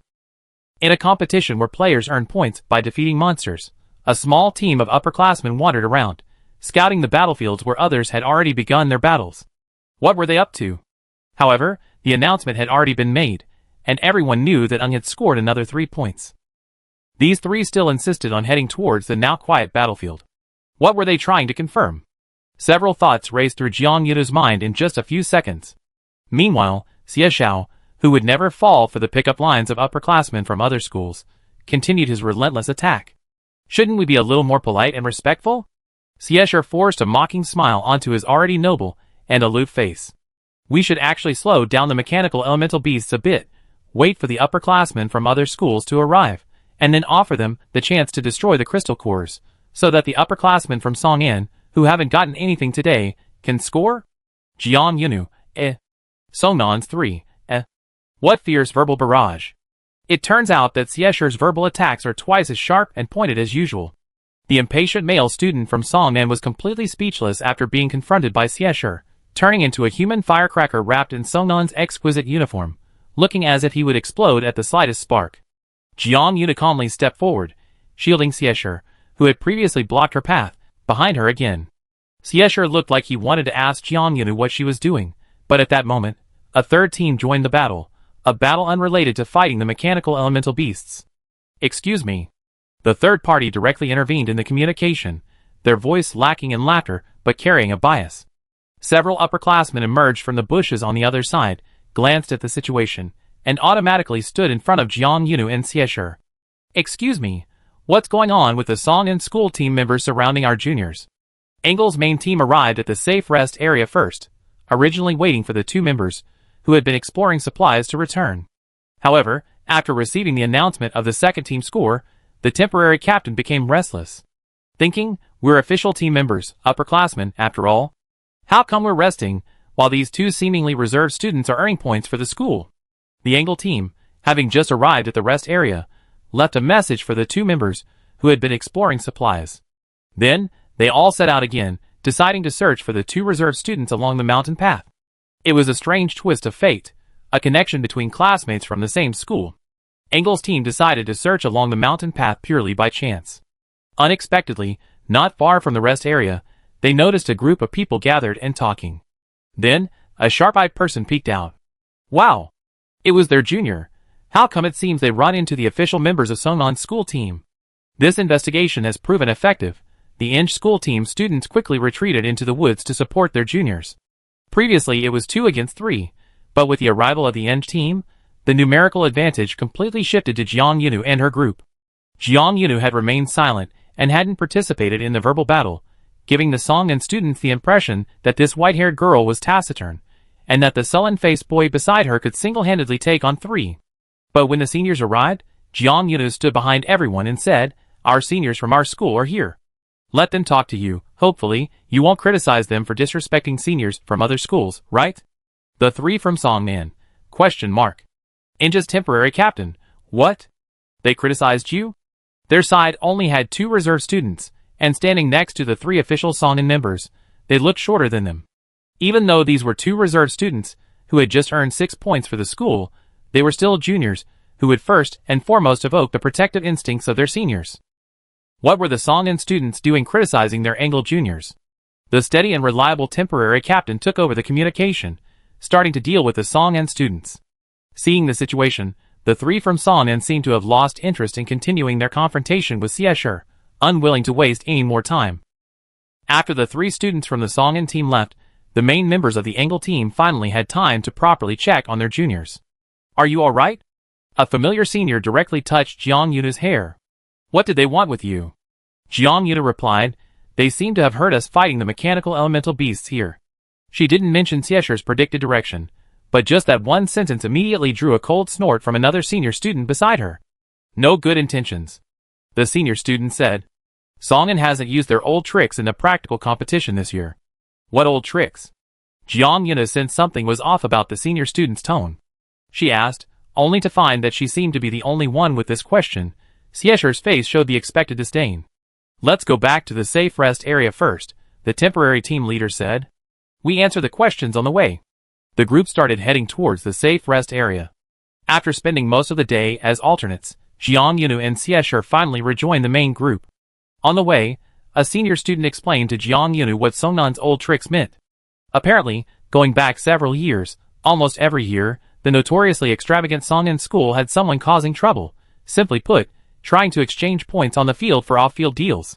But not everyone on their school team does that, the senior student said. This kind of old trick can be considered a personal act, because the points are for the school, but whoever gets those points for the school gets the personal credit. Some school teams even have internal competitions about this. The temporary captain seamlessly chimed in, but our school doesn't have these competitions. If someone does, Teacher Lu will be furious. Jiang Yunu nodded. She vaguely understood that the 3 Songnan students she had just encountered were likely the type who would do this old trick. Did Shui Zhanqing know about this situation on her school team? Jiang Yunu briefly recalled the little golden retriever, then looked at the senior student, who had been so helpful in answering her questions.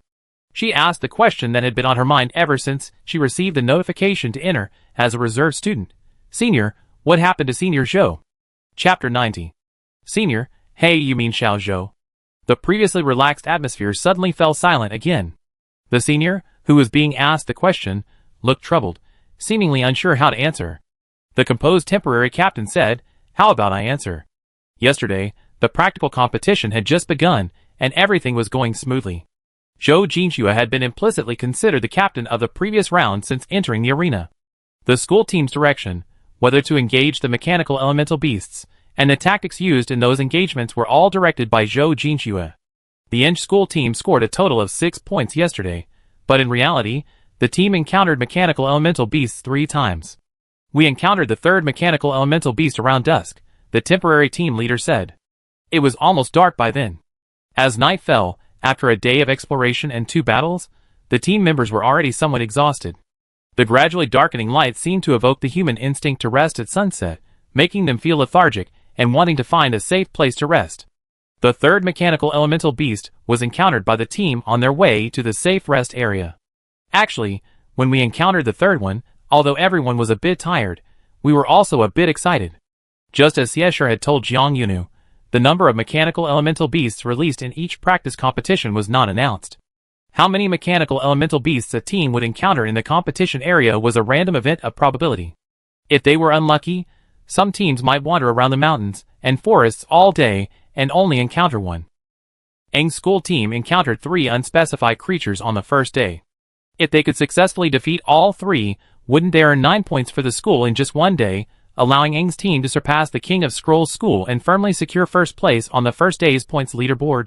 This thought ignited a fighting spirit in every member of the school team, instantly dispelling their fatigue and any lingering sense of complacency.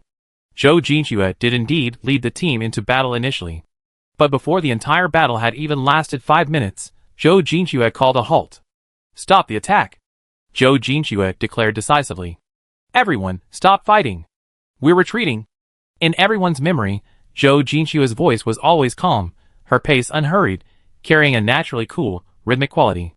But in that instant, those familiar with Zhou Jinxue detected a hidden anxiety in her voice. Faced with this 3rd mechanical elemental beast, Zhou Jinxue seemed to have suddenly been triggered by a strong sense of crisis, leading her to conclude that they could not continue fighting. Another fine tradition of the Engel school team was unity and strict adherence to the commands of each captain, enabling them to act swiftly upon receiving instructions. Under Zhou Jinxue's command, the school team retreated, quickly disengaging from the battle and shaking off the mechanical elemental beast after traversing the forest for a while. Only after entering the safe rest area did a team member ask, Captain, what happened to that mechanical elemental beast? Under the lights of the rest area, Zhou Jinxue's already fair skin seemed even paler than usual. She pursed her lips, and after a moment, shook her head, truthfully telling her classmates and teammates, I don't know.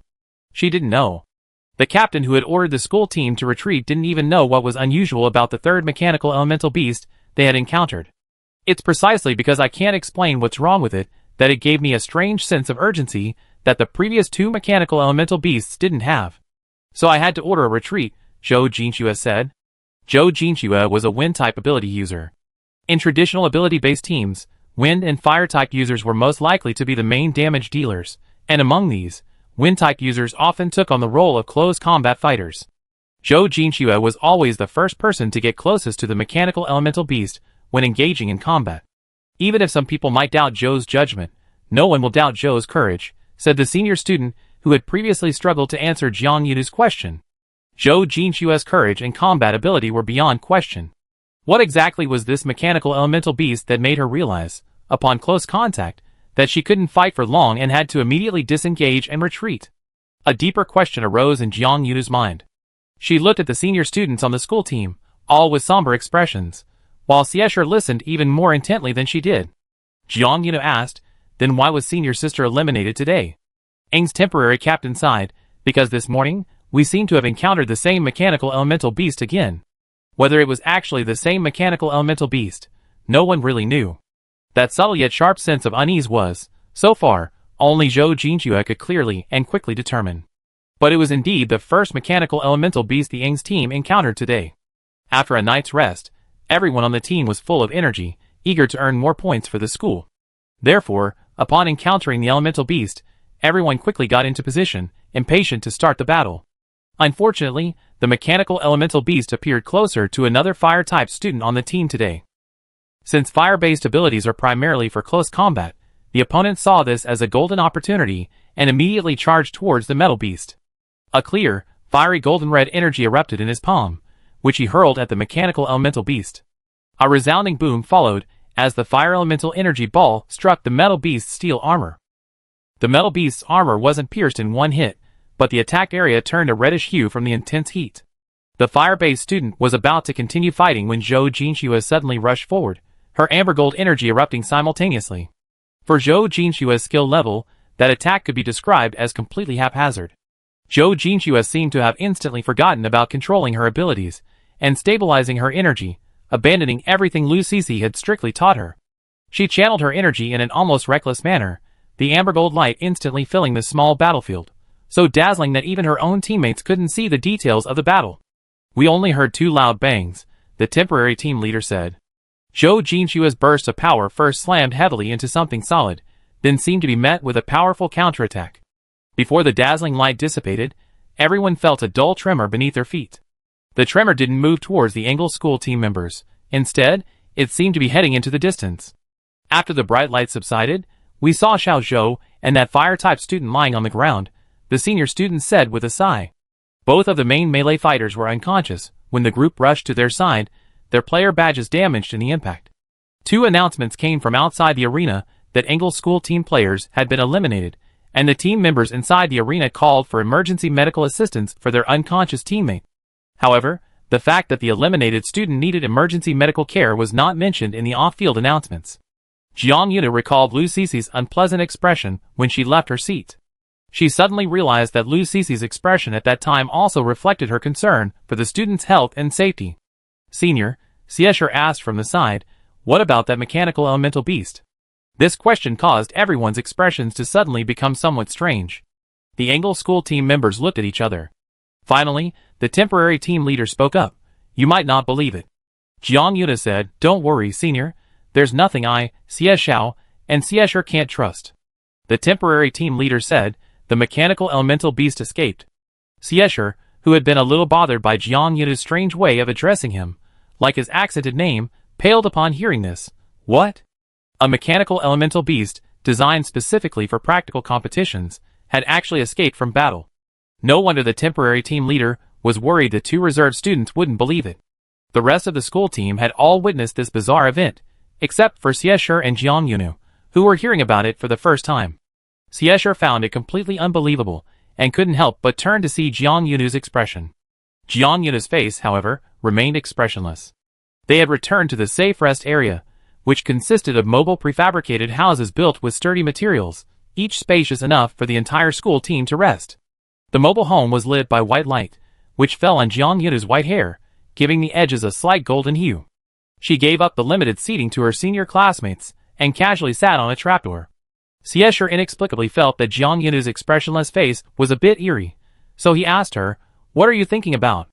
All eyes in the room turned to Jiang Yunu. "I'm thinking," Jiang Yunu said. "Was that really a mechanical elemental beast?" Her words were like a thunderclap.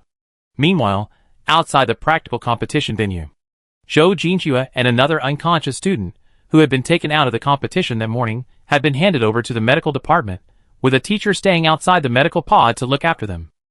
The medical department, specially set up for the competitors, was quiet. This quietness stemmed from everyone's conscious adherence to etiquette, moving quietly and stealthily. In reality, there were quite a few people active in the department. And as the competition continued for most of the day, more and more people arrived. Zhou Jinxue and her teammates each occupied a medical pod, currently under the influence of medication and in a state of sedation. Next to them, 3 medical pods were lined up, each housing eliminated flea students. Their treatment time was similar to that of Zhou Jinxue and her teammate. Further to them, a student from Roll King and a student from Song'an were each using a medical pod. These two had been transferred to the medical department slightly later than the students from the previous 2 schools, arriving in the afternoon. Only 2 days into the practical competition, the medical department already had 7 students lying neatly in their pods. Chapter 91. 7 students, in the context of the 4-school competition across the entire inter-school alliance, wouldn't be considered a large number. However, 7 students lying unconscious in the medical pods of the medical department, compared to the elimination rate of previous leagues, was already quite alarming. Each school's medical pod required a teacher from their own school to accompany them. Angle, Flea, and Roll King were accompanied by teachers who had come with their school teams. Song'an, however, had a natural advantage in personnel deployment due to being on home ground. The teacher they left in the medical department wasn't from the school team, but someone transferred from administration and logistics, a completely unfamiliar face to Reese Daniel. When this Song'an logistics teacher entered the medical department, he attracted the attention of teachers from the other 3 schools. The students all needed rest and recuperation, and the medical department wasn't a place for social pleasantries, so the teachers simply nodded to each other. Reese Daniel watched as the unfamiliar face walked to the medical pod next to the Song'an student, and sat down, mentally labeling the person as belonging to Song'an. Lucy finished processing the student's medical paperwork, checked on Zhou Jinxue and another student for a while, then rushed back to Inja's audience box.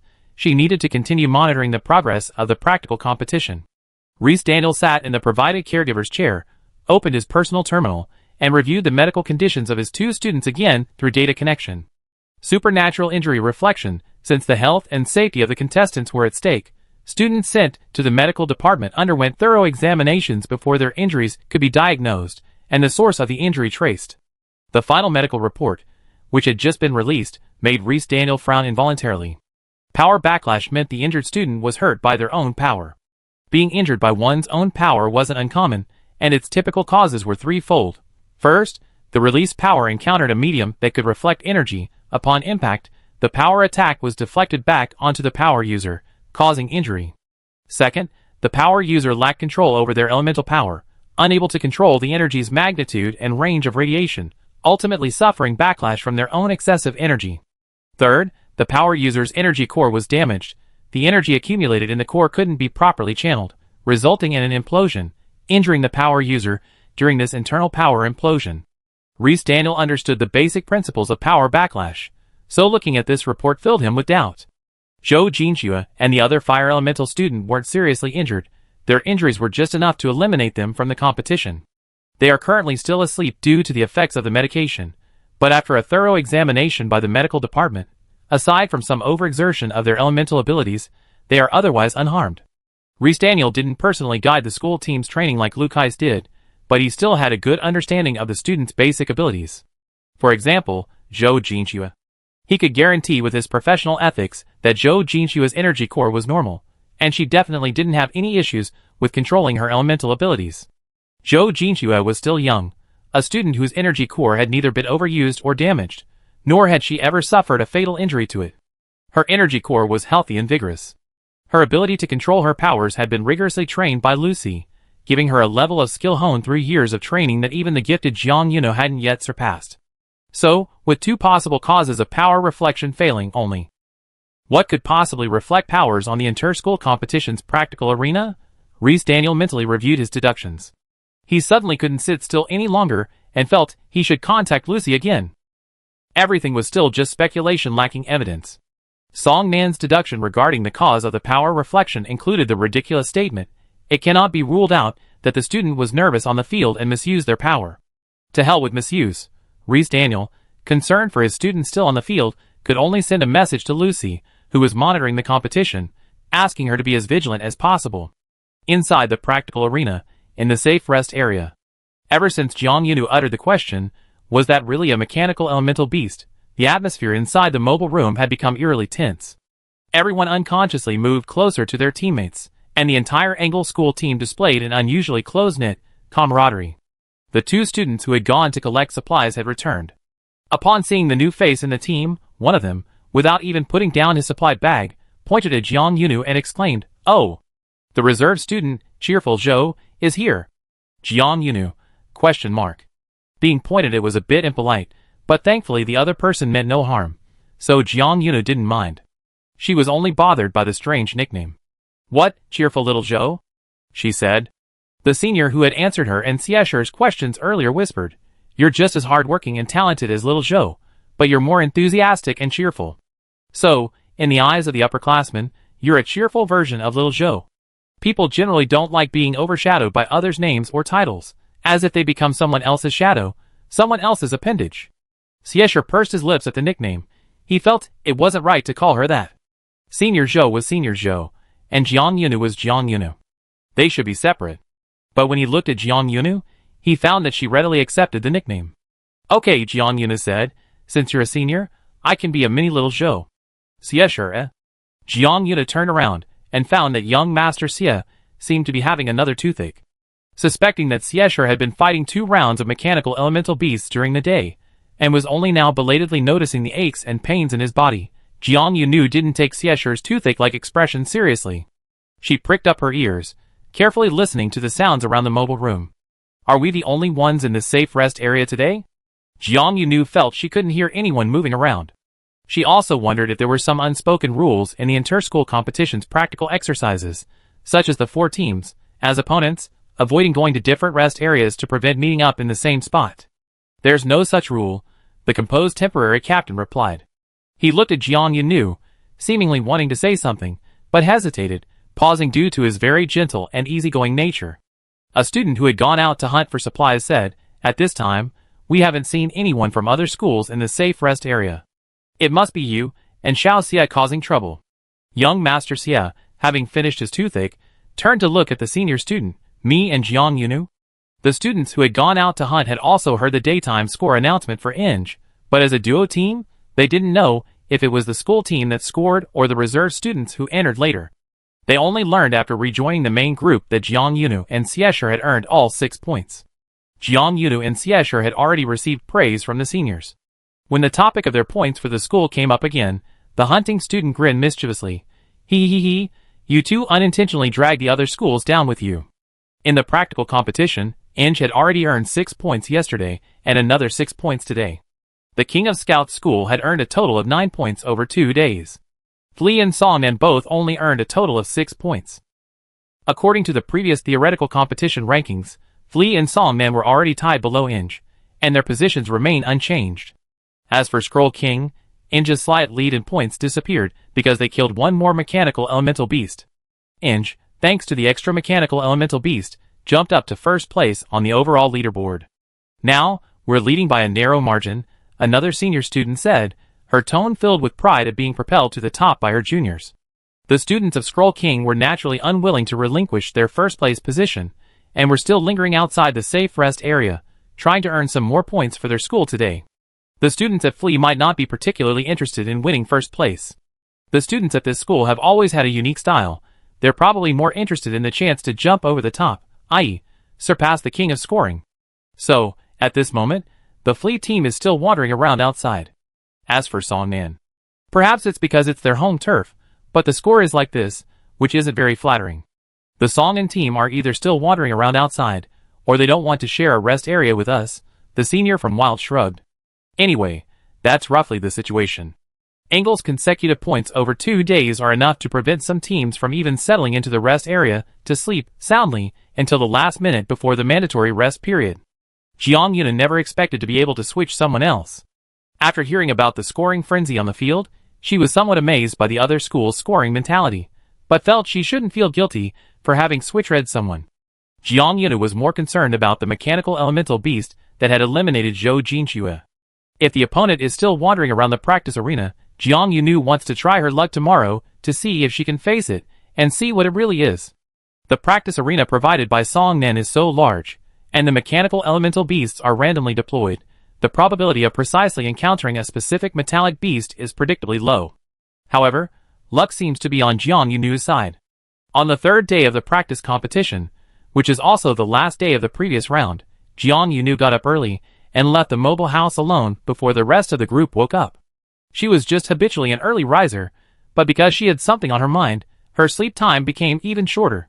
She's the type of person who can't stay in bed once she's awake, so she quietly left the rest area, intending to take a stroll along the mountain path next to the rest area, estimating that it was about time before returning to meet up with her awakened companions. Or maybe she should try hunting in the wild, moving quickly, and going to the nearest supply point to get a supply pack for everyone. Jiang Yunu mentally calculated her movement speed and the distance to the nearest supply point. The back mountain was, after all, a mountain, and the morning air there was chilly, with white mist still drifting through the forest. A damp, cool breeze brushed against her skin exposed outside her clothes. Jiang Yuna wasn't bothered by the cold, she walked along the forest path, casually feeling the wind. Suddenly, the wind seemed to sharpen. Even though there was nothing unusual around her, Jiang Yuna felt the hairs on the back of her neck stand on end. Chapter 92. What is that? As if her innate defensive instincts had been forcibly awakened, her subconscious was screaming for danger. Jiang Yunu looked around, only to find the surroundings perfectly normal, without a trace of anything unusual. But the more normal it seemed, the more sinister it appeared. The fine downy hairs on the back of her neck were still standing guard, alertly alert. The sensation of these subtle nerve endings being activated, usually silent and easily overlooked, was now vividly clear, like someone frantically strumming a stringed instrument next to her ear. Clear and jarring. Jiang Yunu's nerves were screaming for danger, yet her expression remained calm. Sensing something amiss, she stopped, standing still, her weight not fully on the ground, one heel slightly raised, knees slightly bent, joints relaxed, muscles tense. A posture that allowed her to attack or defend, a highly mobile state of readiness. Jiang Yunu stood motionless in the woods. The cool morning breeze that had been caressing her skin had silently ceased. She waited patiently. Something, its form still unknown, was lurking around her, watching her intently with an air of heightened urgency. The enemy was in the shadows while she was in the light. Stillness was better than action. Jiang Yunu was patient, adhering to the principle of I don't know how to find you, but I know you come to me, waiting for the other party to reveal itself.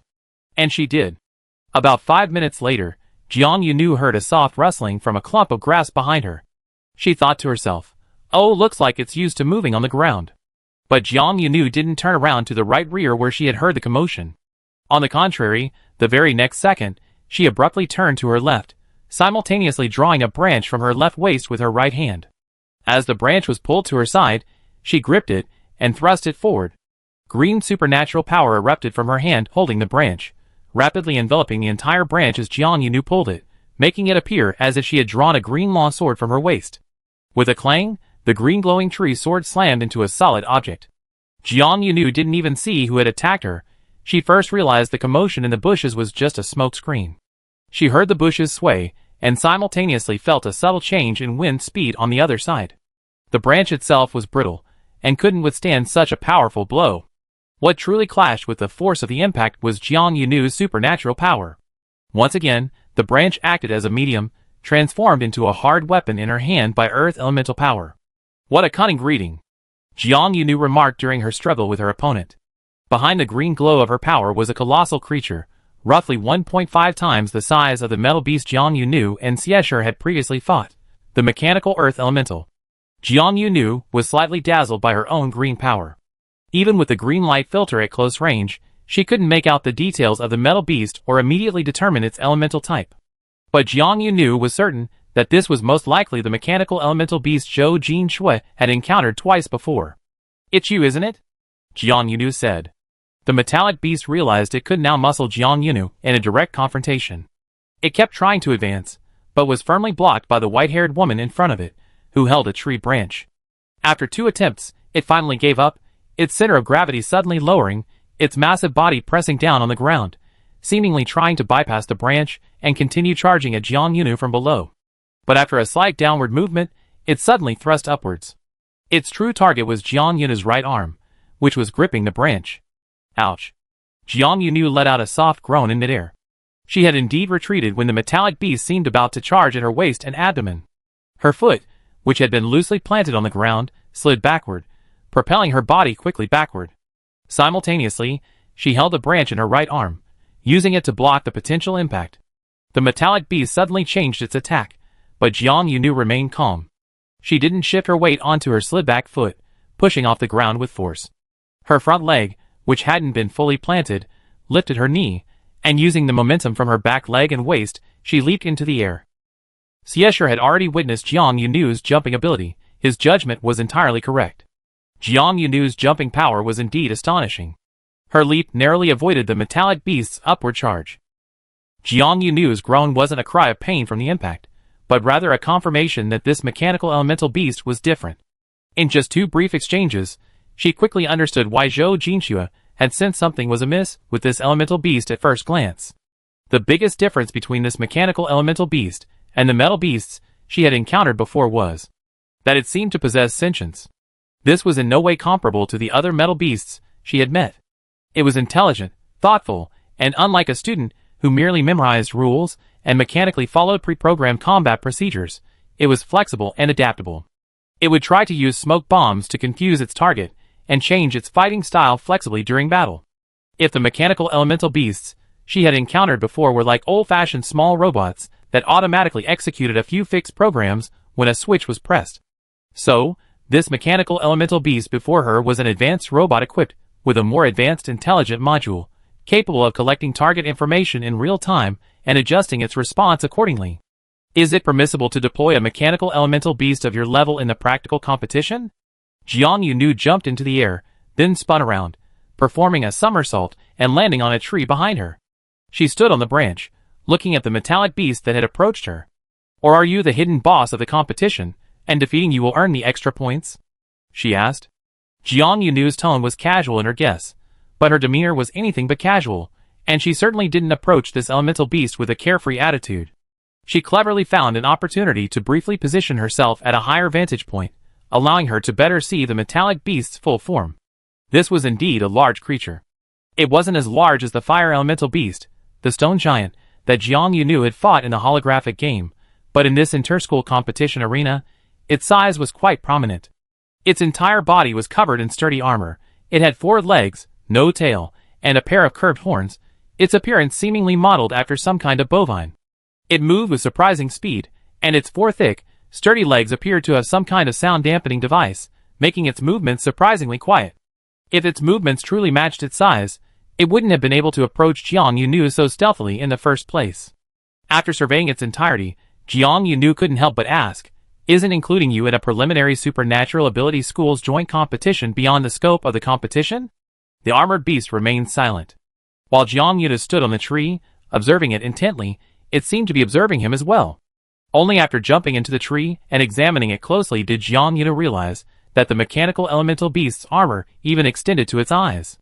Where the eyes should have been, there were 2 thin, white lamellae, like 2 layers of silver-white coating on its eyes.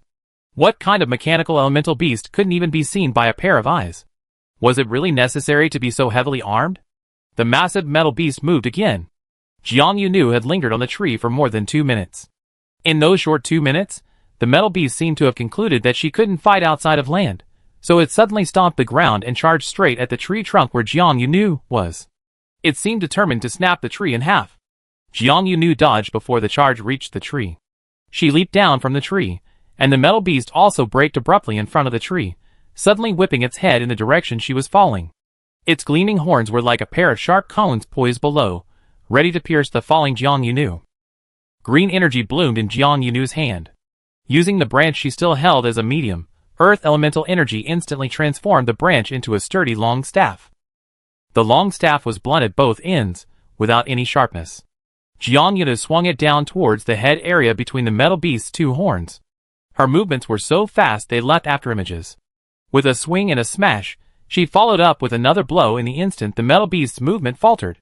The first strike disrupted the mechanical elemental beast's fluid movements, and with the second strike, using the power-enhanced staff as support, Jiang Yunu leaped over the metal beast's head. Once the metallic beast recovered from the shock of being smashed through the air, Jiang Yunu was already some distance away. "Where did they hide your elemental core?" Jiang Yunu asked, her hands gripping her staff, her eyes narrowed. She was now certain that she had circled the mechanical elemental beast almost completely, both in the tree and on the ground, but she couldn't find any indication of a core embedded anywhere on its body. Jiang Yunu's gaze shifted downwards, landing on the mechanical elemental beast's barely visible underside. If the core was embedded there, it was indeed a difficult situation. This massive metallic beast obviously wouldn't be easily flipped over, lying on its back with its legs in the air, allowing Jiang Yunu to thoroughly examine whether the core was embedded underneath.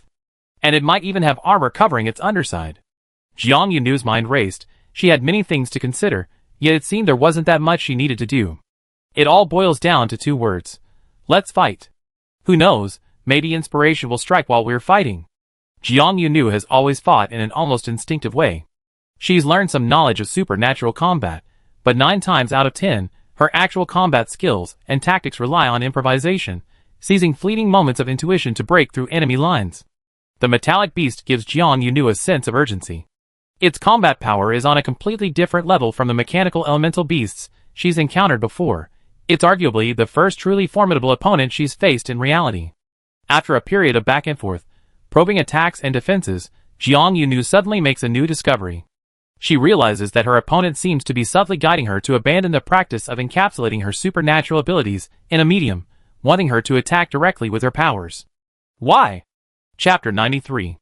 From the very beginning of their exchange, the metallic beast had attacked Jiang Yunu's right hand, the one holding the branch. At the time, she hadn't given it much thought. She assumed it was just a basic tactic, like when two humans fight. If there's an opportunity to severely injure the opponent's dominant hand, damaging their long weapon, their fighting ability will instantly decrease significantly. This was a perfectly logical fighting strategy. In the eyes of this seemingly intelligent mechanical elemental beast, Jiang Yunu's right hand, which she had used to pull the branch to defend against its attacks from the very beginning, was undoubtedly her long weapon. Therefore, she wasn't surprised that the beast kept targeting her right arm. However, after several direct confrontations, Jiang Yunu gradually realized that the beast seemed only interested in knocking her branch away, not in crippling her right arm. Whether the beast wanted to knock away the weapon held in the hand or cripple the entire arm, this subtle difference could be perceived during the fight. The trajectory of each attack, the potential energy contained within it, and the final point of impact revealed in its changing patterns. Enough of this information can help one determine the opponent's core attack intention. Jiang Yunu understood the opponent's intention, yet she was bewildered by this increasingly clear intent before her. What was going on?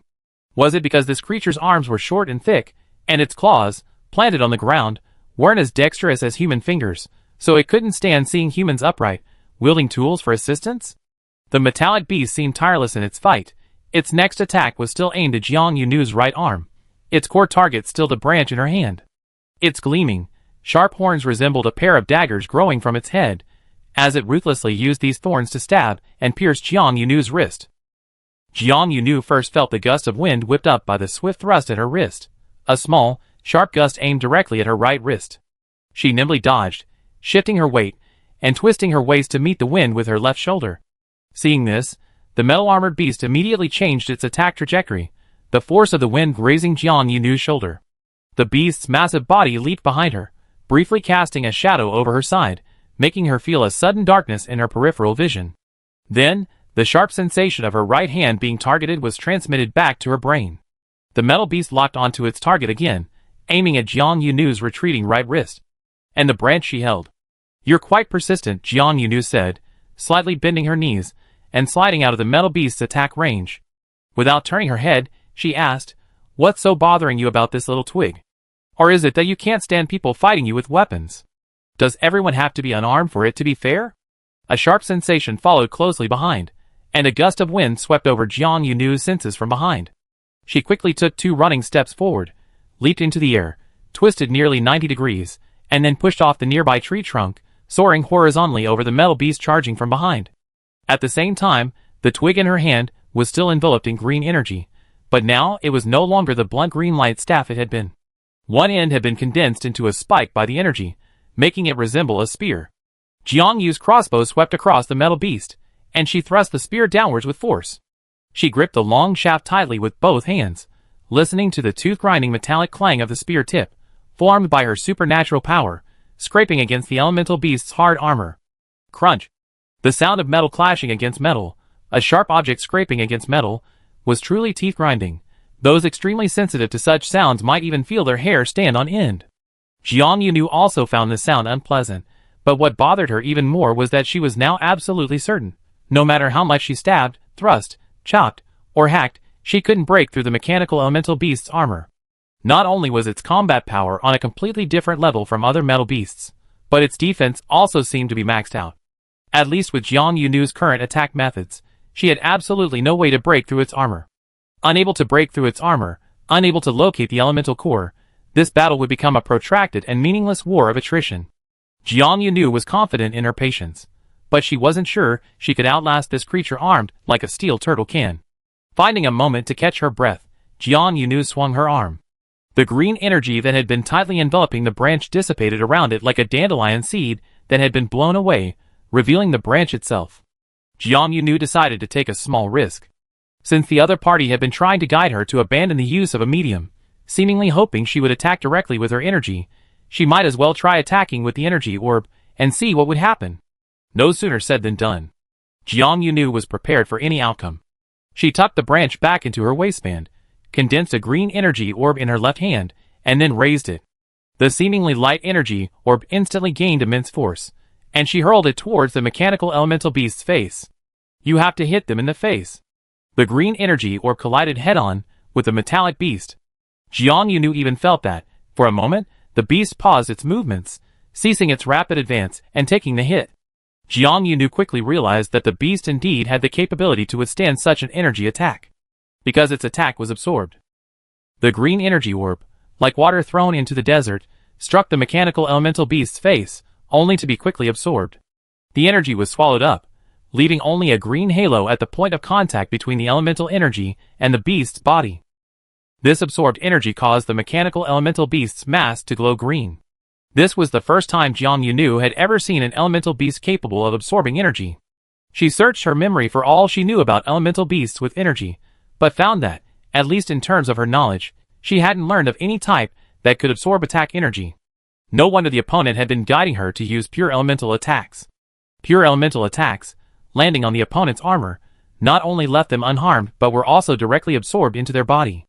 Jiang Yu stared at the opponent's still green mask, guessing that the opponent must have another trick up their sleeve. The opponent's ability to absorb energy meant that the absorbed energy must have another use for them. Sure enough, Jiang Yu soon saw the green light beneath the opponent's mask grow stronger and stronger, almost completely enveloping their face. Then, a ball of green light condensed on the opponent's face and rushed back towards her. Oh! Jiang Yu quickly dodged the earth elemental energy that was reflected back at her, instantly understanding why the opponent had been guiding her to use pure elemental attacks. This is a metallic beast capable of absorbing elemental energy attacks and then reflecting them back. But does this special skill come from its innate talent, or from the armor covering its entire body? Jiang Yu's intuition tells her it's more likely from the armor. This is a mechanical elemental beast specifically designed to reflect elemental energy. Who made you like this? She asked softly. Jiang Yu dodged the attack from her own energy. She looked at the mechanical elemental beast, its faceplate now restored to normal, no longer flashing green. It still didn't answer, attempting to lure her into another pure energy attack. Jiang Yu initially thought its intelligence surpassed that of ordinary mechanical elemental beasts, seemingly a high-level metallic beast equipped with advanced intelligent programming. However, now, realizing that its previous actions were all designed to induce her to use pure energy attacks, her opinion changed. She still believed it possessed intelligence and the ability to think. However, all of its thinking and intelligence served only one purpose: to force people to use pure elemental abilities in an attack. It strictly adhered to a certain rule, making people use pure elemental abilities as much as possible, and then attacking them with the reflected energy. It might have been intelligent, but because its goal was singular, it could become less intelligent. Jiang Yunu had just made a small discovery. When she launched a full-on earth elemental attack, for an extremely brief moment, she saw the reflected elemental energy first light up behind the white lamellae of the beast's eyes before being expelled from its metallic body. This suddenly gave her an idea. The white visor lit up first. Was it a weak point, or was it the core of the opponent's reverse-release power, or just a pure coincidence? Jiang Yunu only needed to try again to find out. Without further hesitation, after circling the metal beast twice, she successfully positioned herself to its side. Jiang Yunu increased her speed as much as possible, and at the opportune moment, she released her power again towards the beast's side. Thanks to Lucy's relentless control over her power released these past few days, she controlled the amount of energy she released perfectly, to the point where she could nimbly dodge even when reflected by the mechanical elemental beast. The power orb, imbued with earth elemental power, struck the metal beast's side, only to be completely absorbed by its armor once more. Jiang Yunu moved swiftly, flashing to the front of the beast and focusing intently on its eyes. The white visor lit up with a green light.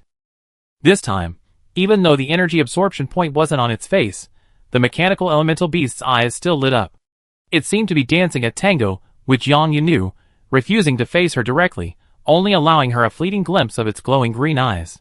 Then, it leaped sideways, pointing the side that had absorbed the energy orb at Jiang Yunu. The reflected earth elemental energy flew out from its side, hurtling towards Jiang Yunu. Jiang Yunu dodged it like a dodgeball. She seized another opportunity, forcing a glance at the metallic beast's face, and quickly noticed that the green light flashing in its white eyes had disappeared. The mechanical elemental beast's eyes stopped flashing, returning to a pure silver white. Jiang Yunu's eyes, however, lit up. With her eyes gleaming, Jiang Yunu thought, the breakthrough idea that had been brewing during the fight had finally come to fruition. Chapter 94. The white eyepiece was clearly the key to defeating this strange mechanical elemental beast.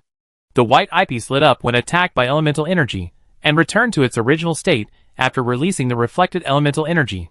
Jiang Yunu boldly speculated that there was some kind of device in the beast's eye area capable of detecting elemental energy attacks and determining when to store and reflect energy. Under normal circumstances, such a device would be closely linked to the energy core.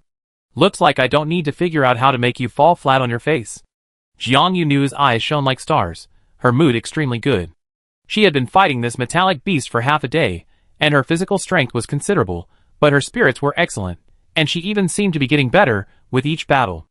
Because she had found the key to breaking the deadlock, and possibly even discovered the elemental crystal core the beast had hidden, the white-haired girl even smiled at the mechanical elemental beast. Her smile was particularly sweet, like she was looking at a plate of snacks she could immediately devour. Any living person facing such a sweet yet predatory smile would likely feel a chill. Fortunately, the metallic beast wouldn't. The metallic beast is only loyal to its unfulfilled goals. It hasn't yet detected that its objective has been achieved. Jiang Yunu has already discerned its intentions, figured out its basic attack patterns and tactics, and can now circle around it like a kite, then wait for the opportune moment to strike directly at its eyes covered by the white visor. When the metallic beast sensed the light of its earth elemental power, it, as before, slowed its movement slightly, even subtly adjusting its orientation to withstand this pure elemental attack.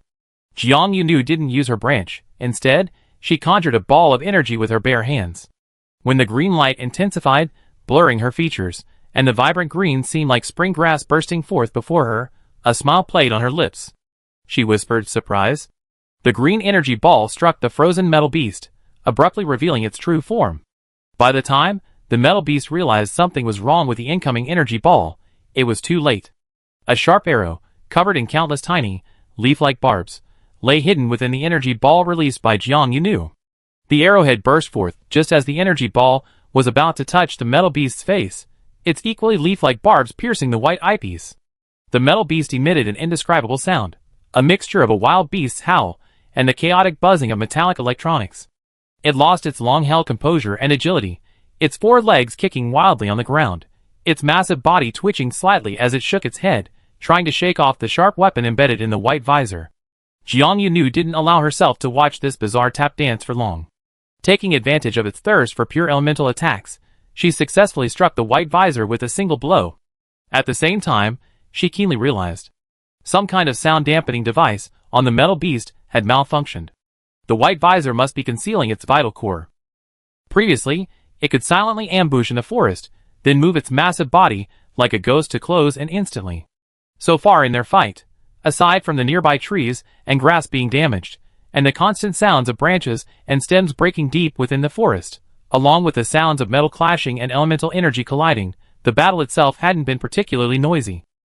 Otherwise, after fighting for so long, if the opponent's fighting noises matched their weight and size, the safe resting area, not too far away, should have heard the sounds long ago, and the Angle School team, still in the resting area, should have been alerted. But this silence finally disappeared the moment the white eyepiece was hit. The metallic beast's painful cry echoed far through the forest, its stomping feet causing the soft earth to tremble.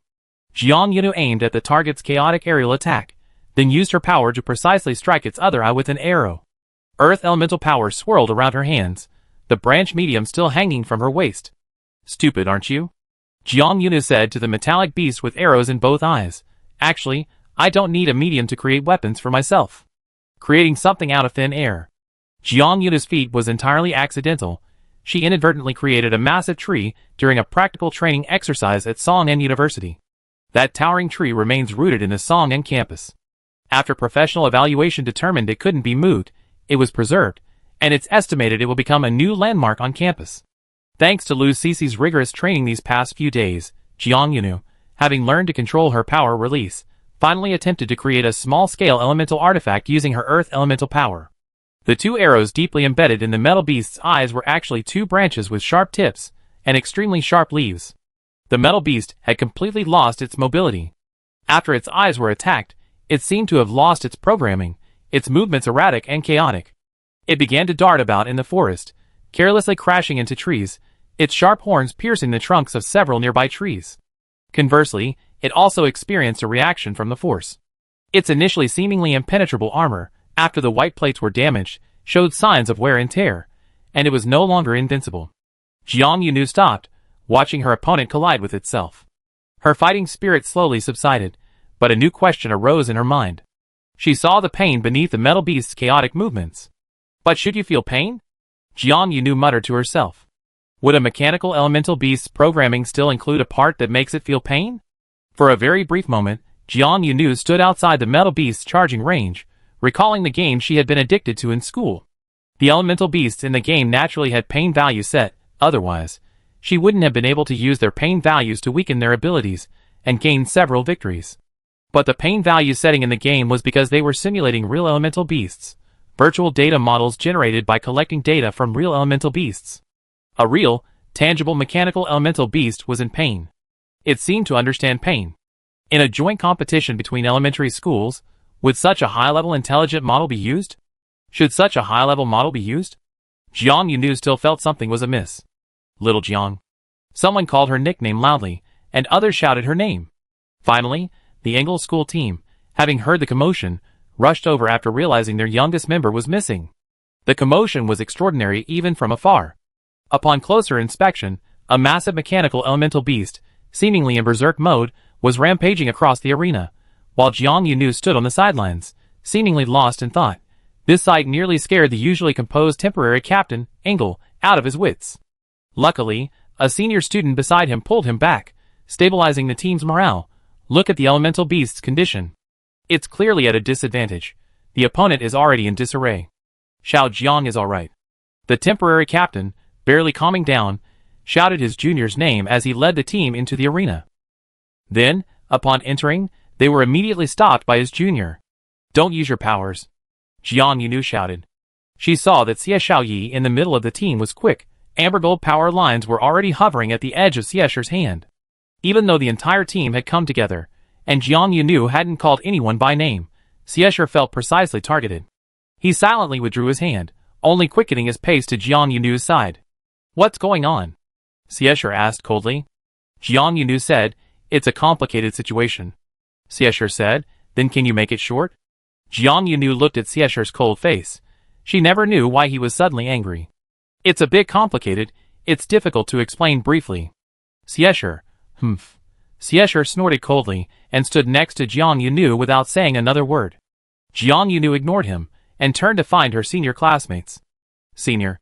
Jiang Yunu called out to whoever she saw first. She grabbed her senior classmate, who was still peeking at the elemental beast. Is there a way for us to contact the teachers directly from inside the arena? Contact the teachers from inside the arena? The senior classmate paused. Generally, an emergency call for teachers is only triggered when a contestant is eliminated or injured to the point of immobility. A teacher will then intervene urgently. Jiang Yunu hummed in response, tilting her head slightly. Xiesher, who had been silent, suddenly spoke again. Are you considering whether you can get yourself eliminated? Young Master Xie's words startled everyone around. Huh? Eliminate? What do you mean by eliminated? Jiang Yunu was a little surprised. She hadn't expected Xiesher to be so perceptive. I just want to contact my teacher as soon as possible. Jiang Yunu explained her shocking thought, while glancing at the metallic beast still spinning in the center of the arena. Amidst the background noise it was creating, Jiang Yunu said, this mechanical elemental beast is acting strangely. If possible, I hope we can call our teacher to come and take a look, our own teacher. The white-haired girl's tone was emphasized. The members of the Angle School team exchanged glances. They looked at the berserk mechanical elemental beast in the center of the arena, still unable to see anything particularly wrong with it, then looked at Jiang Yunu.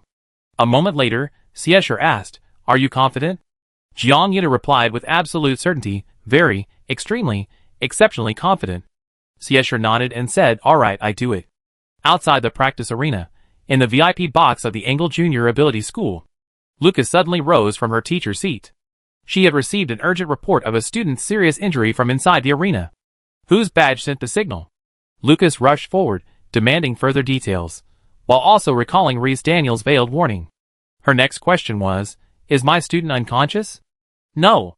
The staff member answered quickly, but the contestant is in a state of extreme agitation. He is refusing to be transferred by medical personnel, and insists on seeing a teacher from his own school. Upon hearing this, Lucas asked again, whose contestant badge was damaged. The staff member replied, It was your school's contestant, Xiesher. Chapter 95. Xiesher said to Jiang Yunu, If you say you're sure you're lying to me, I drag you down with me and ruin your reputation. When young Master Xie said I do it to Jiang Yunu, he replaced the previously eager Jiang Yunu and became the student who voluntarily exited the competition. Being injured, having his contestant badge damaged, and being eliminated by the system weren't enough to guarantee that a teacher from his own school would be selected to participate. It was highly likely that only teachers from other schools responsible for logistical support and medical care would be selected. Therefore, in order to get Angle's own teacher to the arena to investigate the strange mechanical elemental beast, Xiesher first sacrificed himself, becoming a seriously injured student.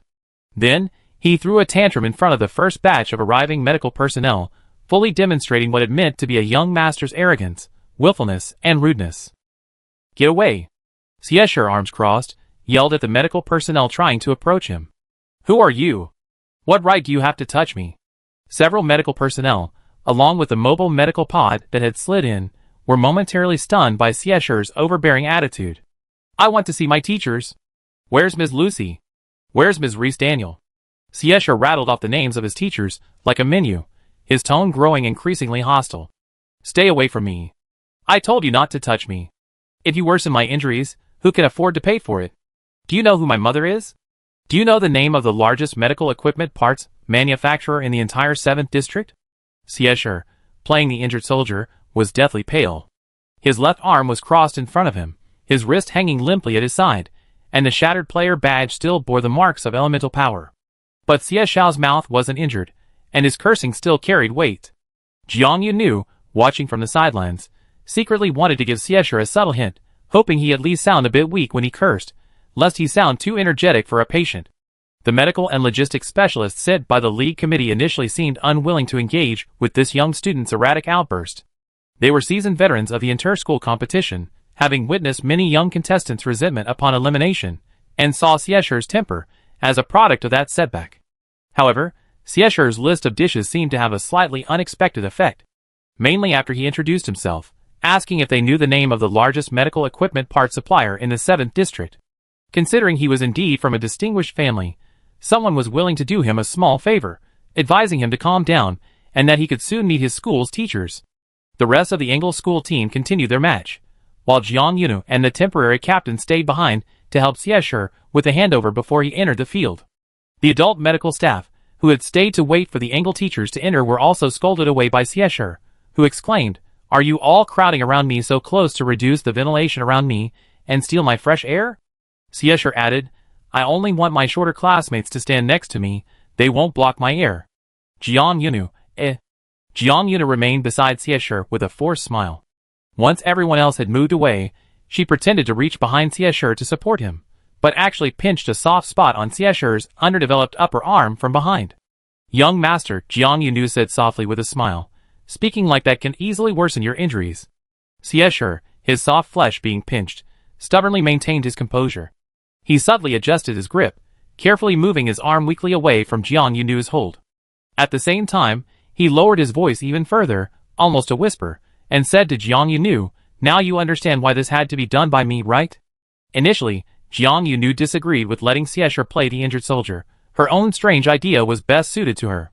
To play the injured soldier and trigger the emergency teacher call, simply feigning a serious injury wasn't enough. A genuine injury was required. However, Siesher firmly rejected Jiang Yunu's proposal and volunteered to do it himself. Without any background to enjoy special privileges, what makes you think you can demand special services from others? Siesher muttered. Then, as the mobile medical pod slid towards him, he decided to perform a basic checkup first and fell silent. Jiang Yunu released her grip on his soft flesh, instead supporting him and helping him into the medical pod. Lucy arrived about 15 minutes after Siesher's outburst. Lucy had no idea what kind of gift package her students had prepared for her at the practical competition.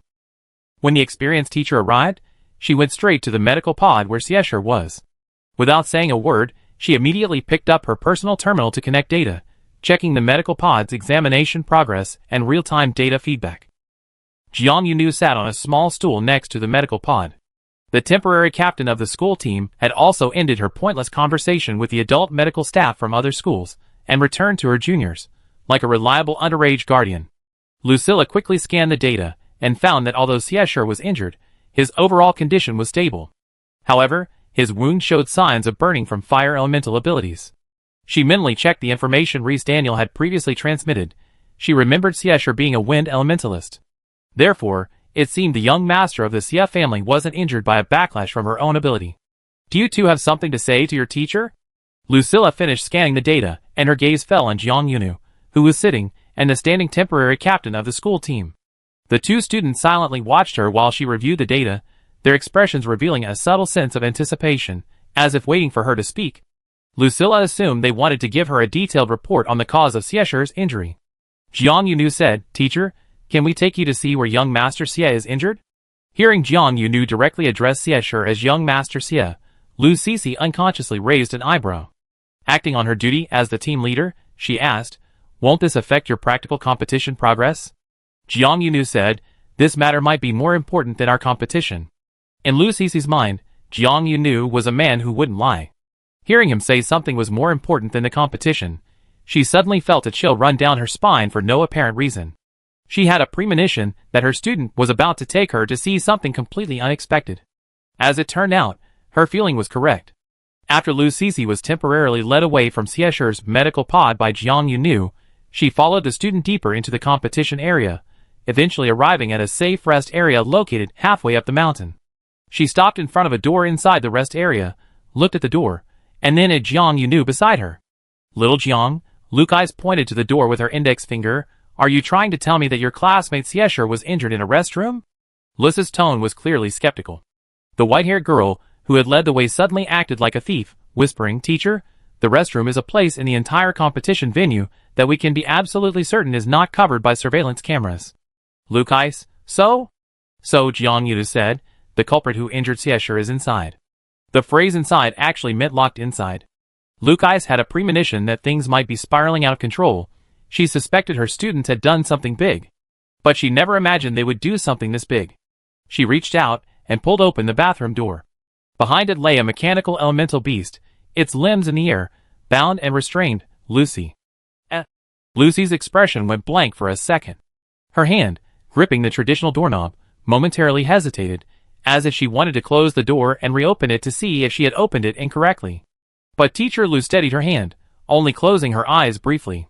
When she opened them again, the bound mechanical elemental beast was still there. Lucy. Lucy took a deep breath. Who did this? With a mechanical elemental beast in front of her, even though it seemed to be restricted in its movements, Lucy instinctively put an arm in front of Jiang Yunu, shielding her student from view. Then she heard the student she instinctively protected say, I tied it up. Jiang Yunu gestured for Lucy to look at the chains on the metallic beast. Teacher, look, the energy chains on its body are still glowing green. Lucilla, it really is. No one knows what method Jiang Yunu and the school team members used, but after deciding to lure their teacher into the arena, they did something big, completely suppressing the strange mechanical elemental beast's mobility and transporting it back to the school team's rest area. Then, at Jiang Yunu's suggestion, they locked it in the bathroom, which had absolutely no surveillance coverage. The white-haired girl then personally used her supernatural ability to conjure physical thorny chains, piercing and fixing all the metal beast's joints.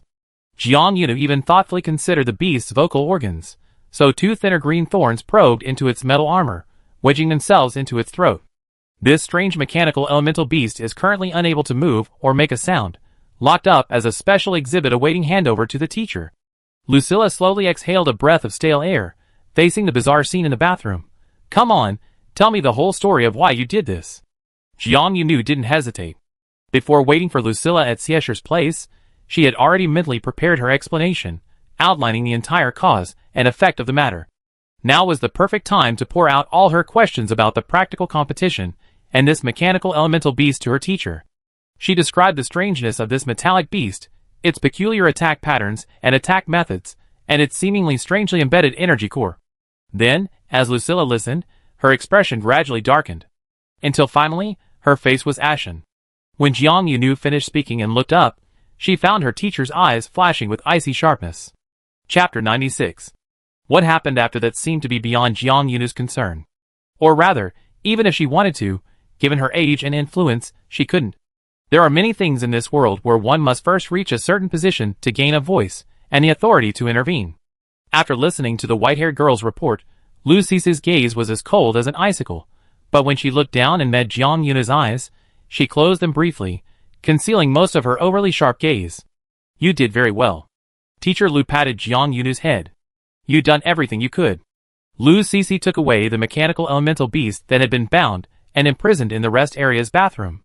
Before leaving, she examined the remaining traces of the removed supernatural chains on the elemental beast's body, then suddenly remembered something, grabbed Jiang Yunu again, and placed her palm below her chest. A thin wisp of supernatural light gathered in Lissa's hand as she performed a quick, simple check on Jiang Yunu's energy core. Upon finding that Jiang Yunu's core was intact, her supernatural abilities were functioning normally, and that the materialized supernatural chains she had previously conjured and remotely controlled seemed to have had no effect on her, she appeared quite at ease. Lucas withdrew her hand, a subtle and complex expression on her face. It was a mixture of disbelief, surprise, and a sense of unease at the inopportune moment, like finding a glittering treasure in a junkyard amidst a foreseeable mountain of troubles. Lucas didn't say much. She gazed at Jiang Yunu for a moment with a complex yet gratified look, then patted her head before turning and deftly carrying the mechanical elemental beast away. They also conveniently brought along the mobile medical pod containing Xiesher. After his teacher arrived, the young Master Xie, who had stopped causing trouble, was immediately transferred to the medical department. As for the mechanical elemental beast, it was carried back to the building where the joint conference room was located by the tough and decisive female teacher. She pushed open the door to the joint conference room with a smile that sent chills down the spines of onlookers.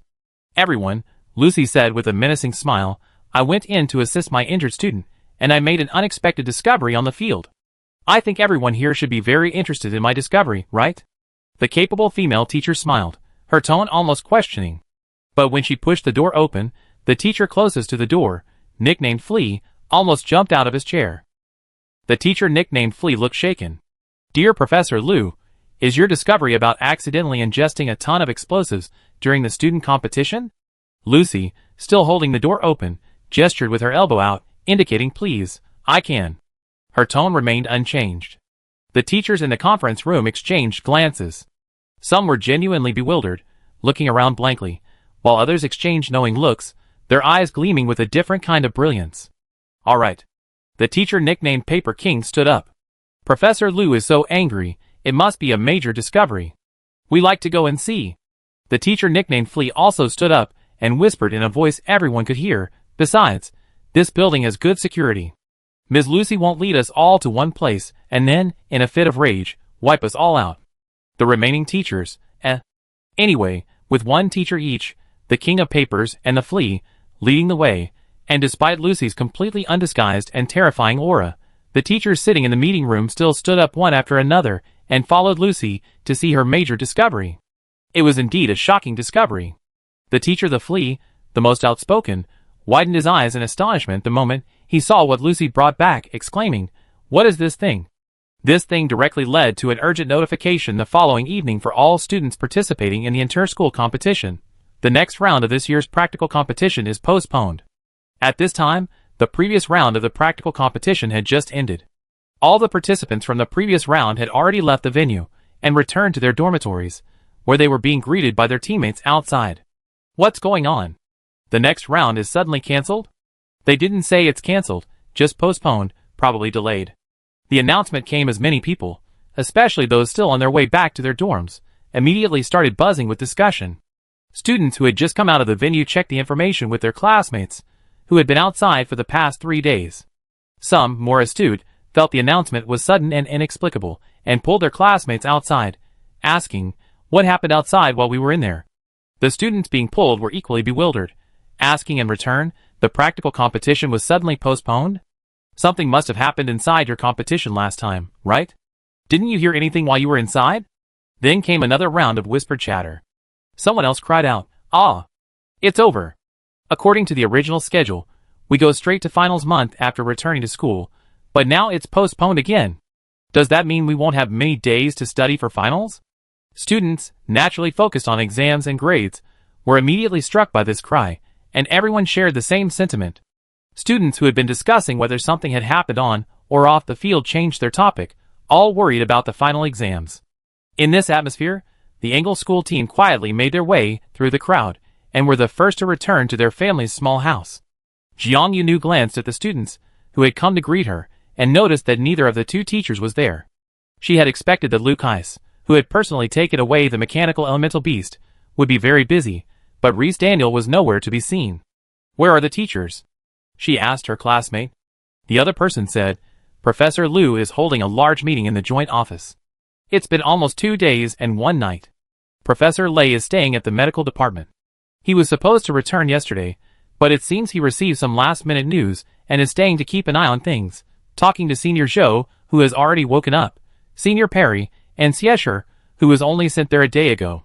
The teachers are all busy with things the students can't easily access right now." Senior Perry is the fire elemental student, who was eliminated along with Zhou Jinxue and sent to the medical department. Upon hearing that Zhou Jinxue was awake, Jiang Yuna's eyes lit up immediately. She turned on her heels, ready to run towards the medical department. Then the temporary captain of the school team grabbed her shoulder. "Little Jiang," the temporary team leader said, "you just came from the practical competition. Go back to the dorm and rest well. You can visit Xiao Zhou and the others after you rested." Someone nearby chimed in, Yeah, you only went in on the second day, but your activity level in these 2 days is already higher than someone who's had perfect attendance for 3 days straight." Jiang Yunu thought about it and agreed. Besides, the medical department sounded incredibly clean and quiet. Even the air inside smelled of disinfectant. She still smelled of grass juice from the practical competition in the back mountain, and the soles of her competition boots smelled of soft mud. No matter what, she needed to go back, wash her hair, take a shower, and rest a bit before visiting the patients. Jiang Yunu then went back to the small villa with the team. Lucy wasn't there, Daniel wasn't there, Zhou Jinxue wasn't there, and Xiesher, who always gave Jiang Yunu a cold snort whenever he saw her, was also gone. Even though it was only a handful of people missing, the house felt strangely deserted. The return of the school team members from the last round of matches briefly brought some liveliness to the house, but then everyone went back to their rooms to rest, and the hallway and living room fell silent again. Jiang Yunu was always quick with her washing up. She was the fastest among the returning team members to finish. When she left her room and returned to the living room, her white hair, hanging over her shoulders, was still dripping wet. Having been used to being wild, she was now too lazy to dry her hair, even if she had the opportunity. Jiang Yunu walked a few steps in the living room with her dripping hair, then went to the beverage machine to get herself a glass of ice water. Suddenly, someone peeked out from the corner connecting the living room to the porch. "Xiao Jiang, you're here? There's a Songnan student looking for you outside the gate." "A Songnan student looking for her? Who?" Jiang Yunu thanked the classmate who had just returned from outside for the reminder, and walked out in the indoor slippers provided by the school, mentally calculating who might be looking for her. She didn't know many Songnan students. Having just come from the practical competition, she subconsciously recalled what her senior had mentioned about Songnan's old specialty, suspecting it might be one of the 3 Songnan seniors she had seen on the field. What? The last round of the competition had just ended, and someone already wanted to ask her if they could have an off-field deal. However, this speculation was immediately overturned when she actually stepped out the gate. Besides the Songnan senior she had seen on the field, there was clearly another Songnan student Jiang Yunu knew. The blonde-haired Shui Zhanqing. Standing outside the Inge dormitory building was none other than another of the few young masters she knew, young Master Shui, whose father was the largest member of the Songnan school board. Shui Zhanqing always seemed to have a perpetual smile on his face, making him appear sunny and cheerful in any situation. His hair, as radiant as the sun, gave him the appearance of a golden little sun. But today, upon seeing Jiang Yunu emerge from the doorway, Shui Zhanqing's smile noticeably faltered. Am I a little too hasty? Did I disturb you? The young Master Shui stammered, his words slightly halting. Jiang Yunu walked to the steps in front of the porch and looked at the visitor standing below. Why do you ask? You come at the perfect time. I just finished washing up. Oh, that's good. Shui Zhanqing seemed relieved. His gaze swept over Jiang Yunu's overly casual attire, then he seemed to quickly realize that he shouldn't have scrutinized him so closely. He discreetly shifted his gaze to the floor tiles beneath his feet. You came out like that, Shui Zhanqing said. I thought your classmate had called you out while you were washing up. Chapter 97. Jiang Yunu looked at him like he was a little fool. What are you talking about? Even if someone came to see him while he was washing up, unless it was a sudden announcement that another meteor storm was about to hit the atmosphere of their asteroid, and if they didn't go out soon, they would face another natural disaster, no one would have the influence to make Jiang Yunu interrupt her washing up and specifically go out to meet him. Jiang Yunu casually brushed her wet hair off her shoulder. Shui Zhanqing, what exactly are you here for? A small droplet of water fell from Jiang Yunu's hand as she brushed her hair, creating a few damp little flowers on the steps in front of her. Shui Zhanqing had to look up, his gaze sweeping from Jiang Yunu's slippery feet to her clothes. In the young Master Shui's entire life, he had never seen a woman dressed like this when receiving visitors, whether elder or peer. He finally fixed his gaze on Jiang Yunu's face, because he found that looking directly at her face made him feel more comfortable. Then, once he felt at ease, his speech returned to its usual familiarity. I heard the teams from the last round of practice competitions have all returned, so I came to see you as soon as possible, Shui Zhanqing said. Jiang Yunu's expression immediately became subtle. You? She slightly raised her chin, tapping Shui Zhanqing with her chin, then pointing to herself with her index finger. Came to see me as soon as possible? Shui Zhanqing said yes. Noticing that the young Master Shui's expression didn't seem fake, Jiang Yunu felt this was quite amusing. You came to see me, are you representing yourself, or someone else? Jiang Yunu asked bluntly. Just like when he first met her in Songnan and greeted her, Shui Zhanqing thought for a few seconds and honestly replied both. He quickly added, but the main reason I came so quickly is to represent myself. Jiang Yunu said, now you see, I look great. Even if the next round of the practical competition isn't postponed, and we suddenly announce it has to start immediately, I can still go in and compete for 3 more days. Shui Zhanqing subconsciously wanted to scrutinize her again, trying to assess her condition by looking at her entire body. However, his gaze only swept down to the front of Jiang Yunu's jacket, revealing a casual tank top underneath. He immediately dismissed the idea. He focused intently on Jiang Yunu's face, finally judging from her spirits and complexion. You do look very good. Jiang Yunu said, right? Shui Zhanqing, yes, much better than those people originally thought. Jiang Yunu asked, who? The usually talkative young Master Shui, unusually, didn't reply, only looking at her. Jiang Yunu seemed to understand. Can't say. Is it inconvenient to say? Shui Zhanqing nodded. Jiang Yunu didn't ask further. Shui Zhanqing had come to see her right after the previous round of the practical competition, partly out of friendship to check on Jiang Yunu's condition, but also seemingly to give her a reminder. Others will come to see you, Shui Zhanqing said softly, not tonight. Tonight, the contestants from the previous round need to rest. Out of humanitarian considerations, no one will bother you tonight, but someone will come later. Jiang Yunu found Shui Zhanqing truly interesting. This young master was different from Xie Xie, the young master. From the school's perspective, They were currently rivals, yet Shui Zhanqing always seemed to want to reveal something to her in advance, but he had to control the amount, unable to give her complete information, only offering occasional small reminders.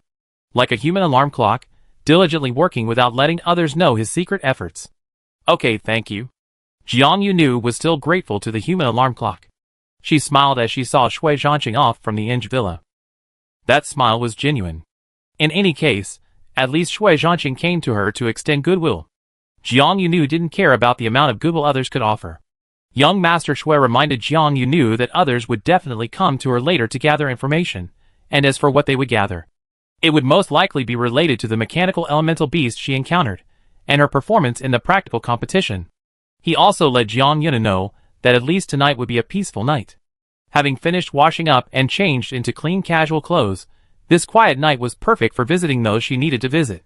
Jiang Yuna returned to her dormitory and changed her shoes. She hesitated outside Zhou Jinchua's room, thinking for a moment if there was anything she could help bring from the dormitory to the medical department. But then she reconsidered. If Zhou Jinchua had such a need, she should have asked the attending physician earlier, and everything that needed to be delivered would have already been delivered. Besides, it wouldn't be appropriate for her to enter someone's room without permission. Jiang Yunu then gave up on that idea and turned to walk out of the building. As she passed through the living room, several students who were resting for the evening had already gathered there. One of them waved to her, calling out, "Cheerful Xiao Shou, come over and relax. Let's all have some fun." Jiang Yunu stopped in the corridor and replied, "No, I have to go out for a bit." She didn't mention that she was going to the medical department.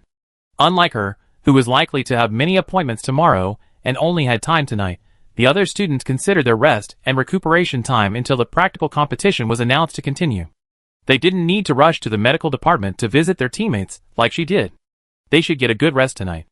The temporary captain of the school team stood up from the sofa and said, "I'm going out for a bit too."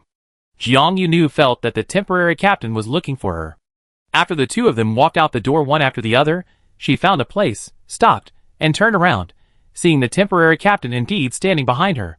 "Senior," Jiang Yunu said, "you were looking for me?" The temporary captain looked a little worried. That expression had also crossed his face when he first heard that the practical competition was being postponed, but he quickly masked it. "Xiao Jiang," the temporary captain asked, "you said the next round of the practical competition was suddenly postponed. Could this be related to us?" When Jiang Yunu proposed that almost outlandish idea on the field, the Inge school team hadn't fought the mechanical elemental beast with her before, nor had they witnessed her extraordinary intuitive insight.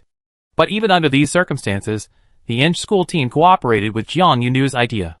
The junior was eccentric, the junior believed her eccentricity, and willingly sacrificed themselves, and the seniors followed suit, doing something that sounded bizarre and very unlike the conservative and steady style typically associated with Inge. But the Angle people possess a remarkable spirit of unity and cohesion. The temporary team leader, in coordination with Jiang Yunu's idea, led the team in a massive undertaking. The entire school team worked together to create something big, though the actual big project had already been taken away by Teacher Liu, and was now at the heart of a small storm. The temporary team leader came to Jiang Yunu not because she regretted cooperating with her junior, but because she worried they might have inadvertently done something wrong in the conventional sense. "I don't think we did anything wrong, senior," Jiang Yunu said calmly, standing before a street lamp in the courtyard of the Western-style building. At that moment, she truly resembled a mini Zhou Jinchua, making the graduating senior feel the same pressure as when facing Zhou Jinchua. If there really is a connection between these two events, and the competition was postponed because of our discovery, then it's not that we made a mistake, but rather that what we asked the teacher to look at was indeed problematic, Jiang Yunu said calmly. The temporary team leader was convinced by her point of view. "Okay." His previously furrowed brows relaxed, and he seemed to breathe a sigh of relief. "I was being stubborn and got carried away." Seeing the worry disappear from a senior's face, Jiang Yuna half-jokingly said, "If any teachers call our entire team in for a talk, just say that everyone was forced to comply with my strange ideas because of my relentless pestering." The temporary captain shoved the junior's shoulder in exasperation. "What are you going to say?" The temporary captain said, "No matter what, we have to get that thing under control and show the teachers that it was a decision we made together." The adult world, however complex and ever-changing, is rife with turmoil caused by unclear reasons and conflicts of interest. Minors, however, are mostly sincere and straightforward, only wanting to stand together with their classmates and teammates, resolutely unwilling to abandon or forsake anyone. As Jiang Yuna continued towards the medical department, the administrative building housing the joint conference room was brightly lit. The thing the students were talking about was being held in a specially designed guard room on the floor below the conference room. The administrative office building wasn't originally intended to be used as a guardhouse. However, when the people from Song'an suggested transferring the mechanical elemental beast to a specialized department similar to a medical facility, Lucilla merely scoffed. Flea's teacher, standing nearby, immediately exclaimed, "Hey, that won't do." Under everyone's gaze, Flea's teacher remained unfazed, stating confidently, "This is Song'an's territory, and this thing was discovered in the practical competition field provided by Song'an. Sending it to your specially established guardhouse. Who knows what kind of thing it will be when it's brought before everyone again." Roll King's teacher generally didn't get along with Flea's people, seeing them as a troublemaker who wanted to stir up trouble in everything. But surprisingly, on this matter, they were of one mind. This strange elemental beast is better placed in a place where everyone can supervise it. Thus, a guardhouse was set up on the floor below the joint conference room. Teachers from 4 schools were jointly responsible for guarding the area, and they were divided into action teams, each with at least 2 teachers from different schools. Tonight, Lucilla and one of Rolling King's teachers were on duty. Rolling King's teacher had long been interested in Engel's white-haired, highly talented girl. When he heard that the elemental beast had been discovered by Engel's school team, he subtly inquired whether the girl had played a role in it, and if so, how much. Lucilla initially didn't want to engage. A single frown from her was enough to intimidate over 70% of the teachers in the joint meeting room. However, Rolling King's teacher was unfazed by her intimidating presence, so they were paired together. They were to work together until the mechanical elemental beast underwent a complete examination, and a credible official result was released. After being bothered for a while, Lucilla listened to the King of Curves teacher subtly and overtly inquire about her, finally revealing a hint of her own desire to show off her student. She thought for a moment, and simply told the King of Curves teacher, "She's mastered the power of chains without any formal instruction." Teacher Lucilla replied reservedly but proudly, "And it's remote-controlled." Chapter 98. A materializable supernatural chain. And it's remotely controlled, with a duration of at least 30 minutes. What kind of concept is this?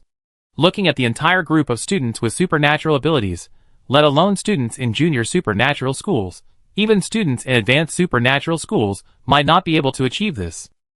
Because a truly usable supernatural chain not only requires the controller to accurately transform the supernatural ability into the shape of a chain, but also to precisely control its intensity, ensuring it has strong restraining power without being too powerful and causing serious injury to the restrained object, adding duration and operating distance to the control of energy intensity.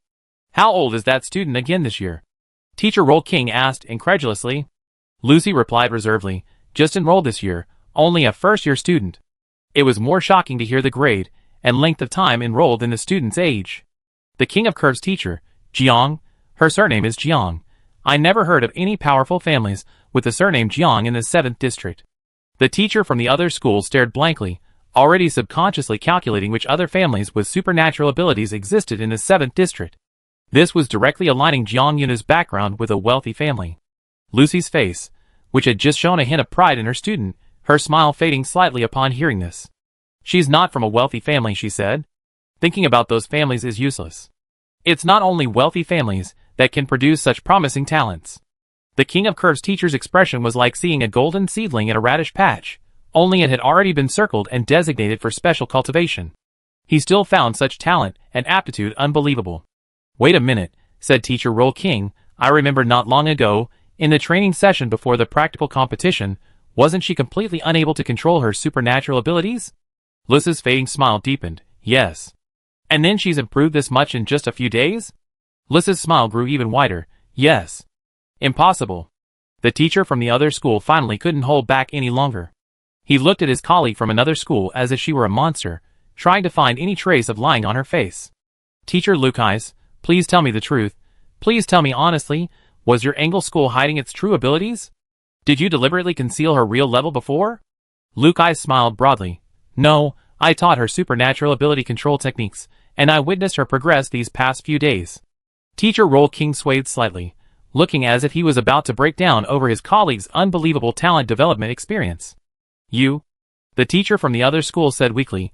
"Where did you, Engel, scout out her from? Is that place known for producing top students? Should they try recruiting there next year?" Lucy, who previously found it annoying to be pestered for information, now found amusement in watching her colleagues' defenses crumble. Teacher Lu's lips curled into a smile. She said mischievously, "I don't know. Our admissions officer at Engle just sat at home, and her application came to us on its own." The teacher from the king of exams. Jiang Yunu had no idea that a teacher from a neighboring school was deeply troubled by her exceptional talent. Taking advantage of the well-lit night at Song'an School, she made her way to the medical department. Zhou Jinxue had actually woken up on the last day of the practical competition, but she couldn't return to the small villa yet and needed to stay in the medical department for observation and rest for 2 more days. The same was true for another senior student, Perry, who had been brought with her. Song'an School was always generous with its spending on projects. When this group of students, who had been injured and unconscious during the practical competition, woke up and were ready to leave the medical pods, Song'an generously arranged for a batch of clean and comfortable single rooms in the medical department, building a temporary inpatient area so that the students could seamlessly transfer to comfortable wards after leaving the medical pods. When Jiang Yuna entered this temporary inpatient area, she consciously walked even more lightly. She remembered that any place associated with the word hospitalization usually had some special rules, such as an early lights-out time and patients being forced to follow healthy schedules. Before arriving, Jiang Yunu checked the time to avoid being told the hospital ward lights were about to be turned off and visitors were asked to leave. She didn't need to ask the reception robot which room Zhou Jinxue was in. Inge, who had been staying at the villa for the past few days, had already given her the room number. Jiang Yunu quickly found Zhou Jinshue's room door, knocked 3 times to get permission, and then pressed the automatic door open button. Upon seeing Jiang Yunu, the black-haired girl sitting on the sofa in the single room brightened up. "You just finished your last match today, why aren't you resting? Why are you here?" Zhou Jinshue said. Her tone sounded reproachful, but her eyes were bright, clearly showing she was happy that Jiang Yunu had come to see her. "How could I possibly rest properly if I didn't come here and check on my senior?" Jiang Yunu said. She noticed that Zhou Jinshue was wearing a comfortable and breathable hospital gown, guessing the fabric wasn't very thick. Afraid the warmth in the private room would escape, she quickly closed the door behind her. Zhou Jinshue shook her head at Jiang Yunu's actions. "The corridor outside is temperature-controlled. A little breeze won't bother me," she said. "My injuries are almost healed. I don't need such meticulous care." Jiang Yunu blinked. "Then just pretend I'm cold, senior. Look, my hair isn't completely dry, it's half dry, and I'm worried about the wind." Actually, Jiang Yunu was in excellent physical condition. She hadn't had a problem with wet hair in the mountain and sea winds on a deserted island before. But this tactic was perfect for playing the victim in front of her senior. Unlike Shui Zhanqing before, Zhou Jinxue showed no strange or awkwardness. She glanced at Jiang Yunu's hair and noticed it was indeed still wet. The ends felt cool to the touch. She immediately got up from the sofa and went to the private bathroom in the single-occupancy room to grab a towel. Less than 5 minutes after Jiang Yuna entered her senior's room, she was made to sit on the sofa where the other had been sitting to have her hair dried. "I already heard about your performance in the last round," Zhou Jinxue said cheerfully as she dried Jiang Yunu's hair. "Everyone said you performed very well after entering the competition." Just as Jiang Yunu didn't mind being called cheerful little Zhou or being nicknamed Mini Zhou Jinxue was also the kind of person who didn't care whether the younger generation surpassed the older. The junior is the junior, and she is herself. The junior's good performance doesn't mean she performed poorly. Her gains and achievements don't mean she lost anything. Zhou Jinxue saw everything clearly, even more so than some adults. "It's a pity the senior wasn't with me," Jiang Yunu said. "Otherwise, with such a good performance, the senior should have been the first to see it." The white-haired girl's words carried a hint of self-satisfaction. She knew Zhou Jinxue had been described by Lu Sisi as a student with very Engle's traditional characteristics. Meeting such a senior made Jiang Yunu feel that choosing Engle from among several schools was the right decision. The senior, drying her hair, rubbed her head through the towel, praising her generously. "You did exceptionally well." Zhou Jinxue said, "You even avenged me." The strange mechanical elemental beast had been defeated by Jiang Yunu as the main force, but this news hadn't spread yet. Many people didn't even know there was a strange metallic beast on the practical competition field. They hadn't encountered it. But Zhou Jinxue already knew what Jiang Yunu had done, and Jiang Yunu wasn't surprised at all by her senior's extensive information network. Even Shui Zhanqing came to see her immediately after the competition. The young Master Shui, who hadn't participated in the inter-school competition, seemed to know everything. Jiang Yunu remembered that Zhou Jinshue's family wasn't poor either. Her senior had her own channels of information, so there was no need to make a fuss. What a pity, Jiang Yuna sighed. I only caught it, but I didn't understand why it did that. Zhou Jinxue stroked her junior's now much drier white fur again. If you could understand this so easily, then the teachers wouldn't have to hold meetings for days on end, and they still haven't been able to rest. Senior Zhou gestured to her junior not to worry unnecessarily. Even if Jiang Yunu was a prodigy, there were always things a prodigy couldn't do yet. Jiang Yunu kept Zhou Jinxue company in her private room, who was getting a little bored. They chatted for a while, discussing various things besides the practical competition, until she noticed Zhou Jinxue's weariness. She knew it was time to end the visit, and let Zhou Jinxue rest. Jiang Yunu left Zhou Jinxue's room and encountered a familiar figure in the corridor. It was Xie, who had also been moved to a private room. Young Master Xie looked very energetic. Even with one arm draped over his chest, it didn't diminish his air of arrogance. He saw Jiang Yunu from halfway down the corridor, but noticed that Jiang Yunu didn't immediately see him. Instead, she seemed lost in thought, walking with her head slightly lowered. Young Master Xie remained silent, standing quietly in place, watching Jiang Yunu approach. Jiang Yunu walked up to him, when suddenly someone asked her, "What's with your outfit?" Jiang Yunu looked up and saw Xie standing at arm's length away.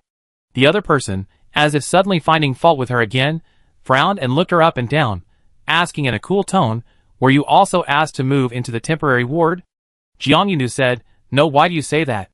Young Master Xie said sarcastically, "Oh, you look like you were just dragged out of bed, and didn't even have time to change." Jiang Yunu, Jiang Yunu genuinely found it strange. She looked at Xie puzzled. "Are you guys all more concerned about your appearance? My senior wouldn't say anything about my clothes." Xie was particularly sensitive. "All? What do you mean? Has anyone else commented on your outfit?" Jiang Yunu didn't want to mention another young master in front of a difficult young master, otherwise Xie might keep asking her why she was still so familiar with Songnan's people. She said slowly, "Nobody's here, young master. Why are you standing in the corridor so late at night?" Chapter 99. Jiang Yunu used questions to deflect attention, and she didn't think there was anything wrong with it. Xie didn't intentionally stand in the corridor so late at night, but he had indeed stopped there waiting for Jiang Yunu to approach.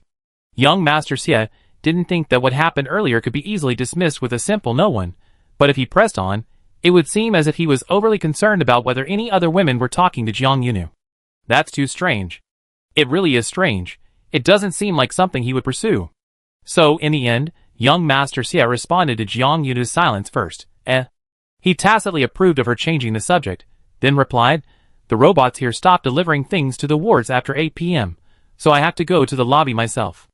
Jiang Yunu was glad that young Master Xie didn't press the other young master, and her tone became lighter. "Oh, I know that." Xie couldn't help but be sarcastic again. "You really moved in?" Jiang Yunu replied calmly, "I just visited my senior, and she mentioned it too." Upon hearing this, Xie glanced in the direction of Zhou Jinxue's ward. The temporary inpatient area was occupied by injured trainees, who had withdrawn from the practical competition, and everyone knew which ward was occupied by which trainee. Xie slowly nodded. "No wonder you're here so late at night." There was a hint of confrontation in his words. The words "late at night" subtly emphasized. It was as if she was subtly retorting to Jiang Yunu's earlier comment about him standing in the corridor late at night. Jiang Yunu pretended not to notice anything, nodded twice with an "uh-huh," and prepared to say goodbye and walk past him if Xie didn't have anything else to discuss with her. At this moment, young Master Xie slowly asked, "You just came to see Senior Zhou?" Jiang Yunu, That was close. Jiang Yunu almost blurted out otherwise. Luckily, in a split second, Xie's arm, still in a sling, came into her view, making her realize she couldn't answer like that. "I came to." Jiang Yunu's words were on the tip of her tongue when she abruptly changed course. "To see the injured members of our school team." Xie's gaze fixed on Jiang Yunu's face. Based on his understanding of Jiang Yunu, he felt that the seemingly sincere expression on her face wasn't entirely genuine, and that what she probably wanted to say wasn't what he had heard. But never mind. "I see you don't even know which ward Senior Perry and I are in," young Master Xie ruthlessly exposed. The white-haired girl tried her best to make her expression more sincere, speaking with particular righteous indignation. "How could I just knock on a male classmate's hospital room door so late at night?" Xie gave a soft snort. Whether he believed Jiang Yunu's reason or not was hard to say, but in any case, Xie didn't argue with her about whether it was visiting one person or visiting multiple people. Siesher turned around. Let's go. Jiang Yunu, who had been hesitant for a while, finally started walking again. She blurted out, where to? Your hospital room? Was she supposed to be asked to visit the other person in the hospital right then and there? Siesher didn't stop walking, turning his head to look at Jiang Yunu with an indescribable expression. I'm going to the lobby to get what I need, he said in a complicated tone. As for you, shouldn't you be going back to the villa? Jiang Yunu, oh. As if completely oblivious to the strangeness of his words, Siesher watched as Jiang Yunu, looking utterly composed, walked with him to the inpatient lobby. After getting what he needed from the reception desk, Siesher suddenly said to Jiang Yunu, wait, come with me again. Jiang Yunu looked puzzled, but still followed Siesher out of the inpatient building. Siesher seemed to have initially intended to lead her to a quiet corner, but after taking only 2 steps, he turned to look at the white-haired female classmate following him, clearly thought for a moment, then turned and led Jiang Yunu to a similarly quiet spot, but with a prominent garden light nearby. Is there anything else you want to say to me? Jiang Yunu asked directly. Siesher's gaze swept over the bright light, then over the garden security camera, visible from a distance. If anyone contacts you starting tomorrow, asking for details about the practical competition, young Master Xie lowered his voice, don't offer any of your own subjective speculations. Just tell them what happened and what you did. It turned out that Siesher had stopped Jiang Yunu to give her a heads up. Jiang Yunu was increasingly certain that all her well-off friends had their own channels of information. Only those of her poverty-stricken self didn't. But thankfully she had friends. Perhaps seeing that Jiang Yunu's reaction wasn't too surprised, Siesher astutely asked, has someone already told you about this? Jiang Yunu blinked, still not intending to mention the other young master. She only said, someone warned me I might be called in for a talk, but they didn't say much more. Siesher let out another soft hump through his nose. Jiang Yunu couldn't tell if he was mocking her or scoffing at the person who had already tipped her off. Then, young Master Xie himself revealed the answer. I already reminded you. Why didn't that person also remind you not to be a chatterbox in the meeting room and to mention the most important points? Siesher added, does this person not know you well enough? Jiang Yunu, Frankly speaking, Jiang Yunu felt that Siesher couldn't really be considered to know her. The boy her age, who knew her best, was probably Jolson, who was far away at Engel's main school. Judging from young Master Xie's critical tone, it was as if he were Jiang Yunu's neighbor on the rundown street. Siesher took Jiang Yunu's silence as acquiescence, and his tone strangely softened a few degrees. Forget about that, let's get back to the serious stuff, Siesher said. If you really want to talk, and can't suppress your overflowing desire to express yourself in front of strangers, then you can talk more about what you accomplished. Tell them all the details of how you used your abilities. I guarantee everyone will be very interested in this part. Compared to Shui Zhanxing, Siesher's reminder was indeed more detailed.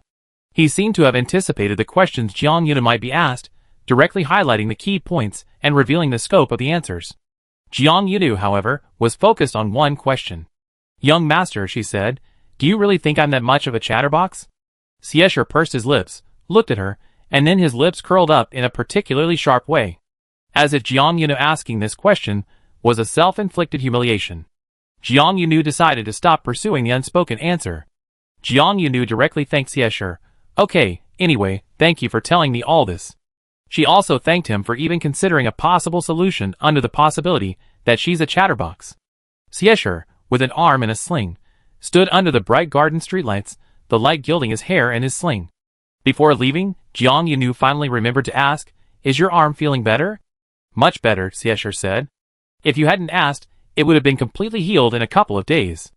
Jiang Yunu felt guilty for only asking about the injury now, so she treated Siesher's sharp tongue as being hissed by a grumpy cat. It wasn't until the next morning, after the first round of the practical competition, that Jiang Yunu saw her teacher for the first time. Not Lucy. Teacher Lu had worked the night shift, and after handing over her shift to the other group in the morning, she went straight to the lounge in the administration building to catch up on sleep. Jiang Yunu met Reese Daniel, who was finally able to return to the Eng villa. Reese Daniel didn't look like he stayed up all night, but at least half the night. He was wearing the overcoat he worn with the Eng school team to Song Eng school, the outer fabric still damp with a chill that seemed to have been brought from the early hours of the morning. His lower eyelids were slightly dark, and there were a few red veins in his eyes, but when those tired eyes saw Jiang Yunu, they curved into a smile. Reese Daniel smiled wearily but gently at Jiang Yunu, who was sitting in the villa's living room. Why are you up so early? The practical competition just ended yesterday, and the subsequent rounds have been postponed. For all the students, today is practically a holiday. And the first day of a holiday is always spent catching up on sleep. Jiang Yunu doesn't have the habit of sleeping in. She's energetic and loves getting up early. Right now, she's the only student in the living room of the Western-style building. I had enough rest, Jiang Yunu said, looking at Reese Daniel. Teacher, you seem to need more sleep. Reese Daniel was probably genuinely tired. Since Jiang Yunu was the only student present, the male teacher, who always valued his personal image, pinched the bridge of his nose and covered his mouth with his hand as he yawned. Then he admitted, I am quite sleepy, but it's not time for me to rest and sleep yet. Because you have vampire genes, teacher? Sleeping during the day doesn't fit your biological clock? Jiang Yunu said seriously. She knew what the teachers were busy with, but that didn't stop her from making a small joke. Just as Reese Daniel was about to mutter heartless little brat, wondering who he'd been up all night dealing with, a steaming cup was handed to him. Jiang Yunu got up and went to the beverage machine to get Teacher Lei a cup of strong tea. A cup of strong tea allowed Reese Daniel to sit calmly on the sofa, thinking how wonderful his student was, truly the most considerate student in the world. The most considerate student in the world sat on the opposite sofa watching him. Reese Daniel slowly finished the strong tea, feeling the caffeine in the tea gradually taking effect, making him a little more energized. Jiang Luobua, classmate, Reese Daniel called out Jiang Yunu's nickname. He felt even more energetic and realized that Jiang Yunu sitting here so early in the morning probably already anticipated today's schedule. You know what you're going to do today, right? Teacher Lei asked. Jiang Yunu sat on the opposite sofa, looking as if even though she wasn't the tallest, she wanted to jump up and hold up the sky if it were falling. I know, she said. Chapter 100. Residential Daniel smiled. Very well informed? Jiang Yunu humbly replied, a little bit better. Actually, it was mainly her friends who were well informed. She relied entirely on their information support. However, in Res Daniel's opinion, it was already quite remarkable that Jiang Yunu could anticipate this level of knowledge in advance. Jiang Yunu said, after you finish dealing with things here, teacher, can you finally get some rest and sleep? Residential Daniel subconsciously replied, more or less. As soon as the words left his mouth, the gentle male teacher suddenly realized something was amiss, fearing that his words would inadvertently become a source of pressure for his student. He quickly tried to smooth things over. Actually, it doesn't have much to do with you personally, it's the other people involved that are rather troublesome. Residential Daniel was used to maintaining a gentler, less sharp demeanor in front of his students. He clearly hesitated for 2 seconds, carefully choosing his words. Troublesome. Troublesome was indeed a particularly mild way of putting it. Jiang Yunu, still with that even if the sky falls, she'd jump up and hold it up if she's not tall enough attitude, nodded. Okay, I understand. Jiang Yunu asked, teacher, when does this process begin? If possible, could you please expedite it? Actually, Reese Daniel was finally able to return to Inge Mansion this morning, carrying a work assignment. His work, in general, involved waiting for the student to wake up naturally, discussing the current situation with her, gently informing Jiang Yunu that she needs to cooperate with an investigation, calming the underage student's emotions, and then, on a voluntary basis, inviting her to the administration building. This set of procedures, rules, and standards wasn't set by Reese Daniel. He didn't have the time to complicate things. The above procedures were dictated by an important person who had been parachuted into Song and school the previous night. Jiang Yunu was treated as an ordinary first-year student. In their eyes, she was probably still a little girl who needed to get to know the teachers and receive advanced psychological guidance. Why do I need advanced psychological guidance? Jiang Yunu asked this question as she walked with Reese Daniel towards the administration building. She looked very puzzled. Reese Daniel understood what Jiang Yunu was wondering and patiently explained. Because they treat you as an ordinary first-year student. They think that suddenly being pulled in front of many unfamiliar adults might make you scared. Jiang Yunu seemed thoughtful and asked again, just because of that? Reese Daniel thought Jiang Yunu was truly a very clever little student. More than that, Teacher Lei said gently. A student caught in a state of tension and fear will have her words considered unreliable, because they might be ramblings born of panic. This is precisely why psychological counseling is needed for Jiang Yunu. Someone needs her words to be rational and credible. Jiang Yunu blinked, slowly reciting the same phrase Xiesher had used yesterday. The person she was facing was different now, but Xiesher's words had finally hit the mark. Then, the other person really doesn't understand me at all. Before reaching the administration building, when the atmosphere didn't need to be serious, Reese Daniel ruffled the little girl's white hair. Pretentious, talking like an old man at such a young age. He smiled, clearly agreeing with Jiang Yunu. To mistake this little white-haired girl for someone who gets nervous around unfamiliar adults, someone who'd be timid in front of a room full of adults. The misunderstanding was as vast as flying from the 7th district to the 1st district. Jiang Yunu was quickly led to the administration building by Teacher Lei. All buildings with administration or office in their name had a relatively square shape and a neat architectural style. When Jiang Yunu looked up and saw the administration building of Song'an School, she was a little dazed, feeling it wasn't much different from the administration building she used to frequent in Angle. However, as soon as she stepped inside, her eyes were immediately dazzled. So blinding. Jiang Yunu covered her eyes with one hand, only able to peek through her fingers at the building's opulent interior. Song'an School is truly flush with cash. Inside its seemingly understated and tidy building, the interior is dazzlingly glittering with gold accents. They even seem to have no shortage of energy, running all the lighting during the day. The lobby lights shine on the glittering interior decorations, refracting countless golden rays that indiscriminately pierce the eyes of everyone who enters the building. Teacher, Jiang Yunu exclaimed in shock, covering her eyes. Is this some kind of diplomatic intimidation tactic by Song'an? Making everyone who comes in for an office or meeting have their eyes stung from the moment they enter. Their ability to misjudge people will increase by at least 15 percentage points. Before Reese Daniel could respond, a burst of laughter came from the other side of Jiang Yunu. Someone, barely able to contain their amusement, had just entered the lobby and, hearing the girl's shocking statement, glanced over with undisguised smiles. Hearing the commotion of the strangers, Jiang Yunu looked over. It was a very tall woman, her age indiscernible, but her overall demeanor was similar to Luce's. She was the kind of woman who exuded competence. Seeing Jiang Yunu looking at her, the woman's gaze immediately locked onto her eyes. After a moment, noticing that the young woman's eyes didn't waver, she raised an eyebrow slightly, nodded slightly, and her smile became even more friendly. Behind this capable-looking stranger was a man, standing below her, his expression rather serious. He, along with his superior, was also observing Jiang Yunu, appearing as if he were born with a stern expression. Instructor Su, Reese Daniel placed a hand on Jiang Yunu's shoulder, greeting the woman calmly. Then he turned to the man, Inspector Yeli. The man bowed after the woman had nodded in greeting. Coach Su greeted Teacher Lei. Little Lei, is this your student? Reese Daniel replied, yes, as you can see. Coach Su glanced at Jiang Yunu again, seeing the girl still openly observing her surroundings, not avoiding eye contact with anyone, and daring to look back directly. She smiled slightly. Okay, see you later.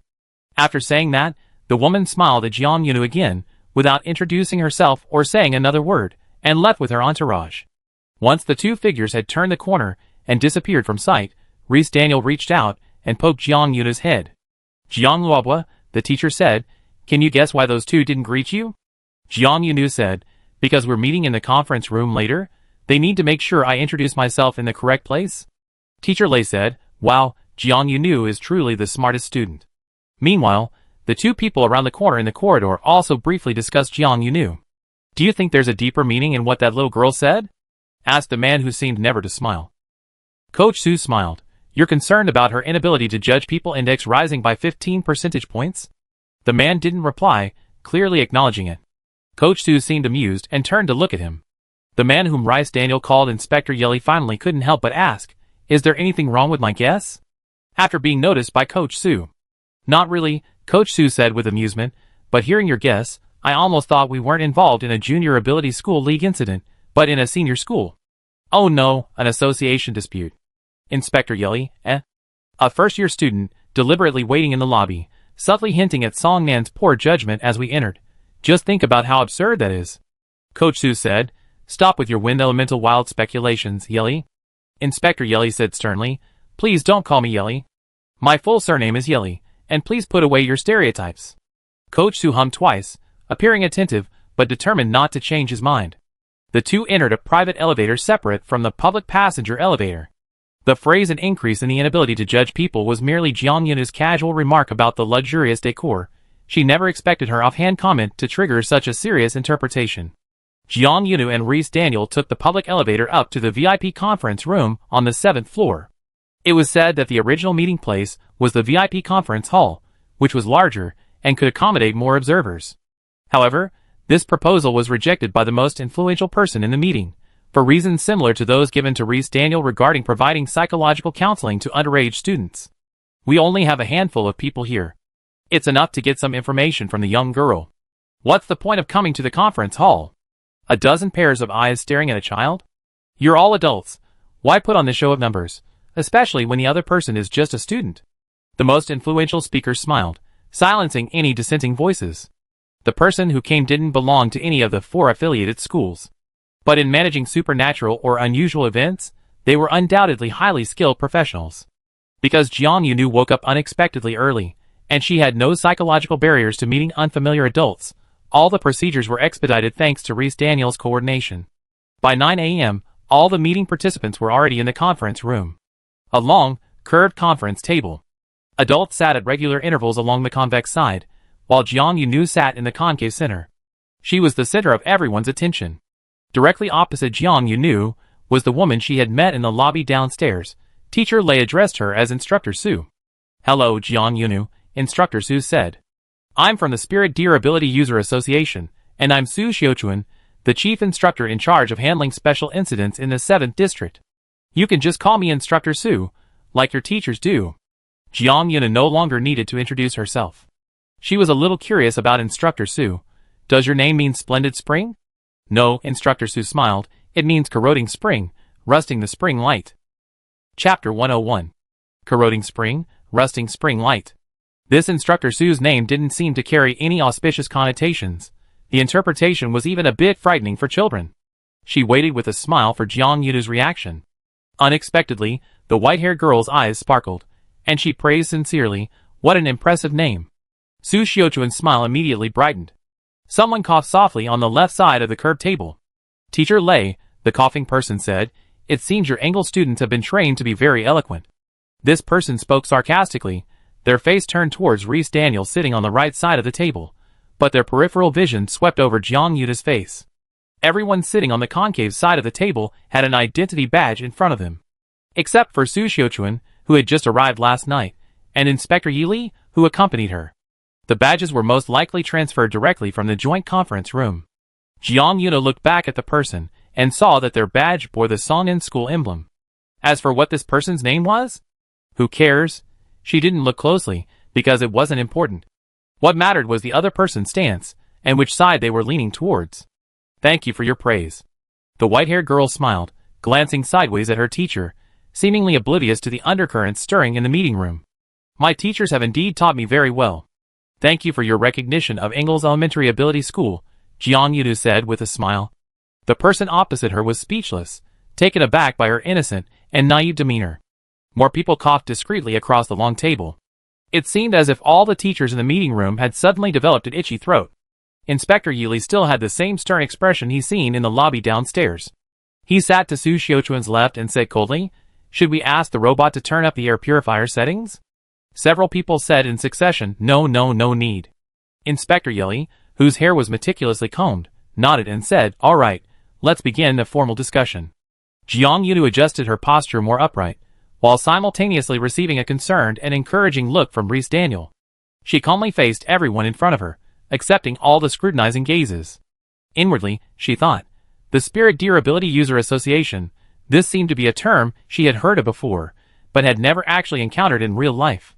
However, just looking at the aura of Su Xiuchuan and Inspector Yili beside her, she knew this association must be quite powerful. Su Xiuchuan was clearly the person with the most authority in the meeting room, but after the formal discussion began, she didn't take on the role of the main questioner, instead listening quietly from the sidelines. As if gathering information. "You're the first student to discover that mechanical elemental beast?" A teacher on the right side of the long table asked first. Jiang Yunu's gaze shifted, noticing the Flea School badge on the other student's nameplate. "I'm not," she answered truthfully. "I only entered as a reserve student on the second day of the practical competition. Before me, my seniors had already encountered it." The Flea teacher asked again, "So, were you the first to notice its strange behavior?" Jiang Yunu didn't take credit for it. She remained honest. "No, my senior, Zhou Jinxue, noticed its odd behavior before me." Song Nan's teacher suddenly spoke again, in a sarcastic tone. "You mean, before you, other Engel students had encountered it, and noticed its unusual behavior, but you think your seniors didn't do anything about it?" "Wow, what a sarcastic and twisted argument," Jiang Yunu blinked, maintaining an innocent and guileless demeanor. What are you saying? Why are you interpreting my words this way? Was it my word that caused this misunderstanding? The Songnan teacher was about to continue speaking when Su Xiao-chun gently tapped the table. This teacher from Songnan, Su Xiao-chun said, please don't extend the topic unnecessarily. What you want to discuss is off topic. The Songnan teacher then fell silent. The teacher with the King of Papers badge on his nameplate asked, but as far as we know, you were the first student to engage in a one-on-one battle with that mechanical elemental beast. Jiang Yunu then admitted, that was indeed me. Then, may we ask your opinion on that mechanical elemental beast? The test point Xiesher had circled for Jiang Yunu seemed to have arrived. Remembering young Master Xie's instructions, Jiang Yunu didn't utter a single word of personal speculation or association, only stating her objective observations from the practical competition that day. It's larger than any other metallic beast I've seen since entering the arena.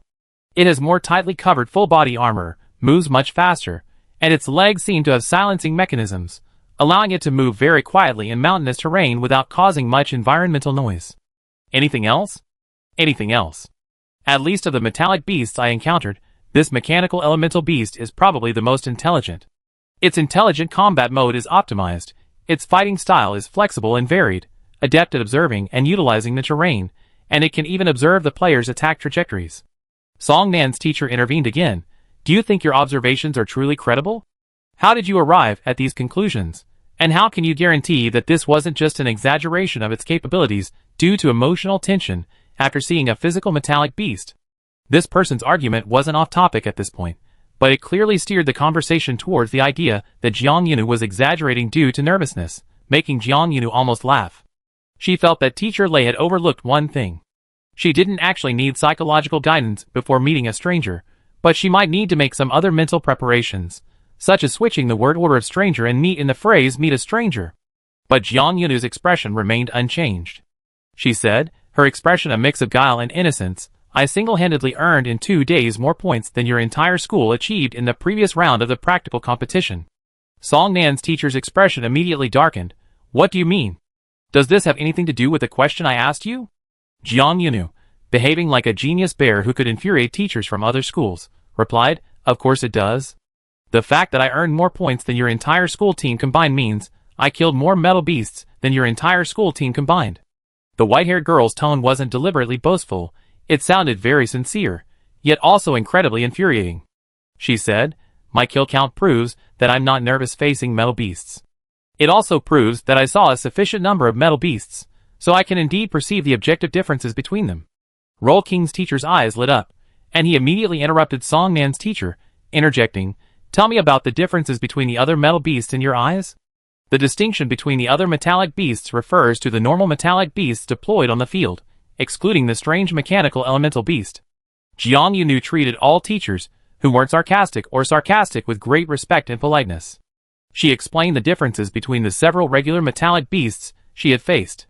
The Rolling King teacher clapped his hands immediately after listening. Good. You really have something to say. This teacher probably forgot they were in a conference room, and was as excited as if they were hearing an excellent presentation in a public lecture. He immediately praised, you clearly killed quite a few mechanical elemental beasts yourself, and you even pay close attention to your targets during the competition. This teacher was so excited that his voice was a little loud, and the clapping startled the flea teacher next to him. Jiang Yunu heard the flea teacher mutter quietly, calm down, calm down. No matter how excited you are, this is someone else's student, you can't win him back. Rhys Daniel sat at the other end of the long table with a reserved smile. Regardless, no one in the conference room would doubt Jiang Yunu's assessment of the mechanical elemental beast was baseless, nor would anyone think her descriptions of it being more specifically lacked a comparable example. Su Jinchun looked at Jiang Yunu with keen interest. She remained silent. Inspector Yili, standing beside her, said, because it's stronger, its external armor is more sophisticated, and its combat mobility is higher, so you suspect it as some kind of anomaly. I think its structure is significantly different from other metallic beasts, Jiang Yunu calmly replied. I believe it has value for being preserved for research. Inspector Yili's gaze sharpened. Is this why you decided to bring a metallic beast back to the student rest area? Jiang Yunu met the adult male's sharp gaze, even slightly tilting her head. Did I violate the rules of the competition? She asked. The flea teacher, sitting opposite at the curved table, shook his head. No, the flea teacher said. This action doesn't violate the rules.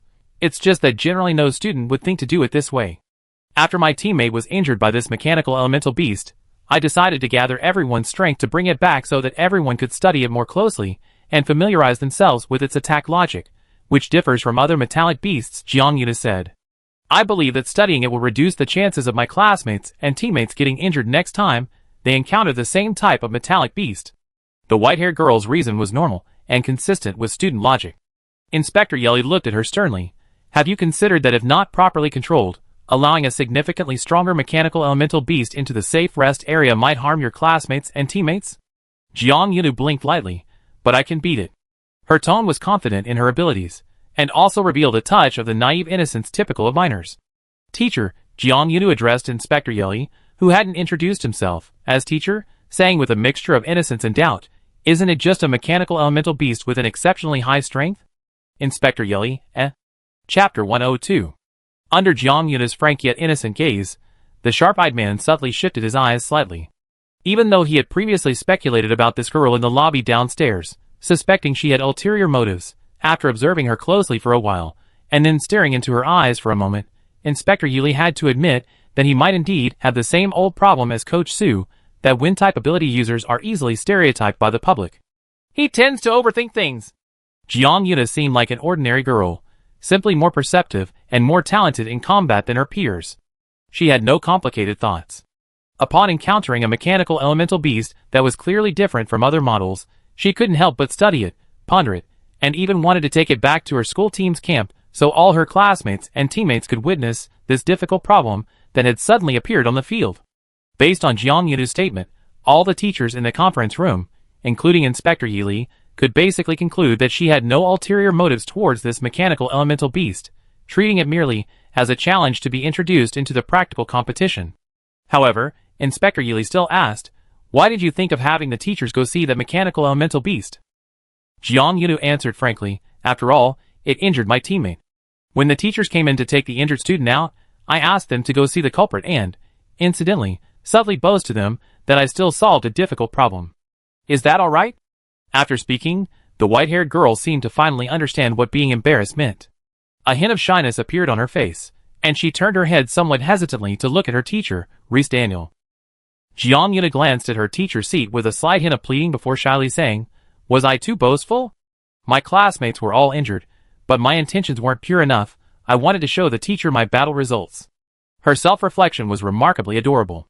Although Lei Sidon inexplicably felt that Jiang Yuna seemed to be faking it, that her words only contained about 60% sincerity, he didn't say anything, simply shaking his head slightly in his seat. Then, the teacher next to him, the King of Curves, said even more earnestly, it's all right. The great sense of accomplishment after overcoming a difficult challenge is indeed hard to suppress, and needs to be shared. And you chose to share with your own teacher, that's only natural, understandable. Lei Sidon, are you my student or not? Did someone ask you to share? Teacher Lei silently turned to look at this colleague from the other school. The colleague from the other school only looked at Jiang Yunu. She felt she was almost ready to start plotting in her mind to persuade Jiang Yunu to consider transferring schools. Knock knock. The curved tabletop was lightly tapped again, drawing everyone's attention to the source of the sound. Su Xiuquan's 2 fingers were still bent at the knuckles, resting on the table. Seeing everyone looking over, she lowered her fingers and smiled. Jiang Yuna noticed that Instructor Su was someone who liked to smile even for no reason. That was very similar to her. Su Xiuquan smiled and said, it seems everyone has asked this student all they wanted to know. Her gaze swept over the faces of the adult teachers, who looked over. Does anyone else have any questions? Jiang Yunu had never experienced stage fright. She followed Su Xiuquan, looking at each of the adults in the room. Su Xiuquan hadn't noticed her actions, but Inspector Yili, sitting next to Su Xiuquan and always sensitive to anything related to Su Xiuquan, did. Inspector Yili felt like he was hallucinating a young, still-growing Su Xiuquan. Every adult sitting at the curved table had been scrutinized by Su Xiuquan's gaze, and no one had any more questions, not even Song Nan's teacher, who had initially been the most sarcastic towards Jiang Yunu. After reviewing everyone, Su Xiuquan nodded. Since no one has any more questions, may I ask Teacher Lei to take the student out of the conference room, so she can go back and rest? Her sentences were all questions, but they came out with the air of a statement. It was as if the inquiry was merely a formality. In reality, no one would dare to object to her decision. Jiang Yunu was successfully led out of the high-class conference room by Reese Daniel. Less than an hour later, with the morning sun just illuminating the top of the simply furnished yet luxurious administration building in Songnan, Jiang Yunu had finished the interrogation she had expected to take much longer, and was walking back to the Inge dormitory building. Residential Daniel patted her head lightly. "How are you feeling? Still a little nervous?" "Not at all," Jiang Yunu said confidently. "I think everyone is more friendly and welcoming than I expected." Mr. Res Daniel's face clearly showed a questioning expression. He looked down at Jiang Yunu, unsure of his own ears. "You said friendly and welcoming?" Reese Daniel's tone was incredulous. "Compared to what I imagined," Jiang Yunu emphasized, using a comparison. Teacher Lei was both amused and exasperated. "So, in your imagination, how terrible a situation did you expect to face?" Jiang Yunu didn't provide a precise description, only saying, "At least worthy of everyone's repeated reminders, right? The kind of situation where I genuinely needed to be repeatedly warned." Reese Daniel didn't ask who everyone was. Minors have their own little intelligence networks. He simply observed Jiang Yunu's expression, listened to her tone, and ultimately confirmed. She hadn't been negatively affected by the questioning at the meeting. She hadn't even taken Song Nan's teachers' targeting to heart. Song Nan's teachers' targeting was so obvious that teachers from other schools in the meeting room noticed, with Roll King's teacher rushing to help protect the student. And Instructor Su. Suddenly remembering something, Reese Daniel looked down at Jiang Yunu's little white hair again. He said, "Coach Su seems to like you a lot. To gain the favor and kindness of someone in a high position at a meeting would at least make most people feel grateful, if not excited." However, Jiang Yunu said, "Yeah, I think so too." The white-haired girl's tone was full of pride. "After all, I'm so likable." Reese Daniel, Teacher Lei immediately realized that Jiang Yunu was no ordinary person. He would find it difficult to find humility and modesty in her. He ruffled the girl's hair again, somewhat annoyed. "All right, let's go back. With the Spirit Durability User Association handling this, you shouldn't have any more trouble." Hearing his teacher mention the Superpowered Individuals Association, Jiang Yunu recalled the vague feeling she had when she first heard the term in the meeting room. "Teacher," Jiang Yunu said, "after you had a good rest and a good night's sleep, could you tell me about the Superpowered Individuals Association?" Jiang Yunu, always asking her teacher questions, and her unexpectedly thoughtful inquiry, surprised Reese Daniel. He hadn't expected her to be so concerned about his lack of sleep, and gently patted her head, smiling softly. "Of course," Teacher Lei said gently. "Whatever you want to ask, as long as I know, I tell you." Reese Daniel kept his word, and upon returning to Engel's mansion, he finally slept through the night for the first time since the start of the practical competition. In the evening, Reese Daniel found Jiang Yunu in a side hall of the mansion. Jiang Yunu was huddled among several school team members, peeking at them playing a 2-on-2 tactical chess game. "Little Jiang," a student shouted excitedly, "after we finish killing those two this round, it'd be your turn to kill them next time." The student on the other side of the chessboard retorted, "Who knows whose position little Jiang will take? What if she takes ours, and comes to kill you next time?" The students, enjoying their holiday, had a relaxed and carefree atmosphere, chatting and laughing, their banter lively and cheerful. Reese Daniel coughed lightly, ahem. The noise stopped for a second, and the students around the chessboard turned to look. "Teacher Lei." "Good evening, Teacher Lei." "It's not evening yet." Reese Daniel smiled, then beckoned to Jiang Yunu. "Unfortunately, I don't think Jiang Luobwa can take over for either of you. I have to temporarily call her up." The students playing tactical chess were quite generous. It's all right. The teacher summons is a top priority order, you go first." With the upperclassmen waving goodbye and watching, Jiang Yunu was summoned by the now awakened Reese Daniel. Reese Daniel led her to the tea room, directed the little robot on the counter to pour the girl a sweet drink, and then poured himself a strong tea. Holding his cup, he said to Jiang Yunu, who was also holding a cup, "You can ask me anything now." Jiang Yunu, holding her sweet drink, thought for a moment, and decided to start with basic questions. She said, "Teacher, in the entire 7th district, how much influence does the Spirit Durability User Association have?" During the short time Reese Daniel was taking a nap, Jiang Yunu wasn't idle. She didn't just wait for Teacher Lei to give her a general knowledge lesson, she also did some research herself, checking information about the Spirit Durability User Association. It turned out that her investigation only made things worse. She discovered that there are actually only 3 powerful superhuman associations in the world today. The Spirit Deer Superhuman Association, which she already knew about, and the Snow Wolf Superhuman Association, and the Golden Horse Superhuman Association, which she knew even less about. To be honest, when she saw the Golden Horse Superhuman Association, Jiang Yuna thought, She couldn't help but let her thoughts wander around the name of this association. How should I put it? Is this association particularly prone to producing award-winning actors and actresses? Chapter 103. Of course, the above was purely a wild association that Jiang Yuna conjured up after seeing the name. It was involuntary and completely unfounded. She found that there were 3 most influential supernatural ability associations in the world, but during her time living and studying in the 7th district, only the Spirit Deer Supernatural Ability Association had left a faint impression on her. Jiang Yuna wasn't sure how this discrepancy occurred, and it was something she needed to ask her teacher about.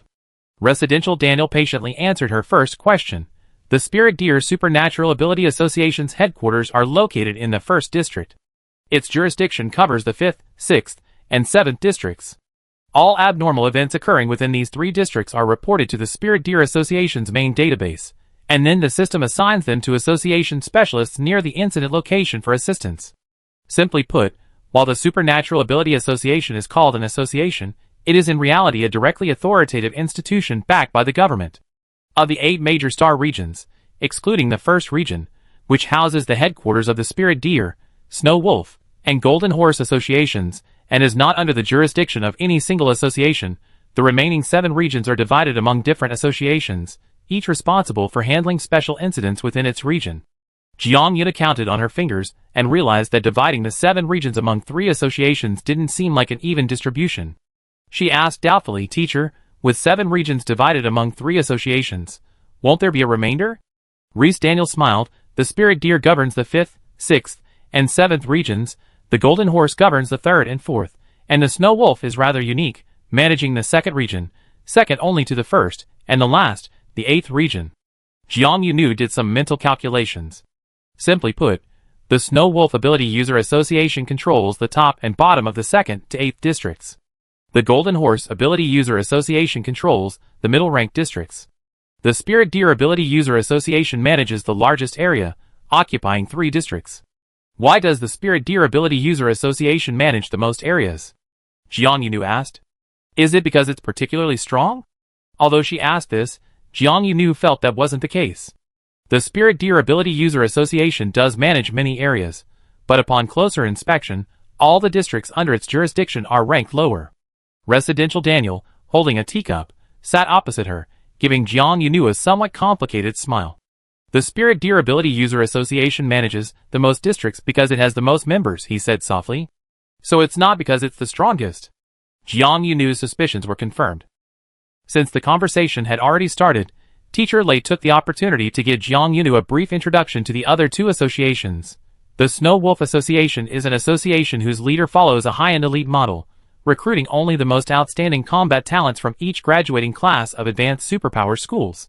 This association is also more likely to produce elite lone wolves. They secured control of the 2nd district, which is second only to the 1st district, through their strength, and simultaneously control the 8th district, which is the lowest of the 8 districts. Jiang Yunu, why? Reese Daniel said, because outside the 8th district is the boundary area outside the Alliance's 22 district numbers. The Snow Wolf Superpower Association has absolute confidence in its own combat power. Their members are undoubtedly the best, strongest, and most outstanding. Therefore, they can manage the 2nd district, which is second only to the 1st district, and also guard the boundary between the lowest district and the boundary area. Reese Daniel, as for the Golden Horse Superpower Association. Before Teacher Lei could begin introducing the Golden Horse Superpower Association, Jiang Yunu couldn't help but blurt out, in the Golden Horse Superpower Association, is everyone a skilled actor? Reese Daniel, ? Reese Daniel gave Jiang Yunu a questioning look, then seemed to fall into thought about her sudden question. A moment later, Jiang Yunu, who had only been making a joke, actually saw Teacher Lei nod. Reese Daniel nodded slightly, thinking as he said, if you mean whether this association is full of sycophantic and manipulative people, then it certainly is. The Golden Horse Superpower Association governs the central part of the front region, and it recruits high-end individuals from another direction. Those from prestigious families. Your graduation grades at the Advanced Superpower School are your entry ticket. Reese Daniel's lips curled into a slightly sarcastic smile. To join the Golden Horse Superpower Association, your background, your family's financial situation, your connections, or even if you don't come from a wealthy family, what resources your family is willing to provide, and how many star coins they can contribute. These are your entry tickets. Jiang Yuna wasn't unfamiliar with or surprised by this recruitment model. She only wondered, what can this association offer people? It manages the two most important regions besides the first and second districts. Reese Daniels' tone was indifferent. Do you know how desperately people in the lower districts will work to change their registration, to get a ticket to move up? They pool all their resources, even if it meant draining the resources of 2 or 3 generations, to obtain a pass to a top-tier star sector. Once they join the Golden Horse Ability User Association, starting with this paying member, their family would be able to establish a foothold in at least the 4th major sector. If you excel at networking and social maneuvering, spending a few years in the 3rd or 4th sectors, one day, a stroke of luck might grant you a position in the 1st major sector where headquarters is located, completely changing your fate. That's not impossible, said Reese Daniel. And this is why, despite the Golden Horse Ability User Association's exorbitant membership fee, people have been flocking to join, eager to invest their resources. Without becoming a top-tier talent, you can't enter the Snow Wolf based on merit. Even if you do, there's the risk of being assigned to the 8th major sector. So, invest all your resources in Golden Horse. Once you're in Golden Horse, you can establish yourself in a leading sector in the central region. As for the Spirit Deer Ability User Association, compared to Snow Wolf and Golden Horse, the Spirit Deer Ability User Association can be considered moderate. It doesn't require you to push yourself to the limit, constantly honing your skills to become the strongest to earn a membership ticket. It also doesn't require you to squander your entire fortune or rely on your family's privileged background to gain entry. If you're someone who studies diligently, achieves decent grades, doesn't have any ambition to defy fate or transcend social classes, only wants a job that can support you, doesn't seek connections with powerful families, and simply desires a normal life with a few close friends, then go to Spirit Deer. The Spirit Deer Ability User Association accepts people who are neither exceptionally talented nor exceptionally wealthy. Therefore, it naturally has the largest number of members and controls the 3 lower-ranked regions. The majority of people in this world are ordinary people who just want to live normal lives. Jiang Yunu felt that the Spirit Deer Ability User Association was very down-to-earth. She naturally felt more affinity for organizations that were more down-to-earth and cared more about ordinary people. However, at the same time, the images of Su Xiao-chun and Inspector Yili next to her flashed through her mind. Is there anything else you want to ask? Reese Daniel noticed the girl's hesitation. Jiang Yunu said, Teacher, since the general public's impression of the Spirit Deer Ability User Association is that they are mediocre, but I think Instructor Su Xiao-chun is very unlike an ordinary person. After a short while, she added, Inspector Yili also seems to have a lot of presence. Actually, given Jiang Yunu's current age, she should be at a stage where she sees any adult holding a small amount of power as having a certain presence. What children perceive as impressive often doesn't necessarily mean the other person is actually strong, but rather reflects the immaturity of children who are still minors. However, Reese Daniel didn't question Jiang Luobu's judgment. You're right, Reese Daniel said. Coach Su and Inspector Yeli are indeed extraordinary, especially Coach Su. Jiang Yunu sometimes didn't seem like a typical little girl her age, so Coach Reese would sometimes tell her things he wouldn't normally tell children. Coach Su was seconded from the headquarters of the 1st District to the 7th District, Reese Daniel said. This statement carries immense weight. Everyone is scrambling to climb the ranks. Moving up to a major region is considered a leap in social status. Su Xiaochuan, however, was transferred from the 1st region to the 7th region. Officially called an outward assignment, many in the know saw it as a complete slippery slope. No, it could even be described as a fall from grace. Our 7th region isn't that bad, is it? Jiang Yuna muttered softly. Given the current distance between her and Reese Daniel, even a whisper would be loud enough for the teacher to hear. Teacher Lei chuckled, then tell me, what's so great about our 7th district? Jiang Yunu answered without hesitation, the food is good, you can get welfare meals even if you don't have a job, you don't have to worry about starving to death in the city, the housing is good, the apartment buildings have a lively atmosphere, and finally, the people are good, most people are quite friendly. I also met such wonderful classmates and teachers. The white-haired girl looked up at Reese Daniel as she said the last half of the sentence, instantly soothing Teacher Lei with her words, making him forget the doubts that had just been swirling in his mind. How could such a young girl like Jiang Yuna be so familiar with welfare meals, and even concerned about starving to death in the city? But the welfare benefits you mentioned are also available in the top-ranking star districts. Reese Daniel ruffled Jiang Yunu's hair. As for starving to death in the city, that's something that even the bottom-ranked 8th district, which is even lower than the 7th district, wouldn't happen. It sounded like a terrifying tale from another realm. Who would go hungry under such a human superpower alliance? Reese Daniel quickly ended this little digression with Jiang Yunu, and brought the topic back to the main point. The Spirit Deer Ability User Association's headquarters is, after all, located in the 1st district. It's one of the 3 major associations, and even if many of its members are mediocre, it doesn't mean everyone who joins Spirit Deer is mediocre, said Reese Daniel. For example, Instructor Sue, whom you already met. Your intuition about her wasn't wrong. Before she was inexplicably transferred to the 7th district, she was a prominent figure in the 1st district. There are always some ability users in this world who aren't necessarily lacking in talent, but they don't want to join the Snow Wolf to compete for the so-called highest level.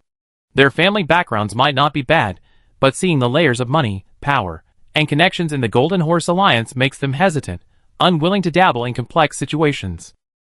The Spirit Deer Ability User Association does have a group of high-level ability users. They are like sheepdogs herding sheep, or like the Stag King commanding a herd of small herds in the jungle, fighting valiantly on the front lines to safeguard the basic position of their vast herd in the resource-rich pastures. In short, it's a good thing that Instructor Sue was able to intervene in this unusual incident during the inter-school competition. Su Xiaochuan was cheerful and didn't seem as serious as Inspector Yili, who always accompanied her.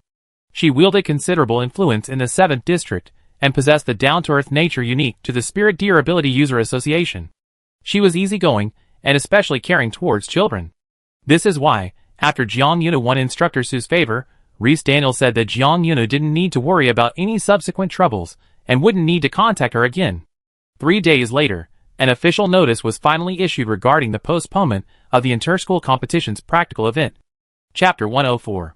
Due to an unusual incident that occurred during the practical competition of this year's inter-school competition, the incident level is confidential, and has triggered the intervention and emergency response mechanism of the Linglu Ability User Association. Therefore, we hereby announce that this year's inter-school competition is prematurely terminated, and the total score will be calculated based on the total score of each school up to the end of the previous round of the practical competition. We deeply apologize for the premature termination of the competition due to the sudden unusual incident, and feel deeply regretful. After several days of discussion in the joint office of the 4 schools, we solemnly promise to compensate all participants within the next 15 working days, and to sincerely make up for the losses of all participants who have traveled from afar to participate in the competition. In the world Jiang Yunu once lived in, she had often seen a type of exploded online, the general content of which was after XXXX, all of O exploded. Now she can say with real feeling. After this official notice was issued, all the participants in the inter-school competition exploded. The commotion in the dormitories, and even the foreign guests' canteen was in an uproar, filled with discussions about the early termination of the competition. What the heck? The competition really stopped early? Why? The notice said it was an unusual incident. What happened in the last round of practice matches? Some were more concerned about the compensation mentioned in the notice. Compensation will be provided within 15 working days. What kind of compensation? Who knows? We trained for so long, stayed for so many days, and we haven't even had a chance to play before we have to go back. Who knows what kind of compensation the joint office will decide to offer? Whether discussing compensation or the unusual incident, most of the contestants were filled with resentment, their mood plummeting whenever the topic came up. But it was all just complaining. Students, it seems, are like that. They may have their grievances, but they still obediently follow orders, grumbling while obeying the instructions of teachers and parents. By the time this notice came down, the patients in the temporary ward had mostly recovered and were no longer hospitalized, returning to their respective wards and teams. Xiesher, whose arm had been in a sling for almost a week, finally lowered it. He crossed his arms, looked at the notice, and sneered. I knew it, Xiesher said with an air of knowing everything. Zhou Jinxue generally didn't like to talk to Xiesher, or rather, she equally disliked talking to everyone except Jiang Yunu. But today, after reading the notice, the plain-faced girl's eyes flashed with a strange light. She turned her head to look at Xiesher at the sound of his voice. You knew? Zhou Jinxue said. Xiesher, slightly more reserved in front of a senior like Zhou Jinxue, said, What I mean is, this result is about what I predicted. Jiang Yuna swore on her ear that she clearly heard young Master Xie say my family at first, only to have him change his mind at the last minute. Zhou Jinxue said calmly, Just that one word, and Jiang Yunu inexplicably felt that Senior Zhou had also foreseen this result, and in a way, probably similar to young Master Xie's. Senior, Jiang Yuna poked her senior's arm with her index finger as they walked into the small corridor leading to the room, seeing that no one was around. Did you also know something all along? Talking to Zhou Jinxue was much easier than talking to Xie. Zhou Jinxue never used any of that sarcastic or ambiguous stuff with Jiang Yunu.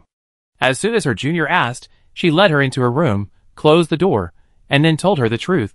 My family leaked some information to me while I was in the hospital, through a visitation call. They said this year's league might not be able to continue. Jiang Yunu, A hint of nervousness appeared on Zhou Jinshua's calm, pale face. I didn't mean to be unwilling to share with you immediately, but I felt it unnecessary to tell you such uncertain news beforehand, so as not to disturb your rest. It was so good to talk to her senior. Her senior would even worry that she hadn't shared the news immediately and upset her junior. Jiang Yunu's heart fluttered. She shook her head vigorously at her nervous senior. It's okay. Whether I knew this news earlier or later, it didn't matter to me. She still hadn't inquired about her friend's family information channels. What she cared about most in this league termination notice was the part that the official channels hadn't released. For example, what happened to the mechanical elemental beast? What were its detailed examination results? This part seemed to be information that even her friend's family channels hadn't been able to reveal. So, who could she try to find out about this? Jiang Yunu mentally considered potential candidates, and the first person that popped into her mind was Shui Zhanxing, the little golden retriever she hadn't seen in a while. Shui Zhanxing's family was a major shareholder in Songnan, and the appearance of this special metallic beast was definitely related to Songnan's school. Shui Zhanxing's family must know more inside information. But would this inside information be told to the young Master Shui, who was underage? And would the young Master Shui be willing to reveal it to outsiders? These were two closely related questions. If she couldn't get any information from young Master Shui either, or if he himself wasn't at a level where his family could disclose this information, then could she just go directly to someone who was 100% certain of the inside story and ask them for advice? Jiang Yunu quickly searched her mind for someone who was 100% certain of the inside story, and then suddenly, an even bolder idea popped into her head. Why didn't she just try her luck with Instructor Su? Su Xiao-chun was definitely someone who knew 100% of the inside story. There was no one here who knew more about the details of the special incident than Instructor Su.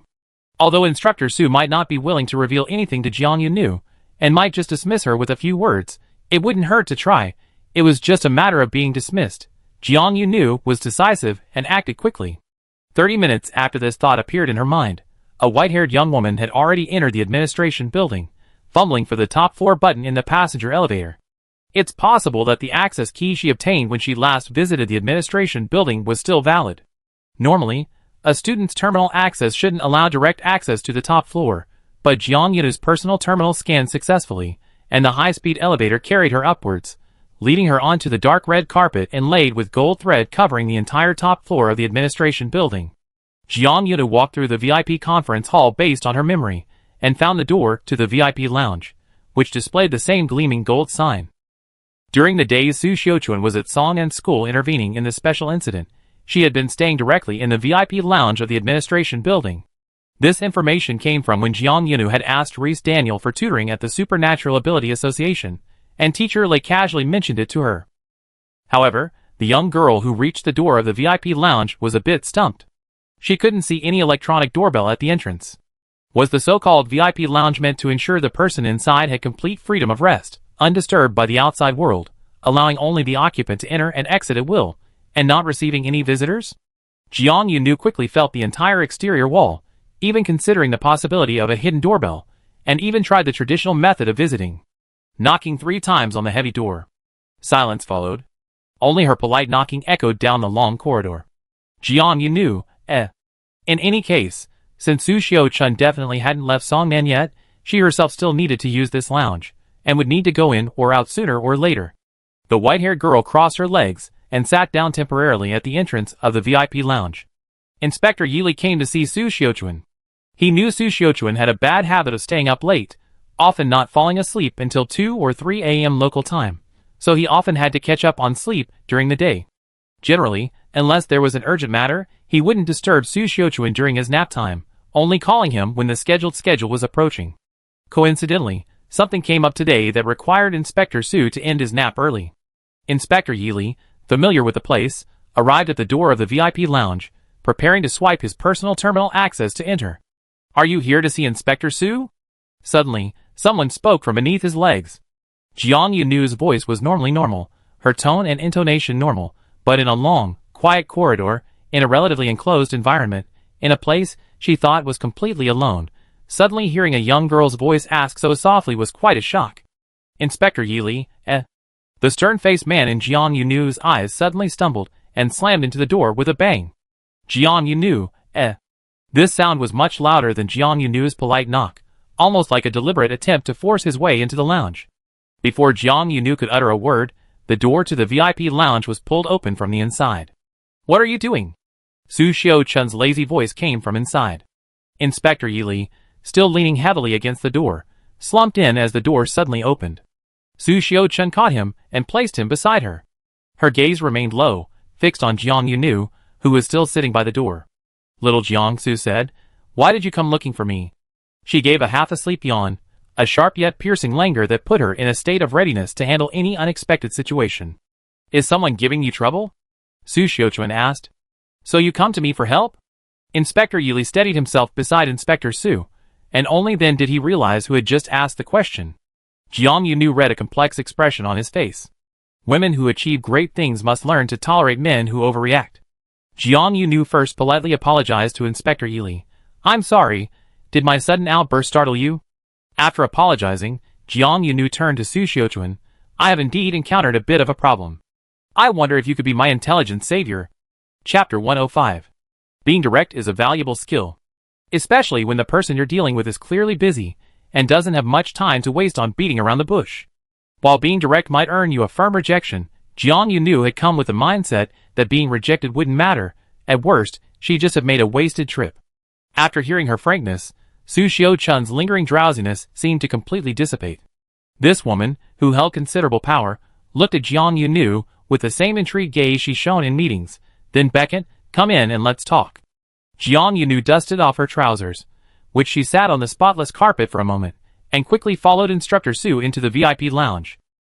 As she passed Inspector Yili, she looked up at him, then cast a concerned glance at the man she had to crane her neck to see. "Are you all right?" Inspector Yili, eh?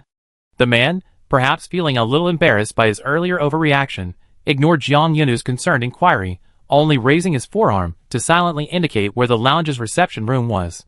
Jiang Yunu politely said, "Thank you." Su Xiao-chun, almost unconcerned with her image, had just confirmed that the young woman hadn't come to her because of someone causing trouble, and her demeanor relaxed considerably. She strode over to the sofa in the reception room, then casually leaned against the cushions. Without looking up, Instructor Su ordered, "Go give me a cup of coffee and a glass of juice for this young lady." Jiang Yunu had recently become quite adept at making tea for her teacher at the small villa. Hearing only the first half of Su Xiao-chun's sentence, she almost thought it was directed at her, and nearly went to find the drinks bar. However, a tall, long-legged Inspector Yili silently swayed past her. The man had only heard the first half of Su Xiao-chun's sentence before he began to act. Inspector Yili moved, and Jiang Yunu simultaneously heard the second half of the sentence, realizing the command wasn't directed at her. Inspector Yili turned into a room on the left side of the corridor, presumably a tea room. After Su Xiao-chun and the other men disappeared, she gestured to Jiang Yunu, pointing to the tea room, and then mouthed with a smile, "Sorry." Jiang Yunu, Jiang Yunu felt awkward saying "I guess so," feeling that while it was fine for Instructor Su to use it to comment on Inspector Yili, it might be a bit impolite for her to say it aloud. Su Xiao-chun clicked her tongue slightly, then mouthed to her, "Hey Min." Jiang Yunu, eh? If Jiang Yunu were 10 years older than her current age. No, 5 years older. If she were just 5 years older, she should be able to naturally continue Instructor Su's conversation about Hey Min without any awkwardness. But she was still sitting on the ground in front of the door, so small that even the very tall Inspector Yili couldn't see her.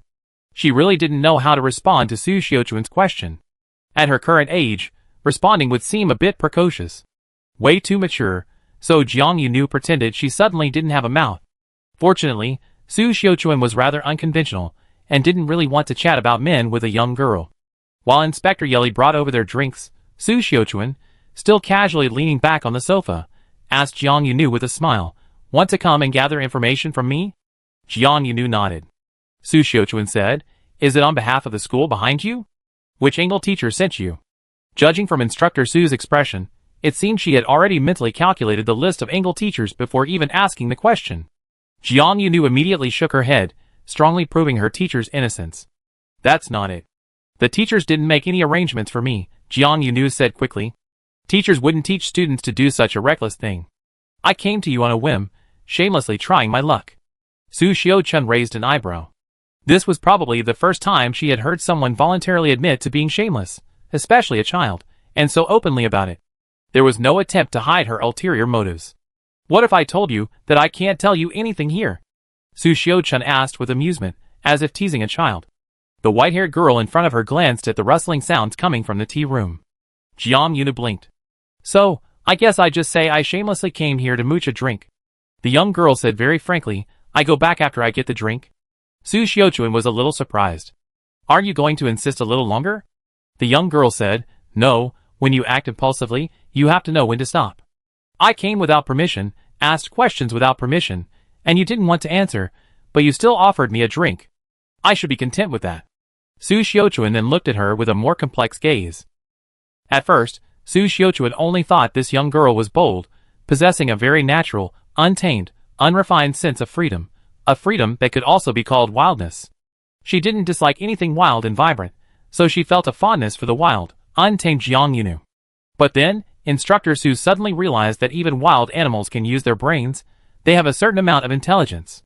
When the man, with a cold expression and composed demeanor, emerged from the tea room, bringing not only coffee and drinks, but also a small plate of snacks, Su Xiaochun seemed to finally understand how to describe the contrast between Jiang Yunu and her previous behavior. Oh! Instructor Su, holding her coffee cup, let out a long sigh of realization. She pointed her chin at Jiang Yunu, her expression one of relaxed delight, as if she had figured something out. So this is what they call knowing everything, but still acting recklessly. No matter how much worldly wisdom you're bombarded with, Su Xiaochun said, you're still just a little impulsive and reckless person. Jiang Yunu blinked. In her personal evaluation system, she felt Su Xiaochun's words were a high compliment. So the white-haired girl said, thank you. Su Xiaochun swallowed a mouthful of coffee, laughing loudly with the lingering aroma. Instructor Su laughed until tears streamed down her face. She took a tissue silently handed to her by Inspector Yi Li and wiped her eyes. You're incredibly lucky, Jiang Yunu. I always liked impulsive and reckless girls like you. Jiang Yunu's boldness and recklessness had actually earned her the opportunity to obtain information. What do you want to ask me? Su Xiaochun was in a good mood, and her words were a bit unrestrained. Even if you wanted to ask me about some gossip about those guys in the first district, I could spill a few pieces for you. Inspector Yeli coughed violently beside her, cough cough cough. Jiang Yunu didn't know who those bastards in the first district specifically referred to, but the association of the prestigious first district with the description those bastards made her instinctively feel that it wasn't a field she could currently access. Jiang Yunu asked as needed, I'd like to ask you, do you know what exactly happened with that mechanical elemental beast, and why the league was suddenly terminated? The white-haired girl's question was appropriate for her age and position, the kind of question Inspector Yeli had worried about, a wild child asking about something shady. Thankfully, that didn't happen. Oh, you want to ask that? Su Xiaochun nodded, seemingly slightly disappointed that she hadn't been able to say anything more profound. But a promise is a promise. She would answer whatever the child wanted to know. Su Xiaochun's gaze fell on Jiang Yunu's face, a somewhat mysterious expression on her face. Little Jiang, you probably never imagined you unintentionally ruined someone else's plans, did you? Jiang Yunu genuinely didn't know, at most only having a guess. She immediately adopted an attentive expression, reverently holding her drink cup, and sat opposite Su, asking for detailed instruction. That mechanical elemental beast was a modified one, Su Xiaochun said. Congratulations, little one, you achieved something many first-year students in advanced schools might not be able to accomplish. Jiang Yunu said, modifying metal beasts, isn't that a test even junior high school graduates face? Yes, Su Xiaochun said, but what if I told you? You were facing a real elemental beast? The modified one Su Xiaochun spoke of was not the same as the modified metal beast Jiang Yunu subconsciously associated with. The latter involves modular upgrades based on mechanical elemental beasts, increasing combat power and intelligence, and potentially equipping them with overloaded weapons, making the metal beasts like the modified cars in her past world. Higher performance, lower safety, and a risk of going out of control. The former, however, falls into the category of biological modification. That full-body armor you noticed was insecure. It was tightly embedded in the flesh and skin of a living elemental beast, Su Xiaochuan said calmly. At this point, Instructor Su finally stopped smiling. The relaxed smile that usually graced her face vanished, revealing a woman with sharp features when she wasn't smiling. However, compared to Lu Cici's steady yet sharp edge, Instructor Su was more flamboyant.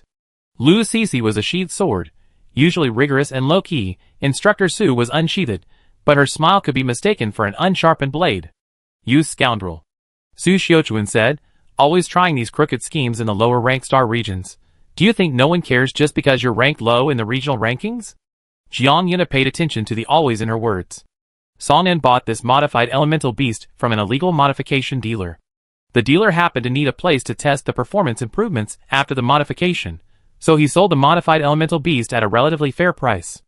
As for Song An's school, according to their statement, they were unaware that the elemental beast had been illegally modified. They simply bought this mechanical elemental beast as a regular modified metal beast and released it into the practical competition. At that time, the head of Songnan's purchasing department, who was making a self-criticism to Su Xiaochuan, was sweating profusely. This middle-aged young master, who usually considered himself to be from a small aristocratic family, bowed and scraped. We really only wanted to cheat. We wanted to buy a mechanical elemental beast that could only target specific targets to ensure that Song An could earn more points in the league. We really only had the intention to cheat. We never thought of crossing any other red lines. Chapter 106. Just wanted to cheat. Even though it was a joint school competition, and student leagues were things of the past for Su Xiaochuan, her student days were long gone. Hearing someone use just wanted to cheat as an excuse was both incomprehensible and a sudden burst of laughter. Su Xiaochuan genuinely chuckled. Just wanted to cheat, Coach Su said. How come cheating sounds like such a trivial matter to your school's purchasing manager? The middle-aged man kept wiping the sweat from his brow. Isn't this a comparison? Compared to another charge that might fall on our school, cheating is indeed the lesser of two evils. The use of this proverb was rather odd, and the way the other person was trying to exonerate the school, or rather, himself, was quite humorous. Su Xiaochuan found it amusing, but she didn't intend to relay the middle-aged man's exact words as a joke to Jiang Yunu. Even though Jiang Yunu was a girl quite outstanding for her age, in Su Xiaochuan's eyes, she was still a minor, a student who had just finished the previous round of the practical competition. How could an adult, with a twisted mind and a few words, turn the rules that underage students believed in and followed into a crumpled piece of toilet paper, and then tell it as a joke? What kind of behavior was that? Jiang Yunu didn't ask Coach Su what he had said exactly. She was good at grasping the key points and quickly sorted through what Su Xiaochuan had revealed in her mind. That mechanical. No, that modified elemental beast can target specific objects? Yes. Su Xiaochuan nodded. Besides its body being illegally modified, it was also implanted with a smart chip, which can remotely input target information, allowing it to accurately lock onto targets and pursue specific students on the practical competition field. If these modified alien beasts weren't so expensive and of dubious origin, Song An might have spent a fortune to buy a large batch, then recorded all the information of their team members. That way, Songnan's team would have had no problem accumulating the majority of points. Luckily they didn't. Coach Su also thought of that scenario, and smiled mockingly. Otherwise, with modified elemental beasts of that level precisely tracking Songnan's young masters and ladies, I think the powerful families of the 7th district would have to undergo a complete reshuffle, because their heirs would be wiped out. Jiang Yunu suddenly thought of Shui Zhanxing. Young Master Shui was explicitly and implicitly prevented from participating in this year's league, which suggests that his family was indeed aware of the situation. If a battle royale for young masters and ladies were to actually be launched, those truly powerful families would probably have already removed their children from the picture. Those sacrificed would definitely not be the true heirs. What are you thinking about? Su Xiaochuan asked, scrutinizing Jiang Yunu's expression. Do you find this conjecture a bit creepy and funny? Jiang Yunu didn't reveal young Master Shui's inside information for the time being. She smiled in agreement with Coach Su and said, yes. Then she continued, I'm also thinking about my seniors and myself. Since the modified elemental beasts that Song An bought could remember targets, looking back now, it probably had information on the seeded players from various schools recorded long ago. Since they couldn't buy them in bulk to effortlessly earn points for the Song An team, they would use them alone to precisely strike their competitors on the field. Such as Zhou Jinxue, Senior Perry, and the ace player from Flea School, the top student from Roll King, including Jiang Yunu, who entered the field later. Their information was remotely entered into the modified elemental beast's chip, allowing the opposing team to precisely locate and pursue them on the field, using a special ability-based damage reflection mechanism to send them off one by one, all while feigning injury from improper use of their abilities.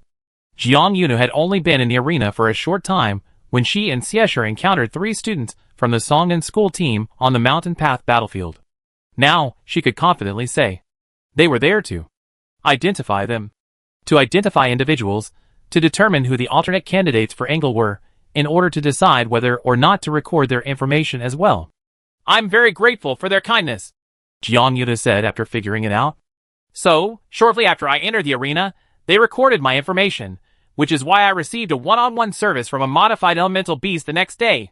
This targeted suppression was described humorously by the white-haired girl. In her words, the incident became almost comical. Su Xiaochuan's gaze swept over Jiang Yuna like flowing water. The mention of this incident seemed to have piqued another interest in her as well. Speaking of which, Coach Su said, I haven't even interviewed you yet, Jiang, little student. It wasn't convenient to talk about it at the meeting that day. As a first-year student in a junior high school, how was it facing a real elemental beast? At that meeting, everyone knew they had a glimpse of the truth, but they couldn't reveal anything concrete to a minor who had faced a real elemental beast. All the conversations and inquiries avoided the core issue.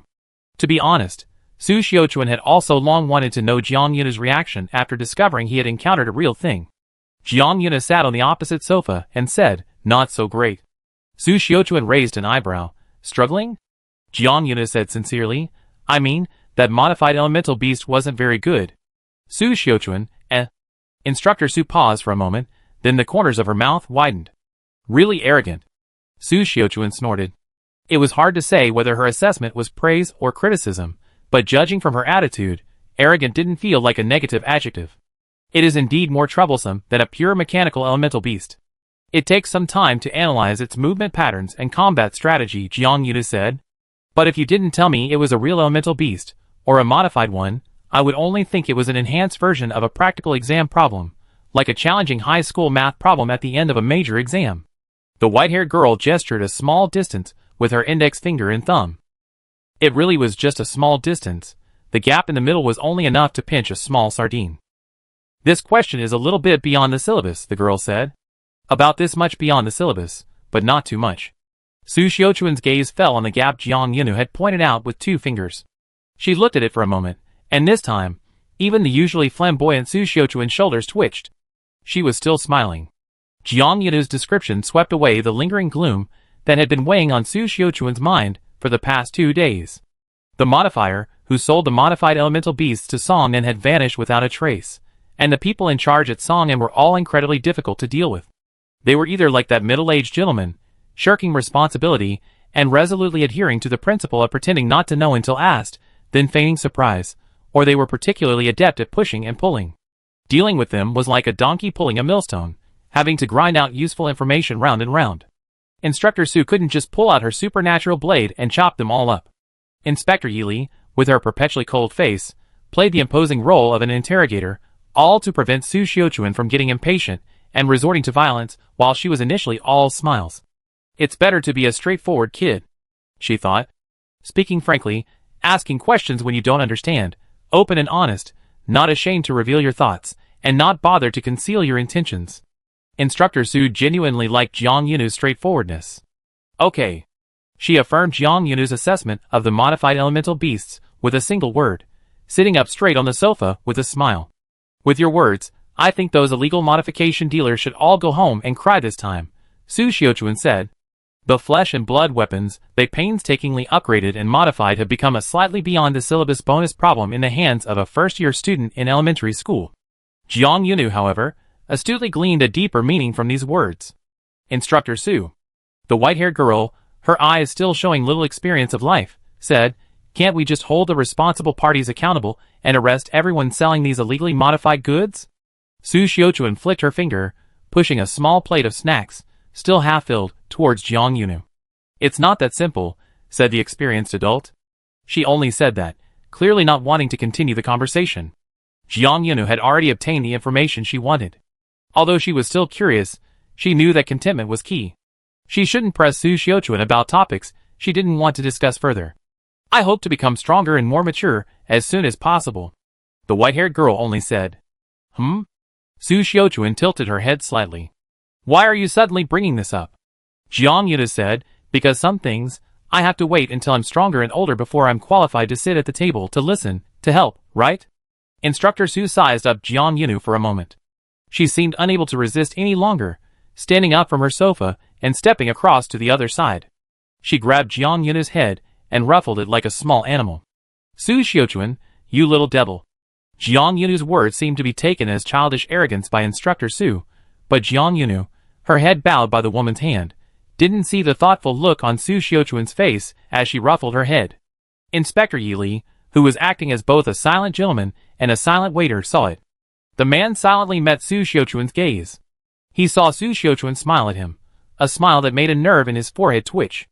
At the same time, his heart skipped a beat, making him think, could it be? This adult-like exchange of glances wasn't witnessed by the underage girl. When Jiang Yunu was released and could raise her head again, Su Xiaochuan smiled and looked directly at her, while Inspector Yi Li silently played the background.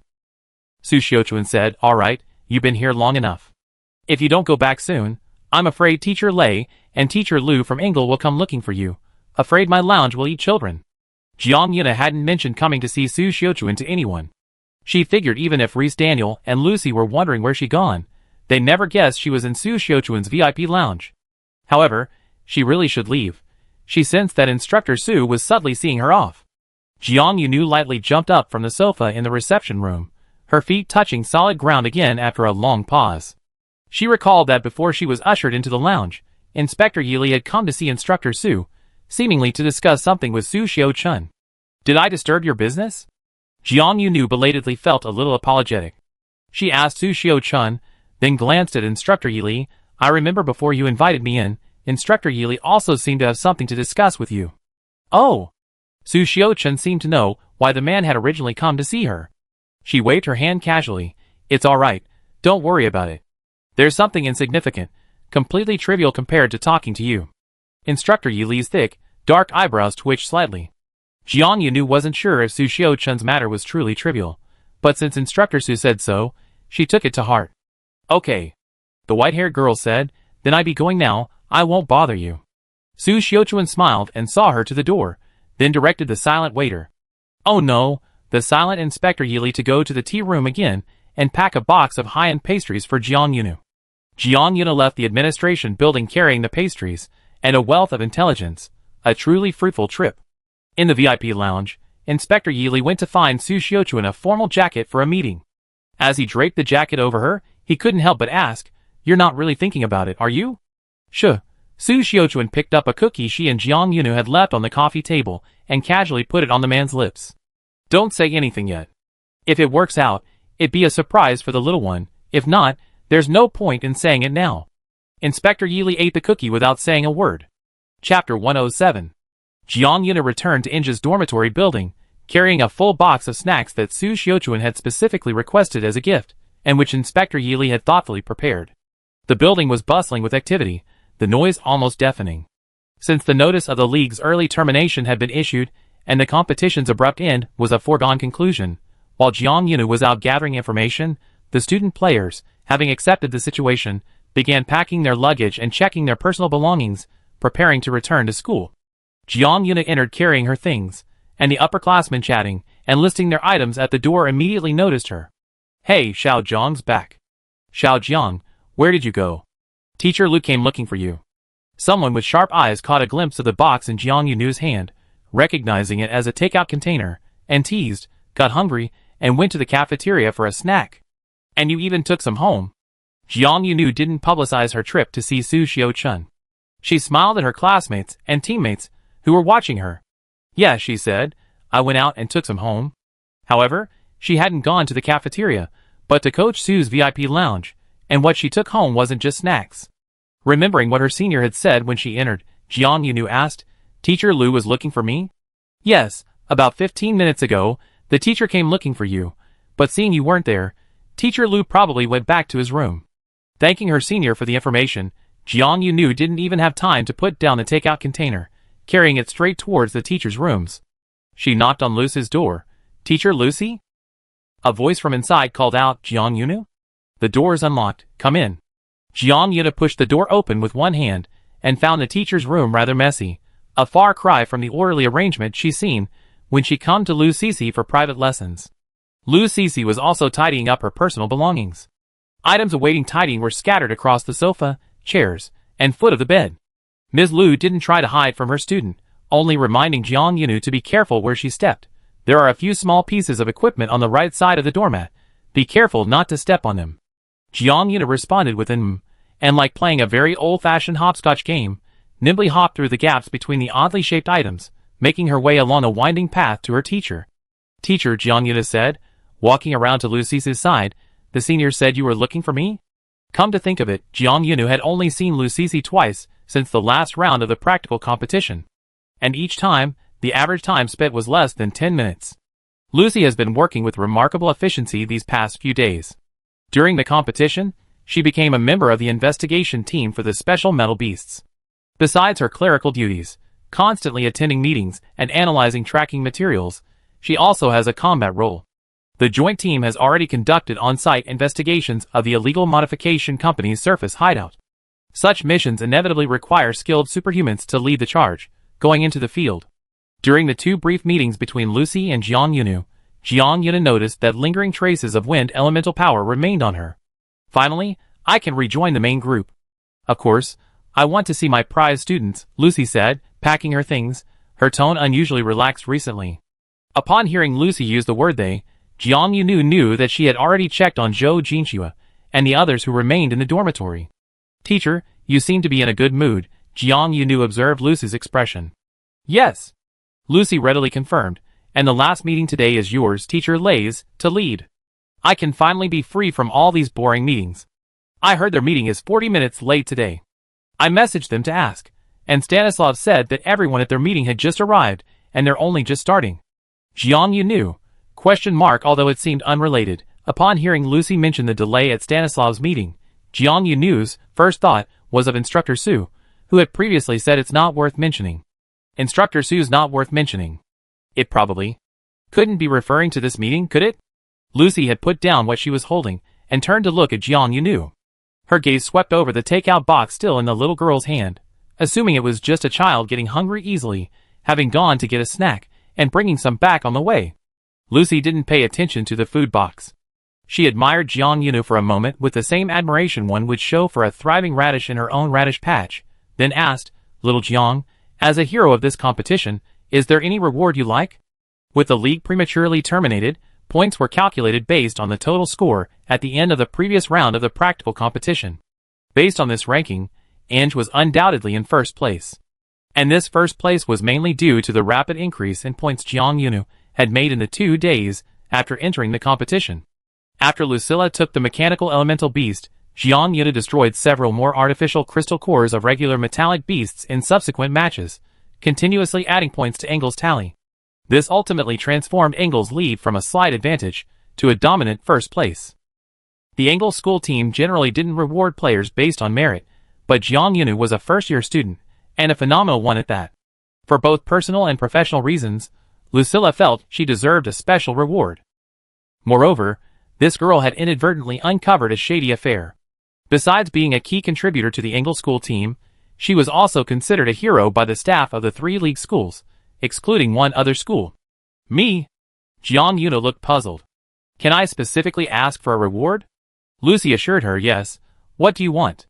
As long as your request isn't outrageous, the teacher can grant it. Jiang Yunu still asked curiously, is this something all the scorers on the school team receive? The white-haired girl's eyes clearly said, isn't our team not based on points? Lucy, seeing Jiang Yunu's expression, knew that this girl hadn't actually intended to ask for credit or a reward. I make an exception for you, Lucy said. You don't need to worry. The rest of the school team agrees. I already told them when you went out for your extra meal. Jiang Yunu, When she came back, everyone treated her normally. Why hadn't any of the upperclassmen told her about this beforehand? Lucy, fearing the girl still had concerns, said, if anyone objects to giving you a special award, I think your senior, Zhou, would be happy to talk to that person privately. Jiang Yunu found it hard to imagine Zhou Jinxue going to talk to someone alone. She thought it was strange enough that Zhou Jinshui would take the initiative to talk to anyone. But she could definitely sense the special attention from her teacher and senior. As long as the request isn't unreasonable, I take any reward I want. Jiang Yunu thought for a moment, then asked cautiously. Lucy nodded, anything.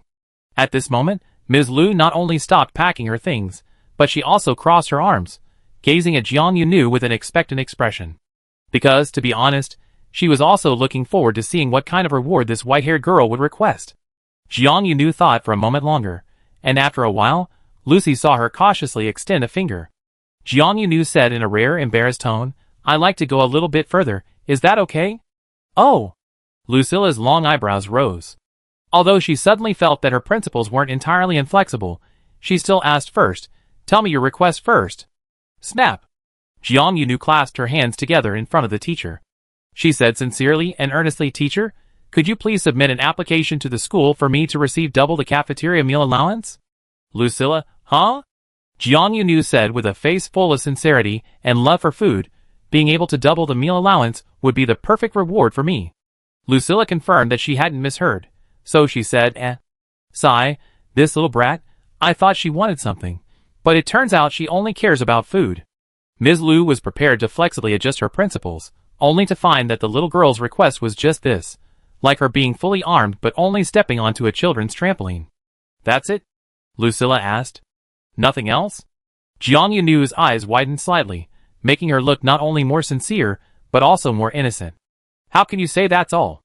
Jiang Yunu defended the importance of food, emphasizing to the teacher, this is the foundation for Engel to continue eating and drinking well and growing strong.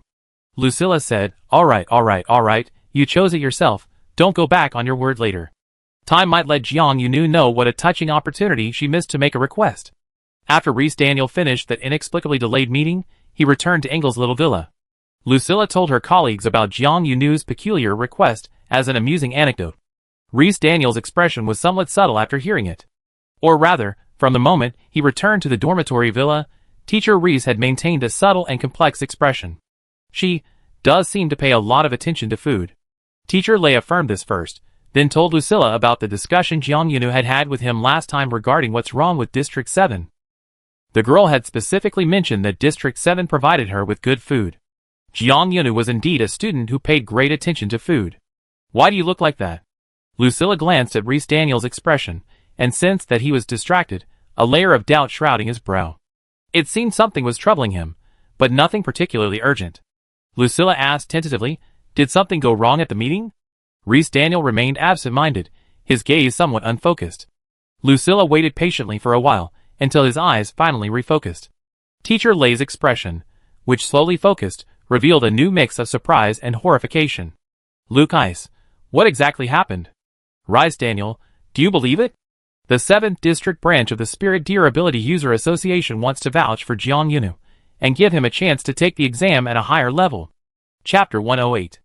When Rhys Daniel uttered the first half of the sentence, the 7th District branch of the Spirit Durability User Association wants to act as guarantor, Ms. Lu's eyebrows twitched slightly. She was already thinking the worst. Recently she'd been working too much overtime and attending too many meetings, hearing too many empty excuses and self-justifications. For a moment, Lucy almost thought that the Spirit Durability User Association's regional leader had finally been won over by Song Nan's sweet talk, and was going to endure Song Nan's school, the school that had caused this league turmoil, giving them a chance for a smooth landing. But then she heard the second half. What? Lucy did indeed ask, what? The Spirit Durability User Association was going to act as guarantor for what? For whom? Being absent-minded might be a contagious disease, passed on to the next person, and the previous one was cured without pain. Rhys Daniel was much more sober by now.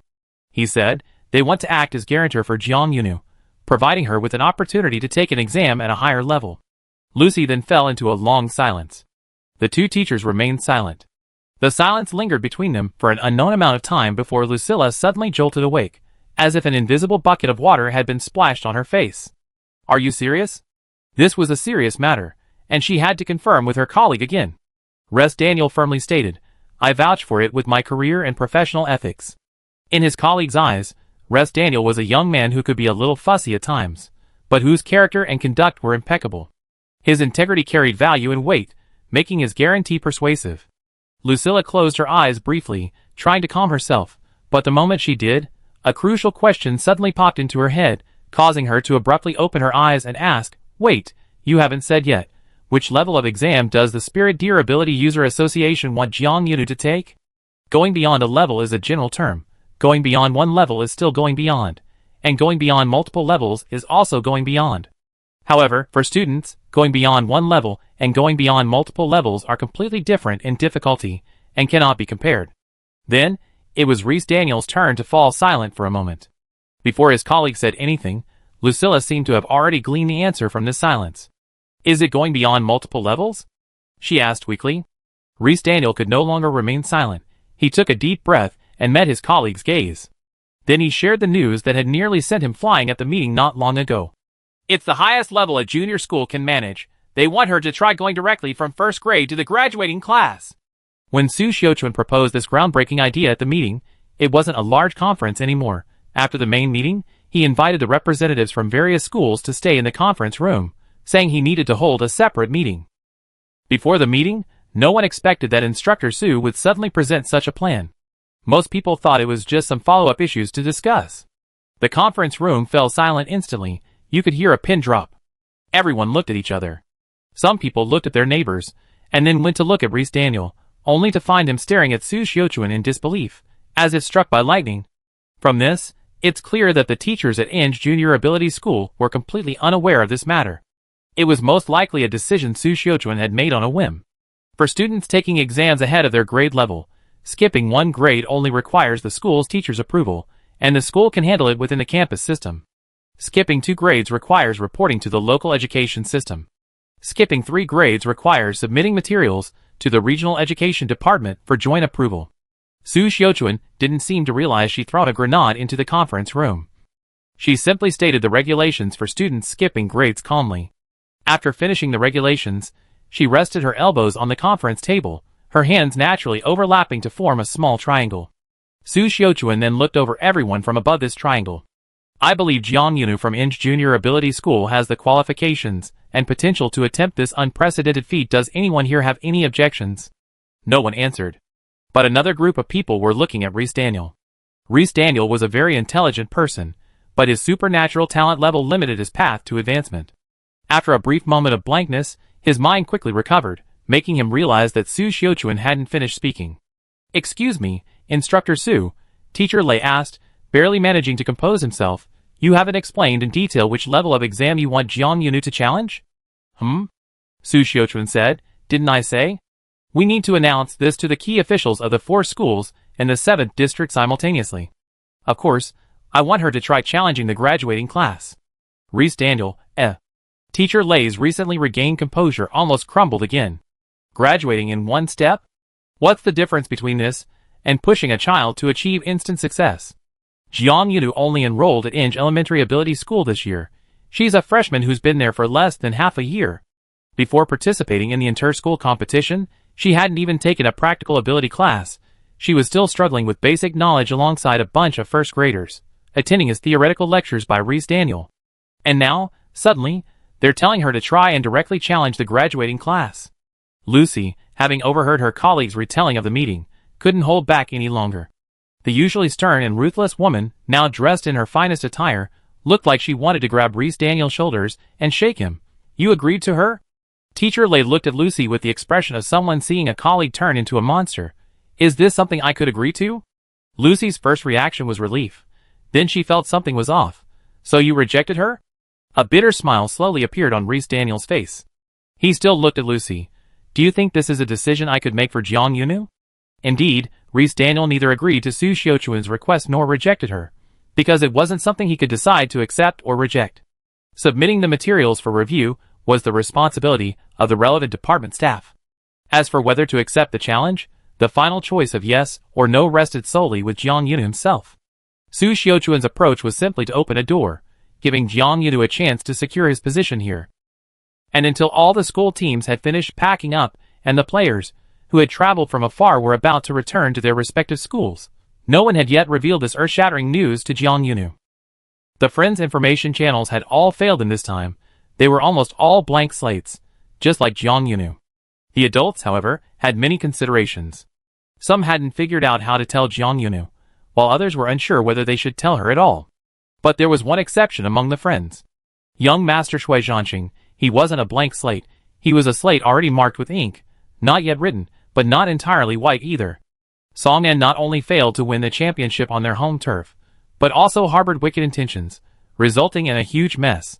Coach Su was parachuted in to investigate, and these past few days, the people of Songnan had been constantly surrounding this seemingly cheerful, but actually difficult to talk to woman. They were trying their best to please her, hoping to gain an opportunity to have their punishment raised high and then gently lowered through her. Therefore, whatever Su Xiuquan wanted to do, Songnan would definitely give her their full support. The proposal to promote a first-year student by giving her the opportunity to take an exam 3 levels higher was met with the fastest response from Songnan, who are currently working hard to complete the qualification review. Shui Zhanqing didn't know exactly what the adults were busy with, but he knew where their gazes were vaguely focused. Using his homemade, makeshift long ears, he secretly peeked along the wall of his living room and overheard someone say, "Complete the process as soon as possible and get her qualification approved." Although no name was mentioned, Shui Zhanqing instinctively felt that Jiang Yunu was involved. On the eve of the Engle school team's departure from Mondstadt City, Shui Zhanqing wandered to their temporary dormitory. Unusually, instead of using his fate magic to wait for someone, he honestly asked a student at the door to call Jiang Yunu for him. Xiesher, asked by a stranger to fetch Jiang Yunu, looked at Shui Zhanqing with a strange expression, first staring at him for a moment. Young Master Shui, with a sunny and cheerful yet puzzled expression, asked, "This classmate?" Xiesher's strange expression turned into a blank one. He said coldly, "I can help you fetch someone, but you at least have to tell me first. What's your relationship with her?" "Friends?" Shui Zhanqing said, "Yes, friends." Then, seemingly even more puzzled by Xiesher's attitude, young Master Shui pressed on, "Does that mean you Engle people don't allow students from other schools to be friends?" A hint of mockery crept into Xiesher's coldness. He didn't want to answer the stranger's strange question, only glancing at the other person again before turning and entering the room. Xiesher found Jiang Yunu and stood behind her, watching others play strategy games. He said coolly, "There's a weirdo at the door who claims to be your friend looking for you." Jiang Yunu? It was one thing for someone to be looking for her, but what was with Xiesher's barbed tone? Full of doubt, Jiang Yunu went to the door and saw Shui Zhanqing outside, his smile brighter than a street lamp. "Did you offend Xiesher?" Jiang Yunu asked. Shui Zhanqing was cheerful but confused. "Who is Xiesher?" It seems the two young masters probably didn't even introduce themselves. Jiang Yunu didn't dare say nobody, afraid Xiesher's cat ears were eavesdropping from behind her.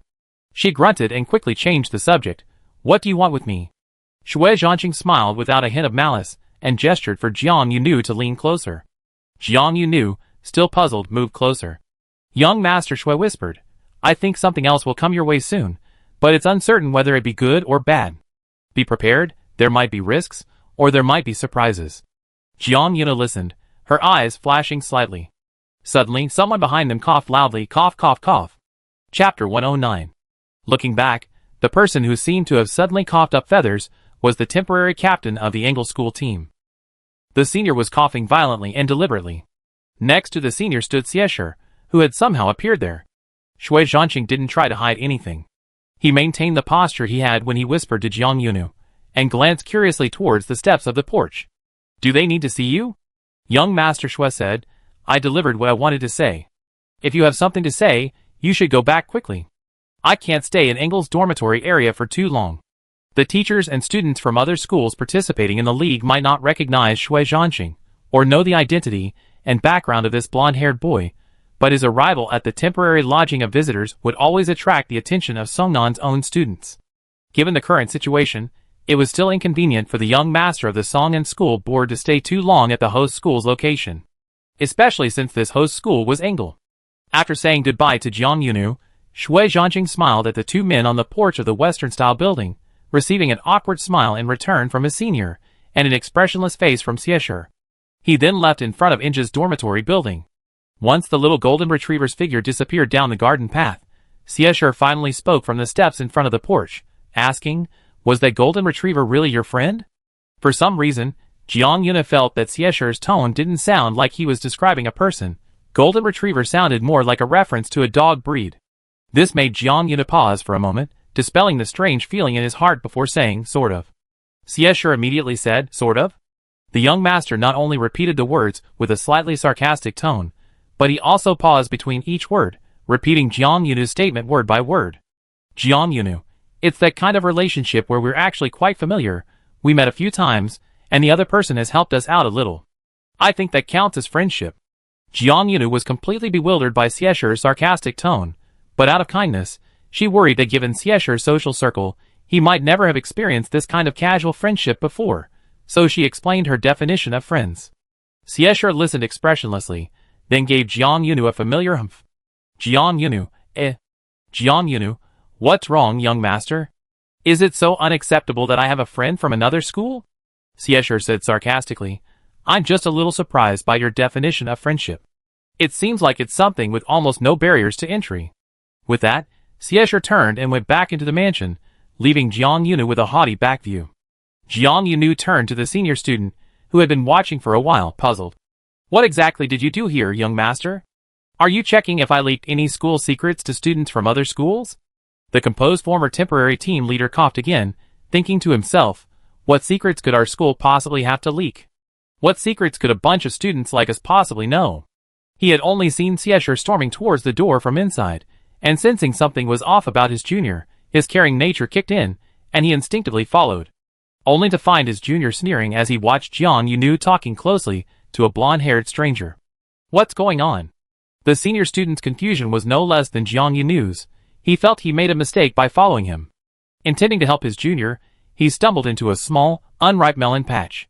And unripe melons aren't tasty either, but Engel still sided with his junior classmates. So the senior coughed a few times, clearing away the slightly odd-looking blonde boy and Jiang Yunu.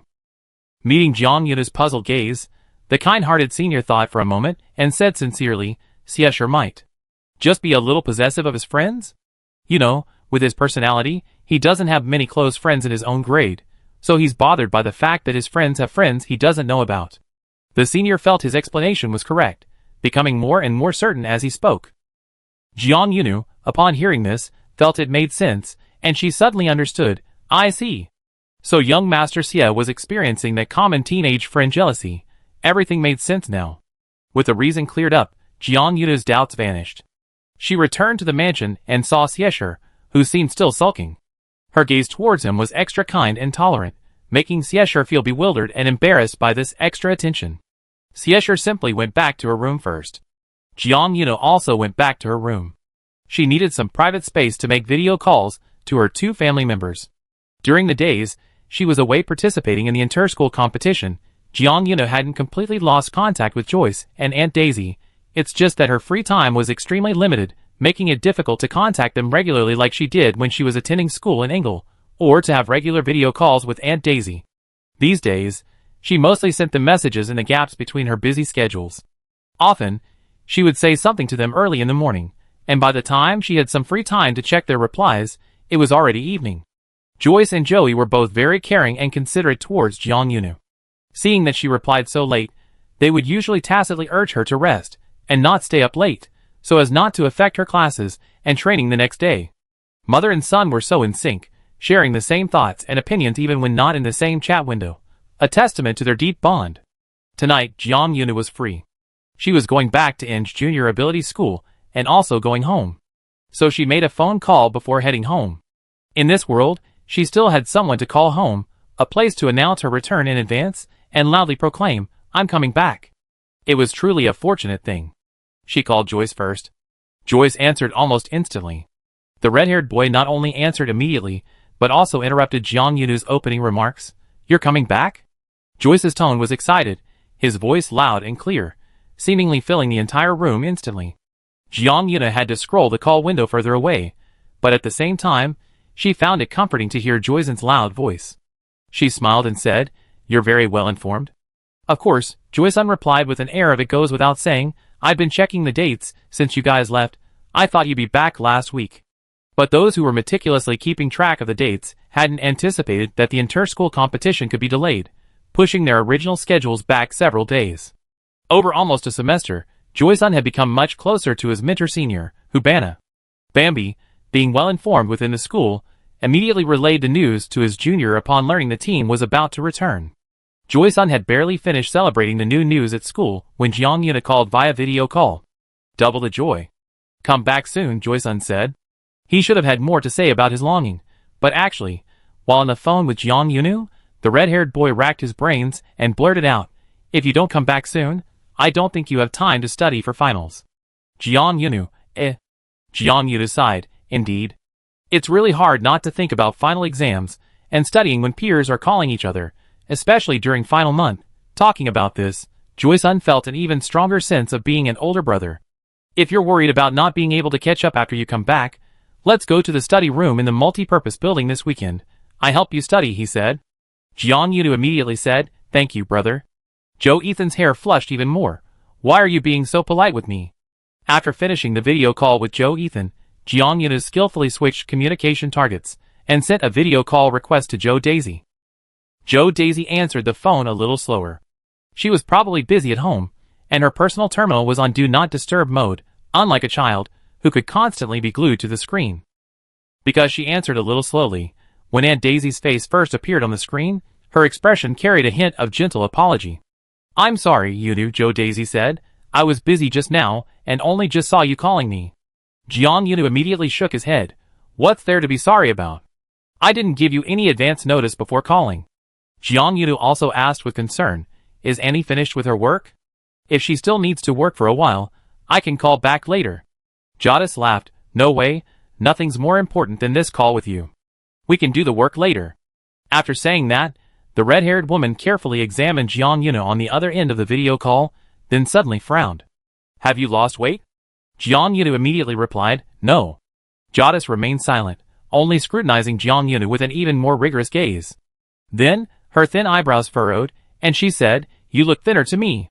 The inter-school competition is so busy, you don't even have time to eat properly?" Jiang Yunu didn't feel she had lost weight.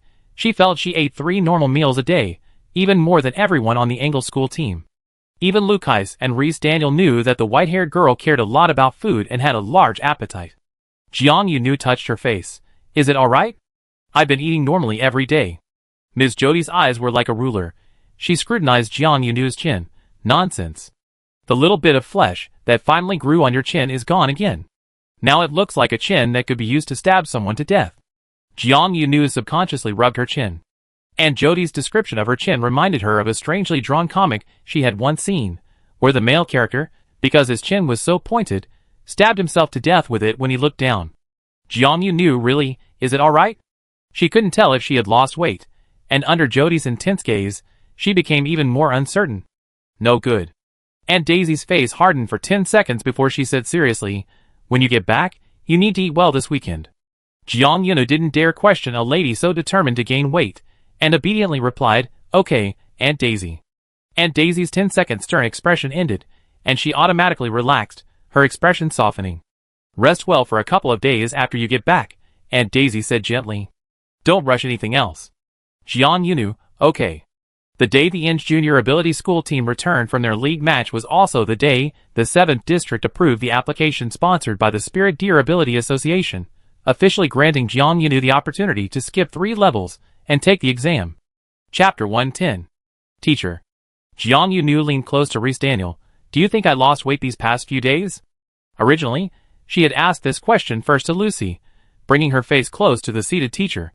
But Teacher Lu, true to her reputation as Zhou Jinshua's own teacher, gave the same answer as Zhou Jinshua. "Not bad? You look the same as before." Zhou Jinshua had said the same thing before. They were about to arrive at the Inge campus, and today was Friday. All the students who went out for competitions were going home for the weekend. Jiang Yunu was a little worried about being nagged again when she got home, remembering how confidently Jodes had said she'd lost weight on the phone. Luckily, everyone on the school bus back was free, unlike on the way there when they were all catching up on sleep. She deliberately approached someone who wasn't in noise-canceling mode, wanting her classmate and teacher, with whom she spent so much time, to see if she really had lost weight. As long as everyone said she hadn't lost weight and looked about the same, she had more confidence to face Aunt Daisy's nagging tomorrow, back home with the assurances of her classmates and teachers. However, the girl, who had planned everything so well, hadn't expected that after carefully looking her over, Reese Daniel didn't follow the crowd. Reese Daniel said, "You do look a little thinner." Jiang Yanu? Her female friends and teachers hadn't said she was thin, yet Reese Daniel, a male teacher, had the same conclusion as Aunt Daisy, thinking she was thinner? Really? Jiang Yanu subconsciously asked. Really? Reese Daniel's eyes and tone became certain, and his gaze moved to Jiang Yanu's chin. The male teacher wouldn't lay a hand on the girl, he simply raised a finger and gestured near his chin. You lost all the flesh around here. Jiang Yanu currently possessed a chin that, in Teacher Lei's eyes, was quite pointed like a radish. Jiang Yanu rubbed her pointed chin again, her expression unusually melancholic. Res Daniel couldn't help but smile gently. So worried? Then make sure you eat well when you get back to school. I heard from Teacher Lu that you wanted extra meal allowance. The application has already been submitted and will be approved within 3 working days. Hearing that the meal allowance was indeed about to increase, Jiang Yanu's eyes immediately brightened 3 degrees. That's great, she said excitedly. Luce's seat was right next to Reese Daniel. Seeing Jiang Yanu ask her question and then run off to ask her colleague, she casually eavesdropped on their conversation and chimed in. Even if you're losing weight quickly now, it's normal. When kids start losing weight rapidly, no matter how much they eat, they don't seem to gain weight.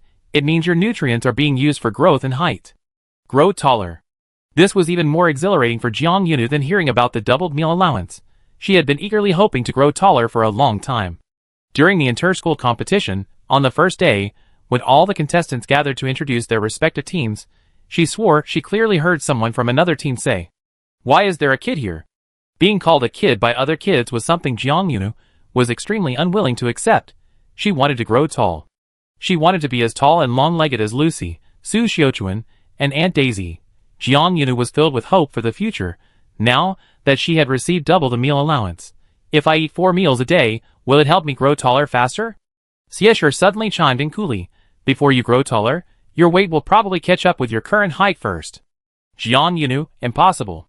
Impossible, Zhou Jinxue calmly echoed her junior. Jiang Yanu is the kind of person who can't gain weight easily, and very few people can achieve the same weight and height. You're describing an extreme case. Xieshur, like a sharp-tongued assassin, suddenly and silently stabbed Jiang Yanu, then turned away and fell silent, continuing to be a quiet and aloof young master. He leaned back in his seat, not in noise-canceling mode, but seemingly shielding himself from the surrounding environment, arrogantly closing his eyes, as if taking a nap. Jiang Yanu, of course, had no idea that while she was asking Zhou Jinxue and the others if she had lost weight, and then running to ask the teacher, someone sitting in the row she had precisely overlooked realized they hadn't been invited at all, and their handprints on the armrests were practically raw from their clenching.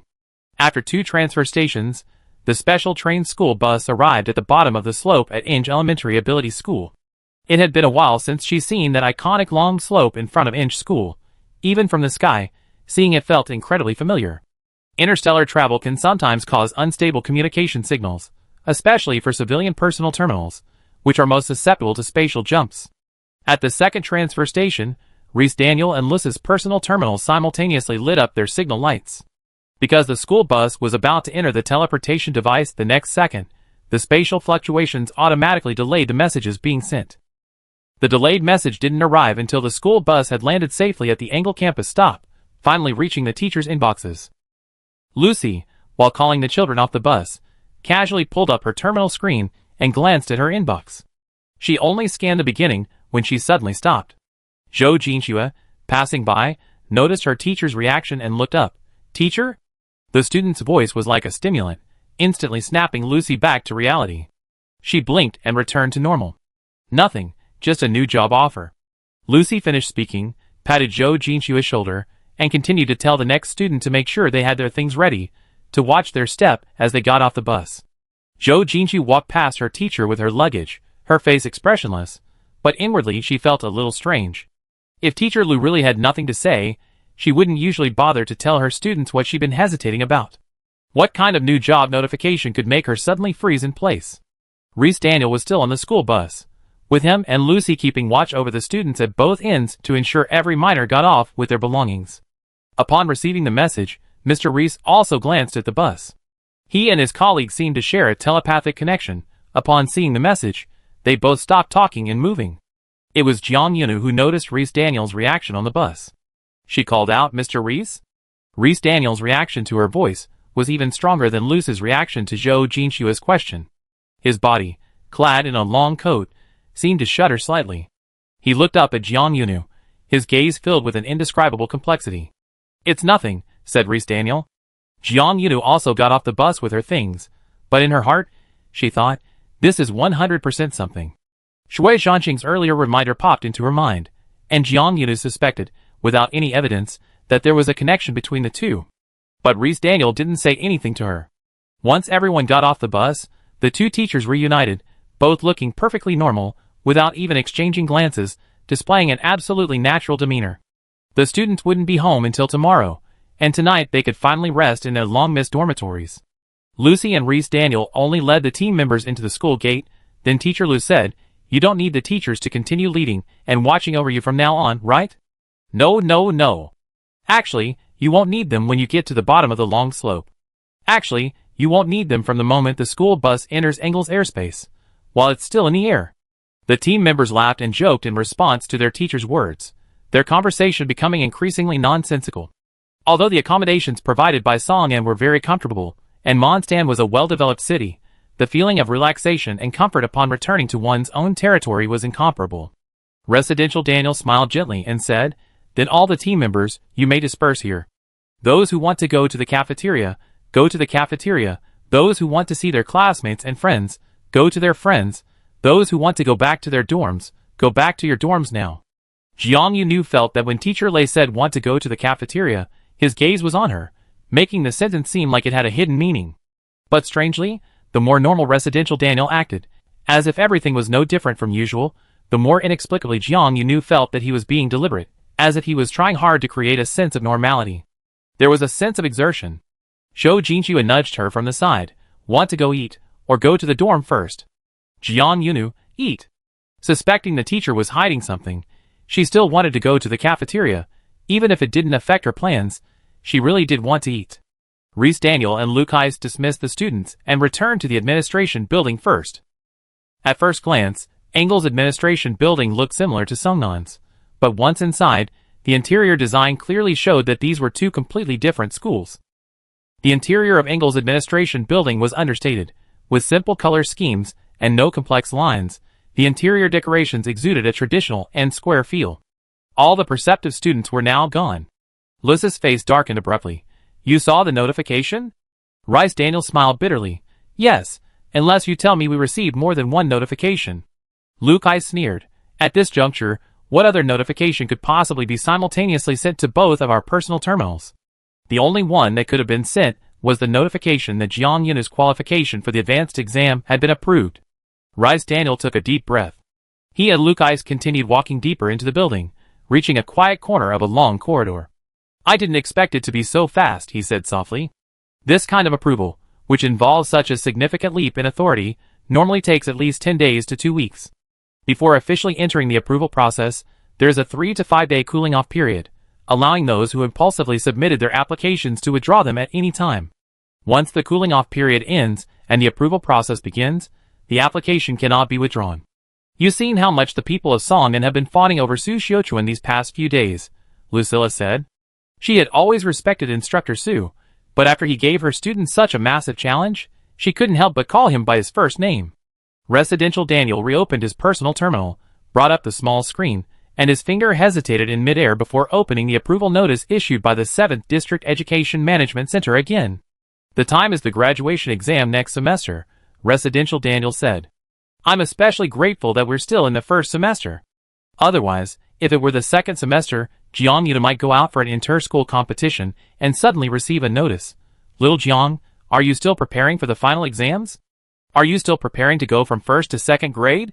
How about trying the surprise challenge? Come and take the entrance exam from junior high to senior high." For most students, this probably sounds like a ghost story. But they didn't give us much time to consider. Lucy calmly pointed out the deadlines in the notice. According to the notice, Jiang Yunu had to be informed of this within 3 working days, and submit a formal response to the Education Management Center during the upcoming final exam holiday. Rhys Daniel, like an ostrich, made another excuse. "Luckily, it's only Friday this year. Weekends aren't working days." Lucy actually wanted to let Jiang Yunu know immediately, knowing a couple of days earlier meant having a few more days to make a decision. But, alright, Teacher Lu sighed, let her enjoy her weekend first. At the latest, we tell her about it on Sunday evening when she returns to school. Jiang Yuna happily ate a hearty meal at the cafeteria and returned to her long-missed dormitory, where she was warmly welcomed by her two roommates. Her quiet roommate, who loved gardening, had taken care of the flowers for almost a semester, and she gave Jiang Yunu a pot of daisies to decorate her windowsill. Lying on her single bed, Jiang Yunu's mind raced with thoughts of going home tomorrow, meeting up with Joey-san the next morning, whom she hadn't had a chance to see that evening, and even briefly revisiting the holographic game she hadn't logged into in ages. In short, she didn't think about anything that might cause trouble. Smelling the sweet scent of her roommate's well-cared-for daisies, she slept peacefully tonight. Chapter 111. You better confess. Joey-san feigned a serious expression, trying his best to maintain a cool demeanor in front of Jiang Yunu. The red-haired boy interrogated Jiang Yunu with a stern face. What exactly happened? Jiang Yunu, however, showed no awareness of being the one being interrogated. The white-haired girl rested her chin on her hand, even yawning. She said, "It's pretty much what you saw." Joyzan's voice rose 3 octaves, incredulous. What did I see? What did I see? Explain yourself. That scene just now, could that really happen? The source of Joyzan's disbelief was something that had happened not long ago in the south cafeteria of Engel in the early morning. Joyzan hadn't seen Jiang Yunu for a long time, and something had delayed them last night, so they hadn't been able to meet. This morning, he deliberately got up early, unusually not sleeping in, and went to the cafeteria first to order Jiang Yunu's favorite set meal. After finding a seat, he called Jiang Yunu to come for breakfast. Jiang Yunu hadn't arrived yet. Joyzan checked his personal terminal, keeping track of where the other was, when suddenly, a shadow fell beside him. Someone was standing next to the table. This couldn't possibly be Jiang Yunu. Just a minute ago, in the chat window that Joyce hadn't closed, Jiang Yunu had told him, "I'm going down the dormitory stairs." Even if Jiang Yunu could fly, he couldn't possibly fly from the dormitory stairs to the cafeteria table in a minute. Joyce looked up in confusion, meeting a haughty and aloof face. The owner of that face seemed to have arrogance ingrained in his bones. Not intentionally, but also looking down at Joyce with his chin lowered, his gaze rarely showing any friendliness as he looked at him. "Joyce, hello, what's up?" Zesh said, "You're Jiang Yunu's brother, right?" Joyce didn't know what this guy was there for, but he remembered him. He remembered this guy mocking Jiang Yunu in the cafeteria, and he also remembered that the guy was a member of Engel's school team. Joyce said rudely, "Get to the point." Zesh seemed offended by his attitude, his lips pursed unhappily, and he said in an equally unfriendly tone, "Are you going back to your home in District 19 today?" "Joyce, what's it to you?" "Zesh, do you have a car to pick you up? If not, my family's car has a spare seat." "Joyce, Joyce?" After confirming twice, the red-haired boy couldn't believe his ears, afraid that they had received some unbelievable message, causing him to misinterpret someone's provocation as a friendly inquiry. As a result, Siesher's face was still the same, his expression still that of someone who seemed to think everyone owed him a huge sum of star coins, and his tone still that same awful tone. But he was indeed asking if Jiang Yunu and Joey-san had a private car home today. Joy-san said, "We take the public interplanetary train." Siesher's expression instantly turned mocking, but he quickly realized something and forcefully suppressed it, curbing his arrogant nature. "Wouldn't that be slower?" Siesher said, "Public transport is more than an hour slower than private vehicles." Without waiting for Joey-san to reply, Siesher added, "You can ask Jiang Yunu when she gets here." His gaze swept casually over the meal Joey-san had prepared for Jiang Yunu. Then he turned and walked away, as if nothing had happened. Jiang Yunu arrived at the cafeteria entrance just then. Hearing that breakfast was served, she rushed over from the dormitory like a whirlwind. As she reached the south cafeteria entrance, she saw young Master Xie walk away from Xiaoyisen's table. She even thought Siesher had seen her, but the young master pretended not to notice, his gaze suddenly fixed intently on her directly ahead, before he walked out of another door of the cafeteria without looking to the side.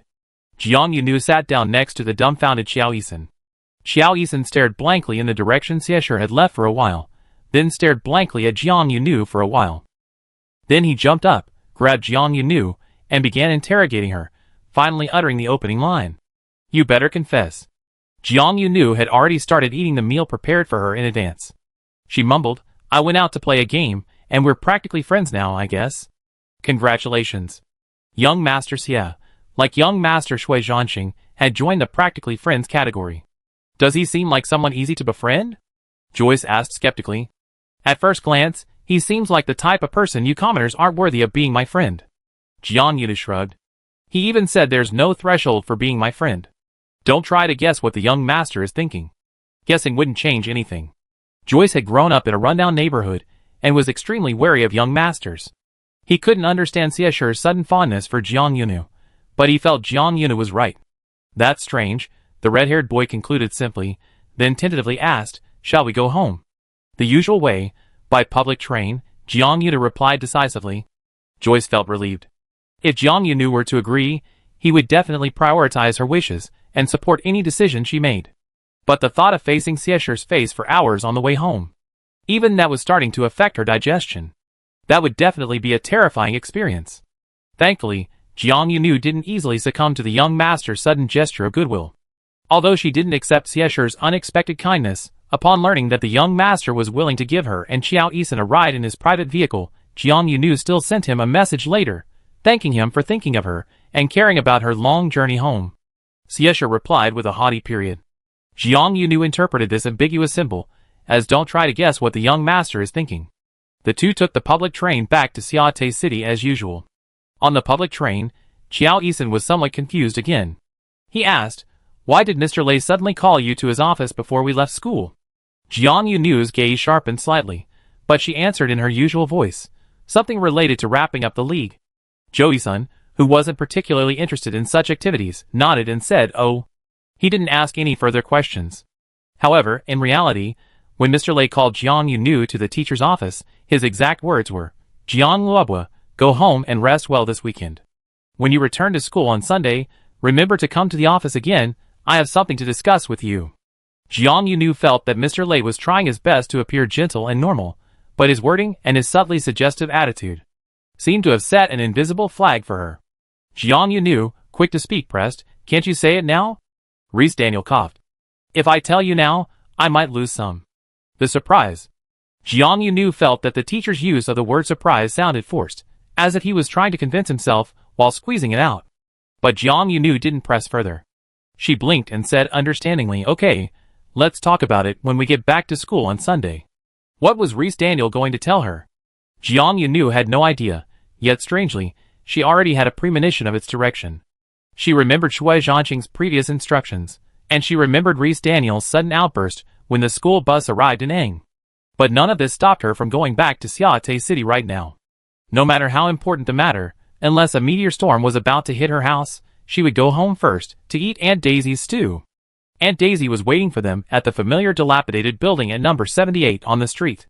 The old circular bus with a view of the sunset, the machine ticket seller on the old bus, whose hat has been removed and now his head is gone, the old platform with its peeling paint, the streetlights at the street corner whose lights start flickering after the fourth one you count, and the poor wiring.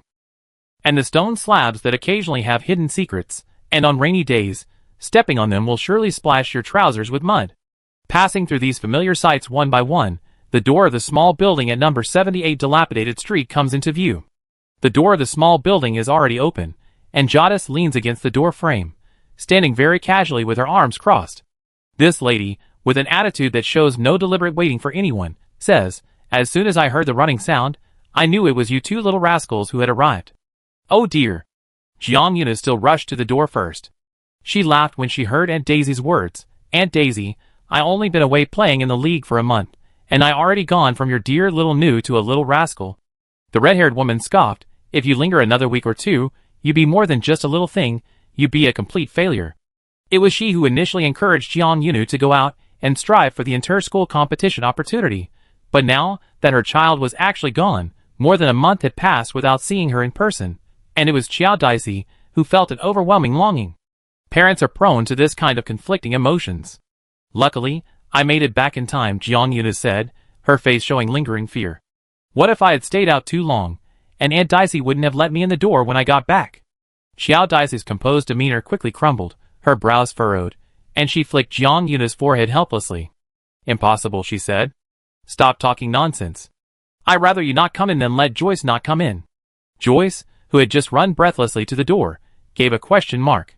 Jiang Yunu had been away competing in the inter-school competition for over a month, and the gap in their physical abilities seemed to have widened again. It wasn't that Joyce was slower than before, but rather that Jiang Yunu could run from the street corner into the depths of the street in a shorter time. She went inside, put down her luggage, washed her hands, and then helped Jodis, who was already halfway through preparing the feast, continue preparing it. 3 figures were crammed into the small kitchen, each in charge of a specific task, the family's little assembly line running smoothly.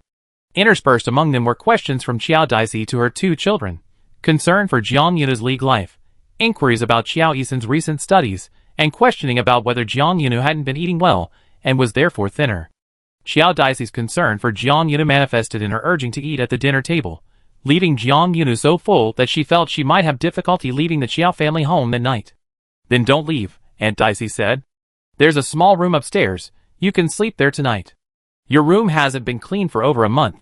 You have to clean it yourself before you can sleep there."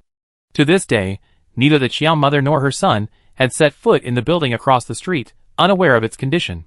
After making her suggestion, Jadis thought about it carefully, worried that the young girl might still find it inconvenient to stay with them and prefer her own place. So she changed her suggestion, or, "I could go back with you later and call Joyce along to help you tidy up the room?" Jiang Yuna suddenly remembered her own accommodations, and the dizzy girl, who was eating, suddenly woke up. "I think this place is perfect," the white-haired girl said firmly. "I don't want to leave tonight. I can help Auntie tidy up the room here." Chapter 112. Jadis subtly sensed that Jiang Yunu's attitude was a bit strange. The little girl agreed readily, yet something seemed unusual about her. But regardless, Jiang Yunu's willingness to stay overnight at their house was a good thing. This was the first time the 3 of them had spent a night together like a real family, since the Qiao family mother and son established a legally binding care relationship with Jiang Yunu. Joy-san was particularly excited to know that Jiang Yunu was staying overnight.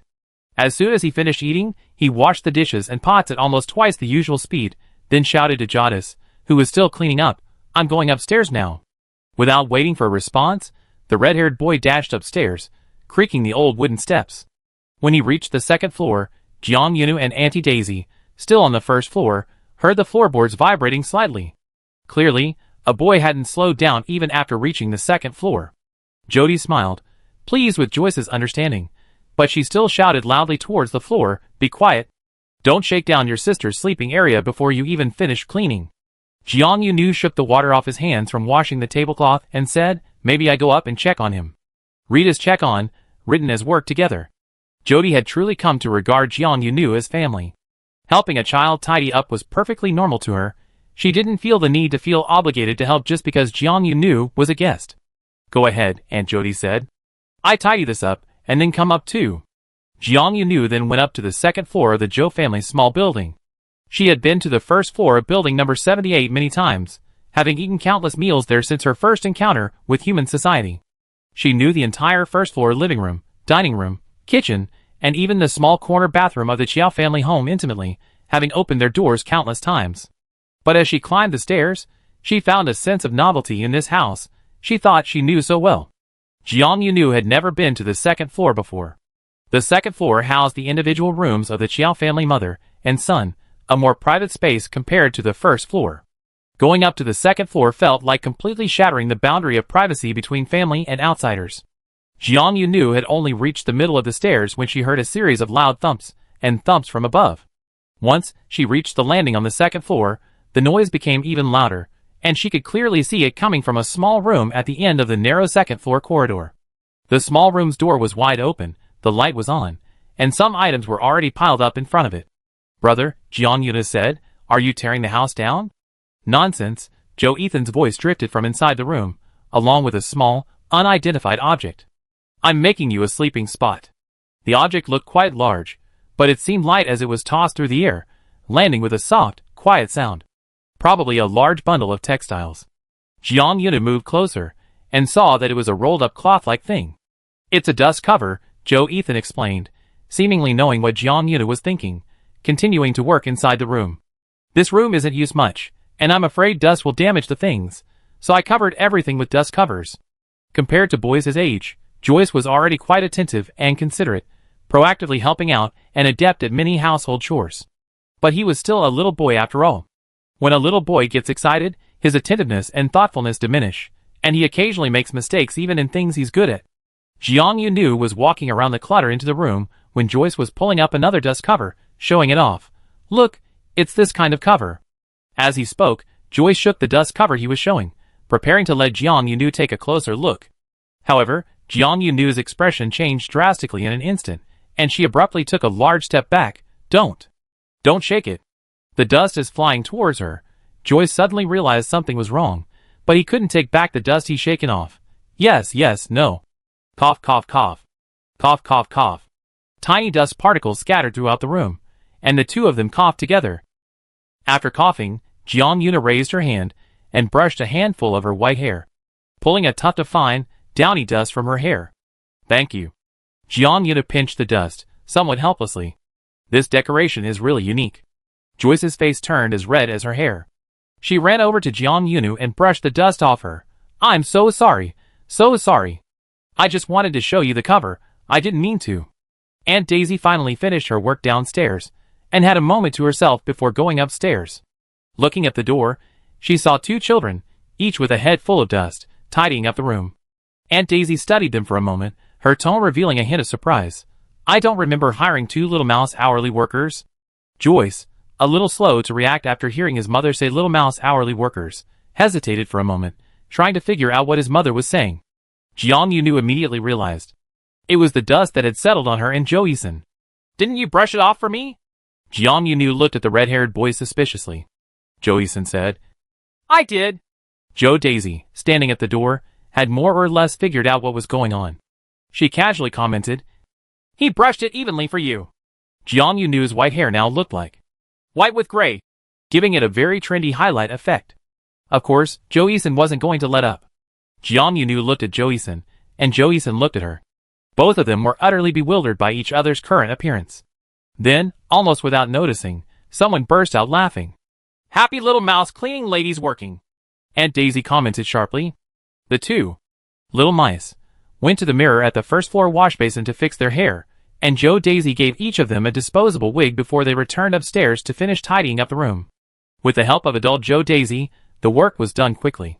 In less than an hour and a half after dinner, Jiang Yunu had a simple, comfortable little room to spend the night in. You have to open the window like this. First pull the window handle inwards, then turn it. That way it won't get stuck, Jo-Eason instructed Jiang Yunu on the trick. If you just turn the handle directly, the bearing inside might be a bit loose, the holes won't align, and it could easily jam the pivot. Jiang Yunu tried opening the window, and immediately saw her own little garbage hut across the narrow street. Do you need the cleaning lady to help you clean your place? Jo-Daisy asked casually. I still have time tomorrow during the day. Jiang Yunu immediately closed the window again, politely declining, no need to trouble you. Let's talk about it when I come back for my next holiday.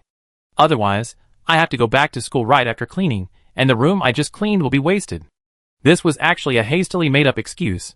Jiang Yunu didn't dare let Aunt Daisy set foot on her little territory, afraid the environment would shock Daisy into silence. Daisy again felt the white-haired girl's attitude was a bit strange, as if she wasn't very happy for her and Jo-Eason to come over, but she didn't say anything, assuming the little wild animal wasn't used to bringing people into her territory, and considerately changed the subject. Jiang Yunu slept well in her school dormitory yesterday, and then slept again on the second floor of the Chiao family's house today, both sleeps equally sweet. She seemed to be born without a bad bed, with an excellent ability to adapt to any environment, quickly blending in as if she were back in her familiar surroundings. Of course, the Chiao family's small building could also be considered her home. It felt so good to be home. Jiang Yunu was refreshed early the next morning, and even ran downstairs to make breakfast for Daisy. As for Jo-Eason, the little boy, who hadn't been able to sleep in yesterday, was now blatantly lazing in bed at home. He slept until Aunt Daisy came upstairs with a traditional rolling pin, and used it to gently pull him out of bed. Jiang Yunu sat in the first-floor dining room, listening to the commotion upstairs. She took a sip of the honey tea that Xiao Daisy had poured for her, watching the morning sun of Xiate City shine on the depths of the dilapidated streets, casting its rays along the narrow alleys between the low houses onto the slightly peeling paint on the windows, and into the old floor that Xiao Daisy had maintained so well. The sweet, fragrant taste of the honey tea lingered on her lips and teeth. Jiang Yunu suddenly felt that she could live this orderly life for a very, very long time, long enough that she and Jo-Eason would finish their elementary supernatural abilities school step by step, then advance to higher education, before considering leaving this small, warm nest and flying to a wider star sector. But, you're here! Sunday afternoon, after returning to school. As agreed on Friday, Jiang Yunu went straight to the administration building upon returning to school. She went to Reese Daniels' office, but upon entering, she found Luke Ice there, along with a senior English teacher she wasn't very familiar with. Luke Ice looked composed, Reese Daniel was friendly, and the other teacher was very enthusiastic. Jiang Yunu could immediately see the underlying tension in their seemingly different expressions. "This is the hero who helped our English school team win the inter-school competition?" Reese Daniel had barely greeted Jiang Yunu when the teacher she wasn't familiar with quickly approached her, enthusiastically grabbing her hand and looking her up and down, his smile stretching to his ears. Jiang Yunu was caught off guard by someone grabbing her hand. Like a radish seedling having its leaves pinched, she was filled with confusion. Seeing that neither Riasaniel nor Luke Ice immediately intervened, she didn't try to break free. She politely greeted the unfamiliar teacher. "Hello? May I ask who you are? We haven't met much, but I know you very well," the unfamiliar teacher said enthusiastically. "I'm the head of the Student Affairs Office, responsible for reviewing all new student admission materials and preparing everyone's application materials." So this was one of the people responsible for getting her admitted to Engle. Understanding the other person's basic position, Jiang Yunu's attitude immediately became 3 times more enthusiastic. She said sweetly, "So you're a teacher in the Student Affairs Office. Thank you for giving me the opportunity to study at Engle." The head of the Student Affairs Office immediately became even more energetic. Oh, good girl. But you can't say that. We also have to thank you for choosing Engle, achieving a win-win situation for both of us." Luke Ice, Riasaniel, The teachers had the illusion that they had seemingly left the meeting room, but had actually entered a new one. Fortunately, the pleasantries didn't last long. Under Jiang Yunu's direct gaze, the person in charge of student affairs quickly got straight to the point. "Jiang Yunu?" The person suddenly addressed Jiang Yunu by his full name in a very formal manner, and said warmly, "Would you like to have an opportunity to soar to great heights?" Chapter 113. Jiang Yunu replied without hesitation, "No." The atmosphere in the office suddenly fell silent. The smile on the face of the person in charge of student affairs froze. A young girl's unexpected reaction surprised even the adults, who were eager to proceed with their next maneuver. Like a program that thought it was running perfectly suddenly encountering a bug. After a moment, the person in charge stammered, You, why don't you want to?" Having successfully regained her composure, the person in charge of student affairs uttered the next sentence fluently. "How wonderful it would be to have an opportunity to climb the ladder quickly." Jiang Yunu looked at the unfamiliar teacher with utmost seriousness and said, "Soaring to the sky sounds very unreliable, very inconsistent with our English traditional style, and it sounds like one of those high-return scams that have already dug the pit, just waiting for people to jump in head first." Luke Ice and Reese Daniel both laughed at her answer, but out of consideration for their colleague, they both restrained their laughter, a fleeting smile crossing their faces. The person in charge of student affairs touched her forehead, wiping away imaginary sweat. By this time, the teacher probably realized Jiang Yunu was indeed not the kind of student who would play by the rules. Simply put, the rhetoric used to motivate ordinary kids won't work on her, but that's alright. After all, she's a rare and exceptionally talented genius. Geniuses should have unconventional ways of thinking and self-insistence. The head of the Student Affairs Office quickly convinced himself. He considered Jiang Yunu's mindset, but found that trying to understand it was also difficult. It would be better to skip the usual steps and just be direct with the girl. So the person in charge confessed. "It's not a trap." This teacher, whom Jiang Yunu wasn't very familiar with, emphasized the key point first, his gaze fixed intently on her. "Jiang Yunu, it's like this. With the guarantee of the 7th District Branch of the Spirit Deer Ability User Association, the school has submitted an application for a grade-level exam to the local Education Management Center. The application was approved on Friday, the day you returned to school. The receipt has been sent to the school's Student Affairs Office and your teacher's terminals. Do you know what this means?" A large amount of information was suddenly presented to her, and Jiang Yunu paused. Her attitude changed from before, a slight look of confusion appearing on her face. Reese Daniel and Lucilla, standing beside her, could tell at a glance that she was brainstorming, frantically processing the information she had just received. Busy processing the information, Jiang Yunu didn't answer the question from the person in charge of student affairs. Fortunately, the inquiry was just a formality, and it didn't seem like she really needed to answer it. The head of student affairs waved his hand, his face beaming, as if he could already see a bright future where students soar, driving the stagnant school to rise together, and the whole school reaches new heights. This means your abilities have been recognized by many. Everyone with relevant influence has acknowledged that you are a student whose abilities far exceed those of your current grade. You deserve to step onto a higher and bigger stage to participate in a competition where the average ability level of those around you is higher. Congratulations. Jiang Yunu, you have earned the opportunity to attend classes with the graduating class next semester and directly enter the Advanced Supernatural Ability School in 6 months. The head of the Student Affairs Office's impassioned voice still echoed in the office, while Rice Daniel and Luke Ice remained silent. Jiang Yunu blinked slowly, seemingly stunned by the sudden news, her face frozen in a somewhat bewildered expression. Upon closer inspection, her expression appeared somewhat blank. The head of the Student Affairs Office had become increasingly excited as he spoke, his voice growing louder and louder. By the end, his breathing had become rapid, his breath and chest heaving erratically, as if he were using all his passion to announce the news to Jiang Yunu. Jiang Yunu's reaction, however, was somewhat indescribable. Indifferent. The head of the Student Affairs Office, his face still flushed, looked at Jiang Yunu, waiting for a response from the student who had processed the news. After a long pause, Jiang Yunu managed to squeeze out, "Ah. Ah. What kind of reaction is this?"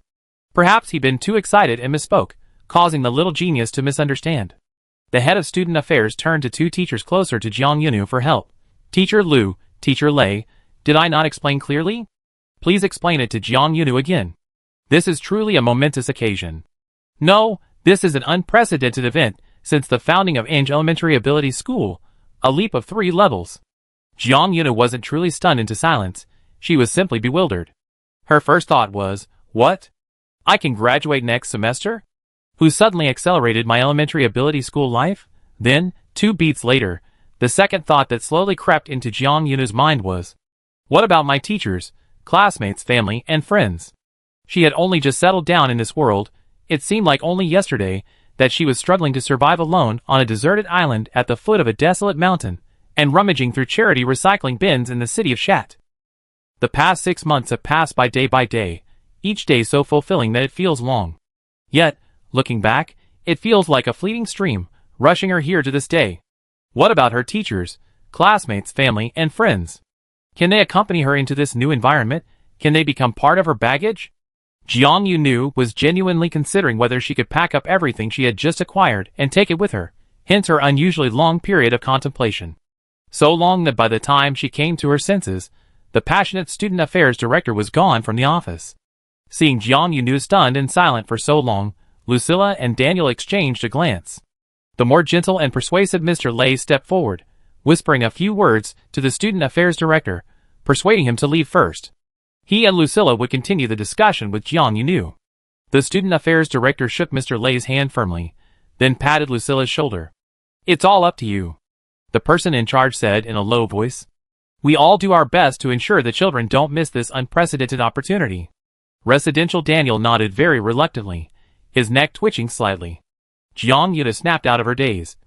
Only she and her 2 favorite teachers remained in the office.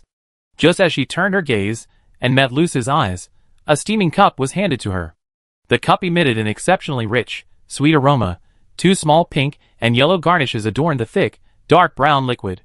"Drink it," Residential Daniel said, handing her the cup. "Hot cocoa with marshmallows." Jiang Yunu took the cup, said nothing, and first took a sip. The warm, slightly scalding hot cocoa and a marshmallow rolled into her mouth. She swallowed the melt-in-your-mouth marshmallow and hot cocoa together, and said to the teacher, "Teacher, I think I just ingested a lethal dose of sugar." "Nonsense."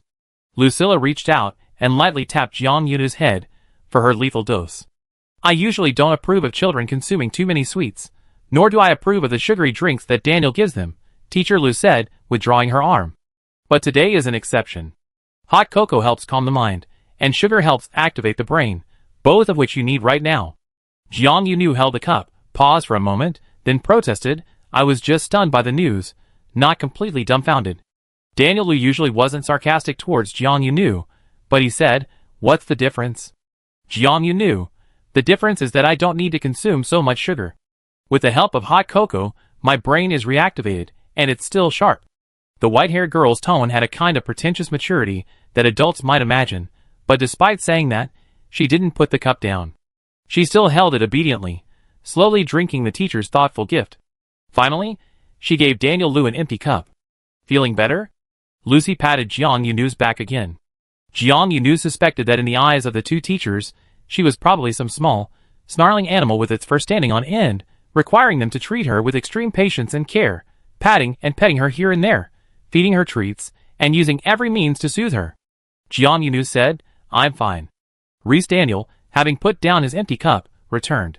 "So fine that you were silent for half a day, your eyes glazed over, as if you received a major blow rather than a huge surprise?"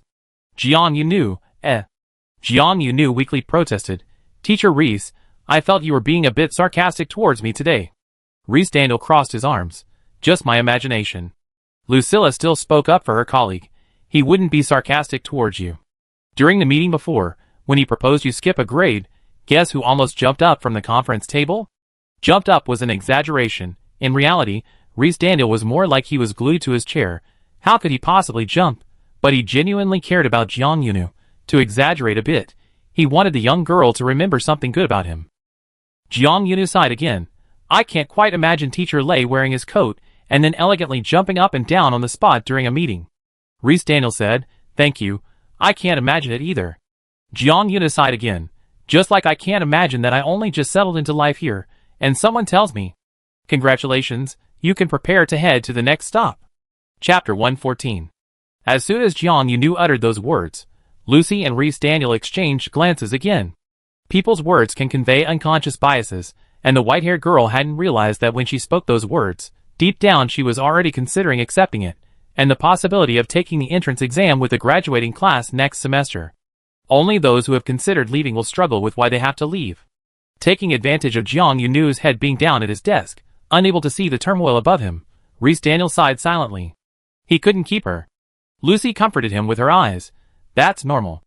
Children will be attached to their homes. Fledglings will initially linger in their old nests, but when the time is right, when the wind carries them, the fledglings destined to grow into birds of prey will seize the opportunity to soar." Rhys Daniel said, "Do you want to take the exam?" he asked directly. The best way to communicate with a young girl like Jiang Yunu is to be direct and straightforward. She answered honestly and frankly. Jiang Yunu indeed answered frankly, "I kind of want to, but I also kind of don't." As the saying goes, one can't have it all, but since she was facing her own teachers, who else could she confide her inner turmoil to if not to them? Lucy said, "Tell me more about it." Jiang Yunu addressed the details of her dilemma directly.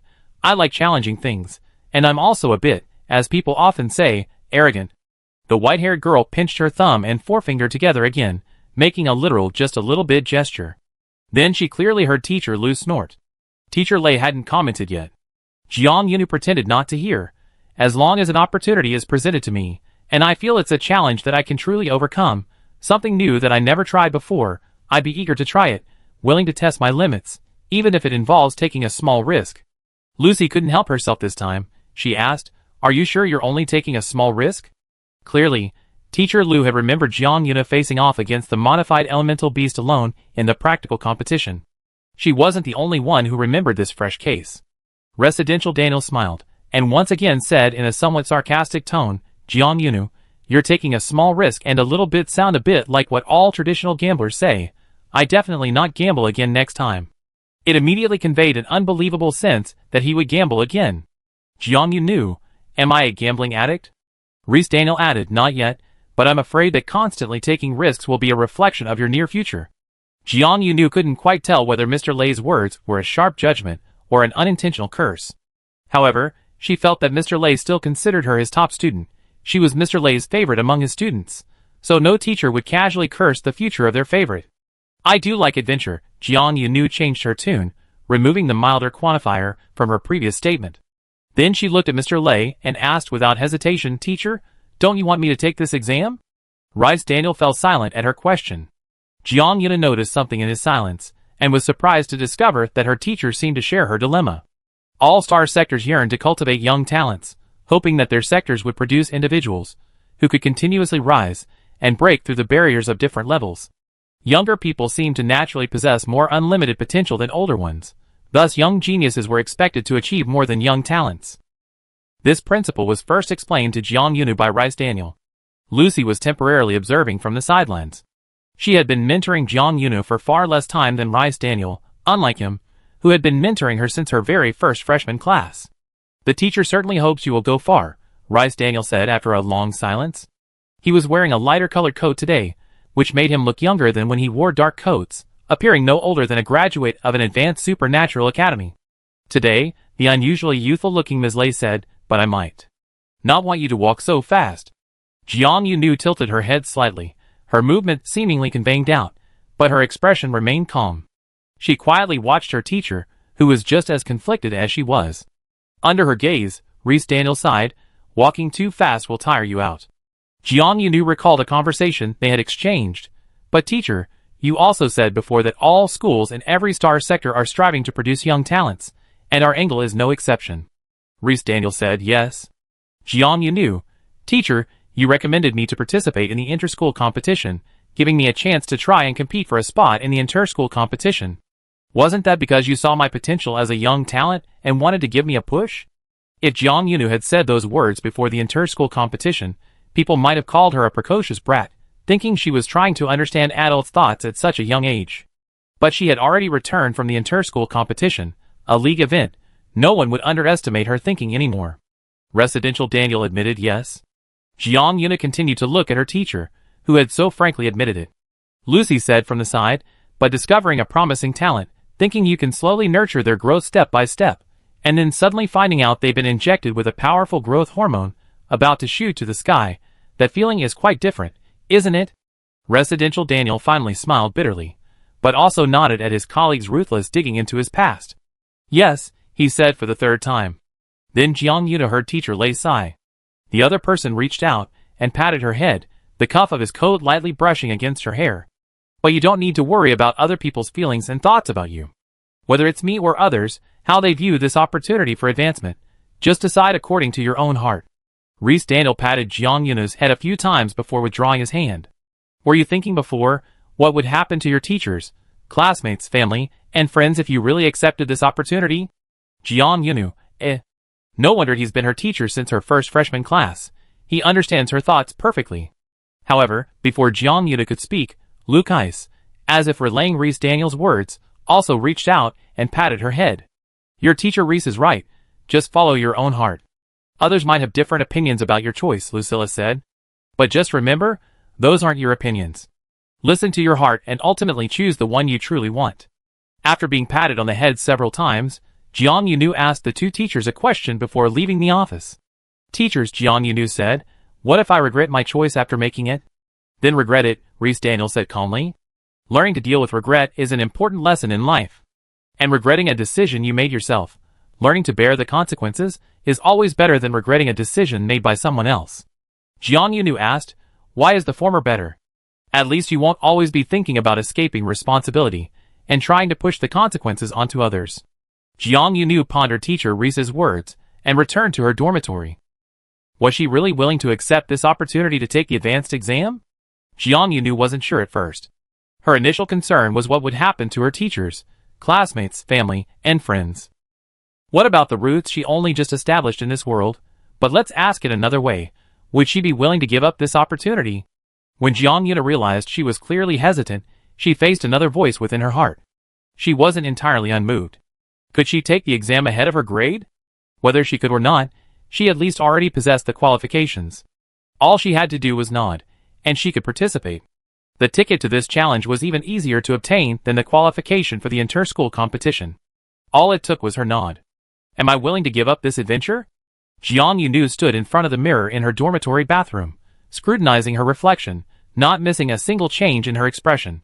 It was as if she wanted to dissect herself with her gaze, exposing her bones and chest, to confirm her truest and deepest thoughts. Then she felt a small voice deep inside her slowly, slightly, shake her head. She wasn't really willing. No, that's not right. Facing herself, she could be even more honest. She could omit the unnecessary, euphemistic parts left for outsiders to see, and more frankly tell herself, I'm not willing. She wanted to go outside, she wanted to see higher, even though she didn't know what the view would be like there, but she wanted to see it. Jiang Yunu washed her face, came out of the small bathroom attached to her dormitory room, sat on her single bed for a moment in a daze, then pulled up her personal terminal screen, opened her contacts, and sent a video call request to Xiao Daisy. The call was quickly answered by Jadis. The red-haired woman was in the dining room, a cup of herbal tea in front of her. She had probably just finished work and was enjoying a leisurely Sunday evening. Little new. Aunt Nuda said cheerfully, "Did you forget something? Auntie can invent the earliest intra-district express delivery for you tomorrow." In this era, there were also express delivery services, with self-driving express trains delivering packages to designated addresses. Aang's dormitory area had a dedicated package collection point. Jiang Yunu said, "And notice, there's something I want to tell you." Jadis looked at Jiang Yunu, slowly straightening her posture in her dining chair. Subtly, she already had a premonition that this wasn't a regular phone call. Chapter 115. Jiang Yunu wasn't one for beating around the bush.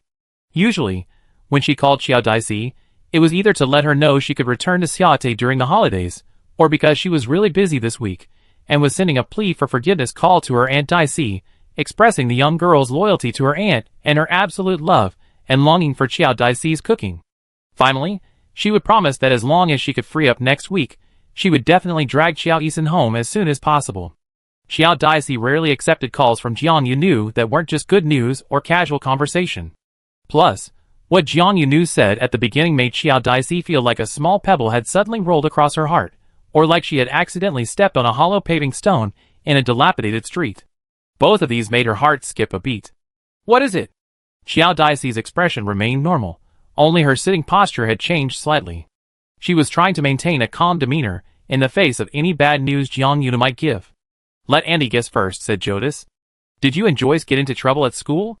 You just returned to school on Sunday, and we find out you two have caused a big mess?" Jiang Yunu sensed a deliberate nonchalance in Jodis's tone, which suddenly made her feel a pang of sadness. She knew that Jodis was trying her best to tell her through her attitude that it was okay. No matter what happened, there was no need to panic. Auntie Jodis wouldn't put any pressure on Jiang Yunu beforehand. "No, Auntie," Jiang Yunu suppressed the bitterness in her heart and tried to speak calmly. "It has nothing to do with Joyce. It's just my problem." "Oh." Jodis let out a long oh, her face showing a clear shift between contemplation and doubt. But her tone remained unchanged, even slightly teasing the girl. "Is this all your fault? Tell me, what kind of trouble did you get into that made Joey-san not come with you, leaving him behind as soon as you got back to school?" The red-haired woman swore she was just joking, trying to ease the awkward atmosphere Jiang Yunu had unintentionally created. She mentioned Joey-san twice, because the two children were rarely separated at Engel's school.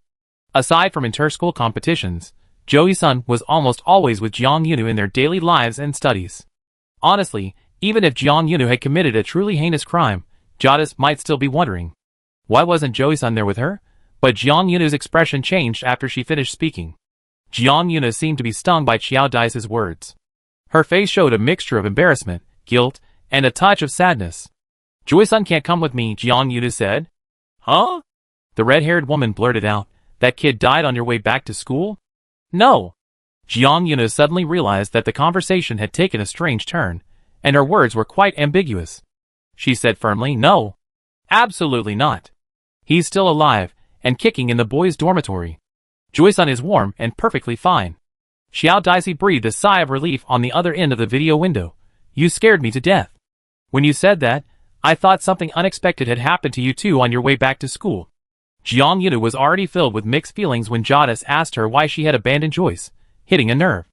After accepting the challenge of the advanced exam, she really had to leave her junior school friends behind and climb the ladder alone. However, before this precisely hit emotion could even begin to rise, Jadis' unexpected remark, "Joyce is done for," caused Jiang Yunu's emotions to falter, getting stuck in a rut. And once emotions get stuck, they easily dissipate. "Your guess is terrifying," Jiang Yunu said helplessly. "What kind of mother would immediately guess her child is dead?" "Only a mother would dare to guess like that," Ms. Jode said. "Outsiders shouldn't make such outrageous guesses." Jiang Yunu, You know it's outrageous. Little Yunu, and Jodes changed the subject. "So what exactly happened on your end?" The atmosphere seemed to have genuinely eased a bit with the topic of Joseon is dead. Aunt Jodes gestured with her chin towards the girl on the video screen. "You're even using such a respectful form of address. Whatever it is, just say it." If they were on a particularly old-fashioned landline, Jodes might have seen Jiang Yunu hesitantly winding the phone cord twice. If they were on a relatively new handheld phone, Jodes might have noticed Jiang Yunu's hand gently gripping the edge of the phone. But nowadays, communication devices are personal terminals, and Jiang Yunu's hands had nowhere to go.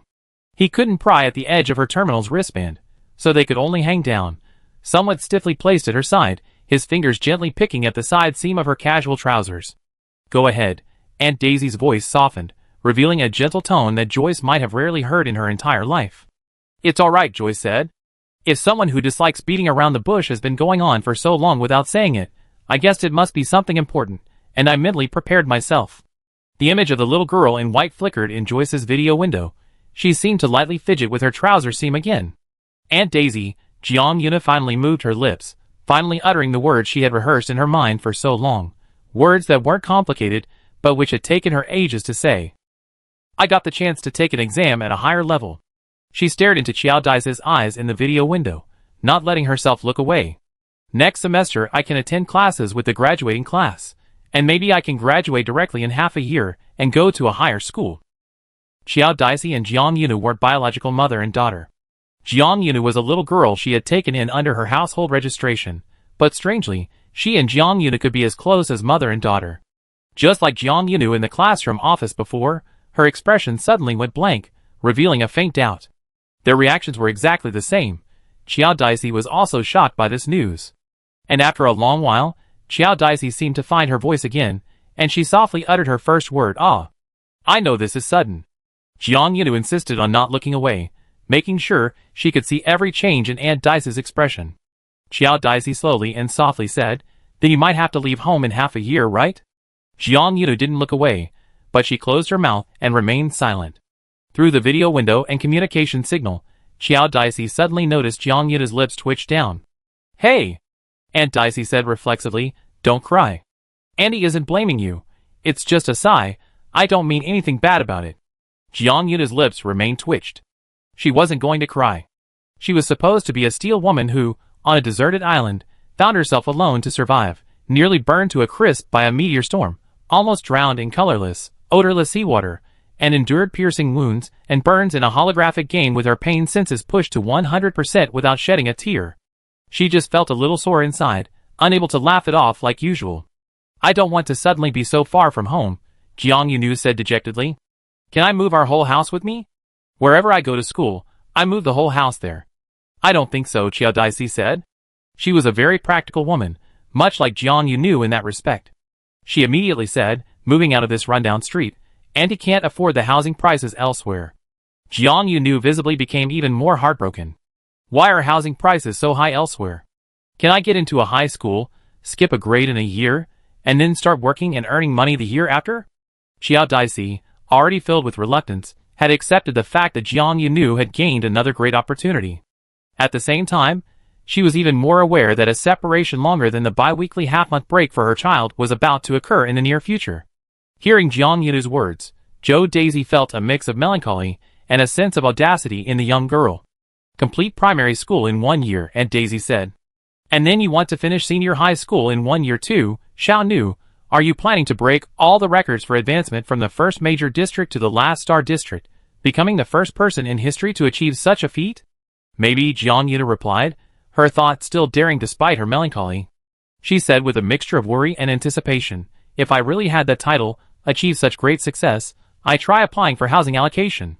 Whichever star district first offers us long-term housing and our entire family's residency, I immediately sign a contract to work there and use it as a valuable asset. That way, we could move our whole family there and transfer Auntie and Joyce's residency registrations."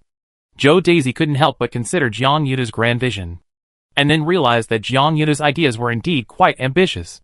Amazing! Not only is she an unprecedented genius, but she's also bringing her family to settle in a new star region with a single click. It's incredible. Ms. Jada's age has made her less prone to daydreaming. She's more concerned with her children's well-being and future. "Did you decide to seize this opportunity and then come to inform Auntie?" Auntie Dis steered the conversation back to the main topic. Her tone was calm, and she seemed to understand. Jiang Yuna hesitated for a moment, then said, "Yes." She honestly told Auntie Dis, "I'm reluctant to suddenly leave home so far away, but I also want to seize this opportunity." On the other side of the video window, the red-haired woman nodded. "Good." Jada said very gently and very firmly, "Go ahead." Chapter 116. Of all Jiang Yunu's preconceived notions, the one she was most unsure of was Jode's reaction. Therefore, informing Aunt Jode was the first thing she had to do. Jode was a woman who had been rooted in the rundown neighborhood for who knows how long, carrying the typical sense of boundaries common among its residents. She didn't like to meddle in other people's business, didn't pry into other people's backgrounds, and had never even forcefully demanded to enter the small building across the street from Jiang Yunu's house, to set foot in Jiang Yunu's private territory. But this woman with such strong boundaries, who initially appeared assertive and straightforward, was actually incredibly warm-hearted beneath her cold exterior. Her heart, like her hair color, was like the crackling fire in a winter fireplace, generously sharing its light with even the most unknown wild children. Jode was the first adult Jiang Yunu had close contact with in this world, the one who gave her legal residency and a caregiver's agreement. She held extraordinary significance for her. I thought. Jiang Yunu suddenly began on the phone. Pausing briefly before continuing, I thought Aunt Daisy wouldn't agree to let me go so readily. A flurry of negative thoughts flashed through the white-haired girl's mind. For example, she wasn't Aunt Daisy's biological daughter after all, but had been taken in and cared for by someone else, so the other woman probably felt she couldn't control her, and so on. But the red-haired woman watching her through the video window carefully observed her expression and realized that Xiao Daisy didn't seem to share these concerns. I agree to let you go, and most I miss you when you go to a higher-level school, and worry about whether you have an easy time living alone. But if I disagree with you going now out of reluctance or other selfish reasons, I might regret it for many years to come, regret not letting you make that decision yourself. Both Aunt Daisy and Teacher Lei seem to have emphasized the concept of making your own decisions to Jiang Yunu. Jiang Yunu then asked, is making your own decisions a very important thing? Very important. Xiao Daisy not only answered without hesitation, but she also smiled. Little girl, Aunt Daisy said, making your own decisions and daring to bear all the consequences, that's a very cool thing that many adults can't do. Jiang Yunu thought for a moment. She said, then I want to be the cool, unprecedented one. Aunt Daisy's true feelings were far from as rational and calm as she appeared during her conversation with Jiang Yunu, but in any case, she and Jiang Yunu had a video call where they shared the same views, and the atmosphere became increasingly harmonious as it progressed. It's getting late, Jada said. Even if you don't rest, you must have other things to do tonight, right? Jiang Yunu understood this was a hint to hang up. She nodded and said, yes, I have to make a list of people I need to inform about my skip grade exam. The red-haired woman raised an eyebrow, a hint of surprise on her face. Am I the first to know about this? Jadis asked. Jiang Yunu, besides the two teachers who sent the notice to me, I only told Auntie Yunu about it first. The red-haired woman's surprise turned into thoughtfulness, then into a sudden realization. In those two short sentences, Jadis suddenly understood why the girl had that expression when she mentioned Joyce earlier and asked Jiang Yunu why she was causing trouble as soon as she returned to school, leaving Joyce behind. I was just joking, Aunt Daisy apologized to the child. I suggest you schedule Joyce as the next person to be notified. He needs a little more time to process this news, but don't worry, he won't complain about being left out. Jiang Yunu almost blurted out, really? But that would have revealed her concern about her friend's reaction. That's how people are. Once they truly consider someone an elder, they have a little secret in front of them. Especially since she had just had a mature conversation with her friend, she didn't want them to immediately discover that she was still worried about maintaining their friendship. I'm not worried, Jiang Yunu stubbornly insisted. Then I hang up now. I go see Joyce next. Good night, Aunt Daisy. After saying good night, she hung up. Embracing the momentum that followed her stubbornness, Jiang Yunu immediately sent a message to Joyce, inviting him to have breakfast together at the South Cafeteria the next morning. Joyce was still awake. It was Engel students' nightlife time. The red-haired boy seemed particularly puzzled by Jiang Yunu's special notification. He messaged Jiang Yunu, asking, does this really need a special notification? You only been at the inter-school competition for a little over a month, and you're already refusing to acknowledge that we eat together at school? Joyce's personal terminal user ID hadn't been changed. It was still the fiery red Attic Phantom that had once made him cringe. Fiery red Attic Phantom continued to bombard Jiang Yunu online. What's that saying again? Sigh. The worst thing is how fickle people's hearts are. Just because we went out once, we're no longer the best dining buddies? If you're not going to call me for dinner, who are you going to call? The young master who gave me a dirty look when we bumped into each other in the dormitory area tonight, because we didn't ride in his family's private car back to Xiata? Jiang Yunu didn't know how Xieshur appeared in her chat window with Xiao Yisun, but she also really didn't know that when Xiao Yisun parted ways with her this evening and went back to the boys' dormitory, there was such a coincidental incident as being given a dirty look by the young Master Xie in the dormitory area. User 202-407-1523 replied to Fiery Red Attic Phantom. Don't slander someone's innocence out of thin air. Why would I invite young Master Sia to breakfast? She'd been at Songnan School for over a month, and hadn't eaten alone with Sia or anywhere. Not counting their half-day temporary duo during the practical competition, squatting together on the Songnan backhill eating portable energy packs. Joseon was quite satisfied with his stable regular meal buddy status. He finally stopped bombarding Jeong Eun-woo, telling her to say less things that made them seem like they suddenly become distant. Jeong Eun-woo stared blankly at her personal terminal screen. She had originally planned to casually mention her possible graduation in 6 months, when she invited Joseon to breakfast the next morning. But time flew by, and it was the next morning. She couldn't bring herself to say it. Jeong Eun-woo then thought that saying it at noon would be fine. But she didn't say it at noon either. Then she shifted her gaze to the evening, feeling that evening would also be an option. And then, of course, in the evening, nothing happened either. Jeong Eun-woo's notifying everyone of the skip grade exam plan got stuck at the second person on the list, and that got stuck for almost half a week. Something's not right with you.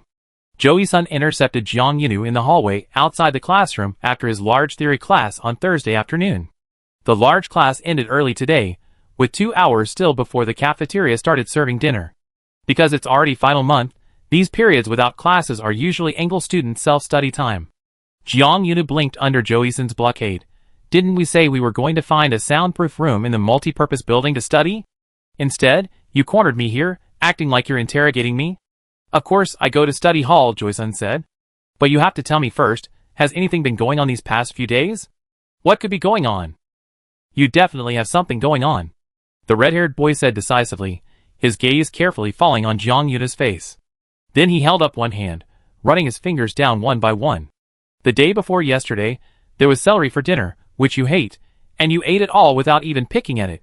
Yesterday at noon, we went to buy some snack bread.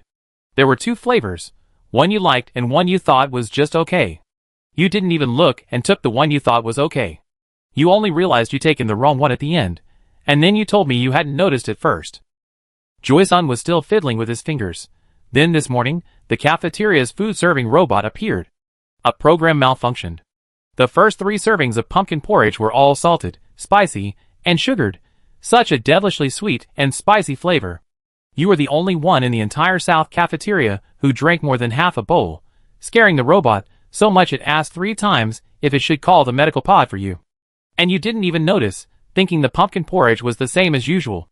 Jeong Eun-woo said, these are just low-probability events. You know I always cherish food. That's right. You're the most food-conscious girl my age I ever met, Joey-sun said firmly. But because you're so focused on eating, when you make consecutive small mistakes in your eating habits, I'm sure you're troubled. Jeong Eun-woo never imagined that someone could judge her thoughts and emotions from the details of her eating. She thought she acted normally every day, that she had kept her big news from her friends very well. Who knew someone was observing her eating every day? You really are my brother. Jeong Eun-woo was a little speechless, yet also a little shocked. Why do you keep an eye on my meals every day? That's precisely why I do it, Joe-ethan said, creating a false blood relation between them.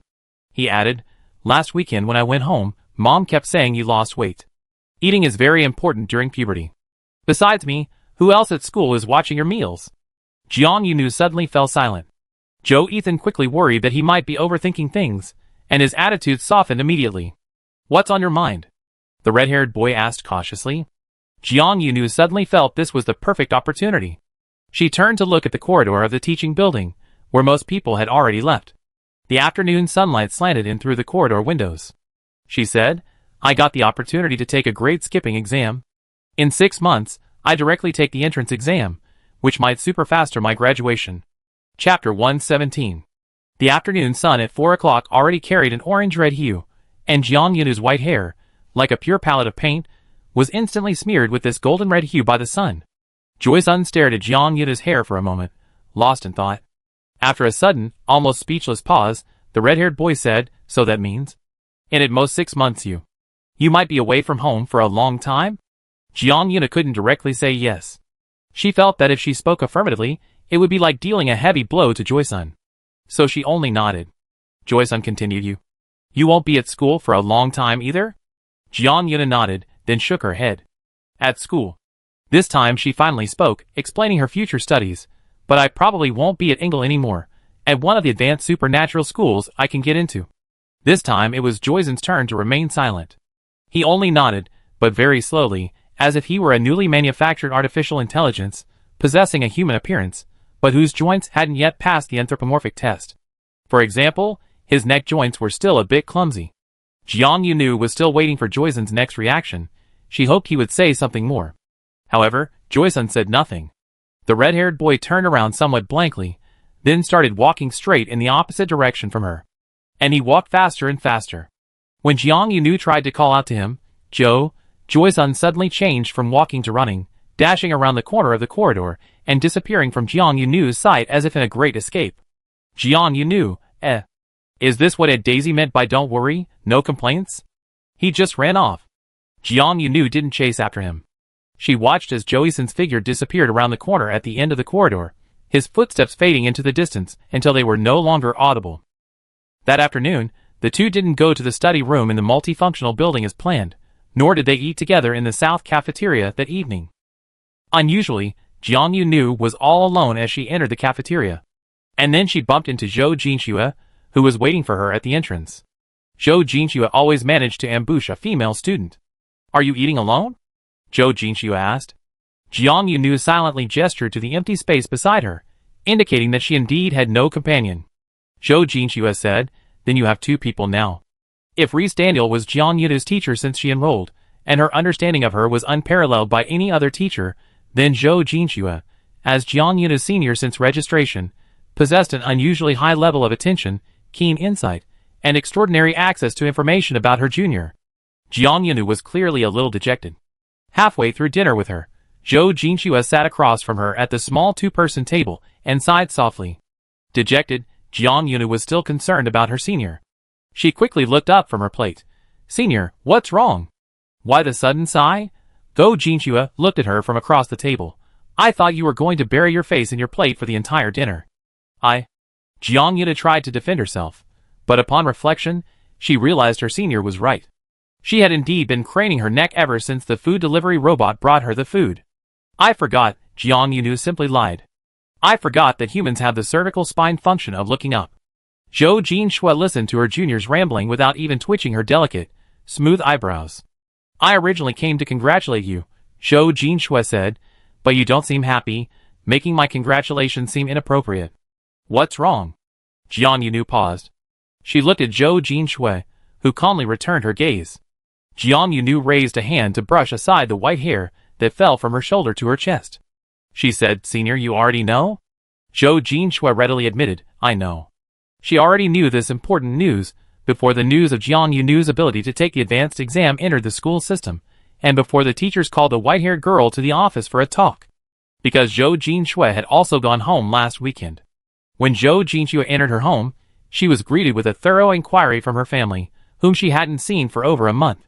Then, one of her elders abruptly changed the subject, saying, Do you know that the girl you were tutoring one-on-one at school is about to surpass you?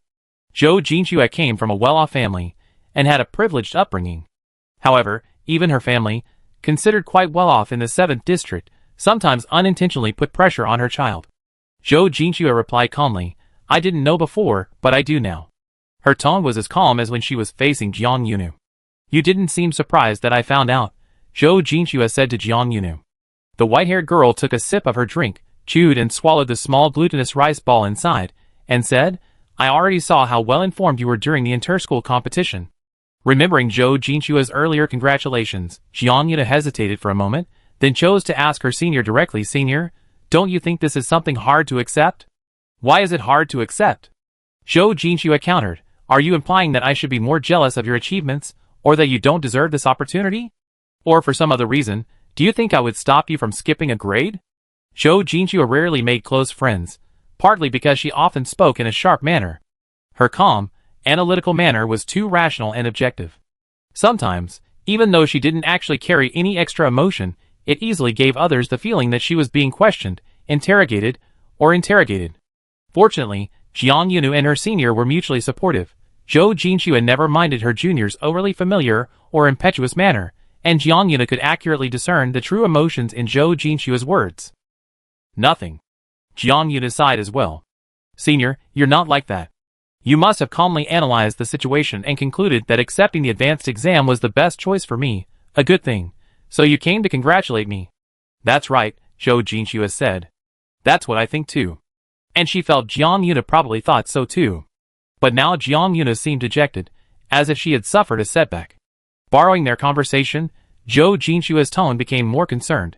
You're saying this because someone objected to you taking the advanced exam? No one objected. Jiang Yuna stirred the straw in her drink. The other person just didn't express their opinion and then left. Joy-sun turned and ran. Rather than explicitly opposing Jiang Yunu's advanced exam, it was more accurate to say he was completely avoiding the matter.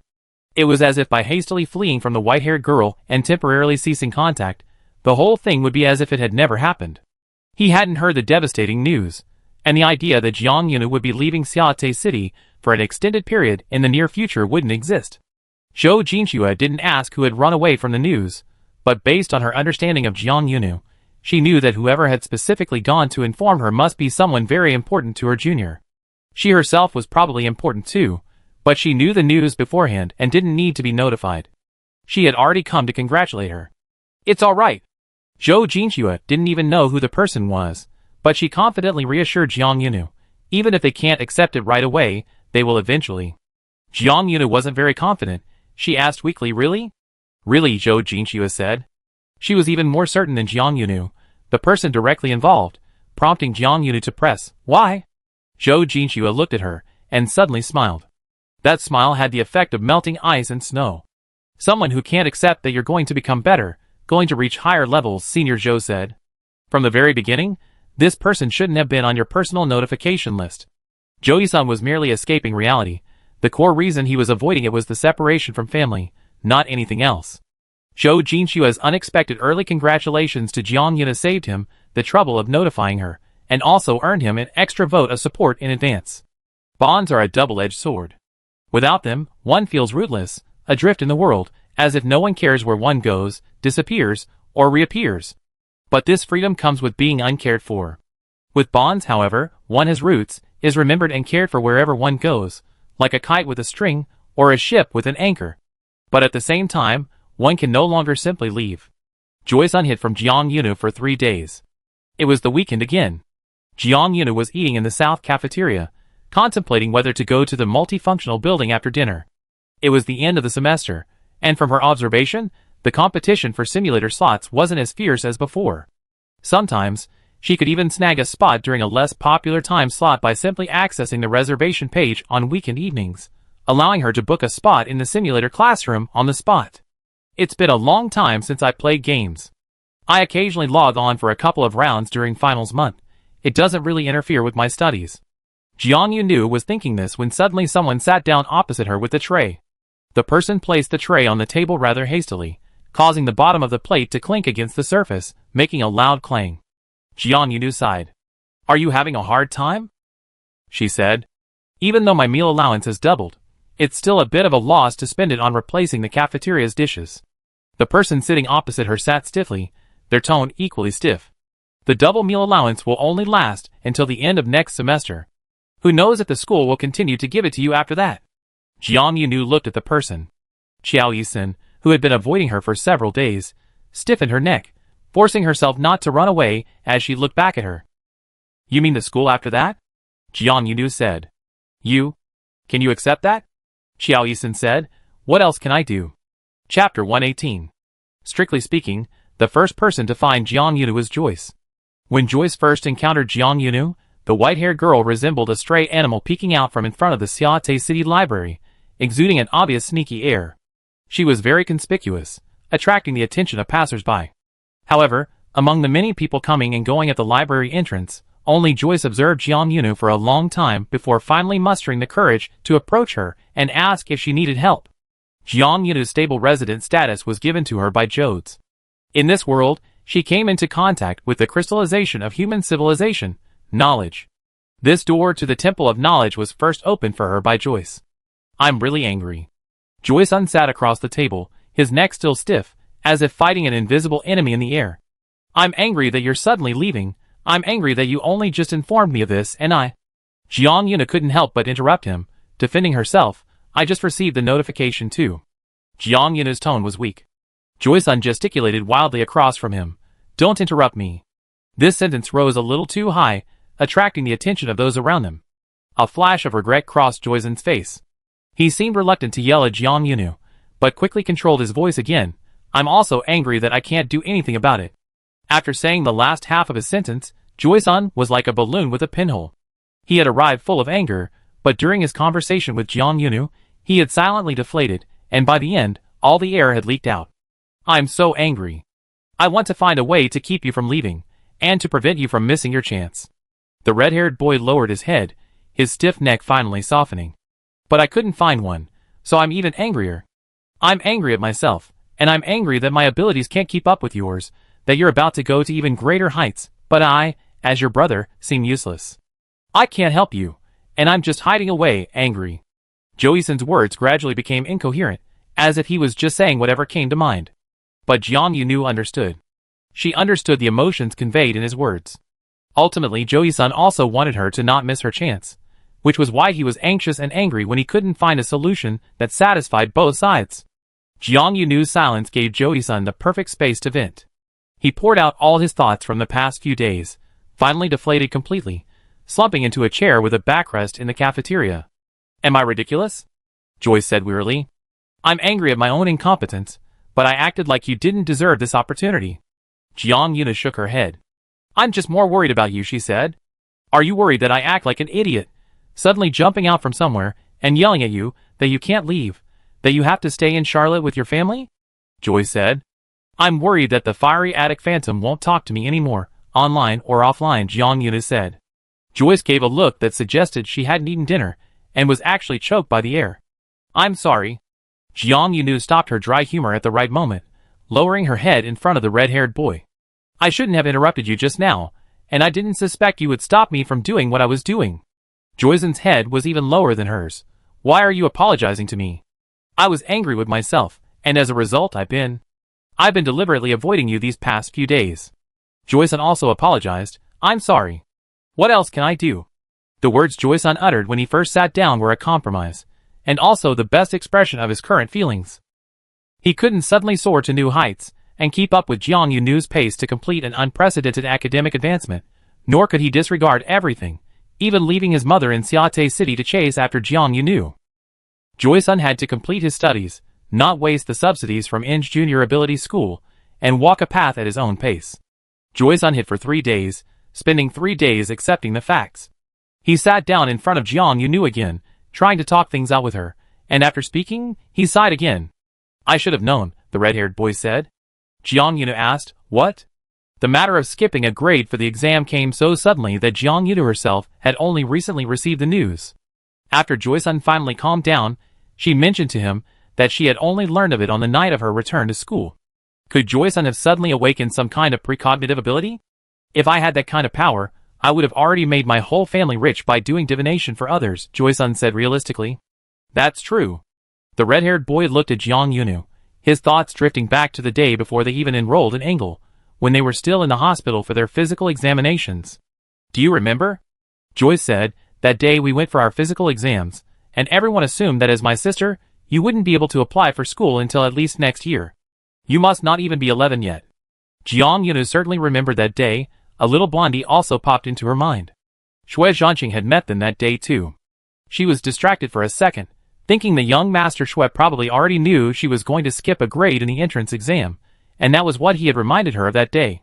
Since young Master Shui knew, and senior sister Zhou knew, wouldn't the other young master from their school most likely know as well? But you remember what happened back then, right? You were like a miracle.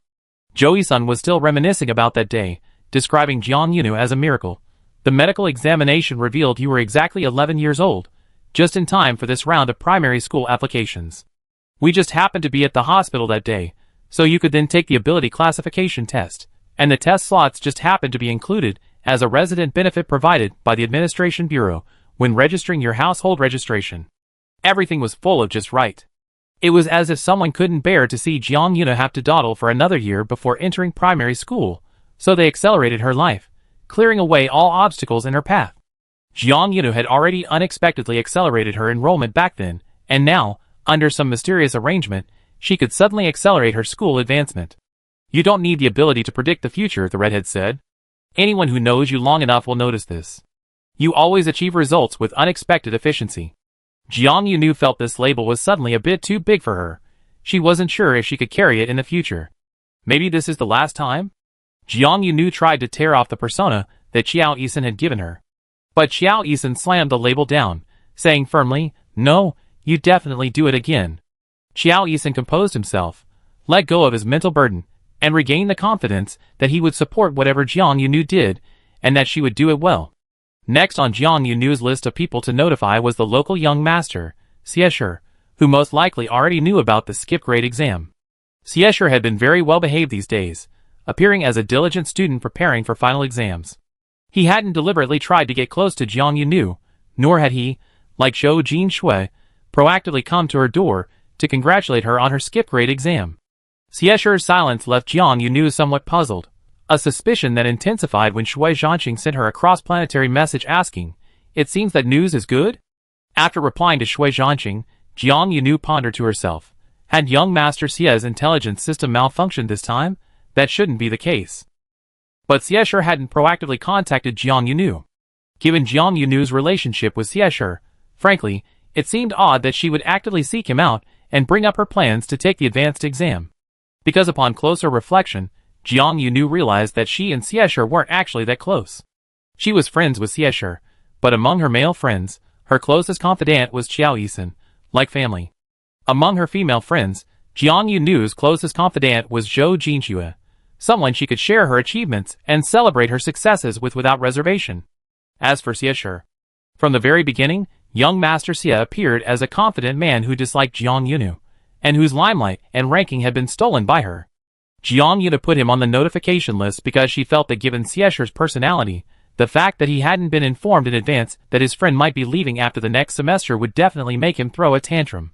Jiang Yunu hadn't gone to see him yet, because she didn't know if the young master would find her new grades a little too dazzling, fearing she was showing off, and that her skyrocketing grades would hurt his feelings. Sigh, this is difficult. Maybe I should focus on the final exams first. Jiang Yunu gave herself a plausible excuse, and simply suspended her notification efforts. And this suspension lasted until the end of the first semester's final exams at Enge Junior Ability School. The month-long final exam period passed by in the blink of an eye. Jiang Yunu looked up from her studies, and realized that winter break started next week. Tomorrow was the day she and Qiao Yisan would pack their things in their dorm rooms, organizing everything they needed to take home, and putting away anything they wouldn't be taking home in their closets to keep it dusty. She stepped out of the main hall, the cold wind making her squint. When she opened her eyes again, a figure appeared before her, carried by the cold air. Xiesher stood at the bottom of the steps in front of the main hall, slightly raising his chin to look at her. Xiesher asked, "When are you and your brother planning to go home?" Jiang Yunu said, "The day after tomorrow." Young Master Xia nodded, almost making Jiang Yunu think he was about to recommend his family's private vehicles again. But what he really meant was, going home the day after tomorrow. The next time we see each other is when the next semester starts. Didn't you forget to tell me anything? Chapter 119. The hint was quite obvious, but Jiang Yunu's brain went blank. She said no. The no was utterly innocent. Xiesher's face twitched like a piece of paper in a cold wind, making it clear he twitched slightly. Jiang Yunu suspected a young master was about to turn and leave. She could even hear the scraping of his exquisitely crafted boots. However, strangely, Xiesher simply took a deep breath in front of her, his chest rising and falling noticeably. But the young master stopped in his tracks. Really not? These 4 words seemed to be squeezed out from between Xiesher's teeth. Jiang Yunu sensed a cat-like person, teasing him any further would likely lead to trouble. Xiesher was the kind of person who wasn't very good at distinguishing between jokes and provocation. He wasn't good at differentiating between harmless teasing and malicious attacks, so teasing him had to be subtle and to the point. Jiang Yunu answered again yes. Xiesher gave a cold humph. This young master had even condensed the question. Then why did you say no just now? Into a single syllable, leaving it all to Jiang Yunu to interpret intuitively. I was just joking, Jiang Yunu said. Xiesher's expression softened a little. I guess, Jiang Yunu continued, taking the initiative, you wanted to come and talk to me about the advanced exam? Xiesher said coldly, after all, if I didn't come to you, you didn't seem to be planning to come to me either. Jiang Yunu touched his nose, feeling the guilt caused by his procrastination. I was thinking of telling you before. Jiang Yunu awkwardly tried to explain herself, but she could only offer a starting point.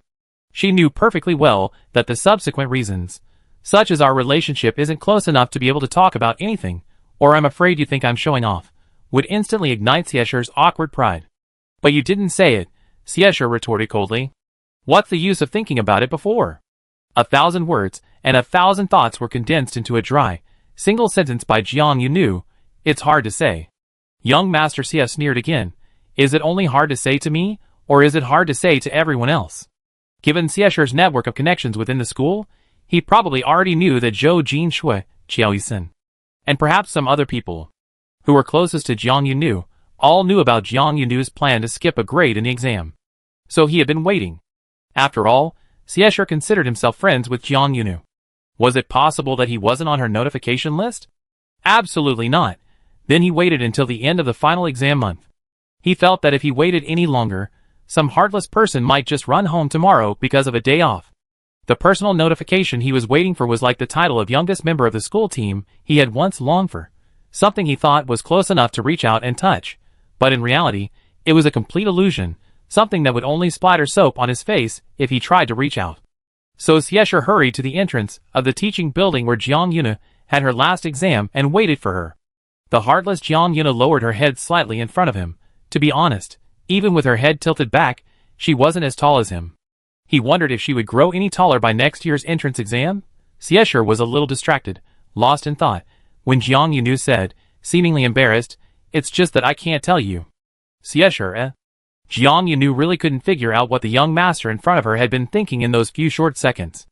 Anyway, standing opposite him, she saw Xiesher's face first turn cold, then his features inexplicably thaw.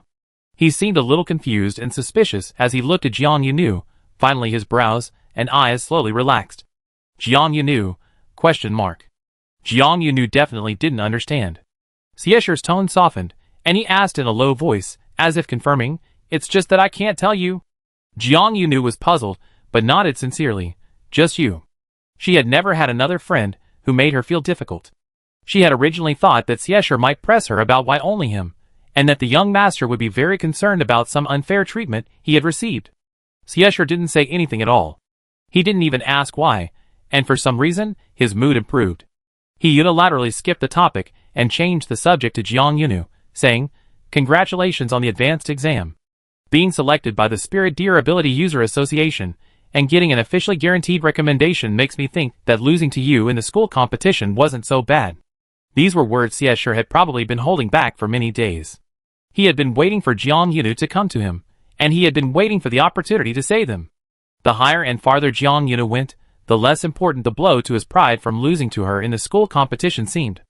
A slight difference can be regrettable, but a huge difference only makes people look up in awe. They no longer believe they had a chance to surpass her with their hard work. They think her victory was just luck.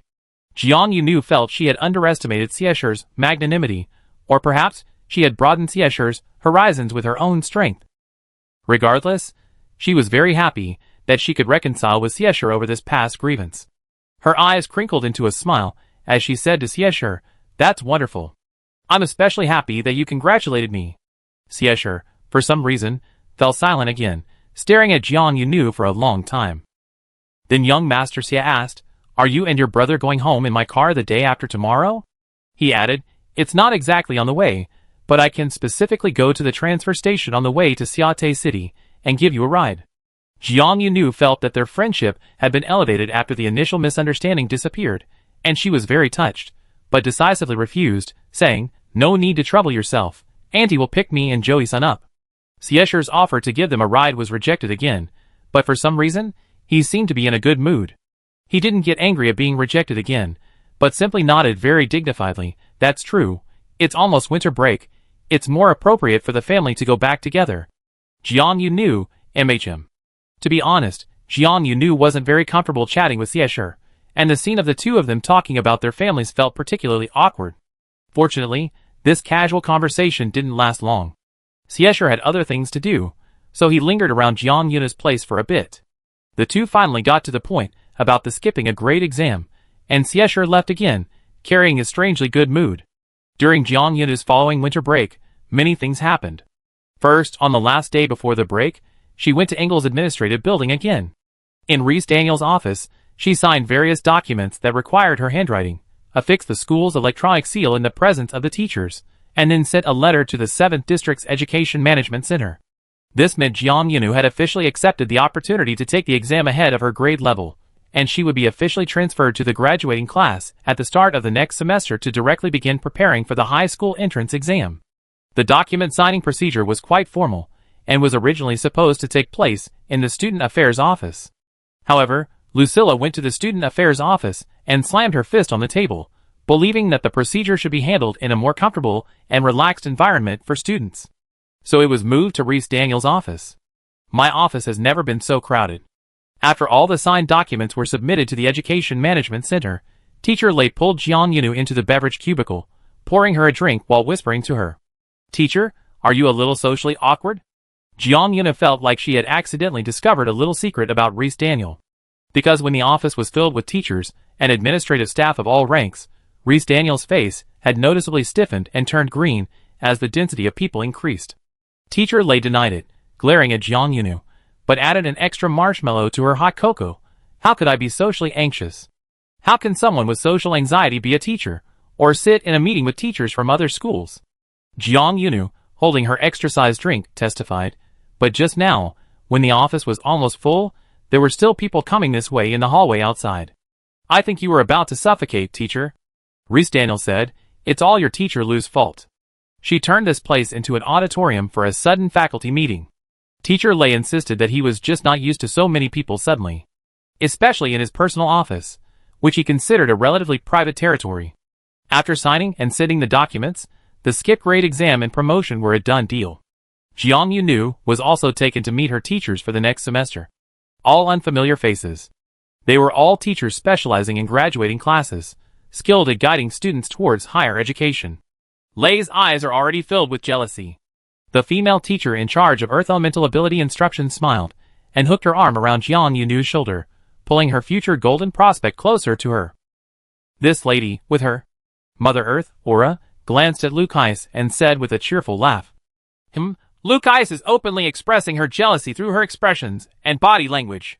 Reese Daniel and Lucais, one fire and one wind, could both teach general theory and basic skills, but when it came to instruction in a specific element, they had to step aside and let the teacher more proficient in earth elemental attributes teach Jiang Yunu. The female teacher, Mutiza, possessed a Mother Earth aura. Her name reminded Jiang Yunu of a movie she'd seen in a previous world, one where lion cubs were lifted high and sang. Jiang Yunu exchanged contact information with her new teachers, who then forwarded her a stack of documents. "Almost all graduates will be considering their target schools this winter break," Mutiza said. "This is information on advanced ability schools located in the 1st, 2nd, and 3rd districts. You can take a good look during the winter break and filter out some schools you're interested in." Jiang Yunu asked curiously, "Are advanced ability schools only located in the 1st, 2nd, and 3rd districts? Otherwise, why would information on the other districts be omitted?" Mutiza glanced at her, her expression one of surprise.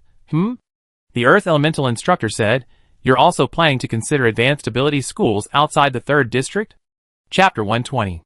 Jiang Yunu didn't know much about advanced superpower schools in the past. She had only studied at a junior superpower school for half a year. She knew that schools, like Ange Junior Superpower School, Songnan School, Flea School, and Roll King School were considered the 4 little famous schools of their 7th district. They could only be called 4 little because the 7th district wasn't ranked high among the districts. A school in a lower-ranked district daring to call itself one of the 4 greats would be laughed at. It was Reese Daniel and Lucais who patiently explained things to Jiang Yunu. They told her that the application requirements for advanced superpower schools were relatively complex, with stricter requirements for location and funding. Therefore, one had to be at least in the 5th district to be eligible to establish an advanced superpower school locally. Besides the upper 3 districts, there's the lower 2 districts, Mutiza said. Graduates usually set schools in the upper 3 districts as their first goal, trying their best to get into schools in those districts. Jiang Yunu returned to Xiate with a pile of school information. Besides school materials, her thoughtful teachers also sent her a stack of exam preparation materials to her personal terminal. She selected schools, planned her college entrance exam preparation in advance, and celebrated the end of the year with her family, welcoming the new year. Joy-san and Jiang Yunu shared their materials simultaneously, but Jiang Yunu accidentally selected all of her exam preparation materials and shared them with him. Out of curiosity, Joy-san clicked on Jiang Yunu's exam preparation materials and glanced at them. Instantly, countless small floating light screens spread out around the dining table, their static and dynamic content making one's eyes dizzy. The red-haired boy felt a chill run down his spine, just looking at it.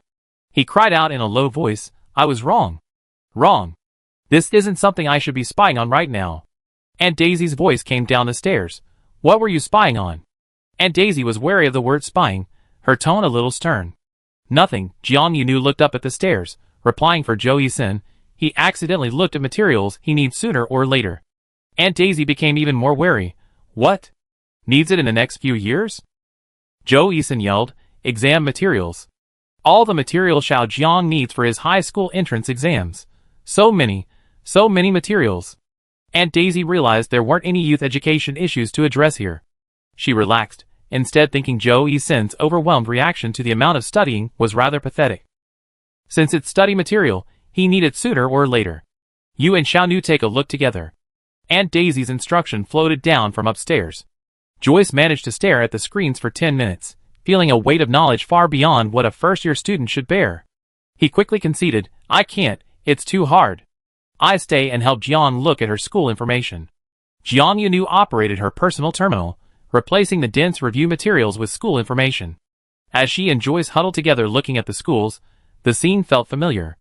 Then she remembered that 6 months ago, not long after she arrived in this world and had just settled in Xiate City, she and Joyce had also gathered in the living room and dining room of the Chiao family's small building, selecting the junior high schools they wanted to apply to. "Time flies," Jiang Yunu couldn't help but exclaim, sharing the reason for her sigh with Joyce. Joyce said, "Sighing like that makes you sound like an old person." Jiang Yunu then grabbed a cushion from the dining chair and hit him. The cushion was part of a year-end sale on Jinzhou Street. Aunt Daisy had taken Jiang Yunu and Joyce to browse it, and Jiang Yunu had immediately fallen in love with the cushion at the sale, buying it from her own savings. Daisy had tried to stop her from paying. "You basically rely on subsidies at school. Save up all the welfare allowances from the Charlotte government. When you go to a higher education institution, there will be many expenses in the new city," Aunt Daisy said, already preparing to pay for Jiang Yunu's expenses. However, Jiang Yunu stopped Xiao Daisy, grinning, "I didn't touch the allowance, and these cushions aren't expensive. I have some extra income, which I can use to buy them." The extra income Jiang Yunu referred to was the earnings she made before participating in the inter-school competition. She and the school's Crystal Core team had fought a mini-boss in a holographic game and sold the boss's Crystal Core. The Crystal Core team had contacted Jiang Yunu before she left for the competition, asking if she wanted to log in one last time before leaving. She was too busy at the time and declined their invitation. The captain of the Crystal Core team was an honest person. After listing the boss's Crystal Core on the auction house and receiving the in-game gold, he sent Jiang Yunu's share of the gold to her account via in-game mail. After finishing the league, Jiang Yunu logged into the game once, accepted her share of the gold, and then exchanged it for real-world star coins at a certain ratio. A small sum of extra income thus entered his account. This was truly a windfall. The amount of star coins wasn't high, but it was more than enough to cover the cost of a few discounted cushions. Moreover, spending money earned by chance while playing games gave him a feeling of joy, as if he hadn't spent any money at all. "Maybe I should try joining the Crystal Core group next semester?" Joy-san seemed to have gotten some inspiration from this incident, standing to the side with a thoughtful expression. Then the red-haired boy was smacked on the head by his mother. "What are you doing? Do you have that many hearts to spare?" Joyce clutched her head. "I just thought if I could practice my skills and use the school simulation pod to fight bosses online every week, I could earn some star coins, just to supplement the family income." Joyce was clearly moved by his filial piety, but then rolled her eyes and poked her son's forehead again with her slender finger. "This family doesn't need child labor to supplement the family income." That slender finger poked Jiang Yunu again. Neither male nor female child laborers are needed.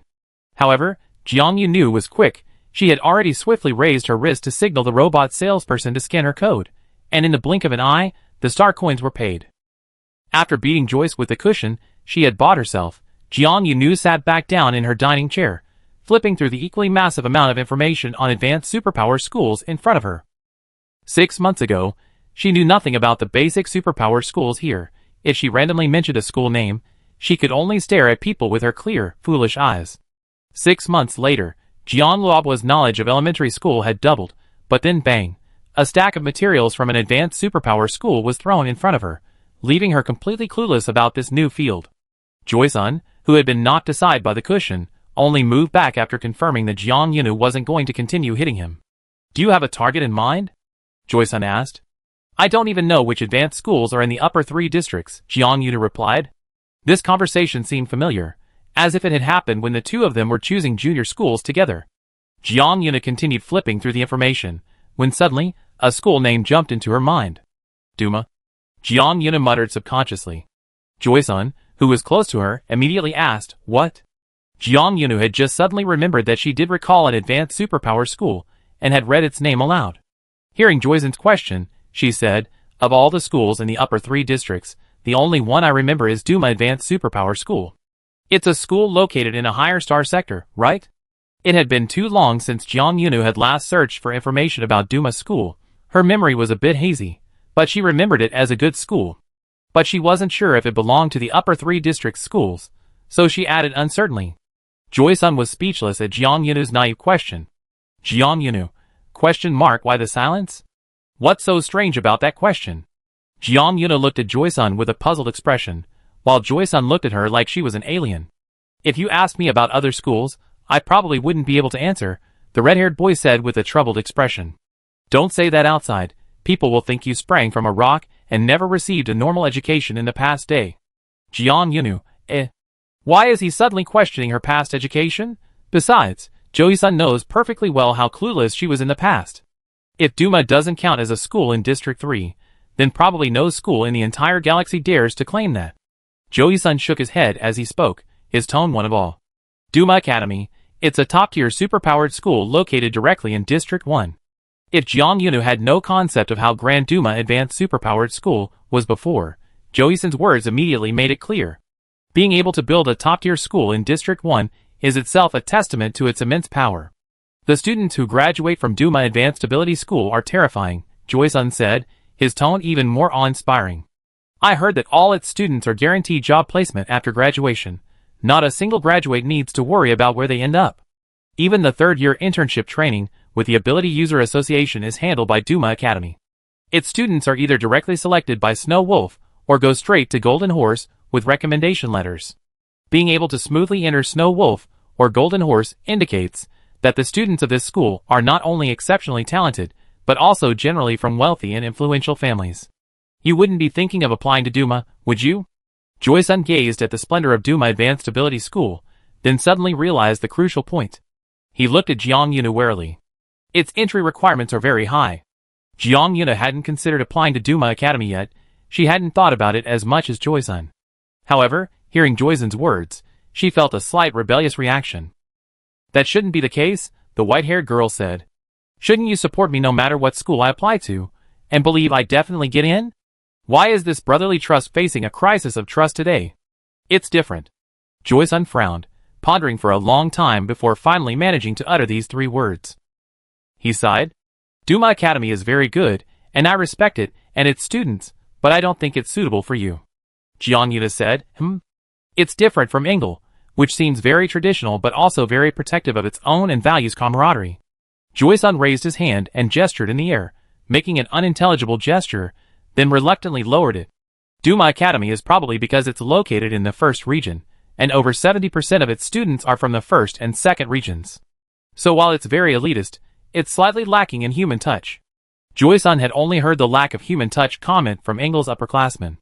Otherwise, how could a little boy from the 7th district, still a first-year elementary school student, know so much about the pyramid clan of the 1st district? "It seems it was when you went out to participate in the inter-school competition," Joy-sun shared information with Jiang Yunu. "Advanced schools also have league activities, and they're on a larger scale, and receive more attention. In this year's inter-school league, Duma students injured the energy core of a player from a lower-ranked school." "Huh?" Jiang Yunu said. "Why? They fought during the league?" "No," Joy-sun shook his head. "Advanced leagues have competitions involving player superpower duels. The accident happened during the competition." Jiang Yunu, then. The Duma student refused to apologize, believing the other party should reflect on their actions. Joe Ethan shrugged slightly. Jiang Yuna frowned. Didn't he injure the other person? What do he want them to reflect on? Joe Ethan glanced at her. He told his opponent to reflect on their own inadequacy, that they couldn't even protect themselves in the University League, and that even interning at the Ability User Association might not be useful, let alone becoming a full member and carrying out ability missions. Jiang Yunu, Jiang Yunu asked. Wasn't he punished for his words and actions? Joe Ethan pursed his lips. The upperclassmen said they were punished on the surface, but it's practically the same as not being punished at all. Given Duma Academy's elitist approach, they think survival of the fittest is a natural phenomenon. Strong people occasionally slip up, and injuring a weak person is just because they didn't expect the weak person to be so weak. A very strong-willed, very dog-eat-dog world. Jiang Yunu was the kind of girl that at least 9 out of 10 people who met her would think possessed a certain wildness. Joyzen's gaze fell on her face, wanting to know her opinion on this theory. Would someone generally considered like a wild animal agree with this variant of the law of the jungle? Jiang Yuna tilted her head slightly. I really don't belong in this school, she said without hesitation. I think those who believe in this survival of the fittest, and use it to justify themselves, thinking that as long as they are strong enough, they can hurt those who are superior to them at will, have never considered that they could be at a disadvantage, and think they can always maintain their class, always be superior, always be in a position of power. Chapter 121. However, who in this world can be so confident that their social class will never decline? Let alone so-called class. First you have to believe that the rules set by a group of people who happen to be in high positions are correct. You accept other people's rules, and then your words and actions will begin to be restricted, and you will begin to act according to the rules of the game set by others. But Jiang Yunu propped her chin up on the dining table. Her legs weren't long enough to easily reach the ground while sitting in a high chair.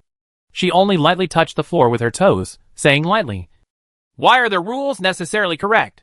Joey-san seemed to understand, but that didn't stop him from saying, "Yes, bullying the weak is wrong." However, Jiang Yunu's tone changed again, introducing another twist. She rested her chin on her hand, speaking with a blend of idealism and clarity. When those considered inferior in the eyes of others say such things, they mostly just laugh at us, thinking it's an excuse for the weak and powerless, a weak person's way of speaking because they're not strong enough. The red-haired boy's arrogance subsided somewhat. He wilted.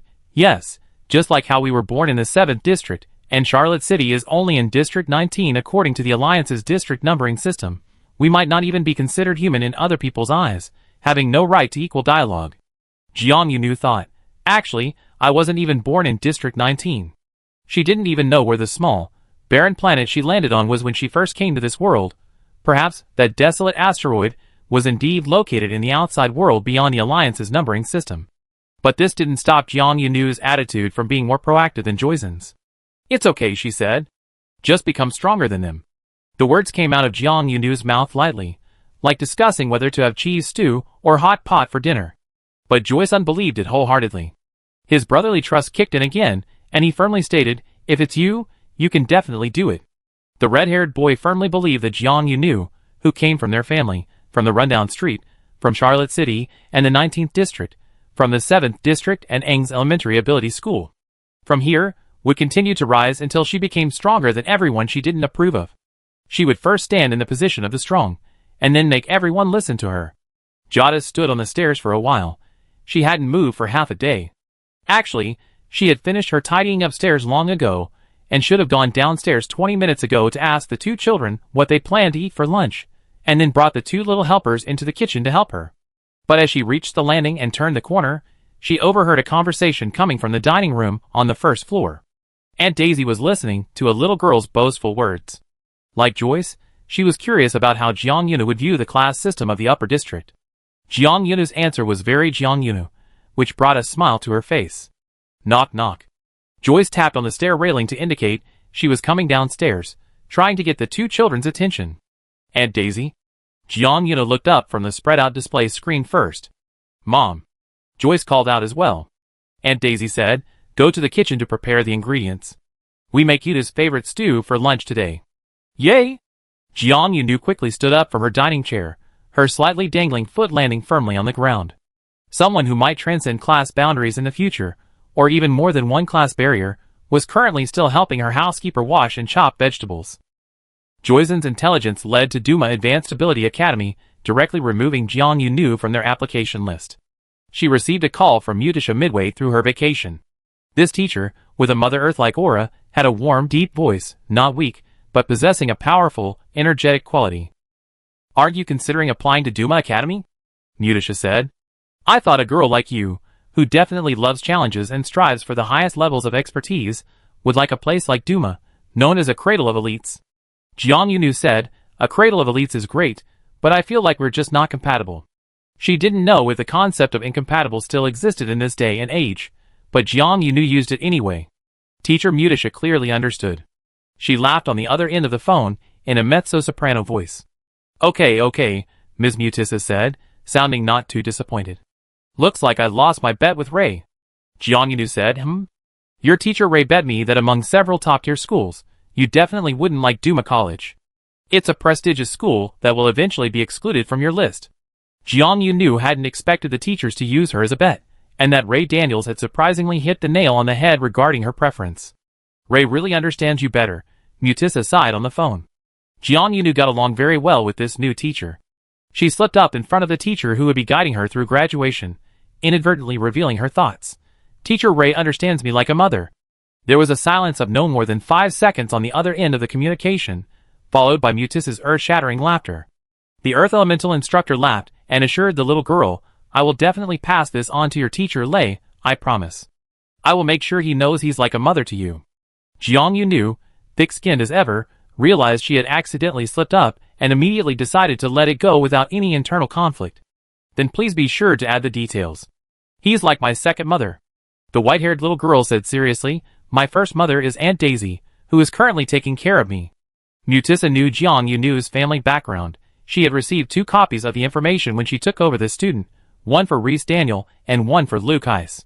"Give my New Year's greetings to your parents as well," Mutisha said cheerfully, promising to carefully tell Reese Daniel that the male colleague was like the little girl's second mother. As for how Reese Daniel would react after receiving the message, Jiang Yunu felt that was a problem she would need to address after the semester started. Unless teacher Lei contacts her in advance during the holidays. When Mutisha called, besides offering New Year's greetings to her students and confirming that Duma Academy had been ruled out of Jiang Yunu's options, she also recommended some other schools to help her select more targeted options and avoid sifting through a huge pile of materials. Jiang Yunu continued sifting through materials during the following winter break, working on the first year to graduation intensive bridging assignment Mutisha had given her. When she discovered overlaps in the award lists of several renowned advanced superpower schools, and the name Duma Advanced Superpower School consistently appeared in their respective competition lists, Jiang Yunu's hands paused slightly, as she looked at the school name repeatedly popping into her field of vision. It was only after confirming her exclusion of the application, and seeing it repeatedly, that she belatedly realized why she remembered this school. She had seen combat footage of a genius student from that school. But what was that student's name again? It wasn't that Jiang Yunu had a bad memory, it was just that the time she could focus intently on playing a full immersion game and refer to that live-action combat footage online happened a long time ago, before she participated in the inter-school competition, and before all those subsequent events occurred. She hadn't played games for so long that she naturally didn't have time to think about a memory so closely related to the game. Only then did she clearly recall that such a person existed, and that Jiang Yunu had diligently studied their combat videos and applied the summarized tactics to the game. But what was their name? Jiang Yunu vaguely remembered that there was a name in the accompanying report of that video. She racked her brains to recall, and then a strange word popped into her mind. Moon. But I don't think so, Jiang Yunu murmured. Joy-san and Jiang Yunu spent the day at the library in Charlotte City. Aunt Daisy was at work today and, feeling that the 2 kids shouldn't spend the whole holiday cooped up at home, she dragged them out with her on her way to work. The 2 found a long table in a corner of the reading area. The library wasn't crowded on a weekday, and most of the surrounding tables were empty. In the quiet environment, Joy-san heard Jiang Yunu suddenly mutter something. He looked up from his e-textbook. "What do you mean, not so?" he asked, bewildered. "What are you talking about? What problem have you encountered?" Jiang Yunu said, "I think no one would choose a name that sounds like a cleaning detergent." Joe Ethan, ? When he thought of the moon, the name that automatically popped into Jiang Yunu's mind was Blue Moon. This cleaning brand probably doesn't exist here anymore, but even a genius student from Duma Academy wouldn't have such a name.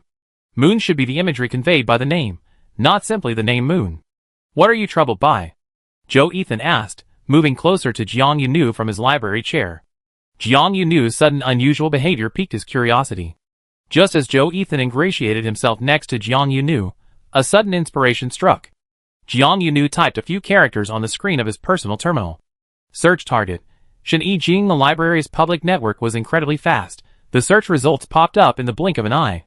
The first result in the search was a recent news report with the headline, "Genius Student Creates Another Legend. Duma Academy Wins XXXX." Because the headline was a bit long, and Jiang Yunu's screen size was adjusted to be small, the latter half of the information was folded. She finally remembered that the student whose combat video she had referenced was named Shen Jing, a name containing a rather subtle moon. He was from Duma Advanced Ability Academy. She had only remembered the school after accidentally stumbling upon his combat video, and searching for the school's name mentioned in the report. Joyce leaned closer to look. He and Jiang Yunu had never discussed screen privacy. The other had to show a need to avoid it first before he would deliberately avoid looking at their screens. After glancing at Jiang Yunu's screen, Joyce exclaimed, "Huh? Who are you searching for?" The red-haired boy said. "His name looks familiar." Jiang Yunu casually replied, "Back when we were playing a holographic game in the school simulator, I borrowed his battle videos to study Elemental Beast strategies. Didn't I share those videos with you then?" Joyce shook his head, a thoughtful expression on his face. "No, I think I just recently heard or saw this name somewhere." "But where?"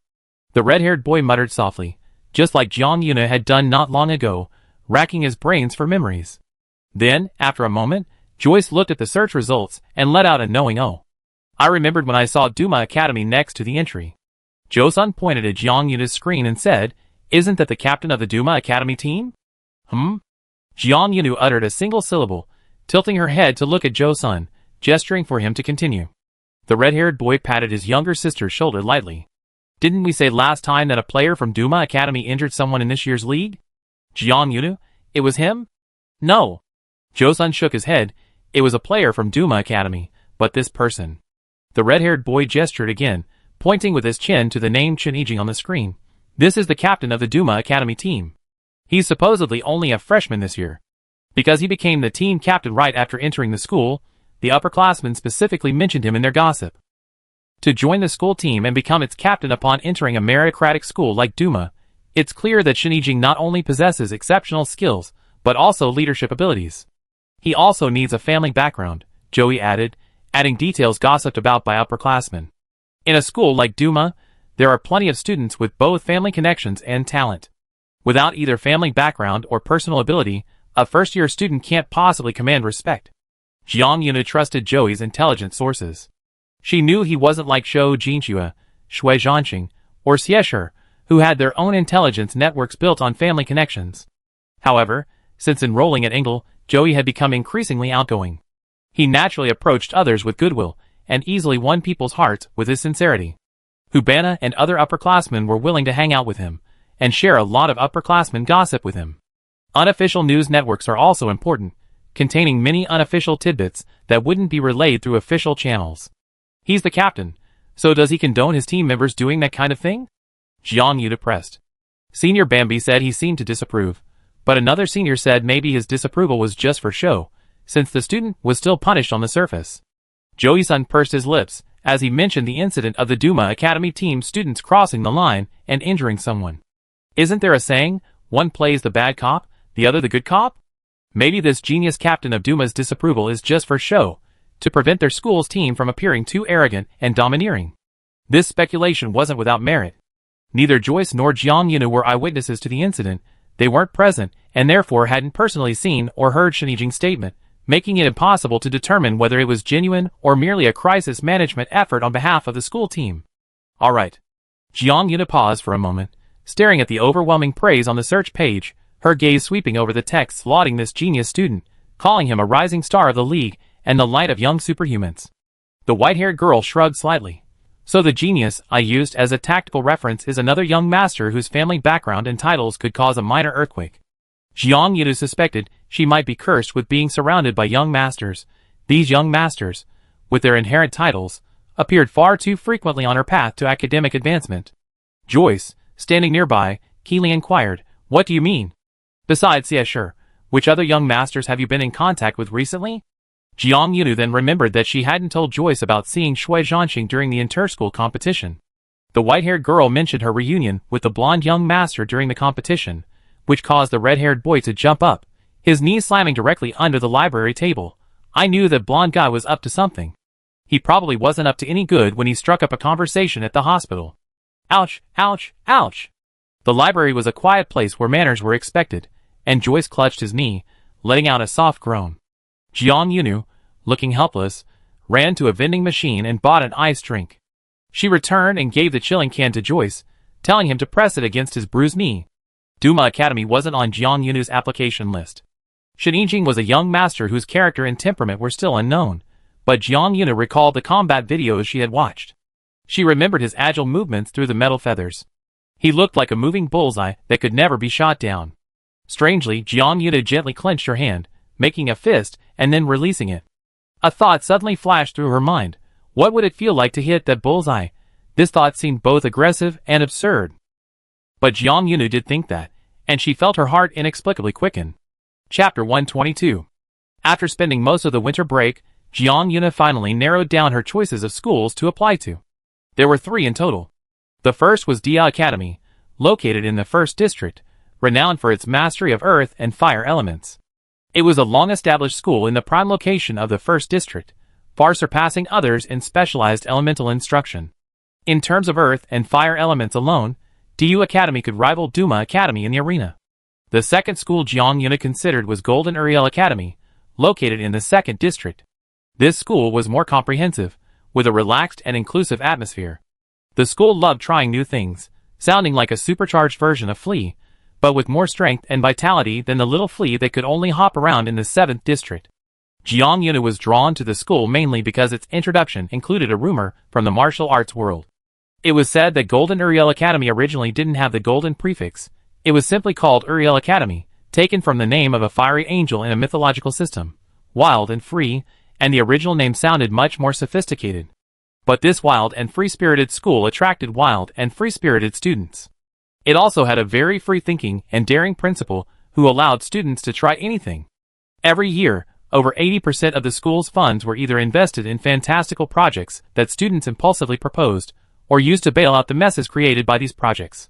Therefore, Uriel Academy's finances were naturally, perpetually in deficit. It was rumored that the principal led a prayer at the beginning of each year, wishing that the school wouldn't go bankrupt. Because the principal was so worried about the school's closure, he stubbornly insisted on changing the school's name despite strong opposition from the board of directors, adding the prefix Golden to Uriel Academy. This addition reflects the principal's strong desire for the school to become incredibly wealthy. That's how it was written in the gossip news reports Jiang Yunu saw. She felt a deep empathy for this principal. A well-rounded school, a free-spirited atmosphere, and a principal who wishes the entire school would become rich. How interesting this school is. Jiang Yunu quickly added Golden Uriel Academy to her list of ideal schools, and deep down, she was already subtly leaning towards Uriel Academy over Earthly Academy. Selecting target schools was similar to filling out college applications in her previous world, still using the old-fashioned application method, distinguishing between first, second, and safety schools. Jiang Yunu's third choice, and also her safety school, was a prestigious special abilities school called Michelle. Located in the 3rd District, it was known for its comprehensive strengths, solid academic atmosphere, and down-to-earth character, much like a larger version of Engel. Its stability and reliability resonated with Jiang Yunu, and given the more lenient application requirements in the 3rd District compared to the previous 2 schools, Michelle's school became her third option. Having selected her 3 target schools, Jiang Yunu sent her basic application form to Mutisha. Teacher Mutisha, who was online extensively during her vacation, seemed to be online 24/7. She logged on almost instantly, received Jiang Yunu's form, and sent her an electronic red flower. Jiang Yunu sent her teacher a dog waving goodbye emoji. She still needed to consult a professional, so she typed, "Teacher, what do you think of these 3 schools I applied to?" Mutissa was online quickly, and even faster at reading, replying to Jiang Yunu shortly. A home for those who stubbornly stick to one path, a cradle for free-spirited troublemakers, an incubator for diligent workers. Absolutely perfect. Jiang Yunu, Jiang Yunu carefully read the teacher's comments 3 times, feeling that compared to those descriptions, her choices didn't seem so perfect. The diligent Jiang Yunu asked sincerely, "Teacher, do you really think they're perfect?" Mutissa, perfect. Mutissa, don't worry, Although my comments don't sound like praise, these 3 schools are all distinctive, representing 3 possible directions in life. Mutissa, you've given yourself 3 paths to choose from. I really think it's perfect. Jiang Yuna felt somewhat relieved. Teacher Mutisha, as if responding to her previous bye-bye puppy message, sent her another patting a dog's head emoji. Jiang Yuna found the emoji strangely familiar, then remembered that Zhou Jinxue had sent it to her before, and teacher Lu Sisi had also sent it when she sent New Year's greetings to the other. Patting the white-haired girl's puppy head occasionally seemed to have become a common understanding between female teachers and students. Winter break always felt too short. Jiang Yunu had finished the school's screening and completed most of her bridging assignments. One day, she woke up in her bedroom on the 2nd floor of the Qiao family's small building and heard Qiao Yisan wailing in the living room on the 1st floor. Why do I have to go back to school next week? Eng's elementary ability school was excellent. The days spent studying there were actually quite enjoyable. But that didn't stop the red-haired boy, who grew up in the rundown neighborhood, from feeling that home was also wonderful. The rundown neighborhood, despised by others, was just as comfortable to him as Eng's small dormitory building. Jiang Yunu slowly descended the stairs, stretching on the wooden steps. Give me the right to whine first, Jiang Yunu said. Next semester, I start my intensive review for college entrance exams. Not only intensive review, but also specialized tutoring from Mutisha. Jiang Yunu's ability talent level should be extremely high. Reese Daniel was the first to discover her talent for theoretical memorization, believing she could integrate theory into practice. Then, Luke Ice confirmed that her practical ability skills were also excellent, and in a way that prioritized instinctive behavior over theoretical instruction. Jiang Yunu hadn't attended a single day of special ability training before the inter-school competition, yet she could unleash a large amount of special ability without any instruction, and immediately achieve precise control over its release. This was a prime example of innate talent and instinct overriding systematic learning. After hearing the information shared by the other 2 teachers, Teacher Mutisha immediately decided that in addition to regular review next semester, Jiang Yunu would also need to attend her specialized tutoring sessions every week. Little Radish, Mutisha gave Jiang Yunu a new nickname. You already had your fill of Lei's individual lessons, and it seems you had your fill of Cece's extra tutoring during the league matches. Now, you should come to Teacher Mutisha's little canteen and eat the graduation feast she's prepared for you. As she spoke, the Earth Element teacher smiled warmly, her hand on Jiang Yunu's shoulder like the hand of a divine being. The kind that can make Jiang Yunu, this radish seedling, produce a yield of 10,000 caddies per seedling this autumn. Jiang Yunu felt the heavy expectations and love from her teacher. She could already foresee how full her schedule would be next semester, and how Mutisha would find ways to extra meals for her. That's terrible. Joey-san had also heard a little about Jiang Yunu's situation next semester. After thinking about it carefully, he felt that his sister was even worse off than him, and immediately gave way to her. You go first and wail, the red-haired boy said sincerely. You can howl like a wolf first, and I be your vassal, howling along with you. Jiang Yunu immediately cleared her throat. Cough cough. Joey cleared her throat even more forcefully. She coughed loudly, forcefully interrupting this bizarre conversation. Excuse me, Aunt Daisy said. Our runaway street isn't wealthy, and some people call it a place of monsters and demons, but as far as I know, no orcs have ever actually roamed this street. Each of the 2 children received a light tap on the head from Aunt Daisy. Quiet down, you 2 little devils. Don't cause unnecessary panic among innocent neighbors. Jiang Yunu and Joey-san's howl of the Alpha Wolf plan was thus abandoned. However, hearing the children mention that school was about to start, Aunt Daisy remembered something else.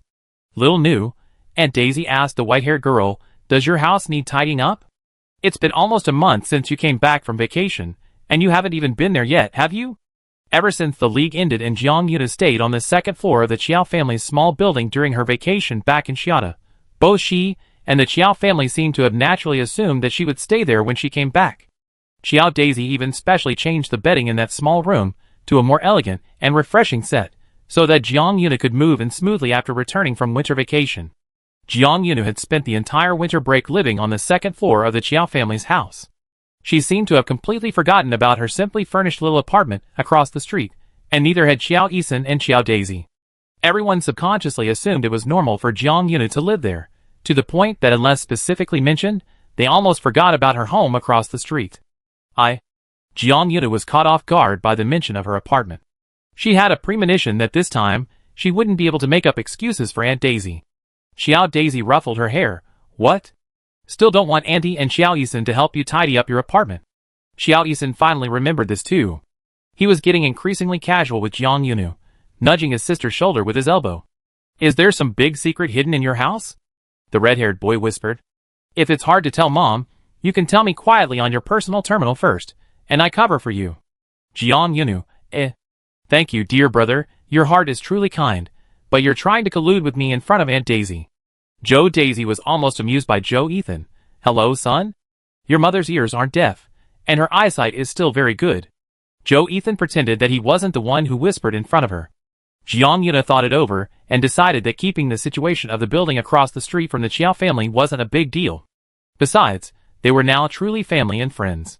Since Aunt Daisy, who was always very mindful of boundaries, was trying to cross those boundaries and show her closeness, she felt embarrassed to keep it a secret any longer. It's not that I don't want your help. The white-haired girl coughed, revealing a slightly subtle and somewhat embarrassed expression. But the house across from me, it's probably more eye-opening. Chapter 123. Joy-san solemnly declared that he wouldn't be surprised by anything the interior of the house he saw. But the truth was, when the door of the house opposite building number 78 was pushed open, Joy-san was first shocked that it wasn't locked.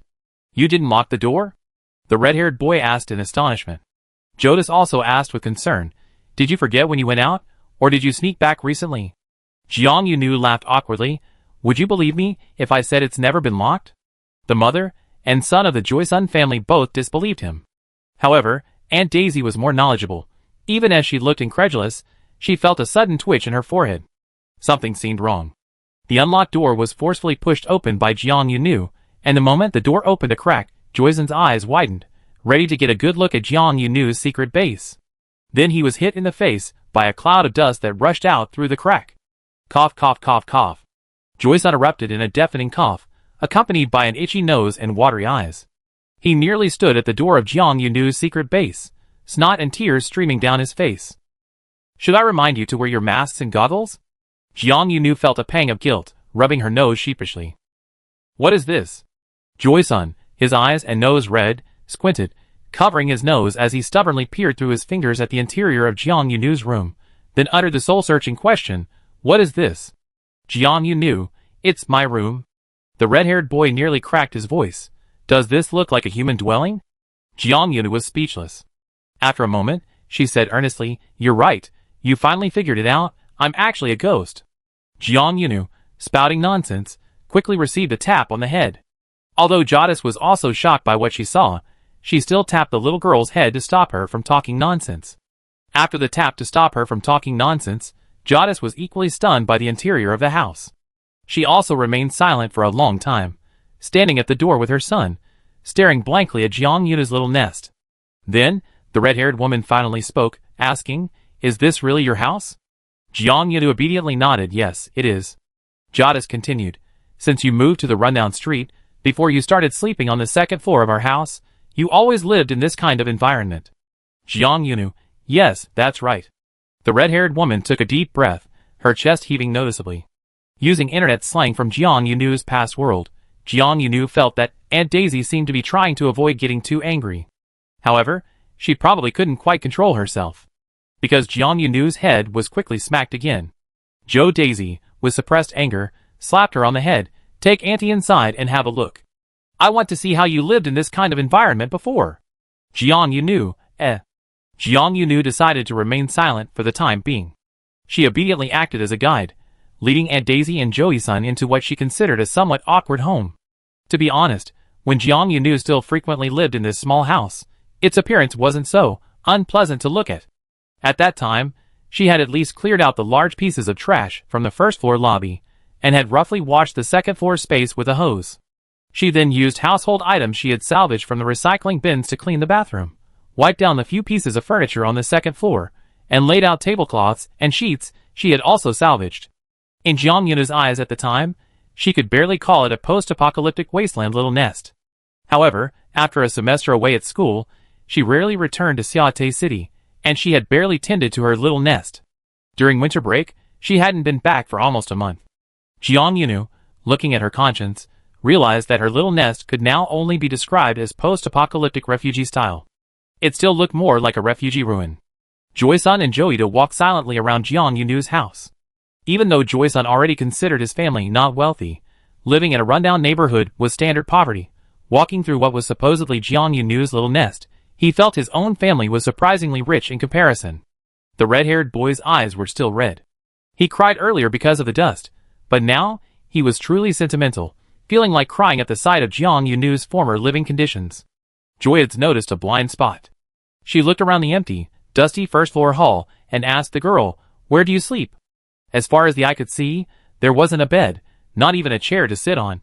Even if Jiang Yunu had a wild streak, he couldn't just wander into an empty house like a stray cat, curl up on the concrete floor, and sleep, could he? "There's a second floor." Jiang Yunu immediately chimed in, "I live upstairs. The conditions are a bit better than downstairs." Speaking of a bit better than downstairs, Jiang Yunu straightened her back slightly, feeling less guilty about mentioning the second floor. Jadis looked around again and said, "So how do you get up to your second floor?" Jiang Yunu pointed to the wall. "There's a staircase there." Joy-san and his mother looked at the dilapidated steel staircase built along the wall. He asked in a shocked, nasal voice, "A staircase that a person can climb?" "Yes, it can." Jiang Yunu quickly assured them, intending to demonstrate on the spot. "At least I can go up and down without any problem. I go up and show you."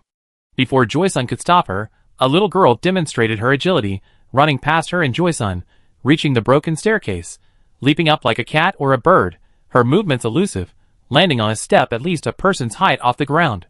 "Joy-san, eh?" "Jadis, eh?" Jiang Yunu turned around on the steps, showing off. "Look, it was so easy for you." Joy-san found his voice, muttering to himself, "I think you're probably the only one in the world who felt this way." As Jiang Yunu floated up the steps, the red-haired boy noticed that she barely caused the steel frame of the staircase to vibrate. Is this reasonable? This is simply illogical, but because she is Jiang Yunu, Joy-san felt that while it defied common sense, it also strangely made sense. "Do you really have some kind of beast gene?" The red-haired boy stood earnestly at the bottom of the steel steps and asked, "Like feline genes, raptor genes, or something, so you can do things that ordinary humans can't so easily?" Jadis felt her son was starting to talk nonsense, but perhaps her two children were simply on the same page, their similar thought processes making them close. Jadis also went down the stairs. The red-haired adult woman asked pragmatically, "May I and Joy-san have the honor of visiting your second floor?" She actually wanted to know how ordinary people could get up there. Jadis felt the scene that was about to unfold was too beautiful for him to bear, but anyway, after a few minutes, he and his mother were both standing on the half-finished stairs of Jiang Yunu's small house. Jadis tentatively took 2 steps up the stairs. The old steel connecting shafts made a metallic scraping sound, creaking and groaning, sending chills down his spine. I think we should hurry up and go up," Joy said, trembling. "I'm so afraid this is a dangerous building. The stairs might collapse any second." Jiang Yunu assured her that with her there, everything would be alright, just as she had managed to bring 2 people up from downstairs without incident. However, the white-haired girl, supporting Aunt Daisy, whose body was also stiff and tense, and using her other hand to lift Joyce's arm, continued to bring them both up to the second floor. "Look," Jiang Yunu's voice echoed in the second floor space, "this is where I used to sleep." What Jiang Yunu considered better than downstairs, a makeshift nest, appeared before the red-haired mother and son.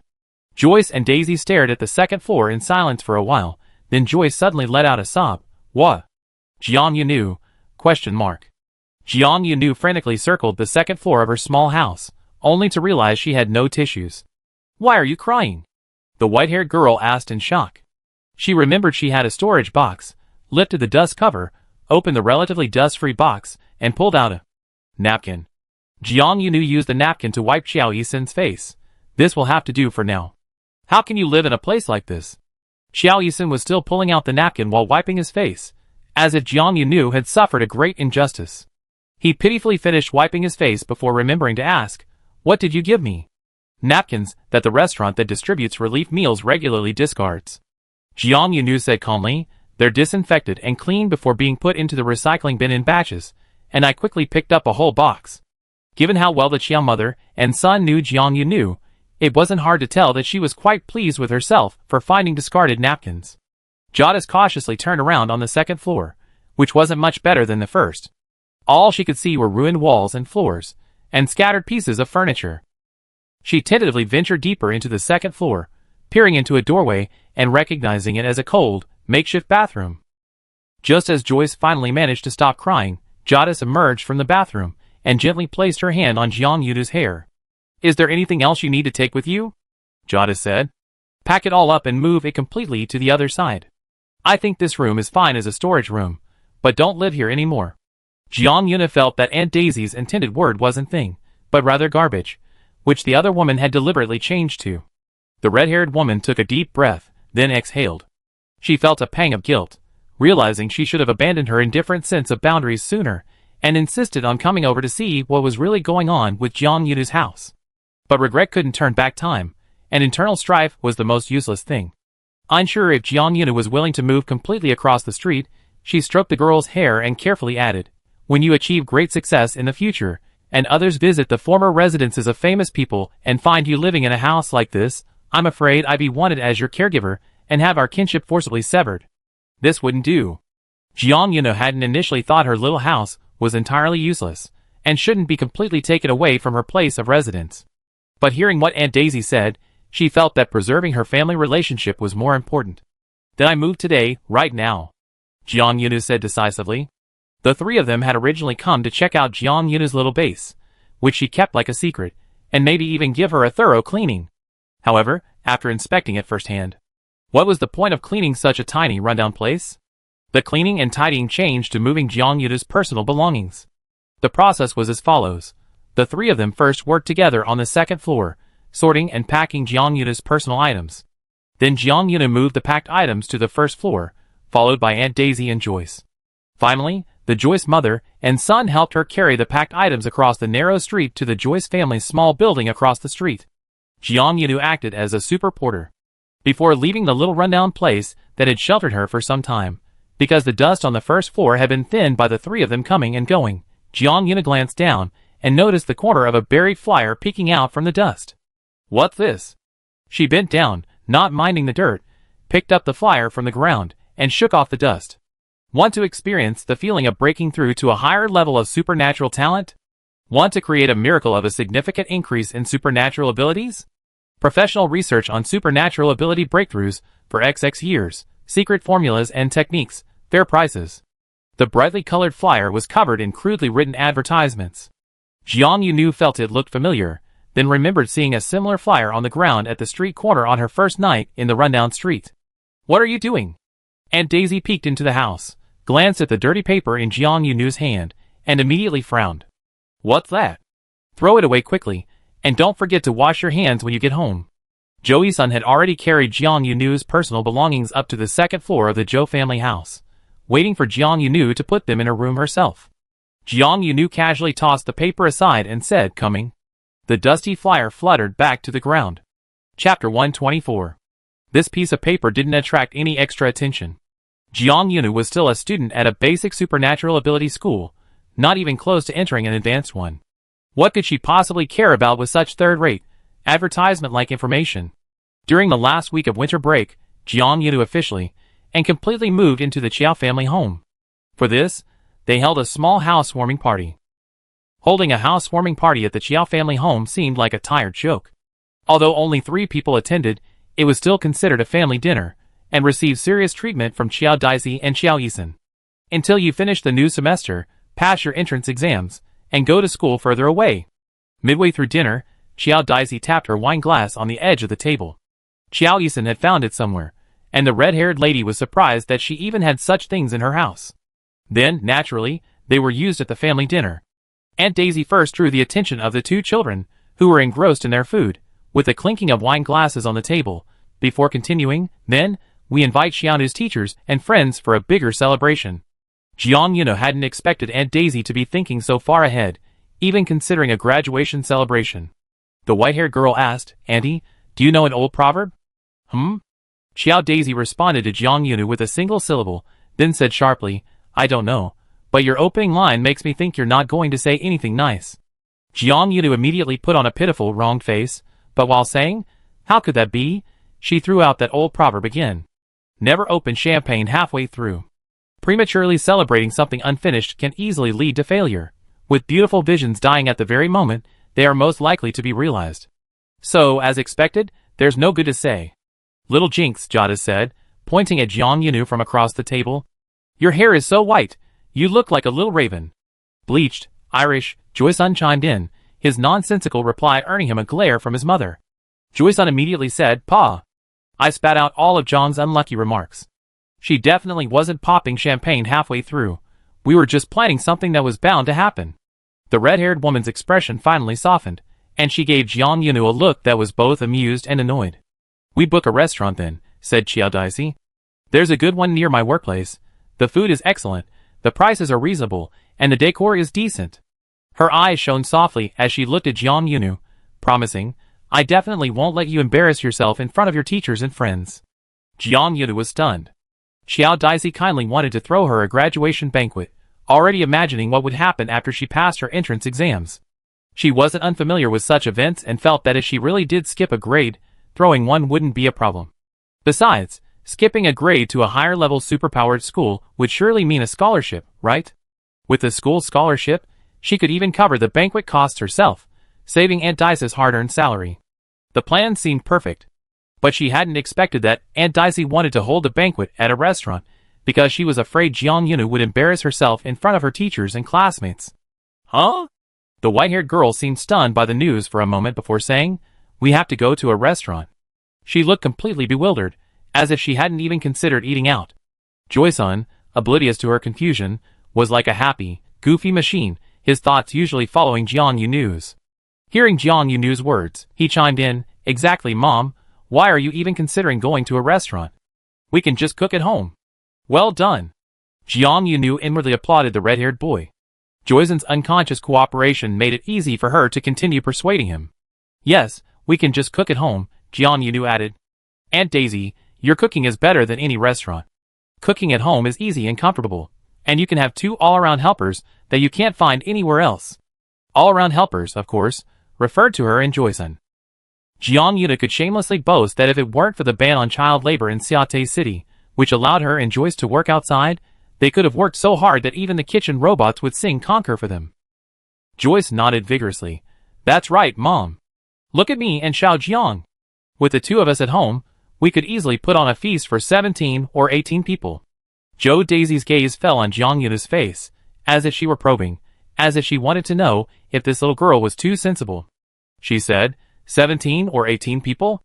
If we really invited 17 or 18, do you think our house would be cramped? Jiang Yunu said, "Don't worry, Andy, I don't think we need to invite that many people." However, it's hard to say whether Jiang Yunu's words constituted a foreshadowing. Jody asked finally to confirm, "You really think it's good to hold it at home?" The white-haired girl nodded. "Really, home is great. Where could be better than home? Home is comfortable and relaxed. You don't have to worry about superficial formalities, and you can openly show your true self to those who deserve to be invited." Jiang Yunu had even looked down on those refugee ruin-style little huts across the street. She would never feel ashamed to invite people to the Chiao family's small house. Jody understood her intentions. In short, the 2 children dissuaded Jody from booking a restaurant for the banquet. What she cared about most was Jiang Yunu's opinion, and seeing that Jiang Yunu truly didn't care about these formalities, she no longer insisted on spending unnecessary money. At worst, the small building will be a bit crowded and lively, and there might not be enough seats for all the guests. At the tail end of this winter break, the Chiao family's small building had already booked a family and friends banquet for 6 months later. A week later, the winter break ended without a trace of regret. Jiang Yunu and Joe Ethan returned to school. They were respectively starting their 2nd semester of 1st year and their final semester of 4th year. This is too strange. Standing inside the gates of Ange Junior Ability School, Joe Ethan looked at the main teaching building in the distance, then at Jiang Yunu nearby, and then at the report information showing their different grades on their personal terminals. He sincerely said this. Jiang Yunu was looking at the message Zhou Jinxue had just sent her. Her senior had also arrived at school, and was currently in the dormitory area with her family. Zhou Jinxue said her family was leaving soon, and after she saw them off, she would come to find Jiang Yunu for lunch. Josun continued, "I have a very strong sense of unreality right now. Looking at the news reports about us, it feels like one of us has time traveled." The red-haired boy gave examples of time travel scenarios. "I woke up and found myself 4 years in the future, and my sister from 4 years in the future suddenly appeared next to me." His references came from the third-rate novels he secretly read extensively during his vacation. Jiang Yunu replied to Zhou Jinxue with a dog says all's okay emoji, while casually adding, "Yeah, that's right, you finally realized, you actually time traveled." The person next to you now is Jiang Yuna from 4 years in the future. Do you know how Aunt Daisy and I have spent these past 4 years? Her tone was questioning, but the white-haired girl's performance was completely devoid of emotion, like a humanoid robot diligently mimicking a human. Joseon didn't continue her act. Impossible. The red-haired boy shook his head, his tone mysterious. I know we're still on the same timeline, because I hold the most crucial evidence. Jiang Yunu sensed that her senior seemed temporarily offline. There was no immediate reply. She closed the small window and asked Joyce, "What evidence?" Joyce held up 2 fingers, the tips touching his brow. He said very profoundly, in a pretentious manner, "The evidence is you yourself. My sister couldn't possibly have remained unchanged for 4 years."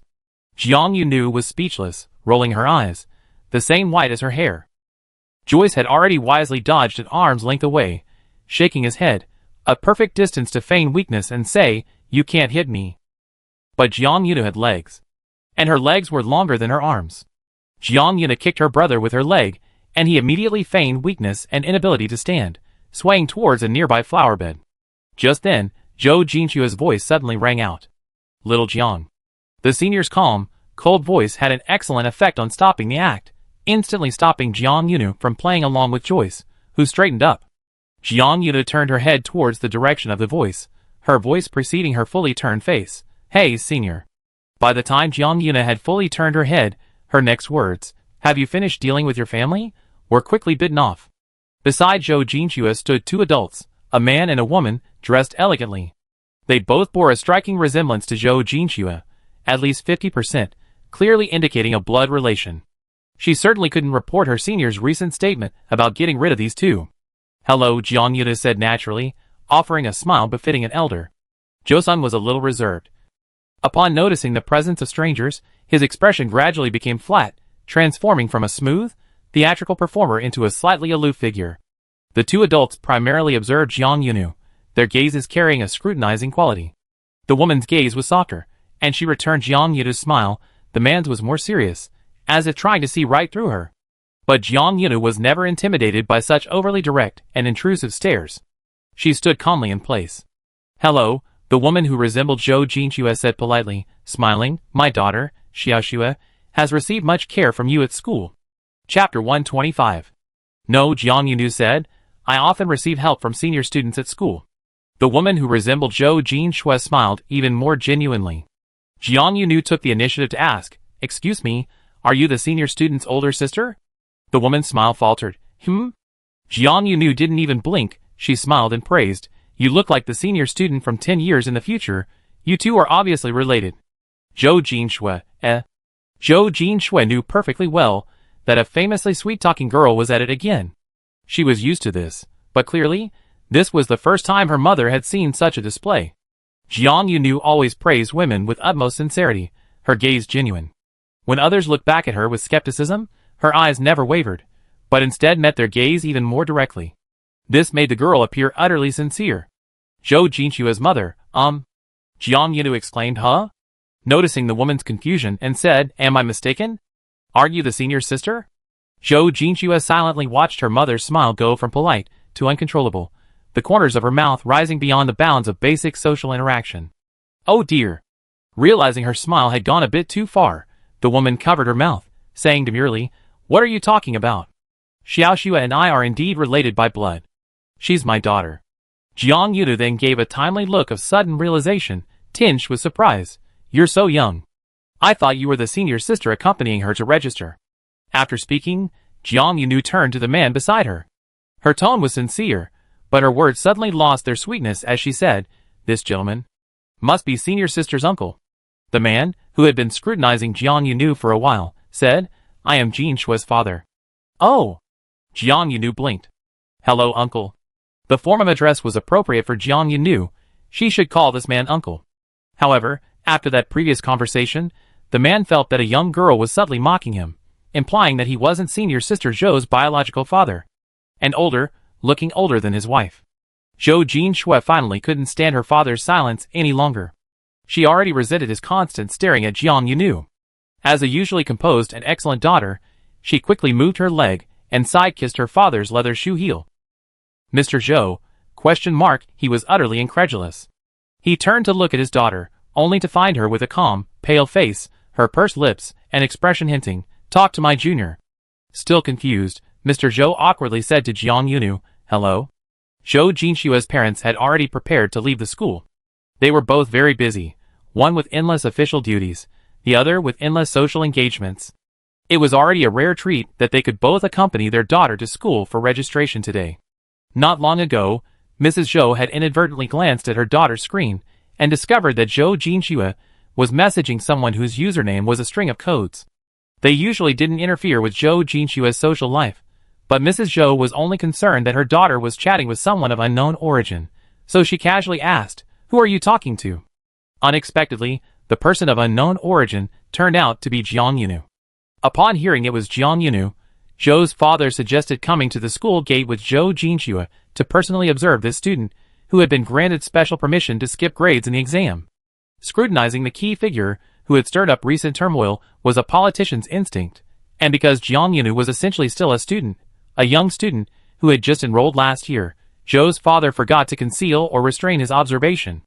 After finally seeing his parents off, Zhou Jinshua's first action was to apologize to Jiang Yunu. "I'm sorry," the senior student said with a guilty expression, "my father. He just really enjoys scrutinizing everyone he meets for the first time." Jiang Yunu waved his hand, indicating that he didn't mind. "I can tell," the white-haired girl chuckled. "Scrutinizing the other person with your eyes, assessing them with experience, and then quickly deducing their basic character and behavior patterns. That's probably an occupational hazard, right?"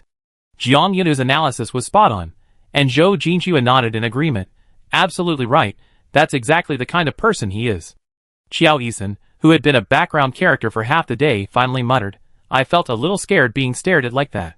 "You're really something, Xiao Jiang." "I have to be," Jiang Yunu said, "because there will be many more people scrutinizing me like that in the future." The white-haired girl spoke this almost like a joke, so lightly that Qiao Yisan only vaguely understood. But Zhou Jinshua knew, her junior was telling the truth. Zhou's father's gaze might have been a bit too blatant, scrutinizing and appraising without any attempt to conceal it. However, in general, aside from the attention that a politician from the 7th district would pay to the prominent student, and the somewhat complicated emotions a father might have towards someone who had surpassed his daughter, Zhou's father did not harbor any ill will towards Jiang Yunu. However, as Jiang Yunu continued to climb the ranks, the more people saw her, the more scrutinizing, evaluating, and probing gazes she would receive. She wouldn't always be so lucky, always receiving kindness and encouragement. Jiang Yunu herself knew this better than anyone, and seemed to have long been mentally prepared. But that was still a long way off. Right now, Jiang Yunu needed to report to her new class.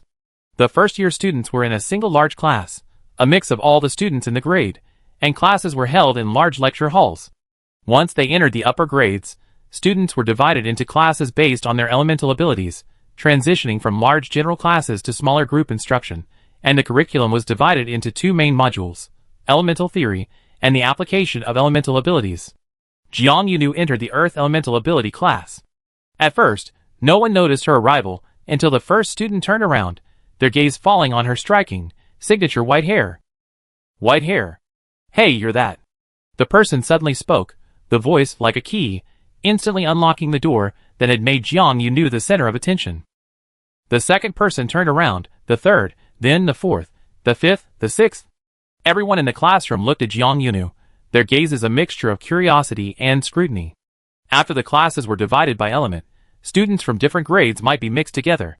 Standing in front of the classroom door, Jiang Yunu was being scrutinized by many students older than her, and the looks weren't entirely friendly. However, she remained composed and greeted them. "Hello, seniors?" "Yes, I'm the one who skipped a grade." She responded to the person who had first noticed her, and even smiled at them. The person opposite her, perhaps surprised by her boldness and naturalness, instinctively smiled back, though it was a slightly awkward smile. Of course, some people muttered softly, "Pretty arrogant." Jiang Yunu was wondering whether she should speak up to indicate that she had heard the comment, when suddenly an aura appeared behind her. Before she could turn around, a hand patted the top of her head. The touch was remarkably similar to petting a small animal. "I remember I should have gained a new student, not a new little gatekeeper, right?" Mudish's voice came from behind, hovering over Jiang Yunu's head, gentle yet powerful. Jiang Yunu's shoulder was pushed from behind. "Stop guarding the gate for your female chieftain. Hurry up and enter our primitive tribe." For some reason, The Earth Element Ability class had the reputation of a primitive tribe, and Mutisha was the female chieftain leading the tribe. During her winter break, Jiang Yuna seriously pondered whether Mutisha first acquired the title of chief, thus making the Earth Element class a tribal class, or whether the name primitive tribe came first, followed by the female teacher becoming the chief. The conclusion was that she couldn't figure it out. It seemed like a chicken and egg dilemma. Then she herself became a member of the primitive tribe. I know you. As Jiang Yuna found a wicker chair in the primitive tribe classroom and sat down, a girl sitting on a wooden bench behind her gently poked her with her finger, whispering a conversation. Indeed, Mutisha's elemental classroom was that unique, abandoning the original orderly teaching materials. It truly resembled a traditional tribe, with wicker chairs, bamboo chairs, wooden chairs, and benches woven from some indescribable primitive materials scattered throughout the student seating area. Combined with the surrounding greenery, it really gave the impression of a tribal meeting. Jiang Yunu turned to look at the girl who had spoken to her. Her companion, who shared a bench with her, smiled back. The Earth Elemental student, 2 years her senior, said, "Last semester, after you won first place in the school competition, my friend and I went to the first-year classroom to peek at you." This was probably the first time in Jiang Yunu's life she had ever heard of such blatant peeping, especially since it was so openly acknowledged. But Jiang Yunu wasn't an ordinary person. She seemed to know little about embarrassment or shyness. The white-haired girl immediately retorted, "Was it pretty?" The surroundings fell silent for a moment because of her question. Clearly, quite a few people were eavesdropping. The girl's companion said, "Actually, I didn't see clearly at the time. There were too many people, and they were all first years. We stood there conspicuously, so we were embarrassed to stay long. We only remembered that you had white hair, and then we left." Jiang Yunu eagerly moved closer. "Then, senior, take a good look at me. Now you can look however you like. How am I? Pretty?" The Earth Department seniors probably hadn't seen anyone so enthusiastic before, and were a little dazed after Jiang Yunu pressed her face against theirs. A moment later, someone in the bench and rattan chair seating area nodded and said, "Pretty." Jiang Yunu immediately returned the warm smile. "That's great," she said cheerfully. "Now I feel like I can definitely get along well with everyone here." Chapter 126. On the third day after Jiang Yunu transferred to the Earth Elemental Ability graduating class, Qiao Yisan suddenly heard a rumor. "Did you know? That genius who just skipped a grade to enter the graduating class, you know, the one with the white hair, she has a strange, unknown quirk." The red-haired boy heard this rumor in the bustling South cafeteria early in the morning. Jiang Yunu wasn't having breakfast with him today. She had gotten up early and gone to study in the multifunctional building. So Qiao Yisan came to the cafeteria alone and found a table to eat breakfast. Unexpectedly, he happened to overhear the people at the next table gossiping about Jiang Yunu. What strange quirk did Jiang Yunu have that was unknown to everyone, and even unknown to his own brother? Qiao Yisan found it all very strange. He couldn't help but glance at the next table several times, which caught the attention of the people at the next table. "Want to hear some gossip too?" The people at the next table obviously didn't know Qiao Yisan, let alone his relationship with Jiang Yunu. The more people gossiping, the more lively the conversation becomes. People are surprisingly generous with information when spreading rumors. Noticing the red-haired boy glancing in his direction frequently, a student at the next table waved, come on, friend. If you want to hear, come closer, let's all chat about the latest campus legend." Joy-san paused for a moment. Then he sat down at the next table. "You guys are talking about the genius who skipped a grade, the white-haired one. Is it Jiang Yunu?" Joy-san asked. The people at the next table immediately made a zipping motion with their mouths, and repeatedly said "Sure. You can't call someone by their full name." The student spreading the rumor said seriously, "We only use code names and adjectives to refer to people. But how many students could skip grades and be in the graduating class, and also have white hair?" Mentioning these two characteristics is no different from directly stating Jiang Yunu's resident ID. However, Joey-san was at least certain they were talking about Jiang Yunu. "What's her quirk?" the red-haired boy continued. The student at the center of the rumor exchanged a mysterious look, raising a deliberately enigmatic finger. He lowered his voice, making it sound like a horror story narrator on an old-fashioned radio, and slowly said, "It's said that on her first day in the graduating class, during the class icebreaker ceremony, this genius revealed her unusual concern about her appearance, even pressing people with her face to ask a question." Someone asked, "What question?" The student said, "Am I pretty?" He spoke these 4 words in a chilling tone, as if it were an urban incantation not to be spoken aloud. Joyce, Then, that very night, It said that someone saw her again in a poorly lit corner of the school. She was standing under a dimly lit street lamp, only letting passing students see her back. When a student glanced at her a few more times, she turned around and asked in a mysterious tone, "Am I pretty?" At this moment, passing students absolutely cannot hesitate. If they hesitate even slightly, she come closer, press her face against theirs, and ask them again, "Am I pretty?" Joyce. I heard that every night in the girls' dormitory, she go to look in the mirror at midnight and ask herself, "Am I pretty?" The student spreading the rumor spoke with absolute certainty. The surrounding students looked on with apprehension. Only Joyce remained silent. The graduating class's schedule was much tighter and busier than the first-year students. Furthermore, the classes were no longer held in the main teaching building, but in the elemental classrooms, a small building area a distance away from the main building. The classrooms were all two-story detached buildings, each with different elemental arrays set up at the base of the walls. These elemental arrays could absorb any elemental abilities that students inadvertently leaked during practice, reducing the frequency of accidents in ability application classes and avoiding high risks. Joyce had only just started his first ability operation class. His achievement in the last class was conjuring a small water ball the size of a little finger joint, which quickly dispersed, wetting his hands. With his ability operation level, he wasn't even qualified to enter the advanced elemental classroom area. So, that evening, the red-haired boy waited on the school road outside the elemental classroom area. He waited until Jiang Yunu, who had just finished class, and was walking out of the elemental classroom with a group of upperclassmen, appeared. "Brother?" Jiang Yunu walked straight towards Qiao Yisun as soon as she saw him.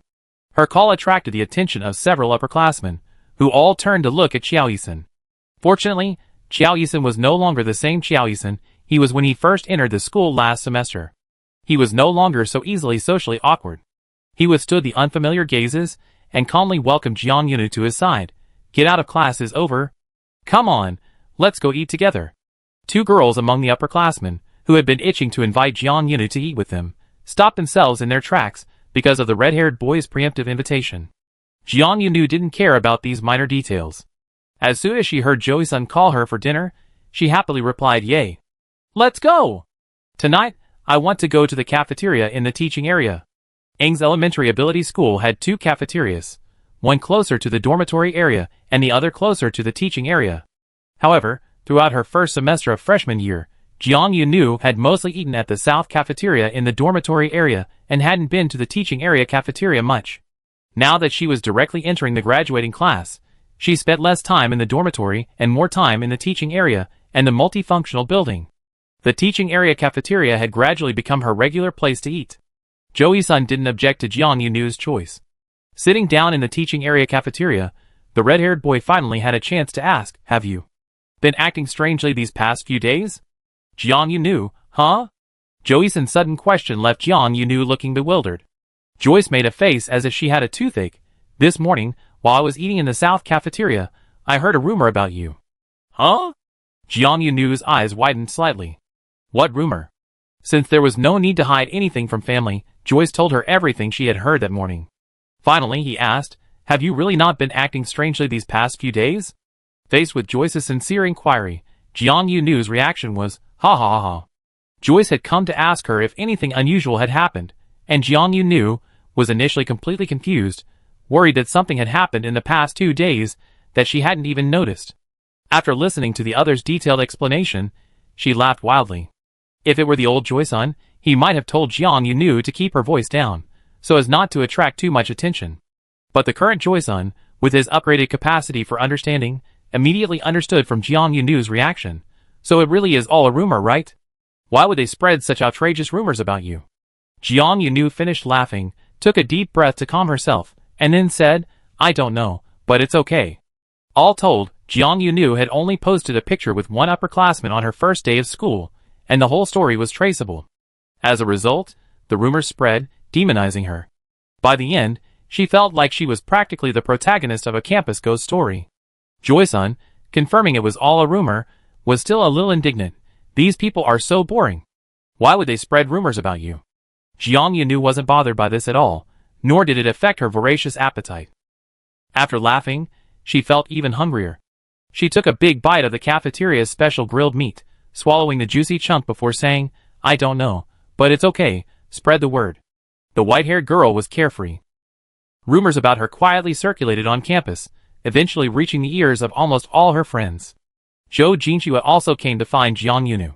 Their one-on-one relationship wasn't dissolved, even though Jiang Yunu was now a year ahead of her senior. This pairing was something Jiang Yunu had voluntarily requested to retain. It was supposed to automatically expire after she skipped a grade, but she went to the student affairs office and told the teacher on duty that she felt she still needed her senior's care and help on campus. Losing this targeted care might be a huge blow, making her despondent and unable to continue her studies at her best. So the school made an exception. Jiang Yuna laughed wickedly when confirming the continuation of the pairing. She said to Zhou Jinxue Sr., "This is terrible. You're stuck with me. I'm the kind of little troublemaker you can't shake off once you're involved." Zhou Jinxue remained calm. She said, "Unless you voluntarily repeat a year or fail an exam, this little troublemaker will automatically advance to the next grade in another 6 months. Jiang Yunu, Jiang Yunu's wicked chant was interrupted by Senior Zhou's objective rationality. She put on an honest face and looked at Zhou Jinxue, but Zhou Jinxue remained unmoved regardless of whether she was wicked or honest, and calmly patted her head. In short, as long as Jiang Yunu was still in school, Zhou Jinxue would still be responsible for taking care of her. Hearing the rumors, Senior Zhou quickly came to find Jiang Yunu. She asked Jiang Yunu a question.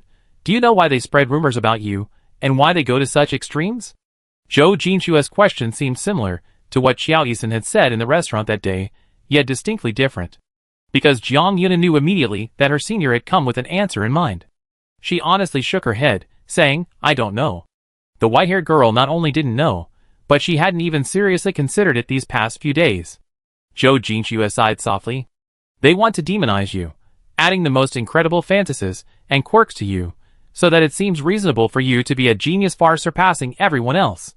Jiang Yuna's eyes showed confusion for a moment, then quickly changed to understanding.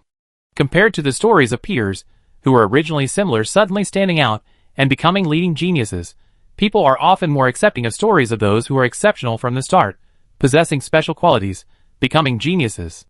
The stranger you are in the rumors, the further you are from the word ordinary. When you perform amazing feats, people will find it easier to accept, and they think that's exactly who you should be, Zhou Jinxue calmly explained to her junior. She didn't know how much longer she could continue explaining things to her. Perhaps soon, the rapidly growing junior would have absorbed enough knowledge and wouldn't need a senior like herself, not much older than her, to look after her. But at least for now, as long as Jiang Yuna still relied on her, grinning mischievously and saying she needed her to take care of her, Zhou Jinxue would tell her everything she knew and everything she thought the other needed. Jiang Yuna held a piece of chocolate, pondering for a long time, until a little bit of the chocolate melted between her fingers. So Jiang Yuna said, "Those who don't need to label me, don't need to fabricate strange rumors about me, and can naturally accept that I suddenly went from an ordinary first-year student to a genius, are all people I need to cherish." This scope of cherishing was neither too big nor too small. The list was just enough for Jiang Yuna to quickly go through in her mind. For at least the next half-semester, rumors and gossip about her circulated endlessly throughout the school. It seemed that even the smallest thing she did, if someone was watching, would be turned into a series of bizarre stories. These rumors weren't necessarily malicious, but they piled up, shaping her image in an increasingly bizarre direction. In this atmosphere, the students in the primitive tribe, the Earth Element Ability class, actually felt closer to Jiang Yunu. After all, they were the primary observers of the rare treasure, attending classes and studying with her every day, and knew her better than those who had never seen her. Mid-semester, Jiang Yuna took a weekend off when she didn't have to return to Xiate City. Dragging her body, worn down by studying and ability practice classes, she threw herself into the simulation pod. She desperately needed entertainment to heal her mind and body, worn down by the relentless grind of classes and assignments. Chapter 127. Jiang Yunu had always believed herself to be extremely passionate about learning. In fact, she did demonstrate a level of enthusiasm for learning that surpassed that of most students. She could patiently study countless databases, absorbing the knowledge of others in a single semester, enough for at least 2 or 3 semesters, and then efficiently apply it in practice.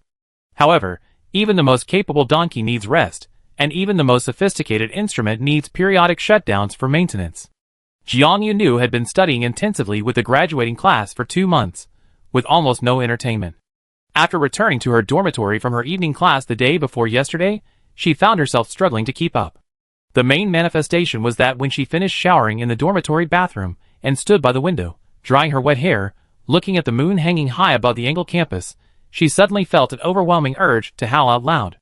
A remnant of her rationality and a sense of responsibility towards her roommates held Jiang Yunu back. In the end, she only brought up her personal terminal screen and sent a group message to her friends in her contact list. How can I have a wild outburst at school without disturbing the neighbors? It was late, but several friends were still awake. Xiesher sent Jiang Yunu a message. A few seconds later, Xiesher sent another message, asking with some doubt, "What are you talking about?" Joseon's message came 2 minutes later than Xiesher's, but he clearly knew Jiang Yunu better, asking her, "Are you too tired from studying lately, with too much intensity, and feeling a bit stifled?" Jiang Yunu's older brother, who knew her well, took the emotional approach, while the third message, from senior sister Zhou, took the rational analysis approach, offering practical suggestions. Zhou Jinxue spoke first. At this time, making any wild noise anywhere on campus could disturb the neighbors, but even doing it during the day would still have the potential to disturb them. Then Zhou Jinxue suggested, "Why don't you try doing it in a completely enclosed space, like a soundproof study room in the multifunctional building?" Jiang Yunu looked up at the moon, then down at the screen. She sighed deeply. Jiang Yunu replied listlessly to her senior, "But senior, a completely enclosed indoor space suppresses my wildness. It will make me want to revert to being a civilized person. It's common knowledge that wild animals need to be placed in more natural environments to unleash their wildness. The same applies to little wild men." Jiang Yunu suddenly felt a strong longing for the days when she could look at the moon on a deserted island and roar at it freely. Just then, Zhou Jinxue sent another message, pointing her junior in a new and brighter direction. "Are you still playing the holographic games?" Zhou Jinxue asked in the message. "There are some vacancies in the computer lab simulation pods. Midterms are approaching, and many people are busy studying and don't have time to go to the labs. You could try to snag a spot and go wild in the online holographic world. There are multiple map environments for you to choose from." Jiang Yunu's eyes lit up immediately. "That's right. Games. Releasing your wild side and relaxing in the holographic game world is perfect. No need to worry about disturbing others. Even if you accidentally bump into other players, you can just log out with one click when it's time to log off. Who knows who that random wildling you meet in the virtual world is? This world can't be without my senior." Jiang Yunu perked up, happily sending Zhou Jinxue a bye-bye puppy emoji, deeply grateful for having such a reliable senior. She was incredibly efficient, immediately accessing the simulation pod reservation interface on the school network and securing a free spot for the weekend.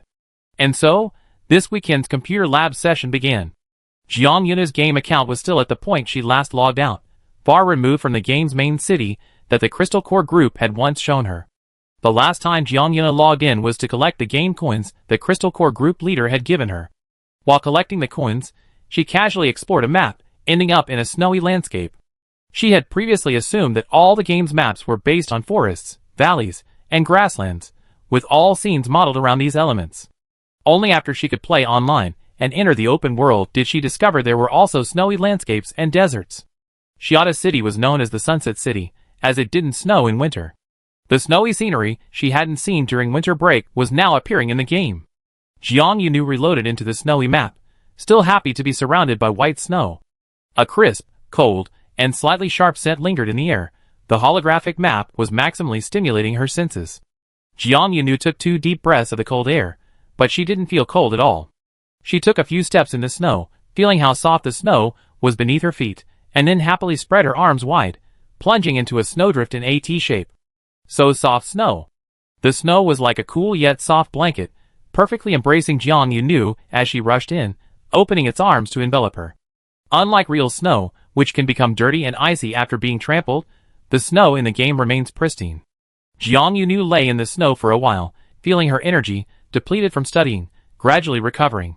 She was reluctant to get up, but then realized she collapsed a snowdrift and wanted to try plunging into a soft, fresh pile of snow.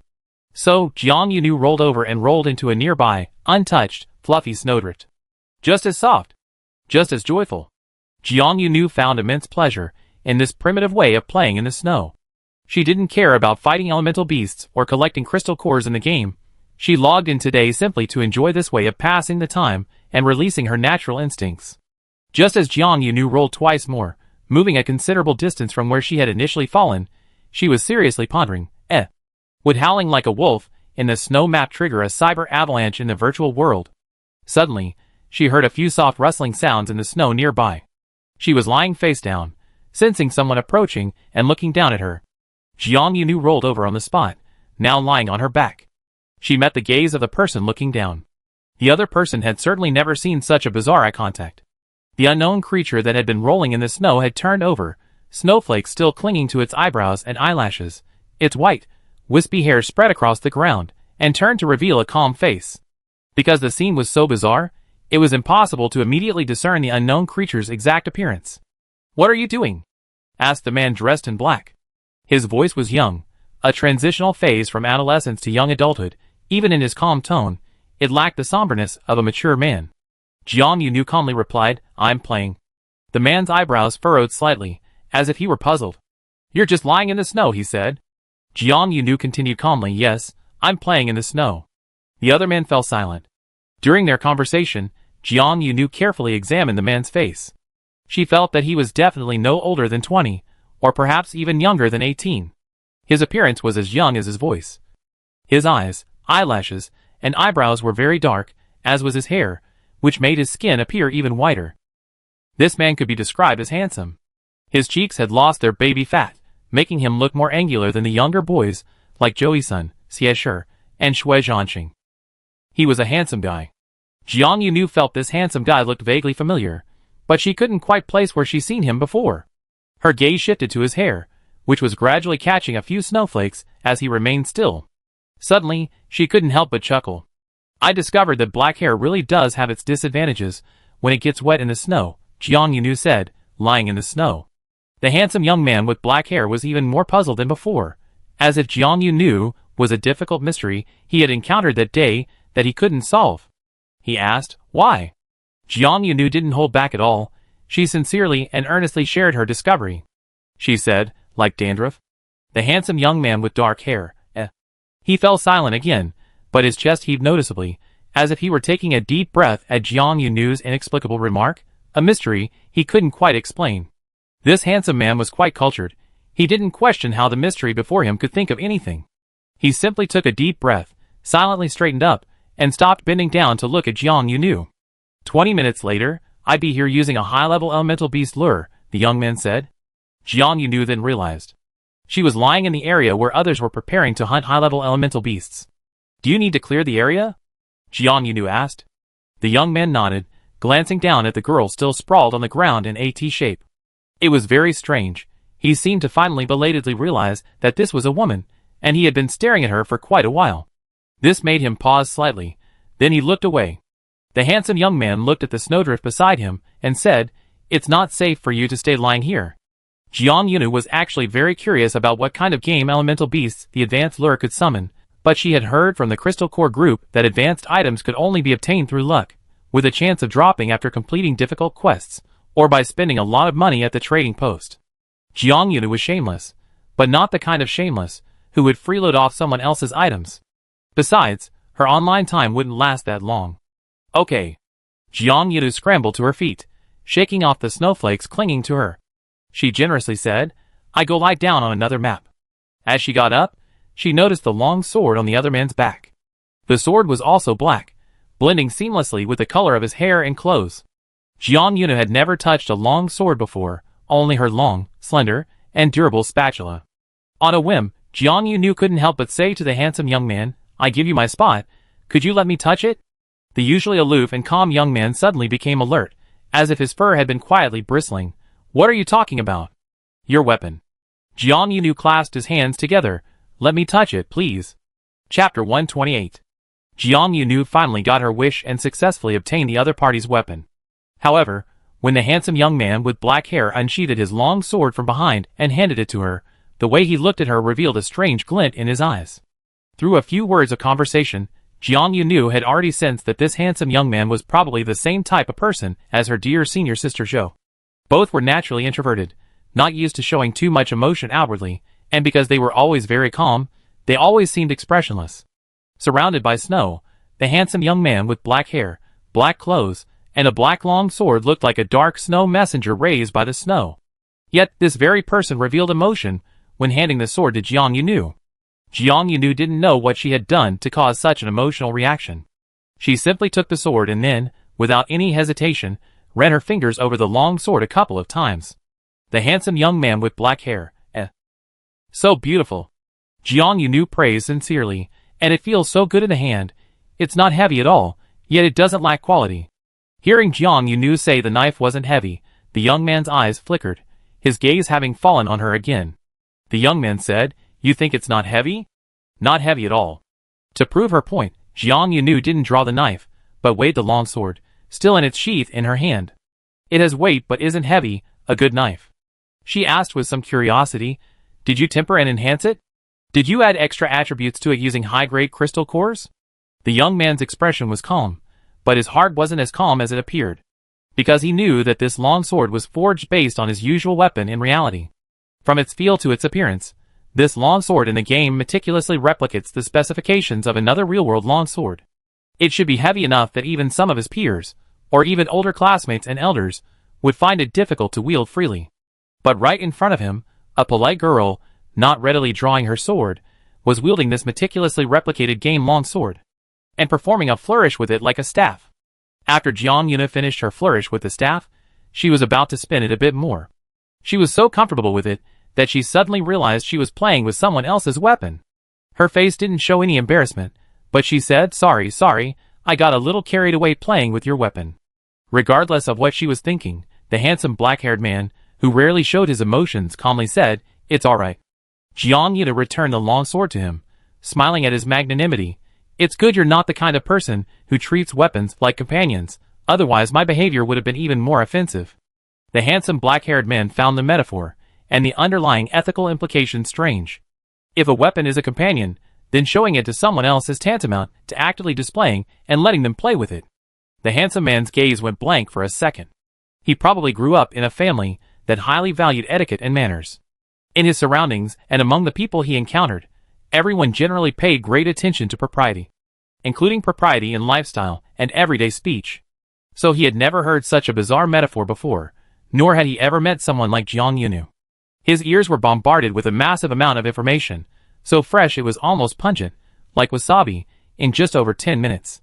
How strange. How pungent. But perhaps it's human nature to be easily attracted to strange things.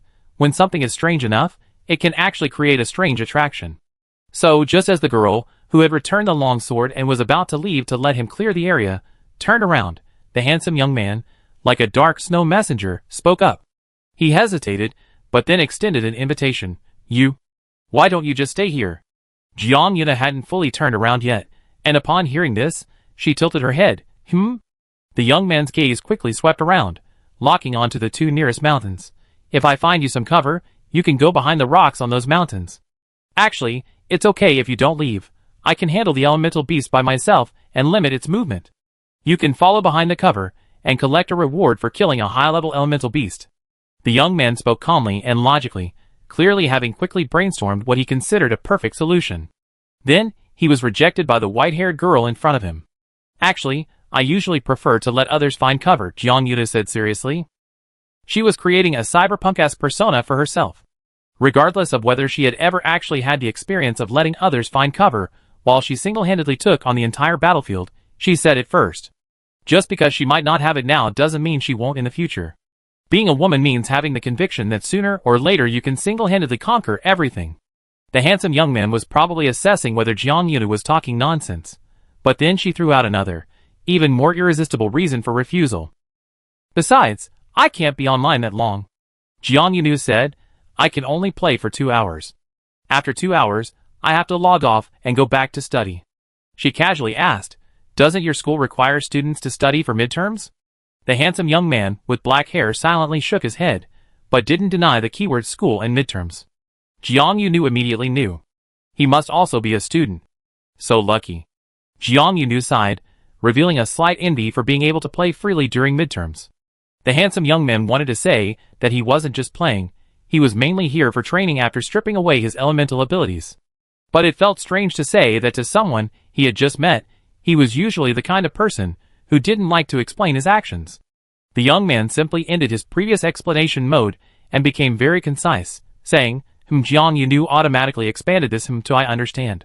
Since that's the case, you should go now. She waved to him. See you again sometime. Then Jiang Yunu teleported away. She left swiftly and decisively, without a trace of lingering affection. The handsome young man with black hair stared at the spot where she had teleported away. After a moment, he realized he hadn't even added her as a friend. This behavior was strange, her speech was strange, and there was a strange yet alluring charm to it all. The white-haired girl, who had inexplicably made him want to chat a little longer, had already left him behind like a gust of wind.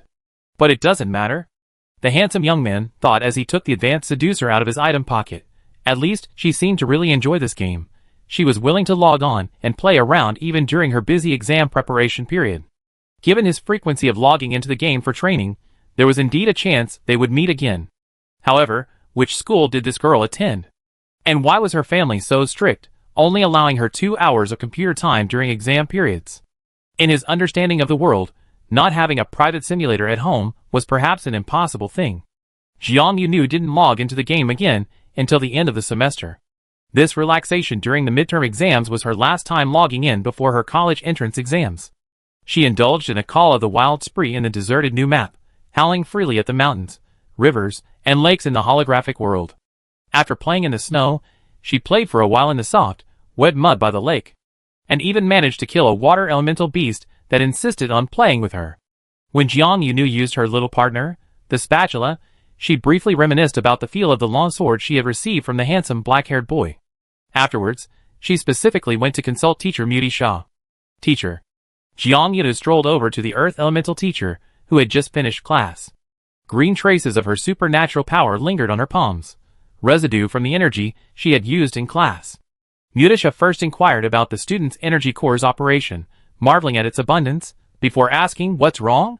You don't seem to have any questions about class or any difficulties with reviewing." Jiang Yunu had spent most of the semester with Mutisha, and her understanding of the woman had grown considerably over the months. She could say she quite understood her behavior patterns. She chuckled. It's definitely not a problem with class or reviewing. Jiang Yunu then frankly explained her purpose, humbly seeking guidance. Teacher, do you know about elemental weapons? Mutisha looked down at the young girl, flicking Jiang Yunu's forehead with her finger. How could I not know such a basic question? Mutisha said. Elemental weapons are something you can only obtain after you at least entered a high-level school and passed the elemental combat qualification assessment. They're not open to everyone, and certainly not to all students. Although this era is quite high-tech, and traditional cold weapon combat has long been abandoned, elemental weapons are a new form of weaponry that combines supernatural abilities with traditional methods. Melee, ranged, armor-piercing, explosive, defensive. As long as the materials are appropriate, and fused with the user's own supernatural abilities, elemental weapons can unleash unimaginable power. A supernatural user, who is already powerful, and has a high talent level can reach even greater heights after acquiring a suitable elemental weapon. It's said that the person who has the best affinity with their weapon can achieve a level playing field increase in power, Mutisha said. However, the materials needed to create a weapon of that caliber must be incredibly expensive, and the cost of forging it would be enormous. It would require the best elemental weapon blacksmith in the first region, and the most skilled and professional blacksmith to forge it. That's not an amount an ordinary person can afford. Jiang Yunu listened with longing, then quickly pulled up his terminal screen to check the basic prices before returning to reality. So expensive, the white-haired girl exclaimed. Obtaining a perfectly crafted elemental weapon, every step of its creation was extremely expensive. It felt like a finished elemental weapon could practically buy a city in a backward star sector. It is very expensive. Mutisha ruffled Jiang Yunu's white hair. If everything is done to the highest quality, the total cost would even be enough to build another school here. Jiang Yunu quickly snapped out of his reverie about the beautiful weapon, but his poverty, and returned to reality. Suddenly interested in elemental weapons?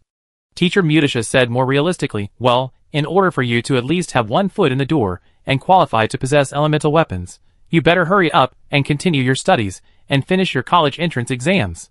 That really was more realistic. Jiang Yunu put away her curiosity and longing for elemental weapons and left with her study tasks for the day. In the blink of an eye, there weren't many days left until her college entrance exams. Chapter 129. This was completely different from when they first entered Engel's elementary ability school. Back then, when Jiang Yunu and Xiao Yisan applied to Engel, All they needed to do was submit a medical examination report with proof of their age and an elemental classification test report. They could then submit their applications to their desired schools and wait for the schools to approve them and send them an acceptance letter. In other words, applying to an elementary ability school was basically a no-holds-barred affair. As long as you were a student of the appropriate age, possessed a healthy energy core, and had no innate deficiencies such as being unable to use your abilities, then submitting your application would guarantee that a school would open its doors to you. However, advanced ability schools were different. When Jiang Yuna first saw the entrance exam syllabus for the transition from elementary to advanced schools, she felt it was very similar to the content she had prepared for the inter-school competition and inter-school competition. Both covered basic theory to practical application, including multi-scenario application simulations. Both theory and practical operation had to be taken into account. Otherwise, how can you say that inter-school competitions are beneficial for college entrance exams?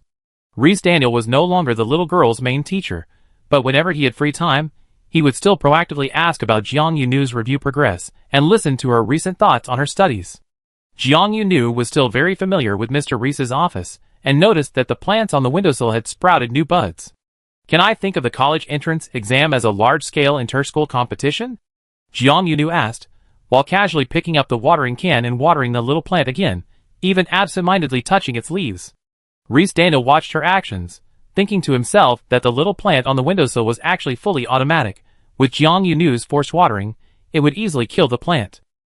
Fortunately, his flower pot was also intelligent, automatically draining excess water from the soil to maintain the health of the soil and plant roots. So the elegant male teacher didn't see a little girl ruthlessly destroying the plants. You could say that. Reese Daniel nodded, abandoning the greenery to pour himself a drink at the beverage machine. But the real entrance exam is, of course, much more difficult than the inter-school competition between junior high schools. Jiang Yunu put down his water bottle, saying with a wry smile, "Judging from the sheer size of the exam syllabus review materials Ms. Sasha gave me, I could already tell this exam wouldn't be easy." Because it was rare to see Jiang Yunu looking troubled, Mr. Reese, holding his drink, gave a smile lacking in teacher-student warmth. However, the content of the syllabus, you can see, only represents a part of the exam, Reese Daniel reminded Jiang Yunu after the laugh. The white-haired girl nodded and said, "Ms. Sasha mentioned this to me too." Reese Daniel, oh. For some reason, Mr. Reese felt a subtle sense of loss. This was probably because he used to be Jiang Yunu's primary source of educational information, but now, not only was he no longer the primary teacher, but the reminders he could offer were all secondhand. Mr. Reese had a slightly strange feeling. Jiang Yunu suddenly leaned forward and, with a thud, landed haphazardly on his curved desk, strands of hair brushing against Reese Daniel's hand. Making differential selection, when resources are unequal, is truly bad civilization. Jiang Yunu complained, burying his face in Reese Daniel's desk. Startled by the sudden thud of her face falling face down, Reese Daniel's mischievous mood vanished. He quickly grabbed the girl by the back of her collar and pulled her up to examine her. "Was your face meant to be smashed directly onto a metal table?" "Jiang Luobua, although I often say you have thick skin, objectively speaking, your skin is still within the normal range for the human body. You can't just slam it against metal." Teacher Lei casually parted Jiang Yunu's slightly longer hair and tucked it behind her ears, carefully examining her forehead, nose, and cheekbones for any red marks. Jiang Yunu, her face pinched by the teacher, mumbled, "I don't plan to make a living based on my looks." Reese Daniel glanced at Jiang Yunu's entire face, cradling her thin, almost pointed chin in his palm. "You don't plan to make a living based on your looks, but you can't ruin your face beforehand and let your appearance affect your future livelihood," Reese Daniel said objectively and fairly. "Jiang Yunu, it shouldn't be that bad, right?" "Reese Daniel, if you smash things a few more times like that, it will be." Jiang Yuna knew her teacher, Reese Daniel, was always meticulous, a man who would carefully groom himself if conditions allowed, so she dared not be presumptuous in front of such a refined man and utter any dangerous remarks, like she felt that as long as she looked at herself, it was fine. Jiang Yuna's face was scrutinized again by Reese Daniel. It seemed like Teacher Reese was doing a follow-up examination after the initial consultation. She could feel that his movements as he held her chin were very careful and gentle, which made her suddenly smile. "What are you laughing at?" Reese Daniel's voice came down from above Jiang Yunu's head. "Teacher Lei, a kind of mom to me at school," Jiang Yunu boldly declared. The hand gripping Jiang Yunu's chin suddenly tightened. Fortunately, thanks to Mudish's kindness during the winter break, who had enthusiastically relayed the message that your favorite student thinks you're like her other mom, Reese Daniel wasn't as shocked as he had been the first time he heard the term, and was able to control his behavior more rationally. Can't you give me a different name? The male teacher objected restrainedly. However, the little girl sincerely said, Mom is the highest compliment to me.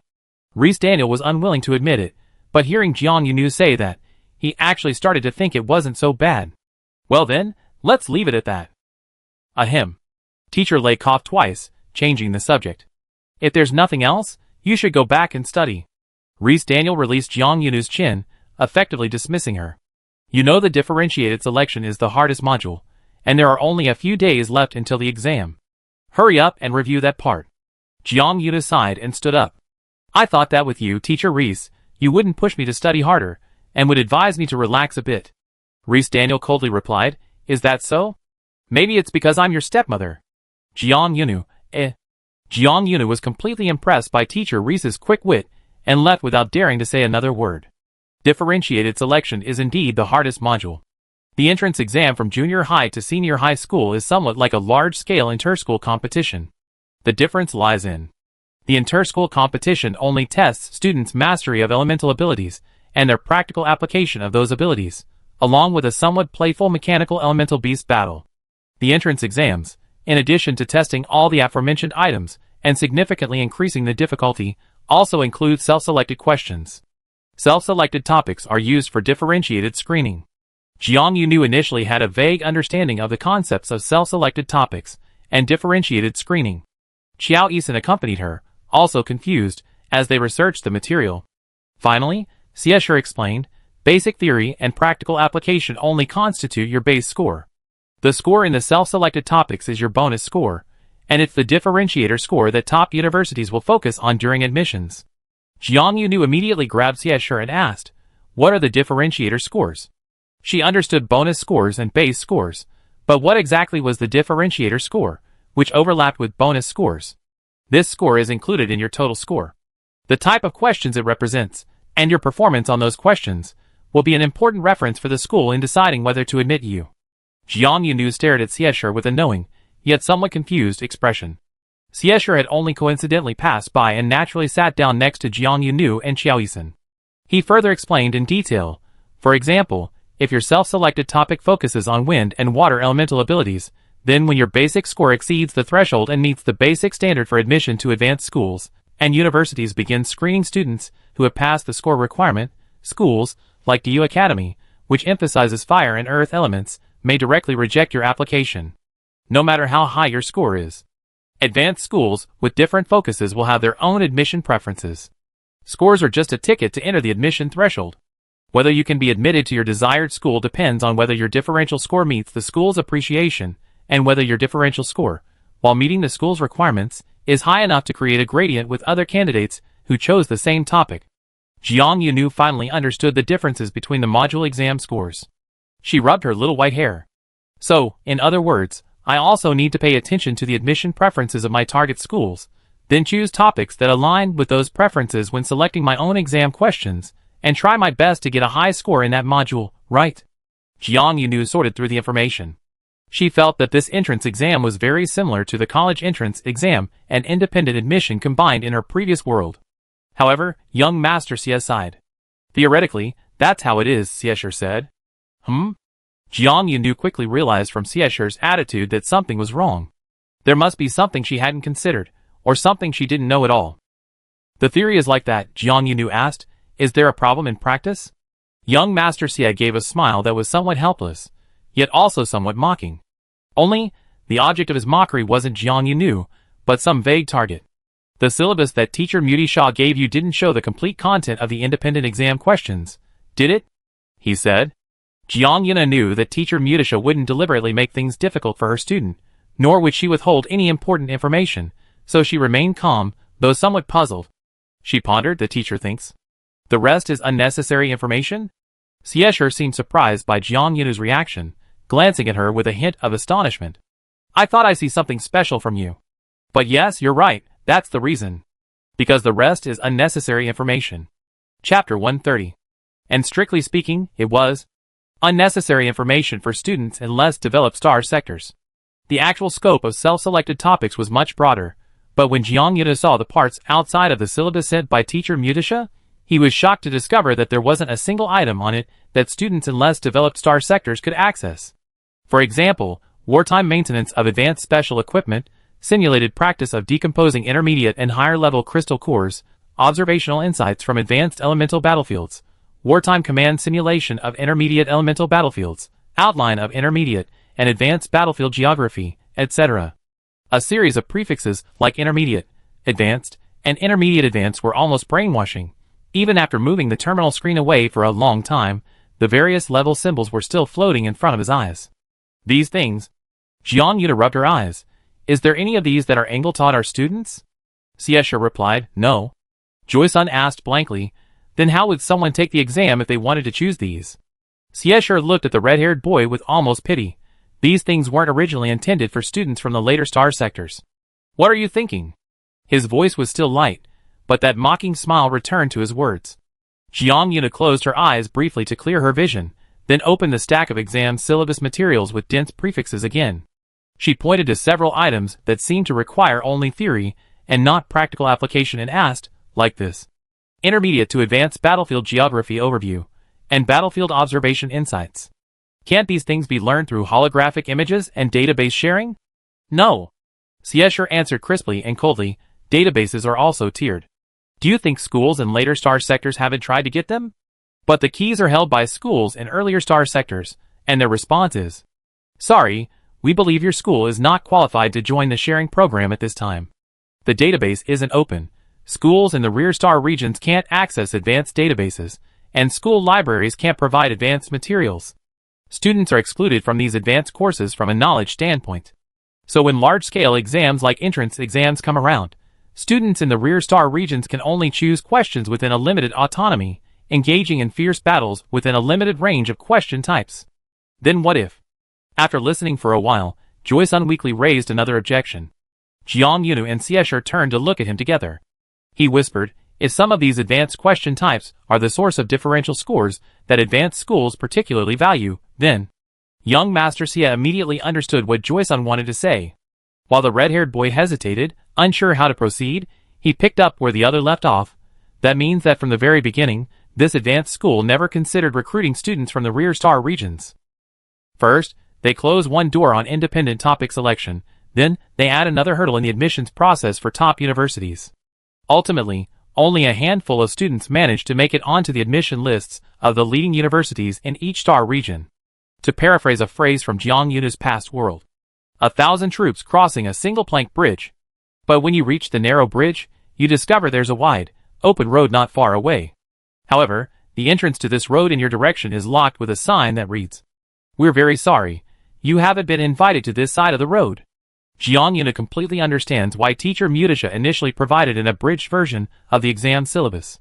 Some issues, some gaps, at this crucial juncture with the entrance exams approaching, keeping most people unaware of the details is a conservative and helpless compromise. Not knowing the details might allow them to keep running forward, but seeing such a huge gap beforehand can discourage some, making them feel that hard work is less important than being born into a better family. However, Jiang Yuna turns to Xiesha and says, why don't you seem worried? What if I get discouraged after hearing these details? This news wasn't just carefully kept from the graduating class by teacher Mutisha, other teachers, like Reese Daniel, who often met with Jiang Yuna, and Lucas, who occasionally offered her comfort, also kept it a secret. Teacher Lei had only ever hinted that differentiated selection would be difficult for Jiang Yuna, but had never mentioned the differences between the question bank and the resource bank. Young Master Xie spilled everything out to her like a flood. Joe-san suddenly realized something, his expression turning wary as he looked at Xiesha. You're not here to undermine Zhang's confidence for the exam, are you? Xiesha, Young Master Xie's face was cold, but he still asked with a hint of disbelief. Do I look like that kind of person? Joey-san seemed about to say it's hard to say, but after glancing between Jiang Yuna and Xiesha, he chose to remain silent. Anyway, Xiesha only looked at Jiang Yuna. Jiang Yuna met Xiesha's gaze and sighed, okay, you don't seem like that kind of person. You probably just think it's okay to let me know this kind of information. Xiesha, Xiesha really did think that, but he felt awkward having Jiang Yuna say his true thoughts outright, as if he was unwilling to admit it, after someone verbally exposed his true feelings.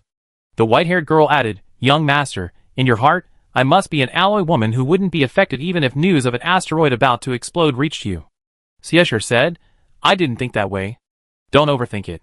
As if to hide his embarrassment at being exposed, Siesher's gaze swept critically over Jiang Yunu. He added, "It's really strange that you call yourself a woman. You're the kind of person who could wear unisex clothes and a hat and walk into the men's restroom without anyone suspecting anything." The young master subtly mocked Jiang Yunu, implying she was still a girl whose gender characteristics were completely unclear. Jiang Yunu frankly replied, "I was born female, so I can naturally call myself a woman." She touched her chin and suddenly chuckled. "If you say I don't have strong gender characteristics again, I really follow you into the men's restroom next time." Jiang Yunu threatened Siesher in return, "Shall we go and verify your words?" Siesher realized he had underestimated Jiang Yunu. Jiang Yunu was constantly escalating her divine power and shamelessness. He was initially angry, then inexplicably embarrassed, a mixture of shame and anger, and was threatened and ran away by Jiang Yunu. Joyce looked on with admiration. The information Siesher revealed likely affected Joyce more than Jiang Yunu. For the next week, the red-haired boy was deeply worried about Jiang Yunu's school admissions, even muttering it's so unfair during a phone call to Aunt Daisy. Aunt Daisy initially didn't understand what her son was muttering about, but she was adept at extracting information from Joyce, and quickly learned about Jiang Yunu's predicament. However, this predicament made even Aunt Daisy sigh. Some things that adults take for granted always seem a little cruel when first passed on to a child who still has many beautiful dreams and is quite innocent. Therefore, Jiang Yunu received another call from Aunt Daisy shortly afterward, this time out of concern. But Jiang Yunu's reaction was much better than Joyce's. "Don't worry about me," the white-haired girl said confidently. "Before we knew this news, the teachers all believed I could get into a top school in the 3rd district. There's no reason why I wouldn't be able to get in after this hidden information was revealed." There was only one reason that could make Jiang Yunu give up her goal: that she no longer saw the other person as her target. "I won't be swayed by this information," Jiang Yunu said. On the contrary, knowing that what she was about to do was difficult, perhaps even several times more difficult than she had initially thought, Jiang Yunu was even more motivated by a desire for challenge and exploration. She felt her adrenaline surge, and her adventurous heart was pounding. "What if I could accomplish something harder than I initially imagined?" Jiang Yunu said cheerfully. "That would definitely be very fulfilling." Xiao Daisy didn't want to discourage the child, but she habitually made a negative assumption, fearing that a child who envisioned everything in a positive light would be disappointed. "And what if you don't succeed?" Aunt Daisy asked. Jiang Yunu said, "Then I didn't succeed, but I gained the experience." No result, but a valuable experience. In Jiang Yunu's life philosophy, that wasn't a bad thing. After receiving concern from relatives and friends, and understanding the true difficulty of what she wanted to achieve, she was able to focus more intently on her studies. A week before the entrance exam, Teacher Mutisha tapped Jiang Yunu on the head after class, reminding her to set aside half a day that Friday. "Haven't you had your supernatural talent level checked yet?" Mutisha asked. "If you have your talent level assessed before the exam, the report will be included in the differentiated selection process, a key evaluation item for admission to top schools." It's quite strange. Jiang Yunu's talent level had never been assessed, but based on her usual performance and her practical combat results in the inter-school competition, everyone seemed to assume her talent level was undeniably high. What Mutisha didn't tell Jiang Yunu was that she had previously held a small meeting with Reese Daniel and Luke Ice. The teachers unanimously agreed that, given the disadvantage of students from lower star sectors having less self-selected topics, Jiang Yunu's supernatural talent level might be the key to getting noticed by a top-tier high school. Jiang Yunu took half a day off on Friday. Instead of taking the test at school, she went through a transfer station and was taken to a new area she had never been to before: the 7th District branch of the Spirit Deer Supernatural Ability Association.